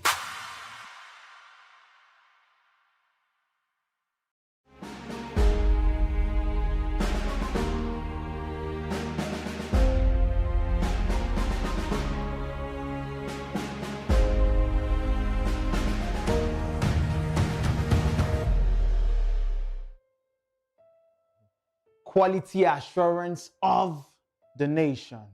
Now, we all know this, hear me carefully, when this word is mentioned, if you're in the sectors, depending on whatever field you are working in, usually it's the time when the auditors come in to check what you've been building, to peek through the holes to see if there's any shady thing going on, to ensure that once they hit and hit, will it fall? Listen, they are not doing that because they hate you, but they want to ensure that there is longevity and there is a sustained success in what you are building. Now, that is why at the end of it all, you would see that at the end of such audits, if it goes badly, sometimes it could actually mean a loss of job. Hear me carefully. At the worst case scenario, it could be a withdrawal of license if you're in the engineering or the medical field or other fields that require such licenses to practice. So if the understanding of the importance of this quality assurance process, the audits, is done, is known in the natural, how much more in this nation that I've introduced you to. Remember, I take it again, this nation means you have accepted Christ as Lord and you now have this life of Christ that has now become the light on your inside, and you have now been made the light of the world, the city set on a hill that cannot be hid. That means you now have the unrepentant commitment of the God of the universe on your inside. That means you now have the Lord God of the universe with the innumerable company of angels helping and assisting you in every single thing you are doing. That means we are not scared of process because we know we carry the life that can even surpass the process. We are not scared of targets because we know we have the Holy Ghost as our senior partner. Hear me carefully. That is why no matter how impossible a situation is placed before us, like Daniel and his friends, we can go in our secret place and pray and see the fullness of the answers being revealed to us. Because as I said in the last episode, is the amount of thought and study you give to this truth I've spoken to you, is on how much you can bank your all on this. Listen, you're just facing a job loss or probably a withdrawal of license, but Daniel had his neck on the line. If he failed, he would have been killed. Trust me, I'm not downplaying what you are facing, but I'm about to put in your hands quality assurance, how to test if you've been going all the way in the building of this nation. But the comfort I bring to you as I proceed on this piece is that in this life, even if what you are building is burnt to ashes or is taken down, or actually it is pulled to the ground as it is done sometimes with that engineering building, with that, it didn't pass the quality assurance test, so it is pulled down. But I say to you, the comfort you should have is this, that no other foundation can be laid, and this foundation standeth sure, so you are still saved. But remember, in the last episode, I spoke about usability. I spoke about influence, not just a mere gift, but as a reward for giving thought and study and taking action on the promptings that the Holy Ghost has put on your inside for you to take. So what the world calls, I just have that guts feeling. No, to you right now, is that is the Holy Ghost on your inside that is saying, go here, do this, because right now, you now have unrestricted access to Him because your sins are forgiven, because Christ was punished at the cross for you. Are you with me? Quality assurance of the nation, the auditors, storms and troubles. Hear me carefully. 2 men built, one built on the sand and one built on the rock. The storms of life and the waters and the troubles of life hit both houses. Remember, as we've said before in one of our previous episodes, I told you that you are what you are a building. Remember, true wisdom is a house built, and by understanding it is established, and true knowledge, again, the amount of thought and study you have given to this truth, your Bible, scriptures, the amount of thought and study is the amount of power and virtue and more the Lord will give back to you. So hear me, when the storms of life comes, when those troubles, when those issues stare you in the face, when the auditors come, it reveals what you have built. It reveals who you are. It reveals what has been done. Hear me carefully. When you squeeze an orange, it is not apple juice that comes out, it is orange juice. So in the time of troubles, you cannot run away from it. That has to be very clear. Because listen, the storms and the wind and the rains came to even he that built his house on sand, that's shifting, sinking sand. That's he who has not put his trust on Christ. He who does not have this privilege of being in Christ Jesus, having the life, the Zoe of God on his inside. That means I'm saying to you, don't compromise, because the auditors will come. I'm saying to you, give your all on this. Don't be 1 foot in and 1 foot out. I'm saying put your all on the person of Christ. Build rightly with him. Ensure that you are not cutting corners. Why do you want to cut corners? Are you trying to get the approval of many? Don't you know that you are living for the audience of one? Don't you know that you don't need to cut corners because you have the fullness of the backing of the Lord on your inside for every single task and project you are on? So why do you need to cheat? Why do you need to cut corners? Why do you need to say, no, I'm not really feeling the relationship with my wife, I'm not getting it properly. I think there's someone else out there for me. Why? Why are you doing that? Don't you know that it's the Lord that can turn that water into wine? Those are storms that are coming your way right now. You want to give me legitimate reasons. Listen, the storms and the rains are legitimate things that happens here on earth, but it is not an excuse. It's a question of what have you been building on? Are you anchored on the Lord? The rock there means the house is anchored on the rock. The rock is the picture of Christ. It means your soul is anchored on the word of God. It means that you are seeing that the same spirit that raised up Christ from the dead dwells in you, and this same spirit is able to quicken your mortal body. From the word, you are seeing that whatsoever you do, it prospers. So meaning, even if they put a dead business in your hands, you don't take it naturally. You pray, you ask and trust in the Lord for answers even to that dead situation. And even if it seems like it hasn't come or it didn't come, you don't still cut corners. You still trust and put your all on the Lord. Because when this QA comes, when the storms come, at the end of the storm is your lifting. Hear me carefully, Daniel. Right now, it feels like you're in that den. They threw you in. What did you do? You just stood by your values and your virtues. You did not compromise. Why will you bow down to man when you know the Lord God is the head of this nation? Why would you do that? No, you wouldn't. So right now, you're in that den and you're saying, why am I here? That I did nothing wrong. See, the very reason you're already contemplating and now looking to yourself and saying you did nothing wrong might be the reason you'll stay longer in that situation. Hear me carefully. I'm speaking on just terms. I'm not speaking to your sentiment. I'm not speaking to appease or appeal to your emotions. I'm saying in this life we deal on justice, and Daddy God no longer looks at you as you to judge you, but he looks at you in Christ, in this life he has given to you. Because remember, in the natural, in your own works and strength, you can't even come close to merit or deserve the fullness of the help and the blessings of this nation. No, it's on the basis of the finished work of Christ. So the very reason you are saying to yourself right now, but I didn't do this, it's not my fault.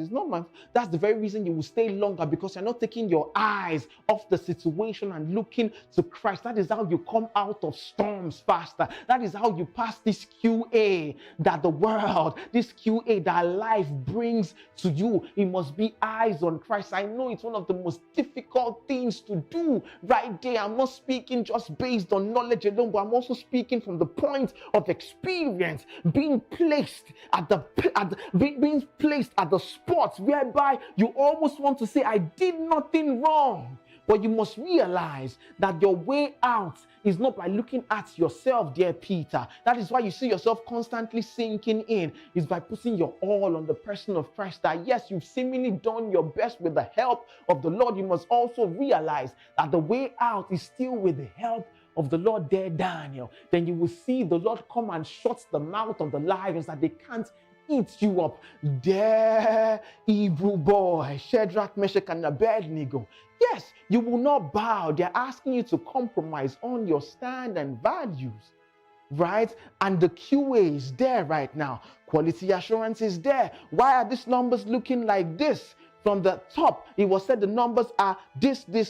But at your side is different, and you know you did nothing wrong. You stand on business. No, these are the records on ground. This is what it is. But listen, you might be told that I'm about to cut your head. You're going to lose the license. How dare you go up against me? If at that point you start putting and pointing to yourself in your strengths, you start saying, no, I did what is right. They cannot kick me out of here. Trust me, you're about to be kicked out. But if you stand and say, he sends from above, Lakatinasata, he took me, he drew me out of many waters. Hey, Liketinasata, he brought me into a large place. He kata out of this eater, as I've taught you in the previous episode. He's coming forth meat for me because of what Christ has done for me at the cross. You have, in essence, set forth a ladder to take you out of that pit to the palace. And you will be able to say, just as Joseph did when his brother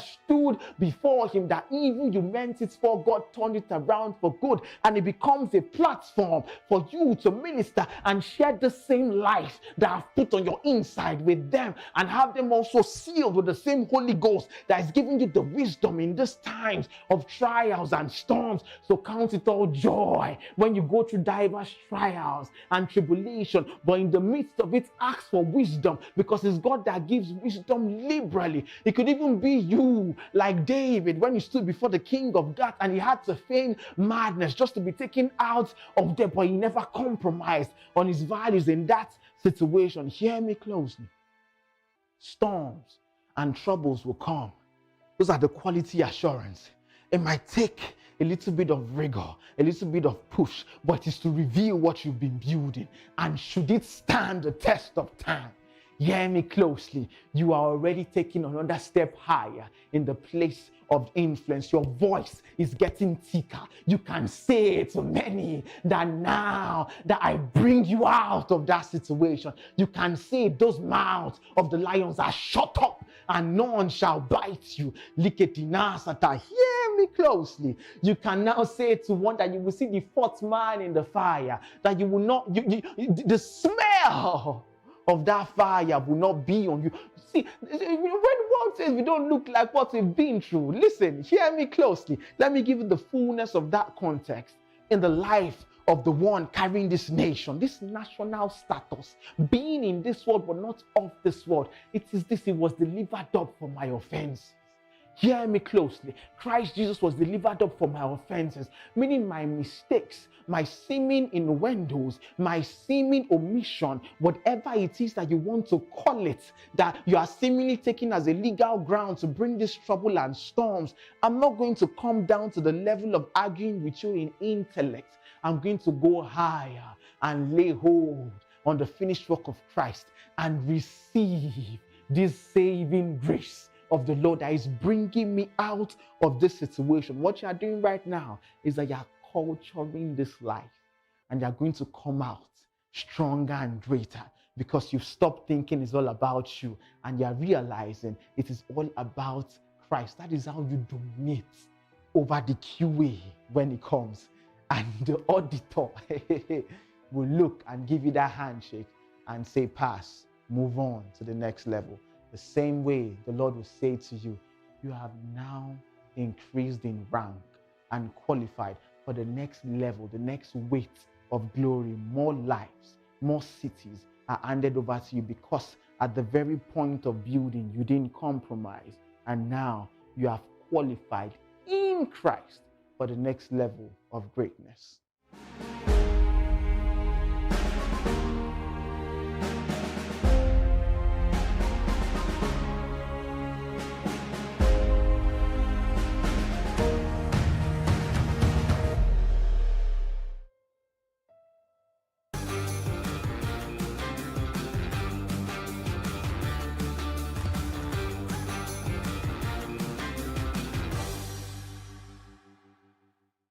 Hello everyone, my name is Ladimola Mason Philip and I'm the founder and creative director of Craftmania Hub. Craftmania Hub is located at number 2 Kayode Adebanji Street, behind Oyikola Shopping Plaza, Jakonde Gate, Isolo.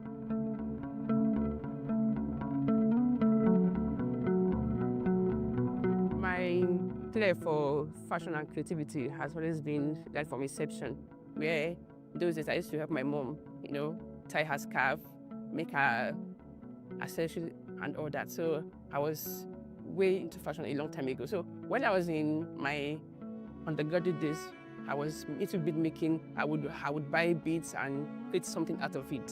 After graduation, I went further to acquire more skills in bead making and millinery. And from there, my support from my family and friends has helped me to a lot, and I've been able to improve the business and grow the business to a scalable one.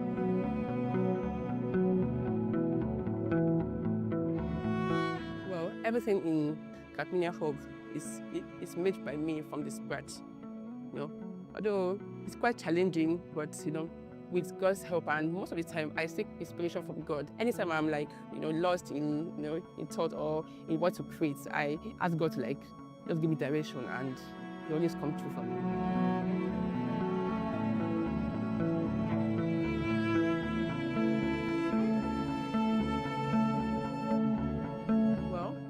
Many things inspire me to create. Like for instance, I might be going on the street, I might see something, I might wow, I can create something out of this, I might even see a flower, like a plant, I might just create a flower design from it and make a fascinator or a rose from it. So my environment and the things I see, and also, life in general inspires me.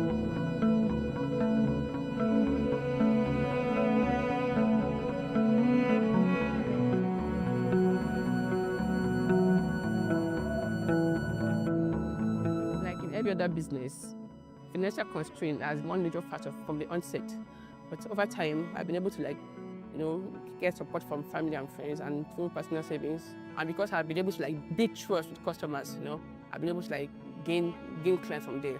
And as such, I've been able to grow the business. And also cost of production, and also how to get quality materials too has been a major challenge too. But all this challenge has helped me one way or the other, because I've gained insight, I've gained experience, and they have helped me to improve in strengths and my weaknesses too. And also, the gains are enormous. The gain as a bead maker, as a milliner, as a costume stylist and crafter has been enormous. Personally, I love to see people wear my brand, because it gives me great joy to see people wearing my brand for their maybe church services, for their wedding, their career day and all that. It gives me great joy.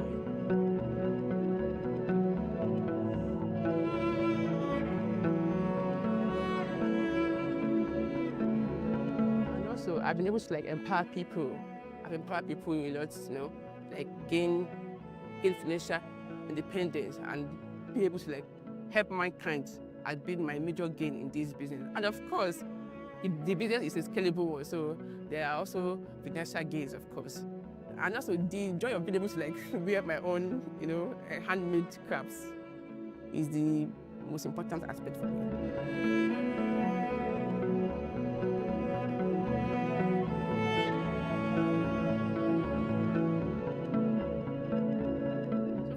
The government has been helping, because I know SMEs program and all that, funds, grants have been in place. I've tried to apply for them one time or the other, but I'm yet to be considered. But I will not relent. I will keep trying until. So I think if the funds is being increased, I think it will help more people to get access to it.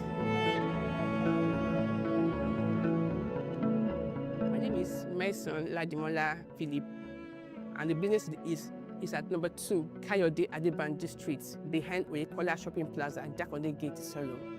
I'm on Instagram, Facebook, TikTok, and on Twitter. And my handles are and _renters.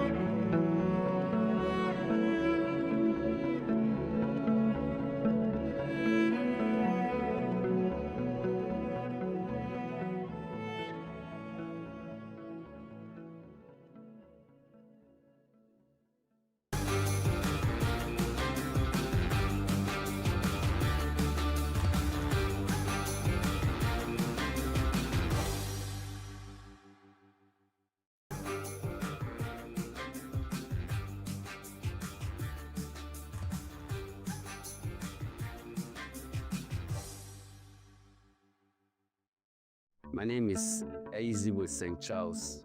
I'm a barber. Name of my barbing salon is Divine Wisdom Barbing Salon.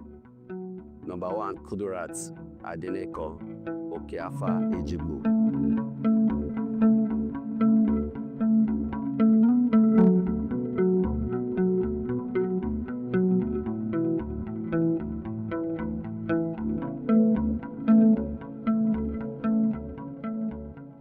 This is my 18 years experience, and I started this from Benin City and from Edo State. Being in this particular shop that you are seeing me here, by October 1st, it will be 15 years me managing this place, and I have a lot of customers that always come here to patronize me, female and male, which I give them a good haircut. I do dreadlock, and I also give them a nice haircut, and I also do home services. And as I'm talking to you right now, I will have a client to attend to today. And a lot of people, they are very happy about my haircuts, and they only patronize me. And I also do a lot of things in this shop, not so aspect of barbing as at least I also like do some POS and other business to attach to it.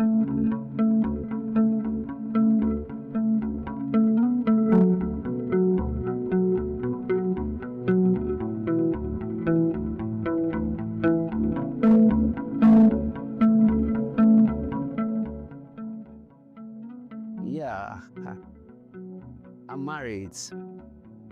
By the special grace of God, I'm married with 4 kids.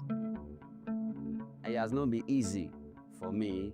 I think, if I'm not mistaken, this is my 18 years in marriage. And my first son, last February, he's completed his own 17 years. But the journey has not been easy for me. I have to tell the gospel truth, the journey has not been easy. And this is like by September this year, it will be 2 years when my wife left me with the keys without quarreling. You know, before I will come back from my business promises, before I will get to the house, I found out that she packed her bag and left.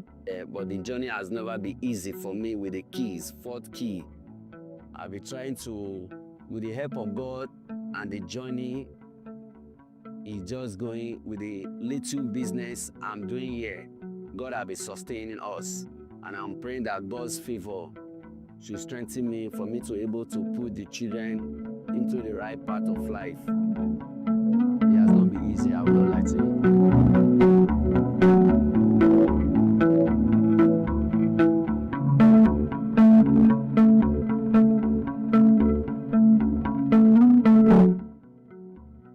Actually, I'm a little physical challenge, but I'm thanking God. I don't look at myself. I don't look at the challenging. I look at what I can do. Understand? And with the help of God, God has been faithful. On my way coming to the show one fateful day, I saw a young man that worked in a government, was just passing by when I was about crossing to my place of business. He called me. He asked me, do you have NI? Do you have Lastra? I told him yes. He asked me to submit it, hoping I'm going to receive something from the government. But unfortunately, nothing came from the government. But I really needed help, assistance on the government to help me for me to able to finance my children to forward their education. And I believe that is what I'm praying for the government. They can really come to my aid to see how they can help me. It's not easy for me with the 4 kids, without wife, just left the children with no reason. I believe I really need a help from the government.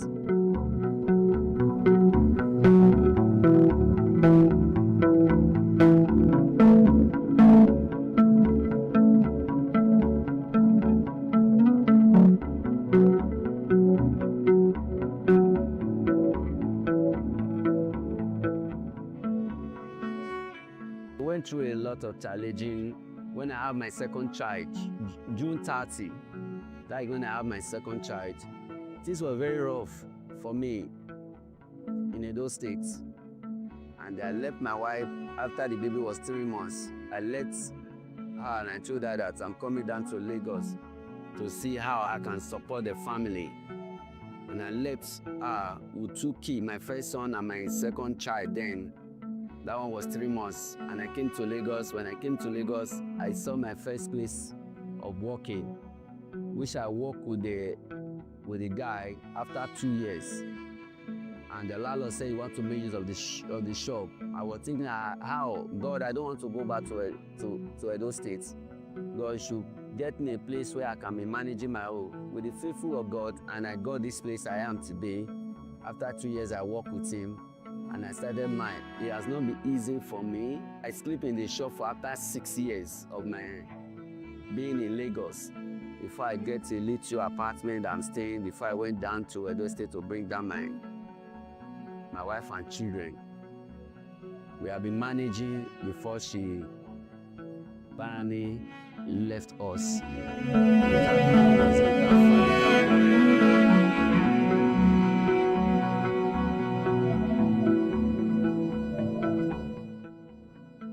I can't say I have not been having gain on the business.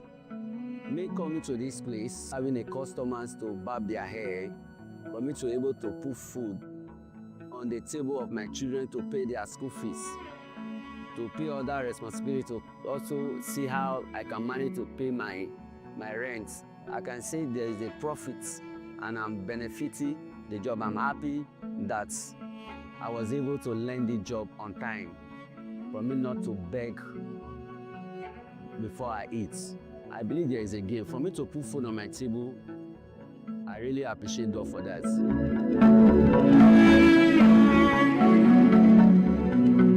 Yeah, as I earlier said before, I said my name is Eizibo St. Charles. My Facebook name is also Eizibo St. Charles, and then TikTok, the same name, Eizibo St. Charles.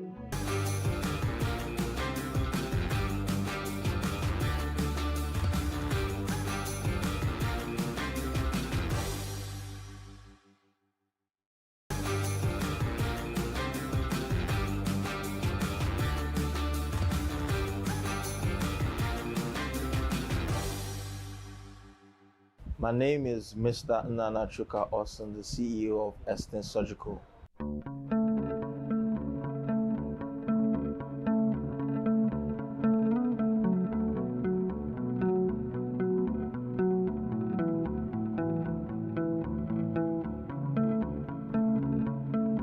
So the business has been existing for roughly 3 years now, and the reason is because my family has always been in the medical space. My dad owns a pharmacy and it's been existing for over 35 years. So I decided to, carve a niche for myself, and hence Estin Surgical was formed.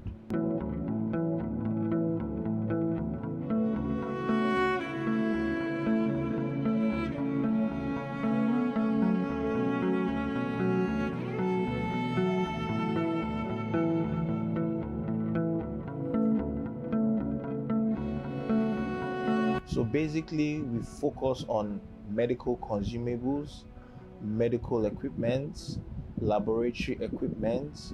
We also supply hospitals and laboratories, and also we set up hospitals and laboratories as well.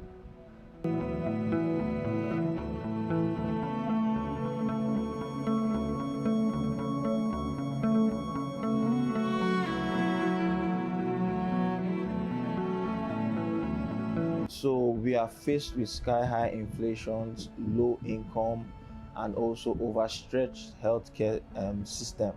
So it's a no-brainer that most of our practitioners have to go outside to look for greener pastures. You know, in this country we are in, you have to be your own government to provide the best for yourself.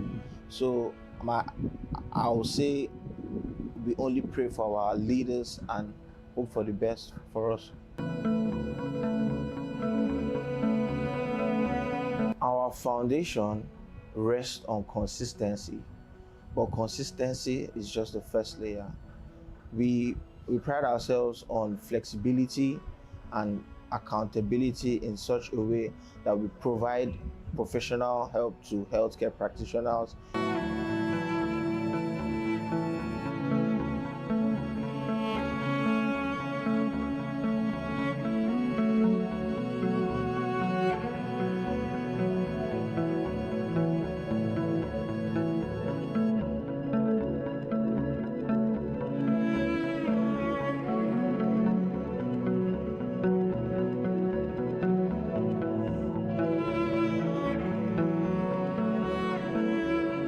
Our brand aims at providing services to healthcare professionals with the highest quality of surgical equipment and services.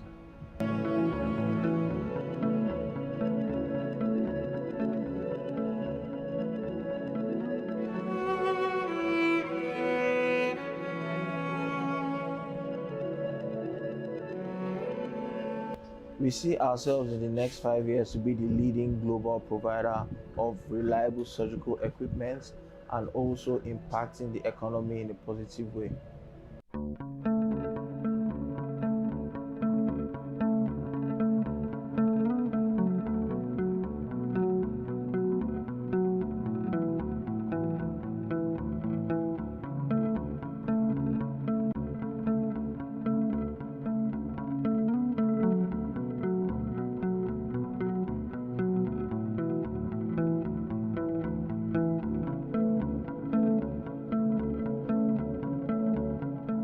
Hi, I'm the CEO of Eastern Surgical.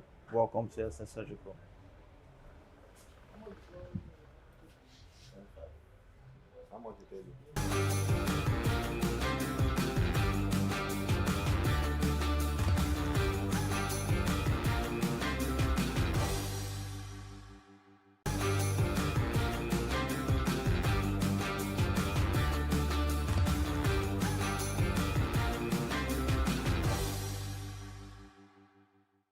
I love creativity.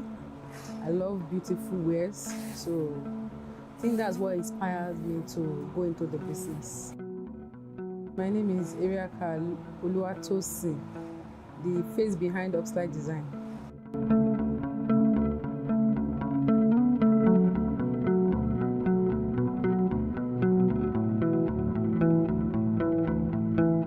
I choose fashion because naturally I love nice wares. 1, 2, the fact that is a kind of craft that you can do, unlike some other craft that you can do for others, you can still do for yourself. So the fact that it will be shown over you that you are a fashion designer too, I think that's what makes me to choose that part over other creativities and other arts works. Choose that part over other creativities and other arts works.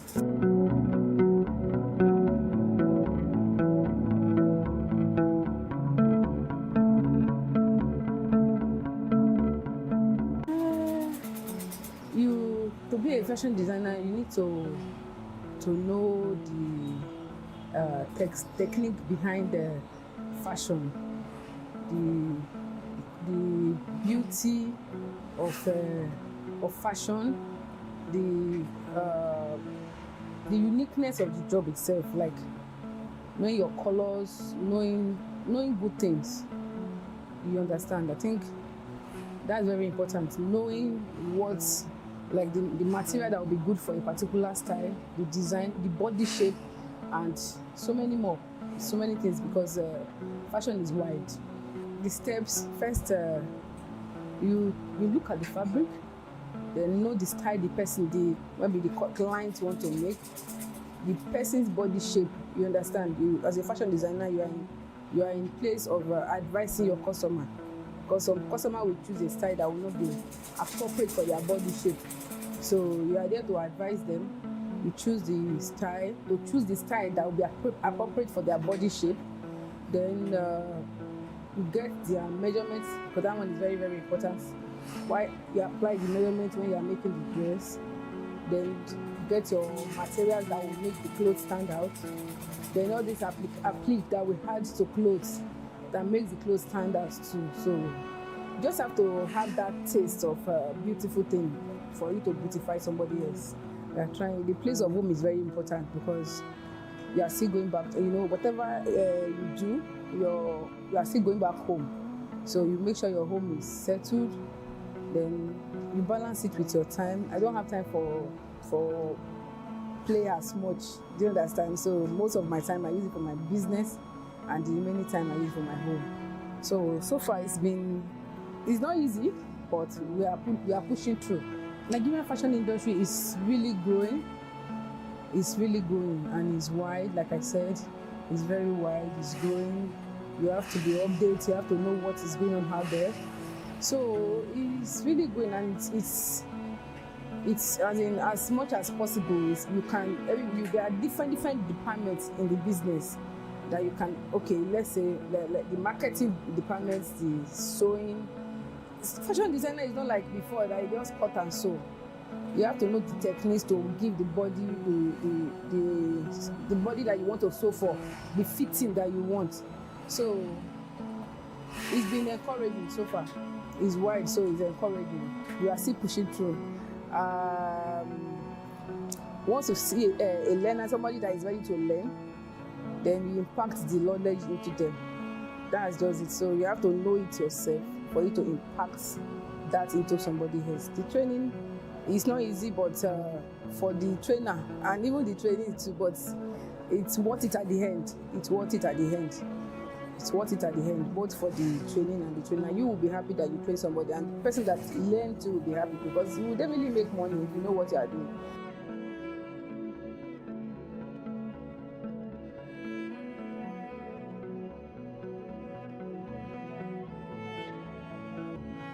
It's a lucrative business. It's okay.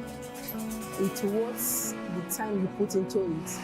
But like I used to tell people, you don't just stay and be on what you are being taught alone. You have to lay your hand on it, do it, go online and acquire more knowledge.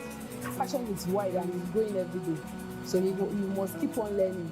You keep on learning. Even me, I've been in the business for like 15 years, but I still keep learning. We keep knowing new things, good things keep evolving, and you have to know it. And so that's it. My name is Eriaka Oluwatosin, the face behind Upslide Design. I'm a fashion designer. This is my husband.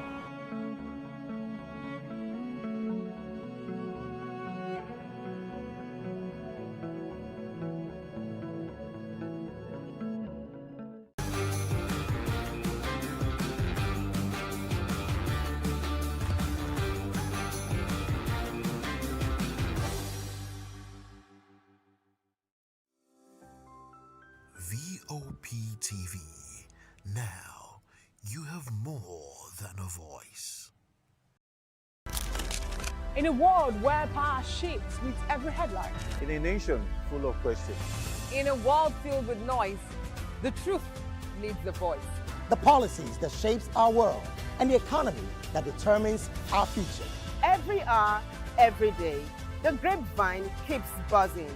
And together, we are committed to telling the stories that shape our world, because your voice is our focus. Don't forget, our voice matters the most. Let us come together and share our concerns.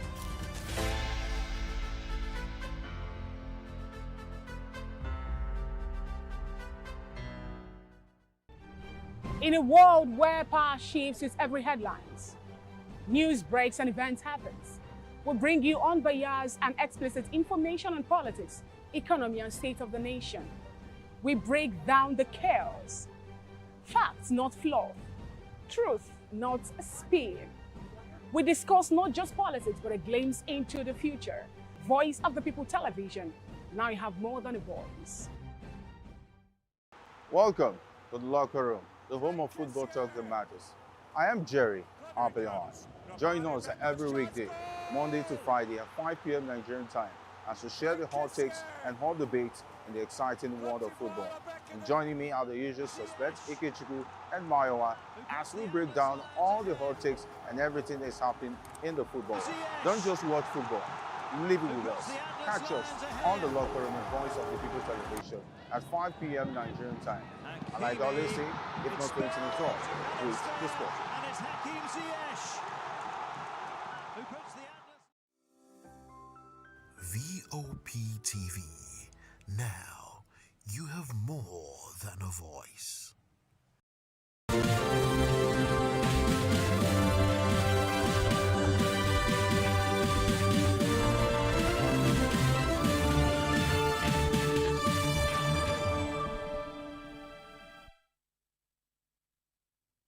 Well, hello and welcome to News Hour on Voice of the People TV. I am Vivian Oguche. And I am Nenna Ndomdioto. Before we begin, kindly visit our website www.vop.ng for fresh and trending news. Over 13 killed and scores kidnapped at Kaduna wedding attack. Also, Shettima reaffirms national security top on FGs. That will be the federal government's priorities. Federal government set 7% GDP growth and $14 billion infrastructure. Court bars Turaki-led PDP from National Secretariat. Fani Kayode blames Germany's alleged rejection on ethnic slurs. Jonathan and George task federal government on international seaport for modern shipping. On the foreign scene, Trump threatens to obliterate Iran's energy facilities if deal not reached. Well, in business news, Nigeria's manufacturing investment inflow drops 51.44% in 2 years. In sport, Okoye ruled out of Super Eagles Jordan friendly. Well, in entertainment news now, Ginger, the head lead AMVCA 2026 nominations.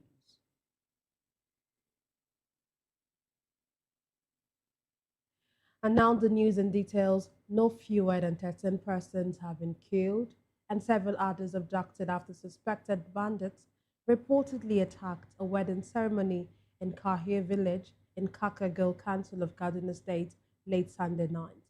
Eyewitnesses said the gunmen who stormed the wedding venue in large numbers opened fire indiscriminately on guests. A resident of the area, Shehu Bala, said the incident plunged the community into chaos as guests scampered for safety. He added that several victims sustained gunshot injuries and were rushed to the General Hospital in Kakagil, while those in critical conditions were referred to facilities in Kaduna for advanced medical attention. Bala said the exact number of abducted persons could not be immediately ascertained due to the confusion that trailed the attack. Meanwhile, a community leader said, on condition of anonymity, that the assailants operated for about an hour without any resistance from security forces. He added that the victims have since been buried, while efforts to establish contact with the abductors were still unsuccessful.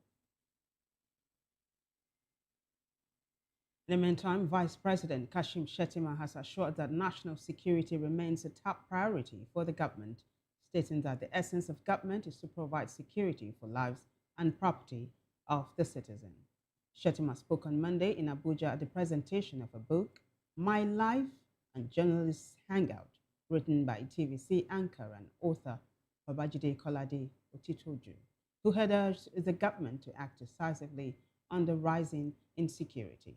According to the Vice President, the President is very much concerned and is leaving no stone unturned to see that the issue of security of lives and property is frontally addressed. He further commended the role of the media in democracy, describing Kolade Otitoju's work as a model of integrity and courage.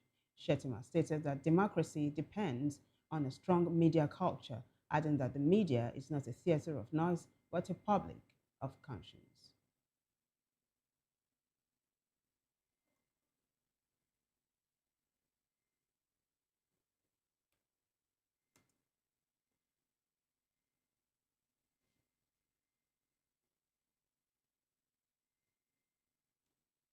Still on insecurity, the Olubadan of Ibadan land, Oba Rashidi Ladoja, has called on newly appointed community leaders to take security seriously, emphasizing that it is everyone's responsibility. He made the appeal in Ibadan, Oyo State, during the installation of 22 chiefs. The paramount ruler urged the chiefs to share information, collaborate with neighbors, and sensitize the youth to join security agencies. This was the first installation of such leaders since Ladoja ascended the throne on September 26, 2025. Well away from that report, the Minister of Finance and Coordinating Minister of the Economy, Wale Edun, says Nigeria is targeting 7% annual gross domestic product (GDP) growth rate and also requires about $14 billion in annual investment to bridge its infrastructure gap.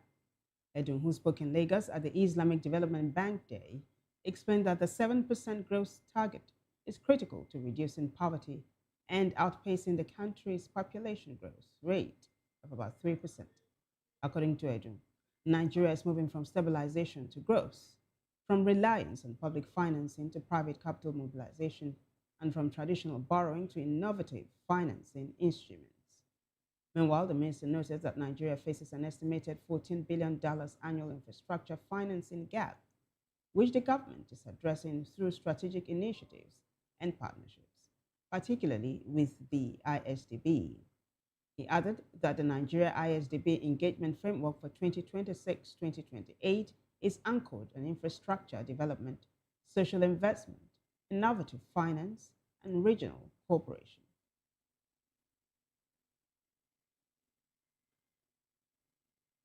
And now to politics. A former presidential candidate of the New Nigeria People's Party, NNPP, Senator Rabiu Kwankwaso, has officially joined the African Democratic Congress ADC. The former governor of Kano State received his membership card on Monday at the Gidan Kwankwasia Bompai in Kano after registering with the party. Kwankwaso had announced his resignation from the NNPP on Sunday, citing the need for political realignment.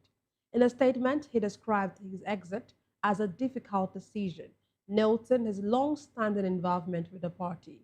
However, he stated that considering the current trajectory of the nation's political landscape, which he said called for strategic realignment, he has found it necessary to identify with another political platform that offers the best opportunity to effectively change the nation. Present at the event were the ADC National Chairman and former Senate President David Mark, former Governor of Sokoto State Aminu Tambowal, former Minister of Transportation Chibuike Amechi, former Labour Party presidential candidate Peter Obi, Senator Dino Melaye, and former National Chairman of the All Progressive Congress John Odige Oyego, among others. Still politics, the Federal High Court in Abuja has barred the faction of the People's Democratic Party, PDP, led by Kabiru Turaki, from accessing the party's national secretariat. In a judgment on Monday, Justice Joyce Abdul Malik gave the order in a suit filed by PDP members backed by the Ministry of the Federal Capital Territory, FCT, Nyesom Wike. The court also directed security agencies, including the Nigerian Police Force and the Department of State Services, to provide protection for the Wike-backed faction to access and operate from the party's national headquarters.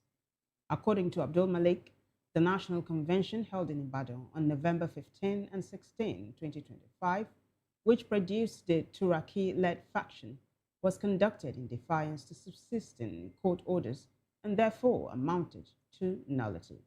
The charge further described the expulsion of Wike and his allies from the party during the 2025 convention as an affront to court order.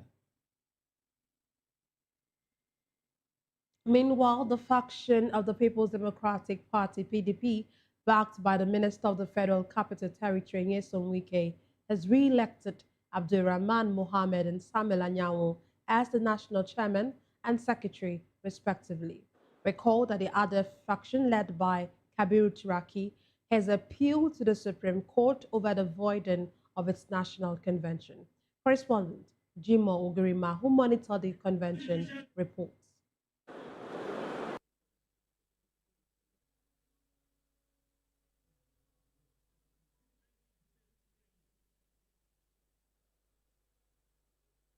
The recent judicial development, including the recognition of the current caretaker leadership, must not be seen as a victory for some and defeat for others. Rather, they must remind us that institutions must be guided by law, that leadership must be anchored on process, and that no party can endure outside constitutional order. And so today, we choose a higher path. We choose inclusiveness over exclusion. The prominent members who spoke at the convention, specifically the Minister of FCT and the former Senate President, restated at the gathering that PDP is not only rooted but very much alive now. They called for collective responsibility, saying People's Democratic Party, the PDP, has come to stay. By the grace of God, PDP will be in the ballot of 2027. We have seen the reconvention. The convention has been monitored by the electoral umpire. That's the convention that is recognized. More importantly, we fought and returned the party to its rightful owners, the people, an accomplishment who speaks to the fundamental principle upon which the party was founded. It is clear that PDP, for what we see here and what we see outside, is deeply rooted in this country. From Yobe to Jigawa, from Kwara, across Nigeria, PDP is firmly within the minds of the people of Nigeria.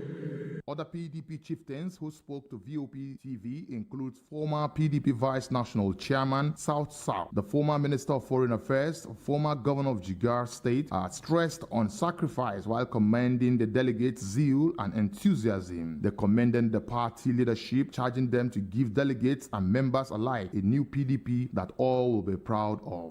Well, it's a wonderful day. You can see all the states are well represented, and you can be sure that PDP is fully back. After this convention, we are going to set the party on the path of progress, and we will start mobilizing support at the grassroots for the party once again. You can see for yourself that PDP is alive and well in Nigeria. PDP is on ground, PDP is strong, PDP is vibrant, and PDP has come to make a signature to Nigeria that this party is alive and well and the party to beat. This convention, I will describe it as excellent, and you can see it for yourself. I mean, look at, this is a stadium and the entire place is full. So it really tells us that we have a party that is great, and we're going to build it once again to success in this country. PDP is back to life. You can see how colorful it is. You can see the crowd. In fact, it's overwhelming. I don't think there's any other faction. PDP is one. We are coming back together. Meanwhile, the Turaki-led PDP had gone to appeal at the Supreme Court, but the Wike-backed National Working Committee said on Saturday during a press conference that it is not aware of any court injunction stopping its convention. I am Ferdinand Igba, reporting for VOP TV in Abuja. In another development, Ambassador Yusuf Tuga has resigned as Minister of Foreign Affairs to pursue his governorship ambition in Bauchi State in the 2027 elections. His resignation was confirmed on Monday by the ministry spokesperson, Kimebi Ebianfa. Tuga's move follows a presidential directive requiring political appointees seeking elective office to resign by March 31, 2026. In the meantime, former Minister of Aviation Femi Fani-Kayode has denied reports that Germany rejected his ambassadorial posting, citing alleged ethnic and religious slurs as responsible. There had been media reports that Germany rejected Fani Kayode's nomination due to his alleged erratic behavior and divisive comments. However, the appointee described the reports as fake news, attributing such to opposition elements trying to discredit him. President Bola Tinubu had approved his posting to the Central European country on March 6, 2026, but Germany reportedly rejected the nomination on March 13. The German government has not officially confirmed or denied the rejection. In the meantime, Fani Kayode remains Nigeria's ambassador designate, with a possible redeployment to South Africa being considered.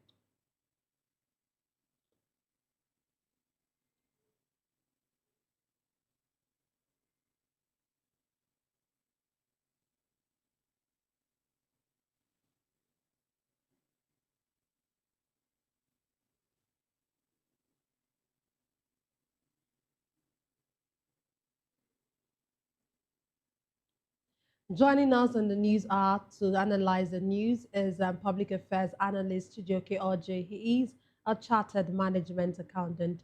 Glad to have you join us, Chijioke Oje.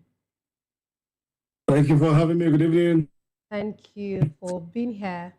Well, we start on a sad note this night. No fewer than 13 persons have been killed and several others abducted after suspected bandits reportedly attacked a wedding ceremony in Kahi village in Kakago, Council of Kaduna State, late Sunday night.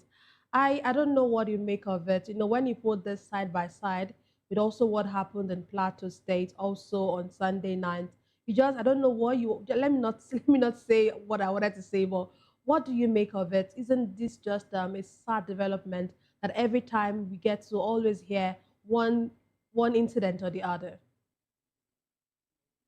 It's heartbreaking. It is, and again, you ask yourselves, what steps are we taking to ensure that this bad news does not continue to repeat itself, because it's becoming like a norm, you know?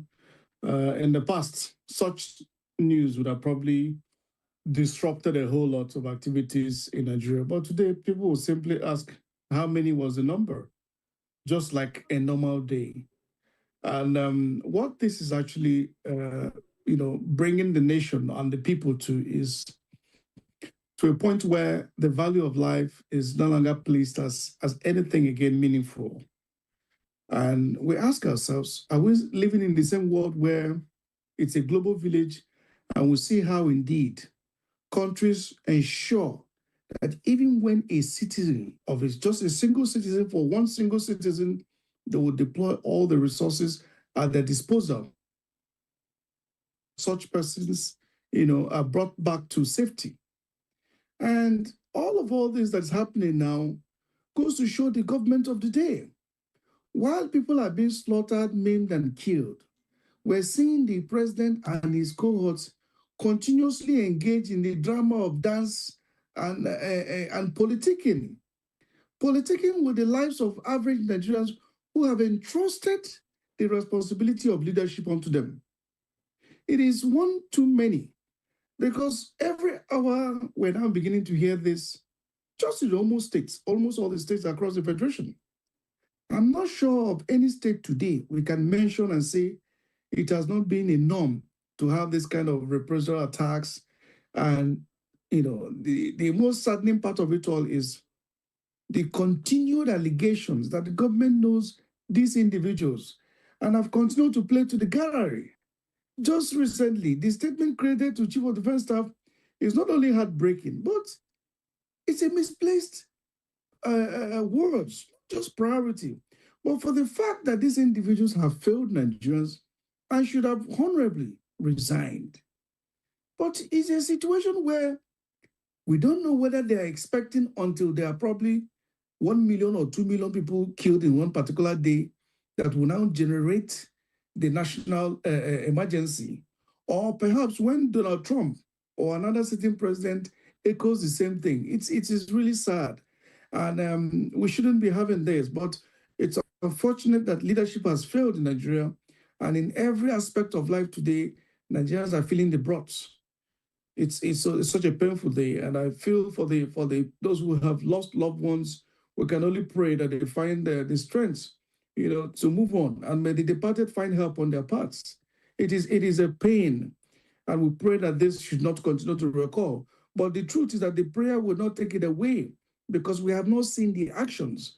The government of the day is still sleeping and politicking, and is not awake to the responsibilities, simply because the people have lost their energy or even the right to demand for good governance.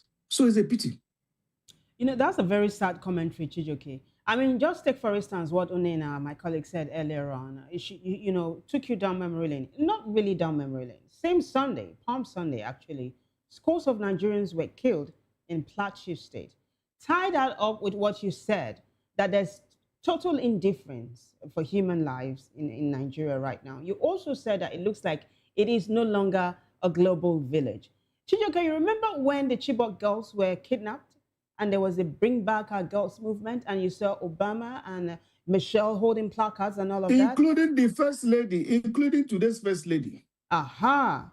Yeah. One of the top campaigners was the current Remi Tinubu, who went all out, including to the US, towards the same campaign of bringing back the girls.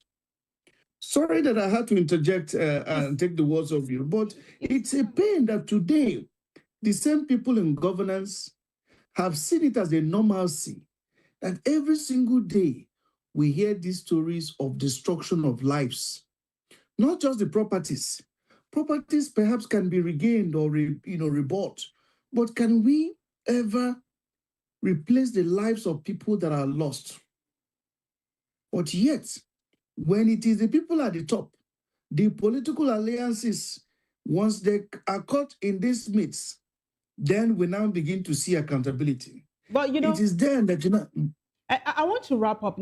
I was driving somewhere, but I needed to let you land because you seem to catch my drift. Now, please go ahead. Yes, in the heat of it all, Donald Trump, the president of the United States, coughed, and leaders in Nigeria were running helter-skelter. In fact, the federal government had to employ the services of a lobbying firm to sort of launder its image. It looks like that is working like magic, because somehow it looks like Donald Trump is not coughing anymore. Do you think that trail is a dead end at the moment? No. The thing is, Donald Trump has always repeatedly said it's American first. And Donald Trump's sending of deployment of troops to the US, we can now see is connected to the fact that there may be certain attempts to attack the embassy or its businesses in Nigeria. And if we look at it today with what is happening in the Middle East, we can see the reason why the troops were deployed on ground, either to protect their interest on ground in Nigeria, knowing that the Nigerian authority have lost the capability to do so. Especially the fact that the US today controls majority of the oil giant companies that still exist in Nigeria today. And so these are of big, huge interest that US cannot afford to lose at this point in time, or to have, a gamble situation, because it is clear the Nigerian government has not been sincere in any of its dealings, be it even the statement issued by the Remi Tinubu, the First Lady, after the prayer breakfast meeting in which Trump was present at that meeting, telling Nigerians that to expect more strikes, while in the initial was condemning the strikes. So, and then again, coming up with the statement that Nigeria is collaborating with the US. But it's different statement from all those that are associated with the president, including the president. The president said it clearly that the essence of his trip to Turkey was to align with Turkey regarding the security issues in Nigeria. He didn't say that he has sent Nuhu Ribadu, the NSA, to US to align with the US on the security issues. He only sent Nuhu Ribadu the hot soup now, or the poto on ground, which is on the killings of and persecution of Christians. So you can say that there's a complete different songs, depending on the side of the mouth it is coming out from. But what is most painful is that the lives of the Nigerian people that are continually being toyed and played with today are not even factored. While Nigerians can continue to wallow in poverty, it was okay for the Nigerian government to pay a US firm over $9 million. And yet, our pensioners are not being paid. The elderly are not being catered for. No hospital today, I can say, under the federal government, we can say today that is working. Because based on the witnesses that I personally witnessed on first hand, where somebody admitted a patient in ICU was forced to donate a generator to a federal hospital, which I have never imagined it will ever come to. And it has not even ended. Nobody knows the status of other hospitals, but we can say by the continued destruction of lives and the non-saving lives that occur in these hospitals, we cannot say that it's all in comatose. So what indeed can the government be telling Nigerians differently? And then the continued allegations that the government knows these people are working in hand. And then recently, the statements that are coming from the NSA's office, from the chief of army staff, and all the security apparatuses, acknowledging that these perpetrators are the brothers and sisters to them. We have not asked them why indeed. Is it because that it is their brothers and sisters that they have failed to act? Or it is their co-plotters? Because the mouthpiece of the president, which I continue to reiterate, told Nigerians and the rest of the world that the military were in the world collaborating and were working and relating and in talks with these perpetrators. We can no longer say that Boko Haram exists in Nigeria anymore because the term Boko Haram was just a fallacy. What we probably will continue to say is that these are state-sponsored terrorism. And so long as it continues to exist and has not affected the people at the top, then we can see it clearly that it has been a selective process. The people at the top, have they not been moving around? How come it's only the poor that have always been vulnerable? And why should it be the poor that will have to pay when the people at the top can actually afford to pay? So it's painful that it is also the poor that have been, sacrificed on a daily basis. And these days now, we no longer hear any form of meaningful addresses or follow-up towards this. I saw one clip that I made today of the current governor of Plateau State, Muftang, addressing his people in a tank. And I'm asking, does that not pass a message that the environment to which he was speaking was not safe? Because he couldn't even step on the ground. He was shown in a tank with just a little bit of the vent open. And this is supposed to be a situation where we say that we have a sovereign state. Where is the sovereignty in all of this that is existing? Because it shows that Nigeria has not only lost certain areas, but it has lost its sovereignty. If indeed these elements continue to control the space and direct what happens at the center, to which today ordinary Nigerians continue to suffer and bear the brunt. In every aspect today, Nigerians are all suffering, not just economically, but even to have a breath of fresh air have been deprived on Nigerians. Okay. And Nigerians don't deserve this kind of wickedness, even with the continued, borrowings and the forms of wastages that have been, showcased to Nigerians. It's painful.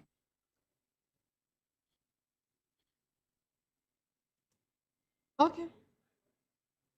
Okay, Chijioke, and I thank you for speaking very passionately about these issues. Thank you very much for your analysis. Thank you for having me. Yeah. Okay, we've been speaking with Chijioke Orji. He is a public affairs analyst and an accountant. We'll take a break, and when we return, we'll bring you more stories. So stay with us.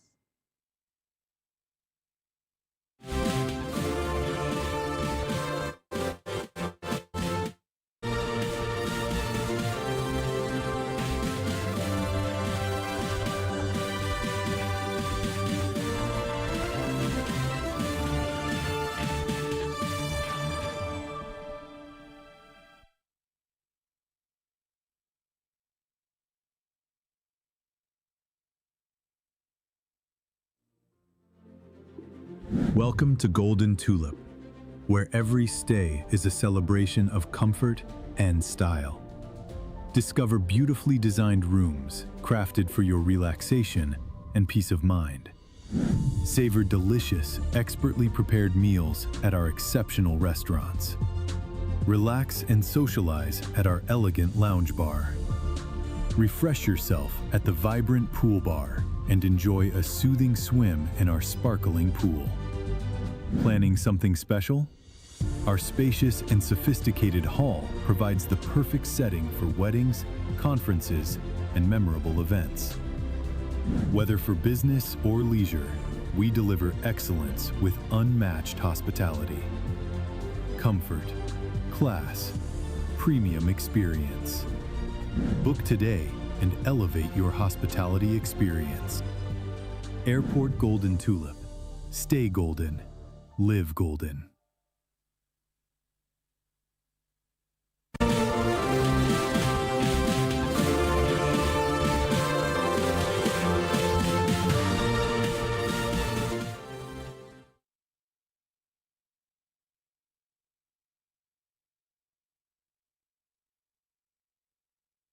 Glad to have you back. Stakeholders, including former President Goodluck Jonathan and former Chairman of the Board of Trustees, Nigerian Ports Authority, Bode Judge, have called for the development of an international seaport to stem diversion of cargo to neighboring countries in the future. Speaking in Lagos at International Deep Sea Port Forum organized by Maritime Media Limited, they warned the Nigeria's risk of future where its cargoes would have to be transported from neighboring countries if it fails to develop an international seaport urgently. Former president noted that nobody has really investigated why the Nigerian national shipping line went down, adding that while the world was migrating to containerized shipping and deeper draft vessels, Nigeria invested heavily in outdated vessels that were being phased out internationally. He stated that the lessons from the collapse of the NNSL remain relevant, with potential consequences for trade competitiveness and economic growth. On his part, chairman of the occasion and former chairman of the NPA Board of Trustees, Bode George, warned against the concentration of port infrastructure in Lagos, stating that what is currently happening at the Strait of Hormuz is a wake-up call.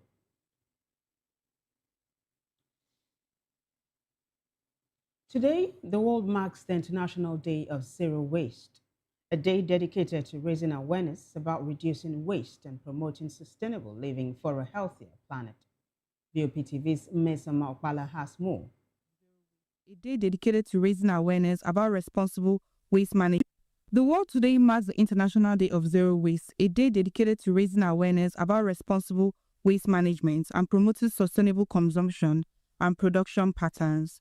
The observant calls on governments, businesses, and individuals to take concrete steps towards reducing waste and embracing environmental-friendly practices. The United Nations Environment Programme reports that humans generate 2.1 to 2.3 billion tons of solid waste every year, posing growing environmental challenges. The United Nations Environment Programme adds that 2.7 billion people still lack access to waste collection, including 2 billion rural areas, emphasizing the urgent need for global action. I would say zero waste is important because it brings us in tandem with nature.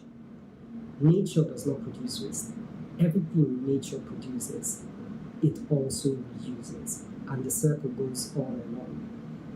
We currently operate a linear system of production where resources are extracted, developed into product, and later discarded as waste at the end of their shelf life.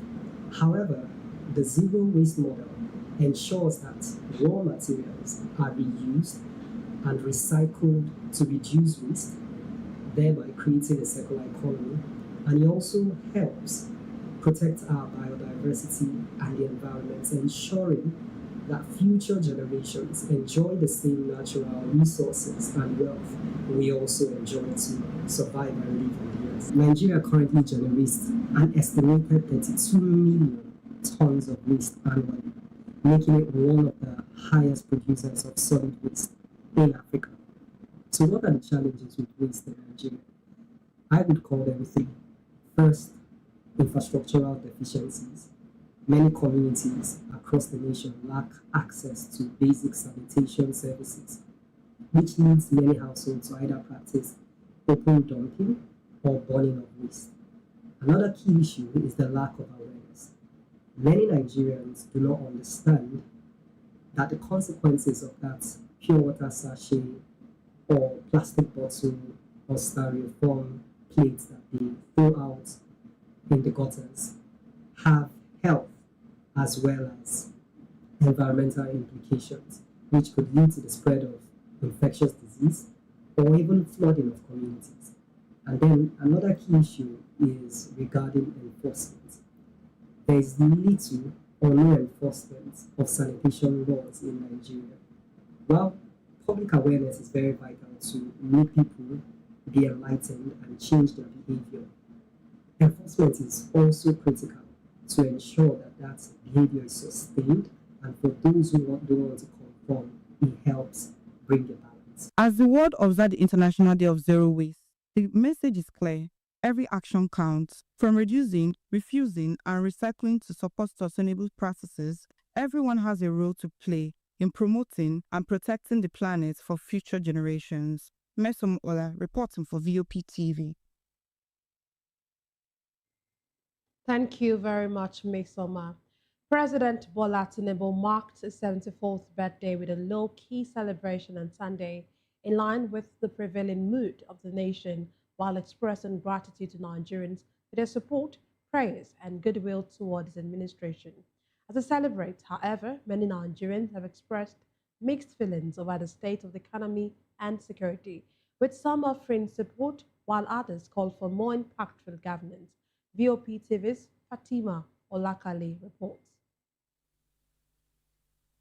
President Bola Ahmed Tinubu marked his 74th birthday on March 29, 2026, with a low-key celebration in line with his tradition and the